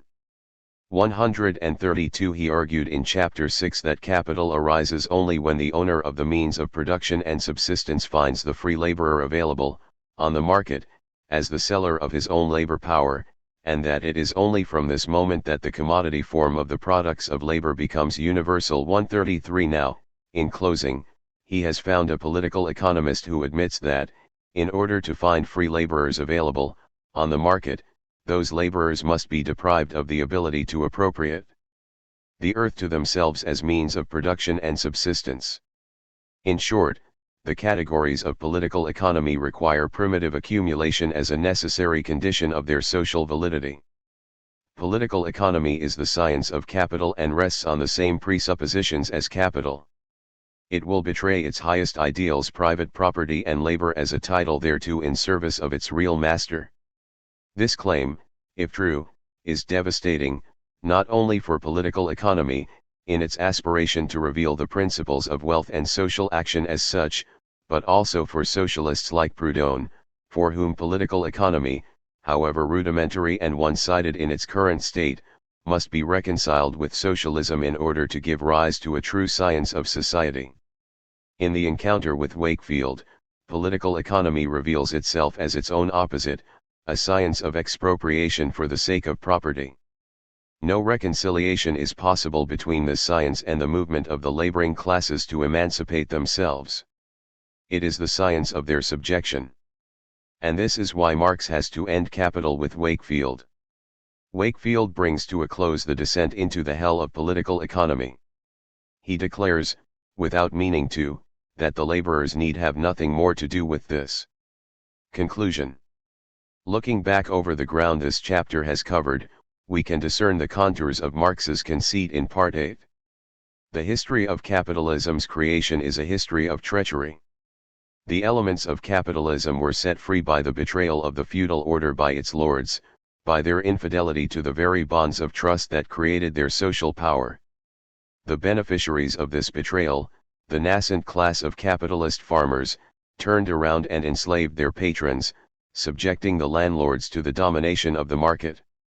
The state, transformed by these revolutions into a corrupt servant of economic growth, acts at every turn so as to keep the mass of its subjects, whose commonwealth it is supposed to be poor and desperate, and to use its organized forces to carry out a policy of conquest, plunder, and colonization. Finally, political economy, the science of capitalist wealth and property, betrays its ideals. The wealth, property, and commerce it extols and secures is, as Wakefield admits in the colonies, based in the expropriation of the laborer, the source of that wealth, property, and commerce. 134 Capital can only exist and engross itself so long as the laborers who form it can be continuously degraded and rendered insecure in their existence. By its very nature, capital must eternally betray its creator. This narrative of treachery, whatever partial precedent it has in the histories of the old radicals, finds its most fitting illustrations in the depths of Dante's hell, where those who betray special relationships meet their end. Cocytus, the frozen wasteland at the bottom of the world, entombs the treacherous in ice. The ice itself is hardened by the freezing winds fanned up by the beating of Satan's wings. The lord of the underworld towers over the pit, his three mouths gnawing on the three sinners whose acts of treason most closely resemble his own, Brutus and Cassius, who betrayed their earthly lord, Caesar, and Judas, who betrayed the Son of Man. Perhaps the most brilliant turn in Dante's portrayal of Cocytus is its denouement. In order to exit from hell, Virgil guides the pilgrim right up to Satan's side, grabs hold of the beast's fur, and climbs down his flank, through a gap in the ice, into a cavern below the mountain of purgatory. Dante must embrace and grapple bodily with Satan, the founder of all wrong, in order to get out of his realm. And, when he emerges, he finds Satan's feet sticking up from the floor of the cave. The explanation for this reversal is simple. Satan is, in fact, in the very center of the earth. When they passed the midpoint, Virgil and Dante ceased to descend, and began to ascend. But the Aristotelian cosmology according to which the center is the limit of all downward motion is, in Dante, combined with an allegorical metaphysics according to which the journey toward God follows an ever-ascending path. Thus, the pilgrim's ascent does not begin when he transverses the center. Even when he's climbing down, in fact he's climbing up. The descent into the Inferno was an upside-down ascent through an upside-down realm ruled by an upside-down king, a fact that is only revealed by the pilgrim's emergence, right side up, in the cave. As John Freiksero explains, the pilgrim is traveling upwards, even during his descent into hell, for true up in the cosmos is down to us. This is the literal justification of the moral truth which Augustine expressed with the exhortation, descend, so that you may ascend. In the spiritual life, one must descend in humility before one can begin the ascent to truth, and in the physical world, according to both Dante and Aristotle, one must travel downward with respect to our hemisphere in order to rise. The analogy between the mind's journey to God and the pilgrim's journey to the empyrean is in this respect, as so often, perfectly exact. Furthermore, the Aristotelian convention helps explain why Satan, embedded in the center of the earth, should have fallen down from the southern part of the heavens, and why he should appear right side up in this world, of which he is Prince. 135. Thus, the passage through and out of Cocytus is a revelation. The upside-downness of the earthly city is made manifest, its ideals and deities are shown for what they are, and the pilgrim is released from their grip in order to begin his life anew. Something analogous has transpired over the course of Marx's confrontation with primitive accumulation. Of course, Marx has indicated from near the beginning that we were traveling through an inverted realm, one where, for example, a table stands on its head, and evolves out of its wooden brain grotesque ideas. 136. Marx even stakes his claim to originality on having pointed out these inversions, for that in appearance things are often presented in an inverted way is something fairly familiar to every science, apart from political economy. 137. But the inversion now, thanks to Wakefield's confession, seems to infect political economy in its entire breadth and depth. This science, which articulated the market as the exclusive realm of freedom, equality, property, and Bentham, 138 now recommends, explicitly and as a matter of policy, the expropriation of the laborer, 139 for the sake of securing the domination of capital. The political economists who ask English landed proprietors, as God asked Cain about Abel, "Where are your thousands of freeholders gone?" are asked by Marx, in turn, "Where do you come from, then?" From the destruction of those freeholders. Why don't you go further, and ask where the independent weavers, spinners, and handicraftsmen have gone to? 140. The English fratricide against the Irish likened by Marx to the slaying of Remus by Romulus is not an unfortunate affair, incidental or contrary to capitalist development, but a foundational moment, repeated by systematic colonization and the Herod-like slaughter of innocents, the large-scale theft of children for the factories. 141. There is a logic in this litany of crimes, or at least a rich network of associations. Dante's Satan presides over an inferno created by his own betrayal of God, his Father and Creator, at the moment of his creation. The earthly city was founded by Cain after he slew his virtuous brother, Abel. 142. Rome was founded by Romulus after he slew his brother, Remus. 143. All of these foundings are, as Horace said of the last one, presided over by a cruel fate. Their origins are not confined to the past, and cannot be escaped or outgrown, but accompany the cities they originate right up to their end. Confronting the betrayal at the beginning forces the realization that the betrayal must be reiterated, that the forces by which the city is maintained in existence are equal to the force by which it was brought into existence to begin with. G. A. Cohen has argued that Marx was committed to the claim that socialism and social science are incompatible. 144. In socialism, as in all of the examples of other forms of production with which Marx concludes his consideration of commodity fetishism, there is no need for labor and its products to assume a fantastic form different from their reality. 145 Hence, there is no need in any non-capitalist mode of production for an economic science to remove the veil from the countenance of the social life process, for the social life process does not, except in capitalism, veil itself in the market exchange of the products of labor. What Cohen calls the withering away of social science under socialism is, for Marx, the inapplicability of political economy to any non-capitalist society. This inapplicability was denied by Proudhon, for whom socialism is nothing but a profound criticism and an incessant development of political economy. 146 And, although they did not state it as flatly, it was also denied by all those popular political economists in Britain who attempted to appropriate political economy as a science of the possible while changing its social perspective, who believed in their various ways that it was both possible and desirable to utilize or harness the new science of economics directly in the service of the labor movement.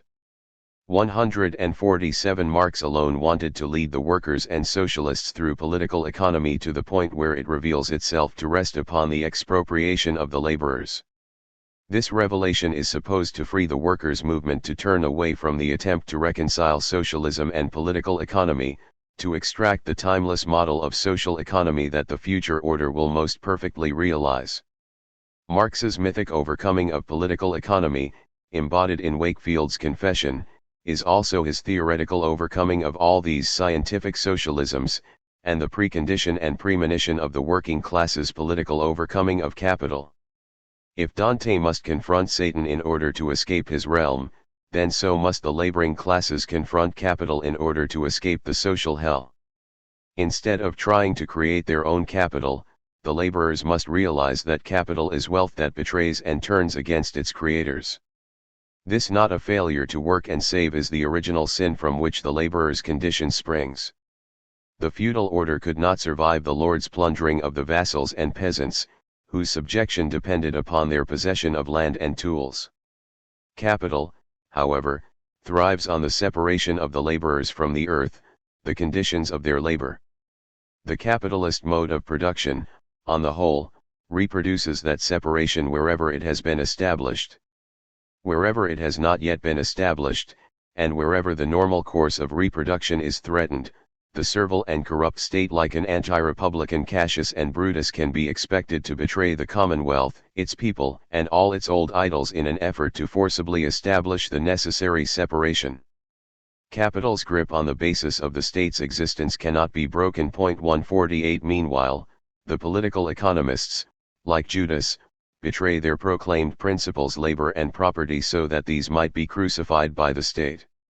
Capital is the true lord of their thoughts. 149 In their efforts to gain their freedom from capital, the laboring class can expect help neither from the state nor from political economy. Chapter 7. Conclusion, Purgatory, or the Social Republic. The working class did not expect miracles from the commune. They have no ready-made utopias to introduce par decret du peuple. They have no ideal to realize, but to set free the elements of the new society with which the old collapsing bourgeois society itself is pregnant. Marx, The Civil War in France, Address of the General Council, 3rd ed. 1871. To accomplish this act of universal emancipation is the historical mission of the modern proletariat. Engels, Herr Düring's Revolution in Science, 1878. All determination is negation and all negation is determination. Marx, Manuscript for Capital, Volume 2, 1863-65. We have followed Marx as he has led us through the labyrinth of capital, the social hell. Let us pause to recollect the path we have trod, bringing out as forcefully as possible Marx's appropriation of Dante's schema. In its most readily apparent aspect, the society ruled by capital is a commercial society, knit together by the interchange of commodities and money. Kinetic and anarchic, this society subordinates each producer to the hard discipline of the market, the blind forces of the social process. This subjection provokes and renders futile the moralistic response of those who urge us to exercise individual or collective self-control. Capital is autocratic, incapable of self-control, condemned to circulate eternally beyond the river Styx. The discipline of the market is an impersonal domination of each by the invisible and unchallengeable desires and choices of innumerable others. This impersonal domination is possible, however, only because most goods are produced as commodities, and most goods are produced as commodities only where most people have to sell their labor power to the owners of the means of production for a wage. Hence, Marx led us into the workshop, where the agents of capital seize hold of the laborers' bodies and make them work as much as possible. This limitless desire for surplus labor provokes the laborer's insistence on a natural working day. Capital is unnatural, though, and violent in its demands, like the inhabitants of Dis. It can be checked only by a struggle, and by a coercive law, imposed from above. Class struggle and coercive laws, however, only constrain capital to develop intensively. The command exercised by its representatives breaks down the workers' control of the labor process, masses them together in novel ways, strips their labor of any need for the exercise of their independent judgment, and yokes them to a social and mechanical machine that pumps ever more labor out of them. This development of the capitalist mode of production raises hopes of general opulence, liberal and just remuneration for labor, and universal society. But capital is a fraud, a counterfeiter of good things, a denizen of Malbolge. In its dominion over production, capital develops the powers of labor only in order to better enslave the laborers, negotiates a wage contract with the laborers only in order to disguise its despotic command over their labor, and produces ever greater wealth only in order to extend the social distance between the commanders of social labor and the mass of wretches dependent upon wages for life.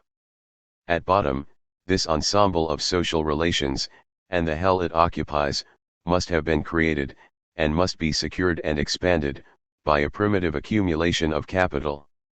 Capital cannot perform this primitive accumulation itself, but it seizes upon whatever opportunity other agencies may create.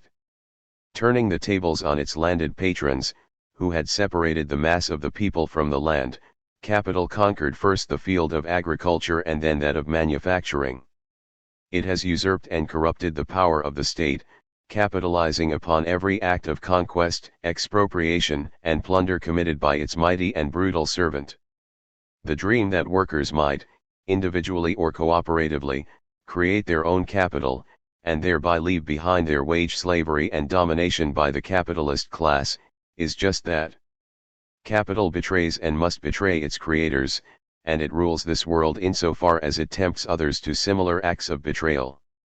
It is the Satan of the social hell, frozen eternally in Cocytus, the inescapable logic of its own emergence into the world. Having seen how the infernal machine operates, and having been released thereby from the temptations of political economy, an obvious question presents itself to those who have followed Marx's guidance to this point: what now? And here we encounter a truism of Marxology, that Marx does not give us any detailed prescriptions for how a communist society might organize itself for day-to-day functioning and for the reproduction of its institutions. Marx does not tell us, in other words, what a post-capitalist society might look like.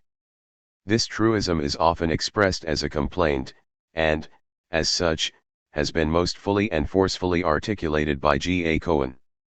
According to Cohen, Marx subscribed to an obstetric doctrine regarding politics. This obstetric doctrine is what lies behind Marx's derision of writing recipes for the cookshops of the future. It is more fully elaborated in his 1859 preface to a contribution to the critique of political economy, where Marx claims that no social order ever perishes before all of the productive forces in it have developed, and new higher relations of production never appear before the material conditions of their existence have matured in the womb of the old society itself.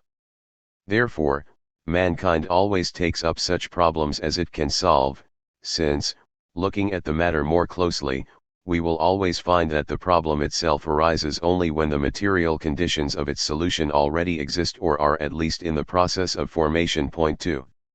Cohen argues that this obstetric doctrine is a deformed offspring of Hegel, and that this congenital deformity disfigured Marx's attempt at science. 3. It underlay Marx's distinction between utopian and scientific socialism, but it led Marx to misdraw this distinction, to excise all recipe writing from science, and to thereby foster a criminal inattention to what one is trying to achieve, to the problem of socialist design, for in place of the hard problems of specifying the ideals socialists hope to realize and the institutions in which they hope to realize them, Marx's obstetric conception of politics encouraged Marxists to suppose that what Lenin called the concrete analysis of a concrete situation will disclose, transparently, what your political intervention must be, so that you do not expect and therefore do not face the uncertainties and hard choices with which a responsible politics must contend. 5. Thus, for Cohen, Marx's reluctance to write recipes for the cookshops of the future left the door open for the horrors committed under the banner of socialism in the 20th century.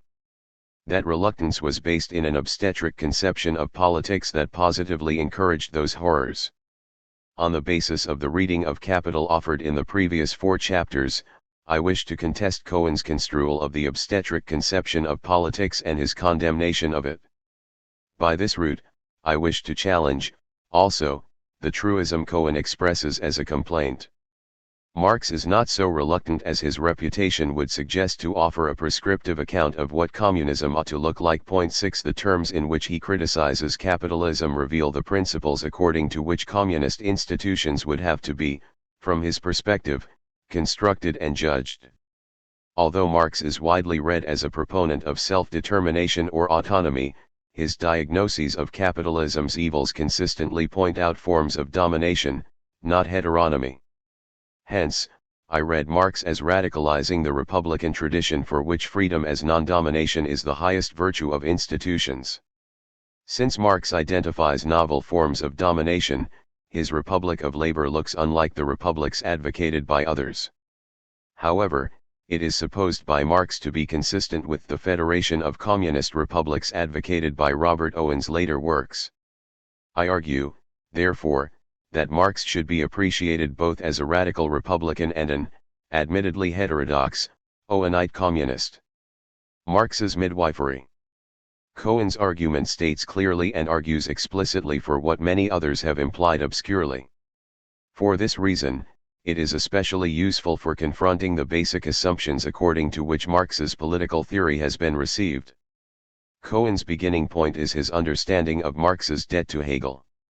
Hegel had claimed for philosophy the goal of complete comprehensibility.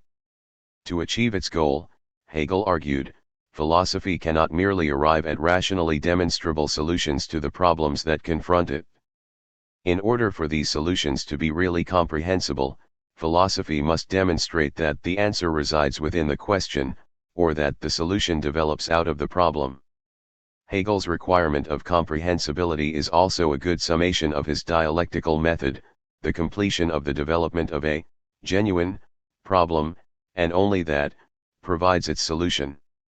Its solution is the consummation of the full development of the problem. 7. Marx, according to Cohen, turned this thesis about the aim and procedure of philosophy into a political maxim. On this political construal, any genuine practical problem will find its solution in the full development of the problem itself.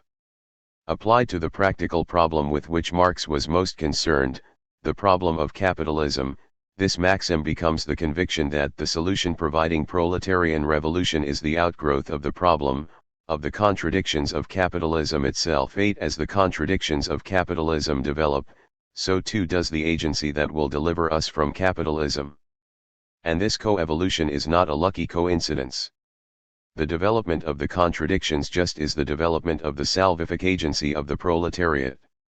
This conviction, in turn, is supposed to explain Marx's repudiation of utopian socialism and his appreciation of the original utopians, Fourier, Saint-Simon, and Owen. 9. Utopian socialists respond to the problem of modern capitalism by fleeing from it, in their imagining of alternative forms of society and in their practice of setting up secret societies and experimental colonies. They testify to the reality of the social problem. They emerge from a felt need to negate the present, and the audience they find for their imagined communities indicates the breadth of the dissatisfaction. Nonetheless, their negation of the present is an abstract one, since it identifies nothing in the world as it is that might lead to the new world. A truly scientific politics, by contrast, would trace the emergence of socialism from out of the social problem itself. Rather than trying to build a new society to imaginary specifications, it would seek only to help the present society give birth to the new one developing within it. Without disputing either its presence in his writings or its centrality for Marx, I wish to flesh out Cohen's characterization of this obstetric conception of politics in such a way as to wrest it away from some of his criticisms of Marx's politics. I think Cohen misinterprets Marx's relationship to utopian socialism. Cohen claims that Marx affirms the vision of a better world contained in the writings of the utopians, and he quarrels with them only because they could not see that this better world was being brought about by the very capitalist world they criticized. While there is a sense in which this is true, it is not the sense identified by Cohen. The ends of socialism, insofar as these are common to Marx and the utopians, are not what Cohen takes them to be. Moreover, because he has misidentified these aims, Cohen cannot but fail to see the intimate connection between Marx's conception of these aims and the obstetric conception of politics. When the content of socialism is seen to be the universalization of republican freedom, a natural and unobjectionable connection emerges between socialism and Marx's midwifery. The ends of the socialist movement. Marx certainly conceived politics in obstetric terms. Although I have not emphasized it, or used Cohen's terms, my argument in this book supports Cohen's contention. Marx leads his readers into the hell of political economy in order to clarify the problems facing socialism, and hence the historic task of the proletariat. The study of political economy is necessary, not because political economy contains elements of the solution to the social problem, as Proudhon thought, but because political economy does not contain any such elements. Political economy articulates the problem facing the laboring classes, even if it does so unaware. Hence, Marx would agree with Cohen's interpretive claim that all the socialist theorist has to do is to make the task facing the proletariat more explicit. 10. However, Cohen also claims that the content of socialism remained essentially the same from the utopian socialists to Marx. Here, Cohen is self-consciously forwarding the tradition according to which Marxism has three sources and component parts: German philosophy, French socialism, and British political economy. 11 If French socialism is a source and component part of Marxism, then something of French socialism must be preserved in Marxism. According to Cohen, this remnant is the actual content of the desired transformation of the world. As Cohen puts it, these socialists propounded a vision of a better society, one lacking the manifest injustice and misery of capitalism, 2, that was rational in its workings because planned, rather than market-driven and therefore anarchic and irrational, as was capitalism. The problem with the utopians was not that they were too optimistic in what they thought could be accomplished. Rather, the socialists were utopian in the sense that they lacked a realistic conception of how socialism would come to be. They did not see that it was to be produced by social reality itself. 12. Thus, the socialist vision of a better society is essentially constant. What is essential or basic to socialism is its commitment to the principles or values of community and equality. 13 The problem posed by capitalism, the genuine problem to be solved, is to turn the world into a home for humanity by overcoming the scarcity in the relationship between humanity and nature which induces social division. 14 Marx did not transform or criticize this vision, says Cohen. He tried to show how capitalism was producing the material conditions for the realization of this vision, including the agency that will bring it about. There are places where Marx seems to support Cohen's reading. The most explicit of these is in Marx's first draft of the Civil War in France. Addressing those patronizing friends of the working class who denied that the Paris Commune had a socialist character since it did not try to establish in Paris a phalanstère nor an Icari, Marx writes that All the socialist founders of sects belonged to a period in which the working classes themselves were neither sufficiently trained and organized by the march of capitalist society itself to enter as historical agents upon the world stage, nor were the material conditions of their emancipation sufficiently matured in the old world itself. The utopian founders of sects, while in their criticism of present society clearly describing the goal of the social movement, found neither in society itself the material conditions of its transformation, nor in the working class the organized power and the conscience of the movement.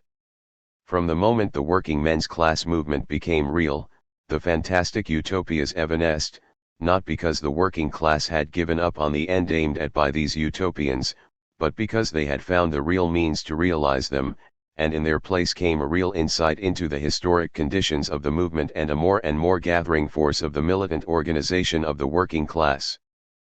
But the last two ends of the movement proclaimed by the utopians are the last two ends proclaimed by the Paris Revolution and by the International. Only the means are different. 15. This seems to say exactly what Cohen says. The final aims of socialism remain the same, from the time of the utopians, in the early decades of the century, right up through the Commune in 1871. Marx affirms those ends as the ends of the International. But what are those ends? I have left out the crucial bit. The last two ends of the movement proclaimed by the utopians are a suppression of the wage system with all its economical conditions of class rule. These ends are not Cohen's vision of a better society. In order to see this, we need only recall the argument of this book, which provides all of the material we need to explicate the final ends of utopian socialism, insofar as these are affirmed by Marx. When Marx refers to the suppression of the wage system, he is referring to the abolition of wage labor, and hence of the exploitation of labor power by capital and of the reserve army of the unemployed, which are its concomitants. This aspect of capitalism was analyzed by Marx in parts 3, 6, and 7 of Capital, and his arguments regarding it have been presented by me in chapters 4 and 5 herein. It encompasses the violence with which capital seizes the labor process, the fraudulence of the wage form, which makes this violence disappear behind the appearance of a free contract, and the accumulation of social misery that accompanies the dependency upon wages. Marx's reference to all its economical conditions of class rule is more opaque. Luckily, Marx fleshes out this phrase in the final version of the Civil War in France, where he refers to the Commune as essentially a working-class government, and the political form at last discovered under which to work out the economical emancipation of labor. Since the political rule of the producer cannot coexist with the perpetuation of his social slavery, the Commune must, according to its nature, serve as a lever for uprooting the economical foundations upon which rests the existence of classes, and therefore of class rule. 16 Here, and in the following paragraph, Marx seems to lay out what he means by the economical conditions of class rule that accompany the wage system. Again, there are three elements: the political domination of the workers effected by the state, the objective domination or despotism to which workers are subjected in production, and the impersonal domination experienced by all commodity producers. This side of capitalism is analyzed by Marx particularly in parts 1, 4, and 8 of Capital, and by me in chapters 3, 5, and 6 of this book. Because this articulation of three modes of domination is not as immediately obvious in Marx's formulation, it is worth our while to spell matters out more fully. 17. First, there is for Marx the bare but essential fact that the Commune was a working-class government. We saw in chapter 6 that, on Marx's account, the dependency of the state upon capital is an immense barrier to the emancipation of the working classes and a decisive refutation of the strategy of worker separatism. The first achievement of the Commune was to break the ties that bind the government to capital. It did this by three means. 1. Universal suffrage meant that the legislative, executive, and judicial functions were not literally representing only the wealthy. 2. By reducing all governmental salaries to match average laborers' wages, the conveyor belt connecting capital accumulation to governmental functioning via tax revenues was slackened. Cheap government was a means of liberating the state from its dependency upon capital. 3. By making all governmental functionaries electable and recallable, the Commune made it imperative that governmental action be readily justifiable to the majority of the governed, which meant the laboring classes themselves. By these means, Marx claims, the government would cease to express the general will of capital, and the state would no longer stand in the way of the laborer's self-emancipation. Second, Marx read into the communal decree turning some workshops over to be run by the laborers a declaration that the Commune aimed at the expropriation of the expropriators. He branded this the institution of communism. Handing factories over to the laborers employed therein, to be run according to their collective wishes, is equivalent, in Marx's argument, to transforming the means of production, land and capital, now chiefly the means of enslaving and exploiting labor, into mere instruments of free and associated labor. This transformation would disrupt the objective domination within the workshop by making cooperative labor into something accomplished by the laborers themselves, rather than something imposed upon them by the capitalist. What and how each workshop produced would be up to the members to decide. Finally, however, this self-government of freely associated laborers would be nothing but a sham and a snare if the various workshops continued to produce commodities for the market instead of coordinating their production with one another. On this point, Marx could not point to anything actually accomplished or declared by the Commune. Instead, he puts this condition into the subjunctive: if united cooperative societies are to regulate national production upon common plan, thus taking it under their own control, and putting an end to the constant anarchy and periodical convulsions which are the fatality of capitalist production, what else, gentlemen, would it be but communism, possible communism? The abolition of the self-regulating market and with it of the value form was not on the agenda for the Commune, but without this abolition, the impersonal domination that is an economical foundation of capitalism as a system would remain in place. As we have seen in Chapter 3, this was for Marx unworkable and unacceptable. Thus, the last two ends of the movement proclaimed by the utopians, which are also, according to Marx, the last two ends proclaimed by the Paris Revolution and by the International, are not Cohen's timeless basics of socialism, but two headings under which Marx inserts the content of his own critical analysis of capitalism, the way stations along his descent into the hell of political economy. The earliest socialists did indeed wish to do away with wage labor and class domination, with all its economic foundations. However, as we have seen, Marx disagreed vehemently with most of these predecessors about what wage labor and class domination amounted to, how they worked, what social processes constituted and reconstituted them, and what would count as their abolition. It is not the conceptual content of socialism that has remained the same, from Fourier and Saint-Simon down to Proudhon, Marx, and beyond. Rather, certain names and phrases: anarchy, money mystery, fetishism, capital, vampire, wage slavery, exploitation, despotism, and such have remained in circulation, establishing the commonplaces of discourse, while the meaning of those names and phrases has been disputed, mudded, played with, corrupted, redefined, and contested. That Marx used the established phraseology of socialism is not in dispute. The question is, what did he do with it?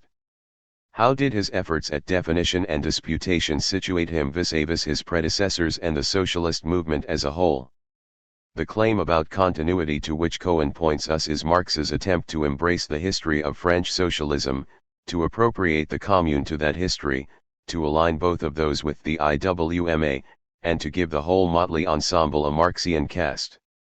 It is an act of political speech, not Marx doing future scholars' work for them. 18. Moreover, Marx's last two ends, once they have been articulated, diverge in decisive ways from Cohen's basics of socialism. Cohen invokes the socialist vision of a better society, lacking the manifest injustice and misery of capitalism, rational in its workings because planned, rather than anarchic and irrational, a society based on community and equality, which would turn the world into a home for humanity by overcoming the scarcity in the relationship between humanity and nature which induces social division. The prominence of community or association is the only point where there seems to be a convergence between Marx and Cohen. Even here, this appearance is misleading. They both, it is true, point out the anarchy of the present system's reliance on markets, but, rather than opposing this anarchy to the rationality of a planned economy, as Cohen does, Marx opposes it to the control exercised by free and associated laborers.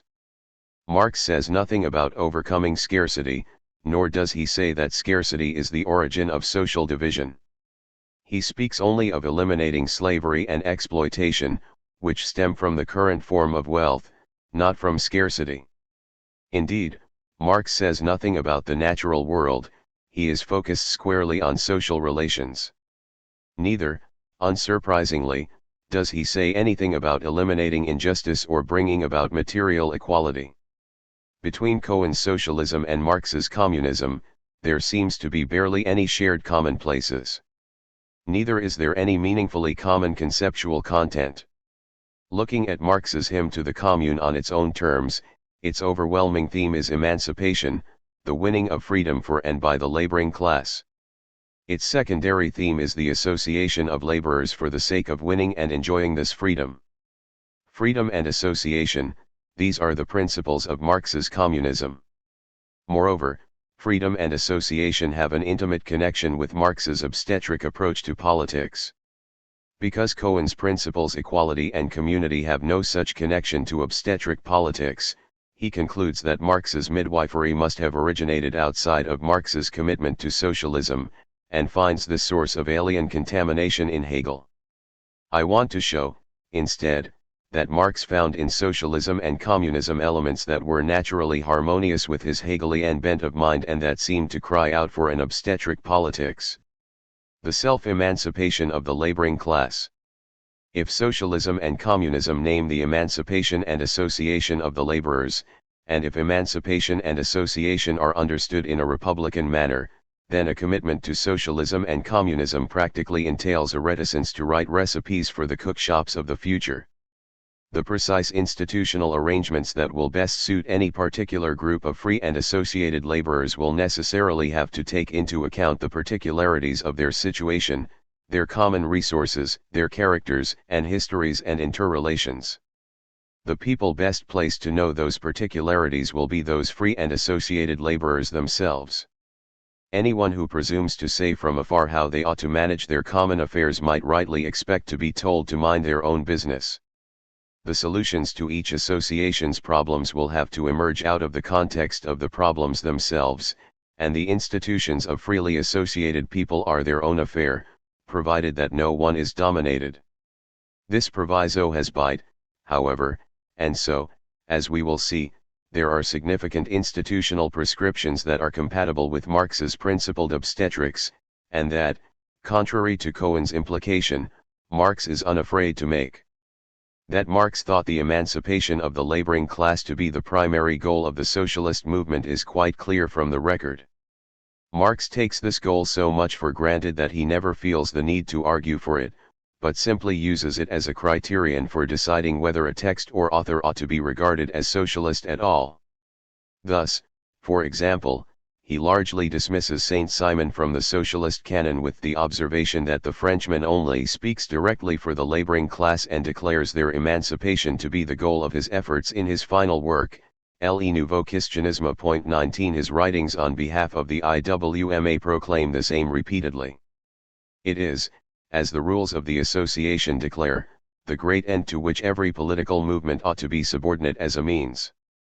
Those same rules declare that this aim must be conquered by the working classes themselves. 20 My argument is that Marx's obstetric conception of politics falls out naturally from this conviction that socialism or communism amounts to the self-emancipation of the laboring class. To see why this is the case, let us return to Cohen's objection to Marx's incipient Leninism.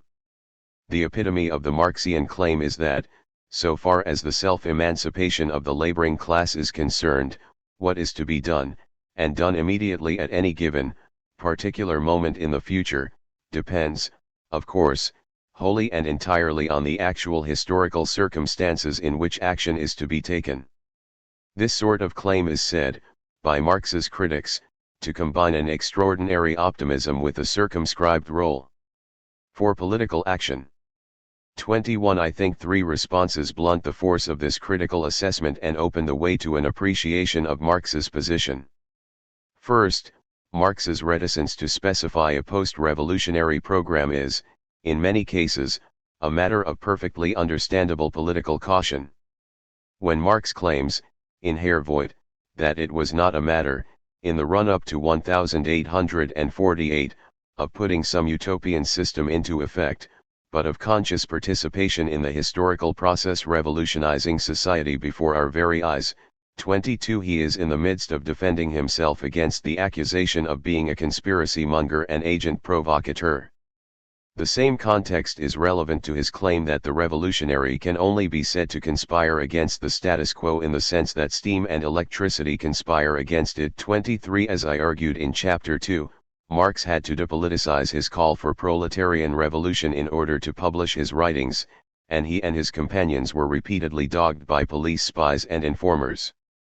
That he did not think it prudent to lay out a 10-point plan for what the socialists would do should they come to power, at a time when there was not even a socialist party in existence, much less one in need of rallying its forces behind a program, is understandable, given that such things could attract police attention in every continental nation. Second, the claim that what is to be done in a particular set of circumstances cannot be determined except by an examination of those circumstances themselves is not at all exceptional, historically speaking.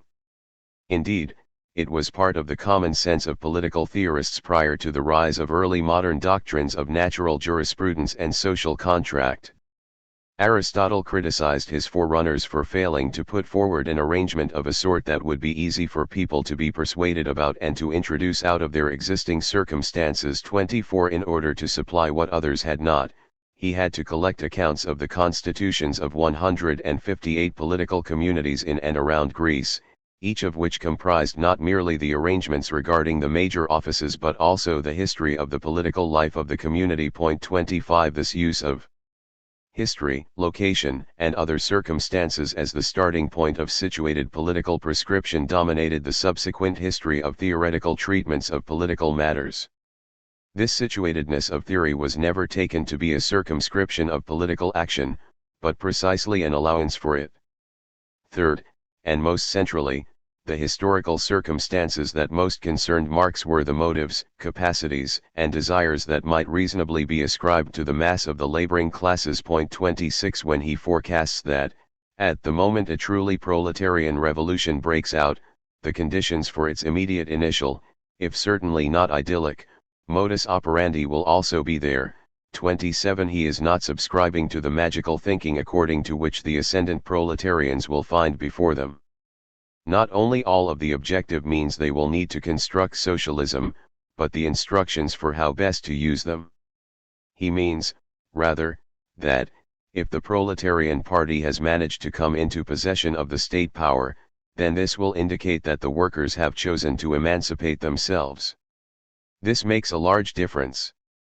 Because Cohen, but not just Cohen, conceives the principles of socialism to be material and political equality and solidaristic or just community, he also conceives the material conditions of socialism to be certain objective factors. In particular, he thinks that realizing these principles requires an advanced technological basis that eliminates natural scarcity, at least so far as to allow everyone a reasonable modicum of real wealth. Without the technology to hold scarcity at bay with a minimum of physical labor, equality and community are both unlikely and unattractive, and unlikely in part because they are so unattractive. But the presence of such a technological basis, while necessary, is not sufficient for socialism. A set of subjective factors, widespread moral commitment to the principles of equality and community are also necessary, and these are not provided either by the development of the technological base or by the causes of the development of the technological base. They require articulate arguments, a defense of justice and equality, education, and proselytization. Marx's midwifery seems wrong-headed from this perspective, since it seems to imply the absurd belief that the existence of the technological, objective conditions of socialism will, by itself, guarantee that the subjective conditions broad and resilient moral commitment to equality and community will also be present, at least among the proletariat. This is why Leopold accuses Marx of unreasonable optimism and of problematically circumscribing the role for political action. Marx seems unreasonably optimistic because he thinks that the capitalist development of the means of production, and the consequent struggles between the capitalist and laboring classes, will, of itself, make it the case that the broad swath of humanity is committed to socialist principles. He seems to have unreasonably restricted the arena for political action because he thereby denies the need to articulate and defend socialist principles, adherence to which is identical to a subjective commitment to the socialist project. I disagree with this reading on every point. The principled commitments of socialism, according to Marx, are not to equality and community, but to freedom conceived as non-domination and to the association that secures and expresses this freedom. The material conditions of socialism are not the objective factors of industrial technology identified by Cohen, but the proletariat's felt need for large-scale, cooperative production, coordinated on a national or global scale. This can only be a felt need when capitalist development has broken down the laborer's reserve of individual skills, so as to make their material interdependence obvious and robust, and when the power of the capitalist state has developed to the point where the futility of worker separatism has become equally obvious. Both of these developments have an objective, technological component. Industrial technology helps to realize the first condition, military and bureaucratic technology help to realize the second.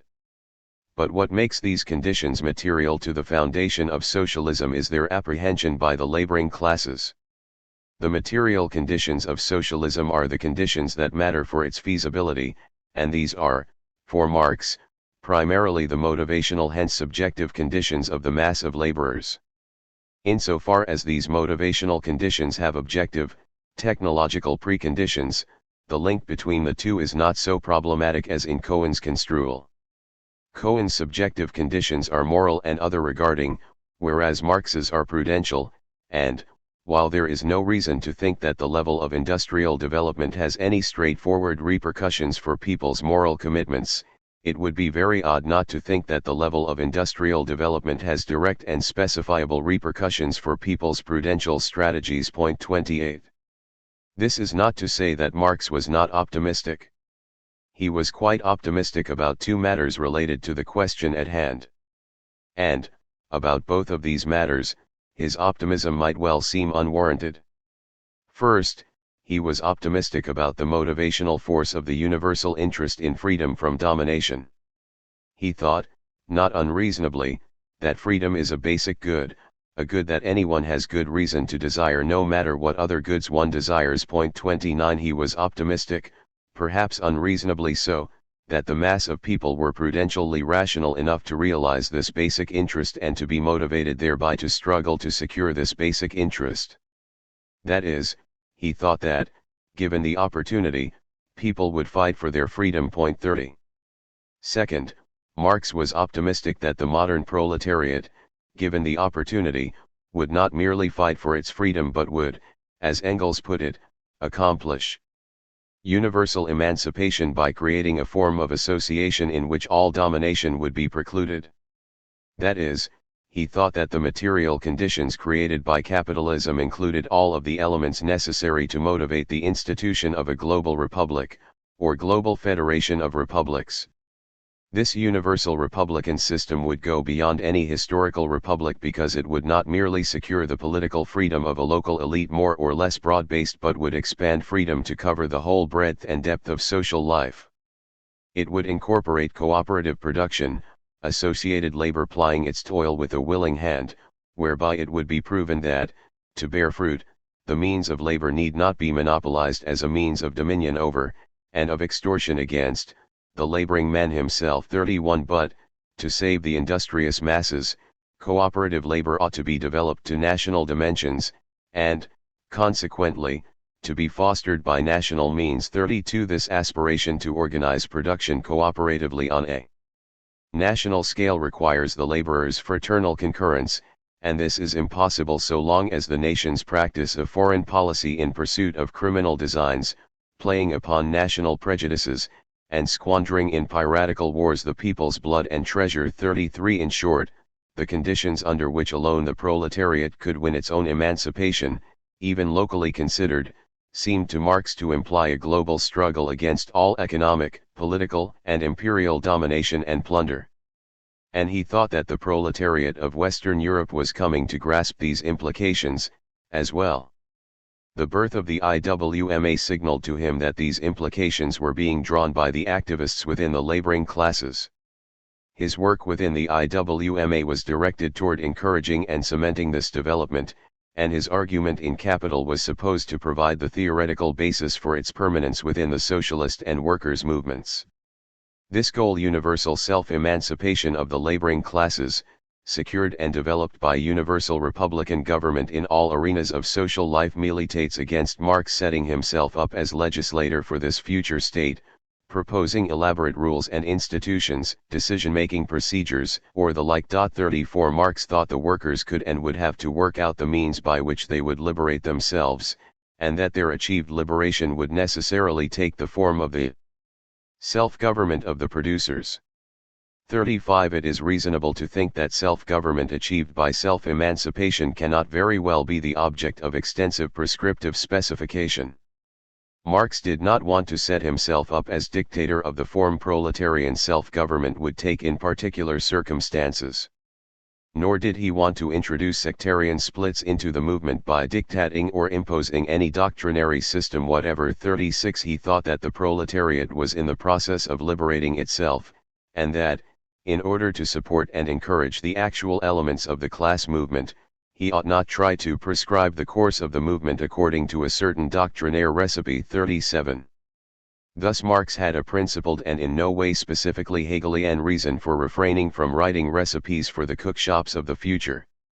He attributed to the proletariat an interest in and a desire for liberation from capitalist domination, and he thought that the effort to realize this interest and desire in response to capitalist industrial development would, on the basis of prudential considerations alone, swell to embrace all people and all spheres of social life.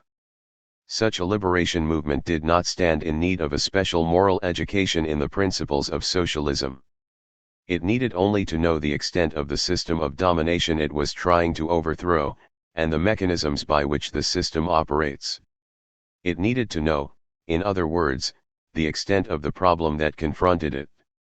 When the problem was clear enough, and an opportunity to act presented itself, the laboring class's desire for liberation would be sufficient to produce the solution. Marx felt confirmed in this belief by the Paris Commune. The Commune fell to the French military but demonstrated to Marx's satisfaction that, given the opportunity, the laborers were perfectly capable of discovering the political form in which they could work out their economical emancipation. 38. The shape of things to come. My argument has so far proceeded on the premise that Marx conceives freedom as non-domination, a conception basically republican in heritage. Taking this premise for granted has allowed me to make reasonable sense of many of Marx's claims that otherwise seem unreasonable or even nonsensical. This result, in itself, is a strong point in favor of that premise. In order to further specify Marx's sense of what economic emancipation looks like, however, a more explicit argument for Marx's republicanism is in order. This argument will also shed further light on Marx's self-conceived relation to the utopian socialist tradition. When Marx's relationship to utopian socialism is discussed, the triptych of Fourier, Saint-Simon, and Owen are usually treated as a unit. 39 In this, the secondary literature simply follows Marx's precedent. 40 Upon closer inspection, however, Marx did not treat these three patriarchs of socialism with equal regard, and his divergent opinions of them does much to reveal the outlines of Marx's assumptions about how an emancipated laboring class would associate for the purposes of preserving and enjoying their freedom. To put it baldly, Marx had a much higher esteem for Owen than he did for either Saint-Simon or Fourier. He thought the least of Saint-Simon, who generally wrote mere encomiums of modern bourgeois society. 41 After the 1840s, Fourier receives almost no attention from Marx, who tended to find the Frenchman either humorous or childishly naive, but in neither case worth discussing. Point 42 Fourier's great merit was to have stated that the ultimate object is the raising of the mode of production itself, not that of distribution, to a higher form. 43 And Marx uses some of Fourier's criticisms of contemporary labor as points of reference. Point 44 But none of this has much relevance for Marx's vision of free association. It is otherwise with his borrowings from and appreciation of Owen. In Owen, Marx perceived an early and consistent advocacy on behalf of the emancipation of the proletariat. Hence, when he dismisses Saint-Simon for his allegiance to the bourgeoisie, Marx underscores the judgment with the exclamation, "What a difference compared with the contemporaneous writings of Owen." 45 But it is a matter not only of the what but of the how. Owen understood that the emancipation of the proletariat would require large-scale cooperative production and the dissolution of the division between mental and manual labor. Thus, Marx appeals to Owen to support his own views twice in Chapter 15 of Capital, regarding the education of the future and the theoretical importance of the factory system. Point 46 He also refers to Owen favorably, as the father of cooperative production, in his inaugural address to the IWMA. Point 47. That Marx would pay homage to Owen in the context of his activities with the IWMA is not surprising, given the stature of Owen within British working-class activist circles. More remarkably, Marx has nary a bad word for Owen in any of his published works, or even in his letters. Point 48 Even when he is criticizing Owenites for their monetary schemes, their fatalism about subsistence wages, and their opposition to the Chartist movement. 49 He does not besmirch Owen in any way. In his attacks on the advocates of labor money, to take a crucial instance, Marx makes sure to exempt Owen from his criticisms. The ground of this exemption is, as Marx puts it, that Owen presupposes directly socialized labor, a form of production diametrically opposed to the production of commodities. 50 In Marx's mind, as we have seen in Chapter 5, directly socialized labor is just as diametrically opposed to collective labor under the command of the capitalist as it is to commodity production. Fleshing out Marx's appreciation for cooperative labor on a large scale and for Owen as a representative of this possibility makes visible the way in which Marx hopes to reappropriate the results of the capitalist mode of production, and the extent to which his vision of a communist mode of production is actually quite determinate. In particular, it demonstrates that Marx's understanding of communism is opposed to both market socialism and the bureaucratic central planning of state socialism. Market socialism attempts to do away with the despotism of the capitalist in the workshop while leaving in place production for the market. State socialism attempts to eliminate the impersonal domination of the market while retaining the a priori and planned regulation observed by the division of labor in the workshop. 51 For Marx, however, the despotism of the capitalist is a consequence of the fact that the capitalist stands under the impersonal domination of the market. Trying to get rid of the despotism of the factory while retaining the impersonal domination of the market could only ever succeed in turning workers into their own capitalists, laboring under the same objective domination as they do now. Trying to get rid of impersonal domination while retaining the form of the capitalist factory, on the other hand, would only subject the workers to the despotism of the Central Planning Board. Both the social division of labor and the division of labor within the workshop have to be subjected to the deliberate control of the workers themselves.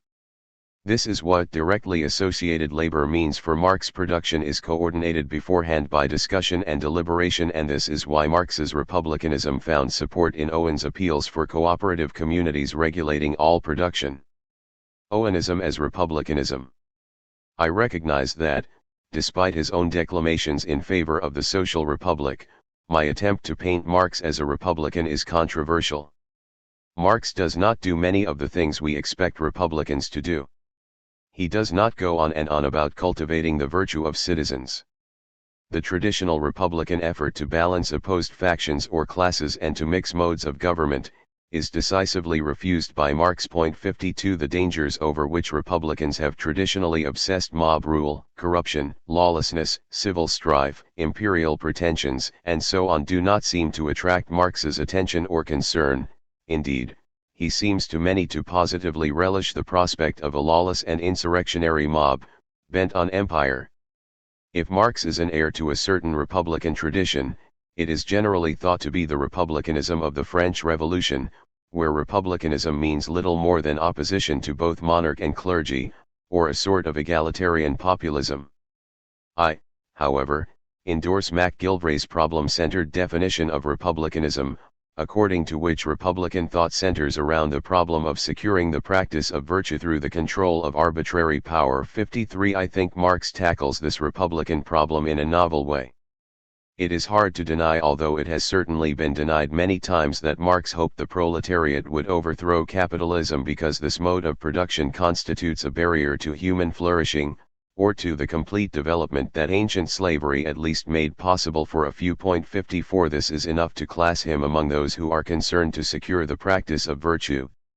The real bone of contention is the means by which Marx envisions this practice being secured. Some have argued that Marx presupposes, naively, that this practice will be secured automatically by technologically advanced socialist production, or that superabundance will eliminate all barriers to human perfection. 55 Others have thought that, since only a thoroughgoing system of moral education could possibly put everyone on the path to some shared conception of human flourishing, Marx must have been in favor of a stultifying system of indoctrination. 56 Both of these interpretations are non-startas. Others, more generously, have been drawn to Marx's early discussions of alienated labor and have tried to work out an account according to which it is the nature of modern labor that undermines the pursuit of virtue. 57 This reading hinges, however, on understanding any limitation of human mastery as a barrier to the pursuit of human flourishing. What is alienating about the capitalist system is that human beings cannot be masters, whether individually or collectively, of their own fate. 58 Hence, this reading attributes to Marx a notion of freedom as individual and collective self-mastery. Freedom consists in the subjection of oneself and its essential functions to one's own conscious, rational choice, where these functions include the social conditions of human production, and all social relations as such. 59 If this reading is correct, then Marx's problem is certainly not a republican one, since human freedom understood as self-mastery requires not only that people should not be subject to the arbitrary will of others, it requires also that the social relations in which they stand should be products of their own will. 60 This is the reading of Marx I would most like to displace. 61 While it does have some basis in Marx's texts, I think this basis is not as secure as it may seem at first glance. 62 Moreover, it is, substantially, as far-fetched as either the superabundance thesis or the moral indoctrination thesis. 63 For Marx, there are, indeed, social relations that, by the manner in which they elude our individual and collective control, constitute barriers to the pursuit of virtue, the commodity-mediated relations of those dependent upon the market, and the relations of production that go along with these. However, once these relations are properly specified, and the manner in which they elude our control is spelled out, it turns out that they are barriers to the pursuit of virtue in the same way that being subject to the arbitrary will of an identifiable person is a barrier to the pursuit of virtue. Impersonal and objective domination are still forms of domination. Given this weakness of the interpretation according to which Marx understands freedom as individual and collective self-mastery, I think that Marx's silence on many traditional Republican themes does not reflect his lack of concern so much as it betrays the extent to which he took Republican intuitions about freedom, public discussion, and virtue for granted. This does not depend upon reading everything into his silence, either. Looking at Marx's writings for the IWMA, for example, turns up a number of indications that he thought a Republican interest in submitting governors to the scrutiny and countervailing powers of the governed to be so uncontroversial as not to need explicit defense. There is, for example, his argument for direct rather than indirect taxation, which he prefers because indirect taxes conceal from an individual what he is paying to the state, whereas a direct tax is undisguised, unsophisticated, and not to be misunderstood by the meanest capacity. Direct taxation prompts therefore every individual to control the governing powers, while indirect taxation destroys all tendency to self-government. 64. In a similar vein is Marx's objection to the Gotha program's call for elementary education by the state. Marx insists that government and church should alike be excluded from all influence on the schools, but also avers that specifying the means available to elementary schools, the qualifications of the teaching staff, the subjects to be taught, etc. by a general law, as is done in the United States, and having state inspectors to supervise the observance of these regulations, is something quite different from appointing the state as educator of the people. 65. The distinction between state interference and legal regulation is an obvious distinction for Marx, and not one that calls for any particular elaboration. 66. A final example will prepare the way for considering Marx's understanding of the role of producers' cooperatives in a post-capitalist society. In his discussion of the Paris Commune, and again in his notes on Bakunin's statism and anarchy, Marx compares elections to the hiring of employees. The communal constitution, says Marx, would render universal suffrage as effective for the people of the communes as is the individual suffrage of every other employer in the search of workmen and managers for his business. Likewise, in response to Bakunin's claim that, for Marxists, popular government means the government of the people by a small number of leaders, chosen, elected, by the people, Marx insists that in a cooperative factory or a commune the distribution of general functions has become a business matter, that gives no one domination. 67. John Elster accuses Marx of utopianism on this score, believing him to be claiming that a purely technical division of labor cannot give rise to domination. 68. As we have seen, however, Marx is very sensitive to the objective domination that can attend the division of labor in the workplace. Wherever that division, however objective, represents a plan imposed by the powerful will of a being outside the workers. 69. It will be despotic. In fact, Marx's meaning comes out clearly when he claims that if Mr. Bakunin only knew something of the position of a manager in a workers' cooperative factory, all his dreams of domination would go to the devil. 70. It is not that, contemplating the communist future, Marx suddenly forgets that business matters provide ample room for domination. Indeed, Marx's argument rests on the assumption that, without some sort of safeguard, the business matters of supervision and management will give rise to domination. His point is that an employer's power to hire and fire an employee leaves scant opportunity for the employee to dominate the employer. Hence, if managers and other general functionaries are hired by, and can be fired by the workers for whom they perform managerial and accounting tasks, Marx thinks this will be an effective safeguard against the workers being dominated from above. There is a recognizably Republican assumption at work here. This is why Marx calls cooperative production the Republican and beneficent system of the association of free and equal producers. 71. Cooperative production, which Marx consistently links to Owen's name, is, for Marx, republicanism in the realm of production. Republicanism as Owenism.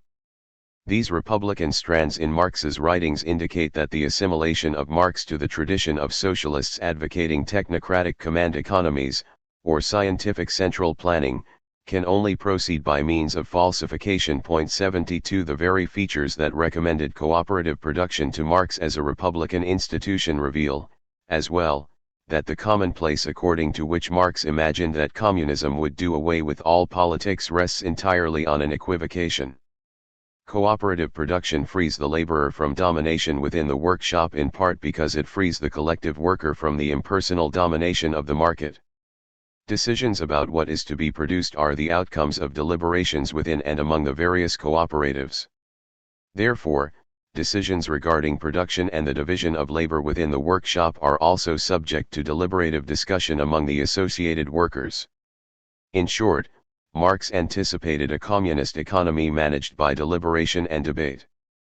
Critics conjure away this conclusion by conflating Marx's opposition to political domination with an opposition to political deliberation and debate. According to his critics, although Marx had various ends that he hoped, from time to time, to bring about by means of political action, he had no commitment to the process of political deliberation, negotiation, and compromise as modes by which human beings, in the future socialist, communist, order, will decide what arrangements they are going to support and what actions they are going to undertake in their lives together as human beings. 73 The bits from Marx that are cited in this connection are all the various places where he claims that the Social Republic, the Paris Commune, and other attempts at workers' self-government do or will shed their political character. The question is not raised as to whether by political character Marx meant to point out the process of deliberation, negotiation, and compromise. Rather, it is simply assumed that Marx's forecast of an end to politics is based upon a repugnance to the public realm and a dismissal of action, speech, and thought as mere epiphenomena of social interest. 74 Or upon an absurd belief that all disagreements about what is good policy will, under communism, vanish into unanimous agreement rationally arrived at. 75. This whole interpretation rests on wordplay. Marx did not think that the political state was one in which a process of political deliberation and debate determined the course of action to be pursued. 76 Rather, he thought it one in which a dominant class exercised its domination under the cover of legal forms, or secured its conditions of existence by force of arms. Political power, properly so called, he wrote, is merely the organized power of one class for oppressing another. 77 Politics, for Marx, connotes organized class domination, not debate and deliberation, or disagreement. Thus, when Marx calls the Paris Commune of 1871 the political form of the social emancipation, of the liberation of labor, he means that the Commune does not do away with class struggle. But it affords the rational medium in which the class struggle can run through its different phases in the most rational and humane way. 78 Marx thinks that the coercion and domination of the bourgeoisie entailed by this process of struggle is justified, since the war of the enslaved against their enslavers is the only justifiable war in history. 79 But he does not deny that the struggle of the working class is an effort to dominate the bourgeoisie, for the simple reason that the lords of land and the lords of labor will always use their political privileges for the defense and perpetuation of their economical monopolies. 80. The bourgeoisie will not give up their power without a fight, and so the proletariat must impose a new regime unilaterally. But the result of a working class victory is supposed to be a situation in which class domination disappears. Marx hoped for an end to politics because politics meant, for him, one class exercising the power to dominate another, and he hoped for an end to class domination.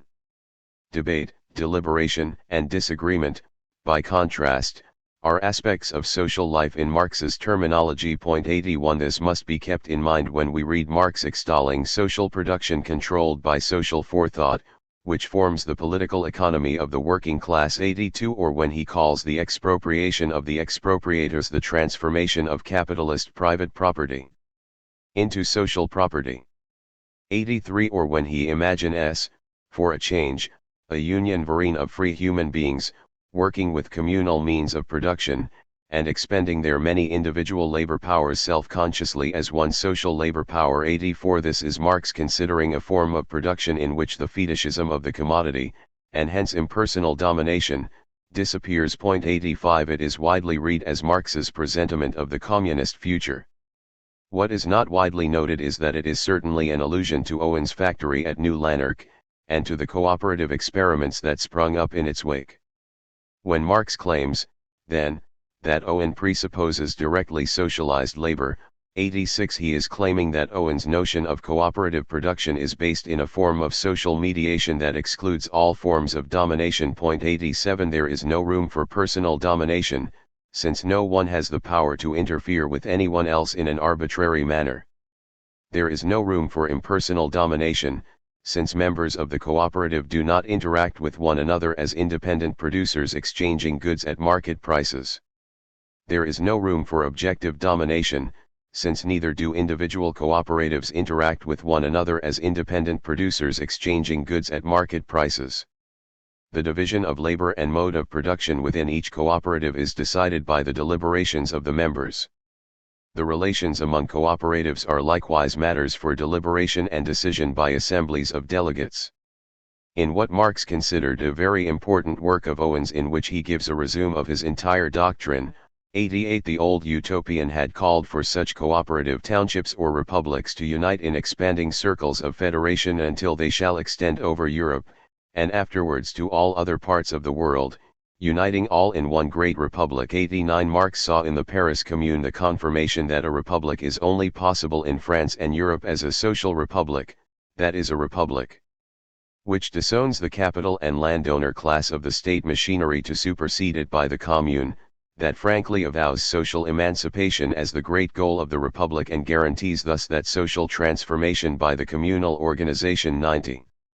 This communal organization is, for Marx, the equivalent beyond the workplace of Owen's direct association of workers, an association mediated by conversation and deliberation. 91, as opposed to the a posteriori mediation of production brought about by market exchange, or the a priori mediation of the command of capital.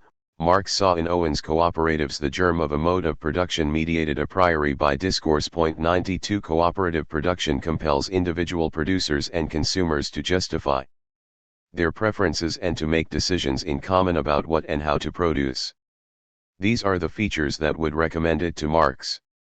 Trying to imagine a global system of interdependent cooperatives managing all production by nested communal deliberation certainly gives rise to all manner of questions and doubts about matters logistical and procedural. 93, they are, however, different questions and doubts than those arising at the prospect of a global and technocratic command economy, the means of a priori coordination that has generally been attributed to Marx. 94, if Marx's optimism about our ability to work out the institutional questions of free and cooperative self-government was misplaced, this does not impeach his diagnosis of our need for it. Conclusion. What matters for my purposes in this book is not that the reader be attracted to Marx's vision of free association, or even that the reader be convinced by his diagnosis of the evils of capitalism. My goal is more modest. I have provided a reinterpretation of Marx's critique of political economy that connects that critique to Republican intuitions about freedom from domination. 95, I have argued that Marx provides a novel articulation of those intuitions in response to the rise of capitalism, commerce, and industrial development. Marx sees in the modern world a panoply of new threats to freedom. He sees in the market a domain of impersonal domination in which decisions about production and consumption, decisions that impinge upon every producer or consumer via the price mechanism, are made in dispersed isolation, without there being any possibility of these decisions being challenged by those they affect, and without there being any need for reasoned justifications to be given. He sees in a society organized around production for the market, therefore, a society of individuals rendered systematically irresponsible for themselves and their actions. In this context, in which economic laws confront the individual producer as an external source of compulsion, the employment of wage labor can only be a system of the forcible extraction of surplus labor, a system within which overwork can only be curtailed and then only imperfectly and temporarily by the imposition of legal regulations. Moreover, within this system of capitalist exploitation, the workshop itself is a sphere of personal despotism and objective domination. The capitalist, in his or her private domain, acts as a vector for market imperatives, which thereby become objectified in the apparatus of production itself. This objectification of market domination massively develops the productive powers of collective labor, but only in a form that reduces the individual laborer's options to mechanical obedience or sabotage. This domination of the laborer is papered over by the form of the wage, which makes it appear that the laborers are paid for their services to capital, rather than for the vitality they lose in the process. Moreover, the growth and concentration of productive power, because it is based in the market for labor power, requires the existence and growth of a relative surplus population, dependent upon wages for life but excluded from regular employment. This monstrous mode of production which enslaves everyone and leaves most people the slaves of slaves is ushered into existence, Marx argues, by the betrayal of the peasantry by the lords of the land, the betrayal of the lords of the land by the rising class of capitalist farmers, and the betrayal of the commonwealth by the state, corrupted by its dependency upon capitalist accumulation. its continued existence depletes the earth and the laborers, who have no recourse left them except the path of organized confrontation with both the state and capital. Only the overthrow of both can bring freedom to the world, not in the form of individual independence which is powerless against the social forces of state and capital and impossible for de-skilled factory laborers, but in the form of cooperative interdependence. And only a descent through political economy can so clarify the issues as to make this necessity into a project. This argument encapsulating the political theory of capital is presented by Marx in the form of a descent into the social hell that capital has made, and the political economy that is its ideal counterpart and attempt at self-justification. Marx's appropriation of Dante's Inferno is motivated by a double aim. He seeks to rectify the moralizing socialist critique of capitalism by redirecting it away from individuals and toward the ensemble of modern social relations. Thus he recapitulates Dante's descent through the moral wrongs of incontinence, force, fraud, and treachery, showing at each step that it is capital, as a system of all-around domination, that is responsible for these sins, not the individuals dominated by capital. By this route, he also seeks to purge the workers' movement of its tendency to fall for one or another aspect of this modern social system, to be tempted by its promises and ideals, to think that what seems good in it might be had without all the ills to which that apparent good is connected.